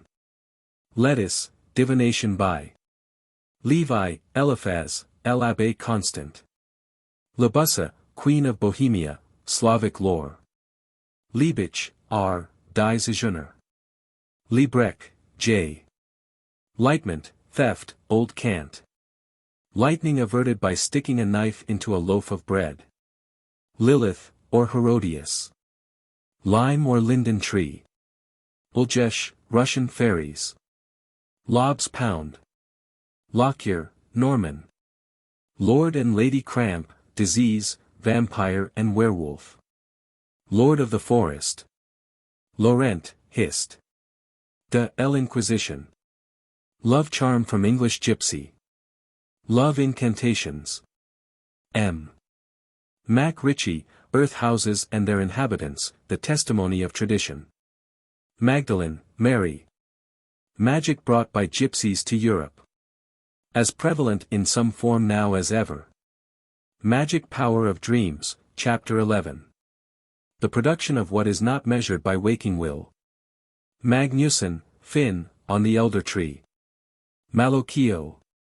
Mama Padura, or Weshni Dai, The Forest Mother. Manes. Man, Primitive, and His Religion. Marcellus Bertigalensis, Charm for Toothache, and Maria Theresa Dollars. Marvels, all marvels and miracles begin and end with man himself. Mascot. Mashmurtalo, the Gypsy Sylvan Giant. Invocation to Maudsley, on attention and interest. Meal. Memory, latent power, how it may be developed. Men first made from leaves. Or from trees. Menzel, Christ, symbolic. Merbitz, J. V. De Infantibus Suppositidis. Miklosic. Milk the Tether, to Millis, Dean, M.S. Humbug. Milne, Galerie Mythologique. Milton, John, attributes all disease to sin and the devil. Mirandola, Picus de Mole. Moncrief Maradan, the historiograph of cats. Monotheism. Moon, full, charms. Moon, in incantation. Moon worship. Morgan, C. Lloyd. Moors, Mars. Mountain monk. N. Nagelfara, the ship made of dead men's nails. Nails. Nakedness in witch spells. Name, Nav. Names suffice for explanations with many people. Nano, a Hindu gypsy. Nature, no violation of the laws of Negro gypsies. Nettle, the in gypsy and other folklore. Newell, W. W. Night side of nature, the true. Navasi, or Navashi, spirits of earth. Norden, Rees Naki Gypton. Nose bleeding charm. Nyarup, lexicon, on the elder tree. O. Oakley, Mr. Indian snake charmers. Oamini Macuti, small men. Odin. Oleana, the Slavonic spirit of water. Olaf Tryggvason. O.M. Ren, the wild man. Ora de Crucibus, or eggs with crosses on them. Oriental origin of Slavonian and Hungarian folklore. Origin of witch meetings. Orkin, Romanian fairies. Owen, Miss Mary, Avesti. Joseph, Missouri. P. Palace in Italy long closed. Pale Bosch. Panush, or Pan. Paphnutius, St. Incantations to Paracelsus, fairy mythology. Paraskyva, Venus. Patterns in Persian carpets made intricate to avert witchcraft and the evil eye. Paul, Street, prayer against snakes. Shavasi, spirits of water. Ancestors of a gypsy tribe. Shuvas wife. Shuvas, incantation to Peacocks. Peel or primrose witches. Peklo, Pekulchk, a Lithuanian god. Periani, Parjandra, Purin. Persian dancers. Peru Urfu. Peter Pinder, Walcott. Peter, St. Toothache. Fuka. Finaudery, Manx fairy. Pig as an amulet. Pigwiggan, a fairy. Pipernus, P. De Effectibus Magicis. Pixie. Plato, memory according to Pliny. Incantations. Plundering of peasants by gypsies. Poetical and artistic composition always the result of awakening the dream faculty. Its action asleep or waking.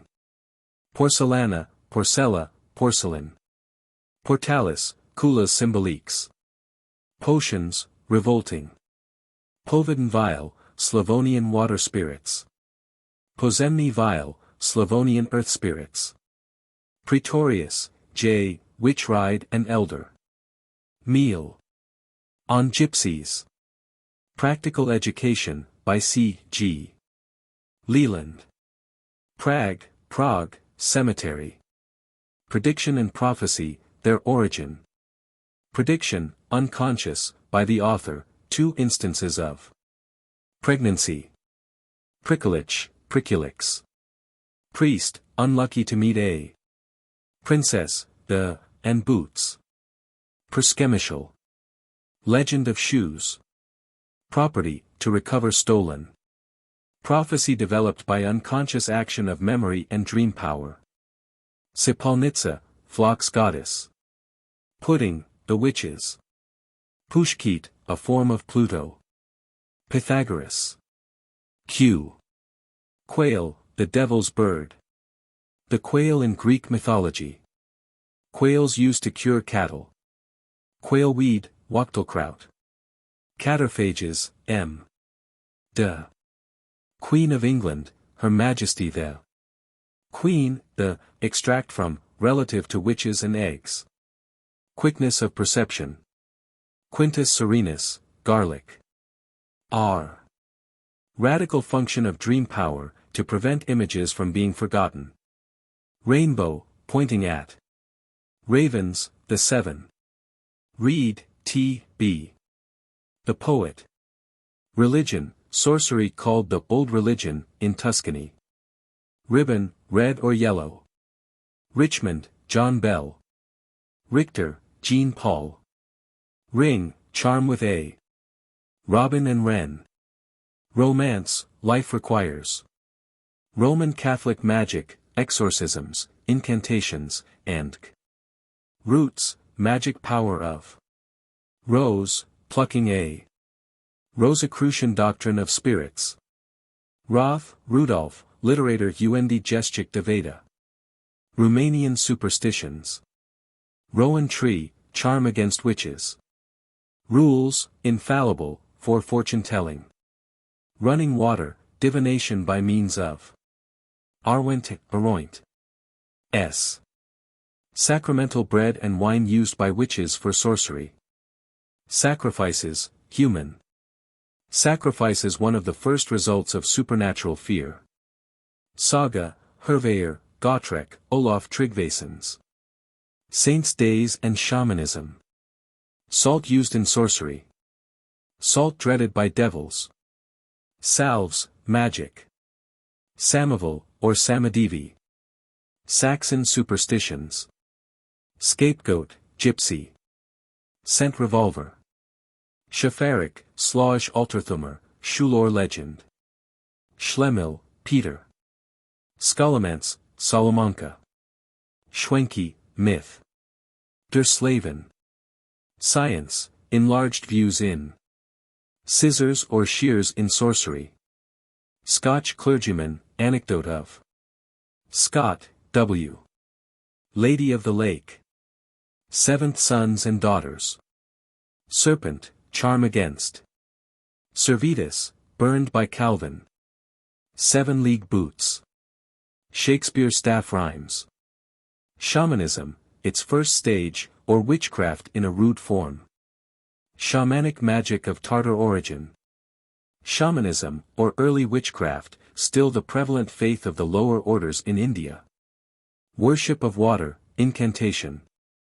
Shamanic exorcisms, Chapter III. Shaman, his origin and influence on man. Shelley. Shells as amulets and as used in sorcery, and shoestring, an amulet. Shoe love charm, a shoe lore, -117. Symbol of life. Sights, scents, and tastes by telegraph. Silver, or a white object, peace. Simeon and Antony, saints. Sicily, street, invocation to Shiva. Skeet, dictionary. Skidbladner. Skogsnuff as, Swedish fairies. Skulls of horses and cattle used for charms. Snails, magic and folklore connected with. Incantation to somersaults, turning, to be free from pains in the back. Song conducive to cure. Songs used in sorcery. Sorceresses in Hungary. Spiritsui, spiridush, an attendant spirit. Spirit of earth in saffron. Spirit. Struck by, to cure sore caused by a spirit's blow or breath. Spirits, elementary, the Villa Sylvana. Sprenger. Staff rhymes. Standard, London, fetishism from the Stanko, story of, and the Villa. St. James's Gazette on the corpse candle. On the Hindu priest. Scent revolver. On peacocks. Stoddard, R.H. Stokepitch's can. Stomach, pains in the stones thrown when a child is born. Story, W.W., Castle, St. Angel. Straw, strawlore. Striga, stretch. Strix, strigoi, streg, from stringera, to strangle. Stupidus, or the dumb god, in Latin, German and Sanskrit tradition. Supernatural, first effort of the mind towards the instinctive creation of. Superstition allied to religion. Prevalent in all classes. Swallows, luck-bringing birds. Swine, charm to protect. Swords and knives used by executioners. Sejedin, Gypsy Inn, story of taboo. Teeth, cures and charms. 10 little Indian boys. Tennessee, inhabitants of, reverting to the Red Indian type. Theodore, a goblin saint, personifies the sun, carries away girls. Theology. Thieves, spell against. Thistles. Against witchcraft. Thoreau. Thunderbolts, amulets. Toad and devil. Necklace of toads. Toad and milk pail. Toothache, spell against. Torricelli, the conjurer. Towers, witch. Tree, plugging hole in, for magical purposes. Trees trained to 3 branches for luck. Witches meet in the tops of. Trascone alla Bohema, the polka originally danced by witches. Tresevica, spell of the Tribune, New York, on observation. Tritas, the Hindu god.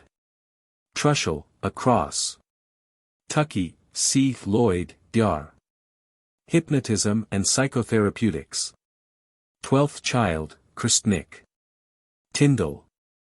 Tyrolese gypsies and amulets. U. Undines. Unlucky days in Romania. Or fairies. Unfavorable to cattle. V. Virus, the fascination. Valentine, Mrs. Nursery rhymes. Valkyries. Vampire, woman who has had intercourse with a Varro. Venetian witchcraft. Venus, Paraschiva. Vikings buried in boats. Vilas, Slavonian fairies. Seek the love of men. Vine leaf, magic. Voices of the dead heard in a tomb by children. Volga, princess.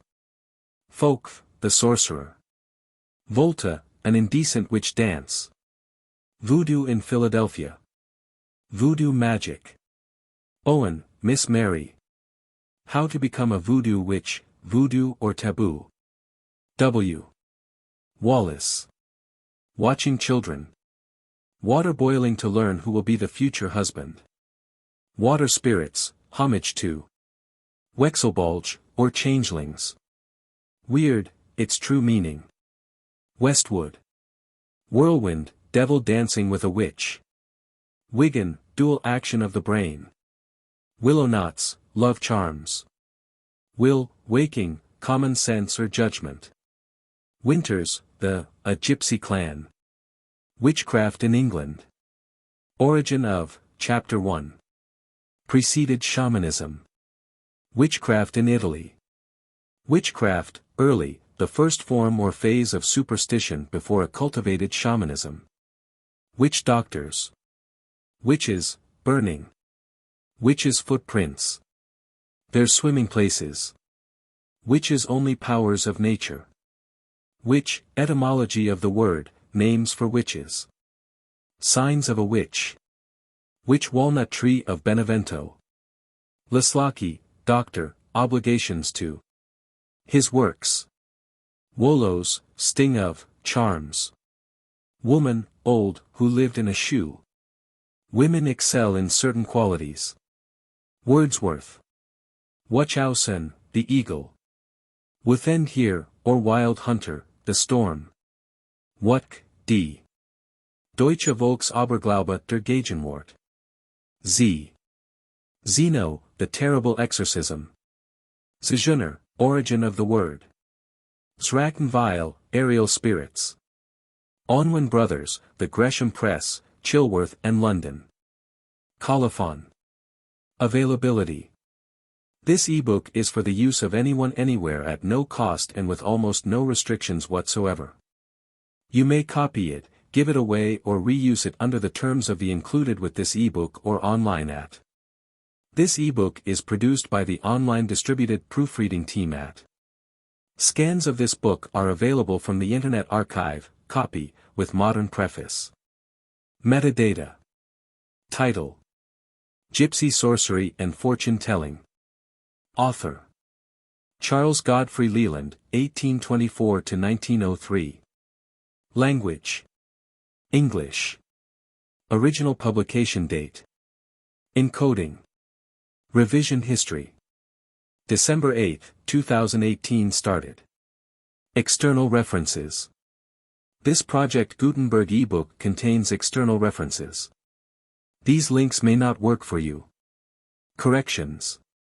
The following corrections have been applied to the text. Page. Source. Correction. Edit distance. Superstition. Superstition. Not in source. Vists. Visits. Not in source. Würzburg. Würzburg. 1/0. Volkssagen. Volkssagen. Andre. Andre. 1/0. Rana. Rana. 2/0. Nanny. Nanny. 1/0. Uber. Uber.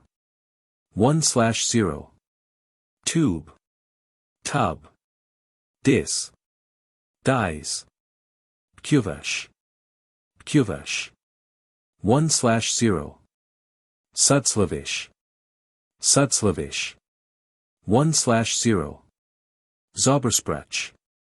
Zaubersprach. 1/0. Gluck. Gluck.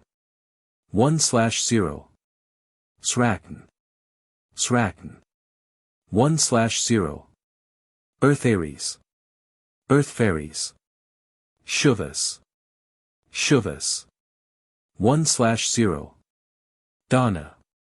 Dona. Ah. A. 1/0. Algar. Algarva. Skidbladner. Skidbladner. Not in source. Stramonium. Stramonium. AC. AC. 1/0. AC. AC. 1/0. Recall. Recall. Dizer. Diocese. Labyrinths. Labyrinths. Séjourner. Séjourner. Umskert. Umskert. 1/0. Stute. Stute. 1/0. Not in source. Sar. Sar. 1/0. Zusammenhängen. Zusammenhängen. 1/0. Anna. Deleted. Geschlechtslieb. Geschlechtslieb. Miklosik. Miklosik. 1/0. I.e. J.E. Is. His. Deleted. Augendigti. Enkendikt. Vas. Vas. Cest. Say. 2/1. Accident. Accident. Photograph. Photograph. Self-reproduction. Self-reproduction. Recalls. Recalls. Seafield. Seafeld. Not in source. 15. 215. Not in source. 95.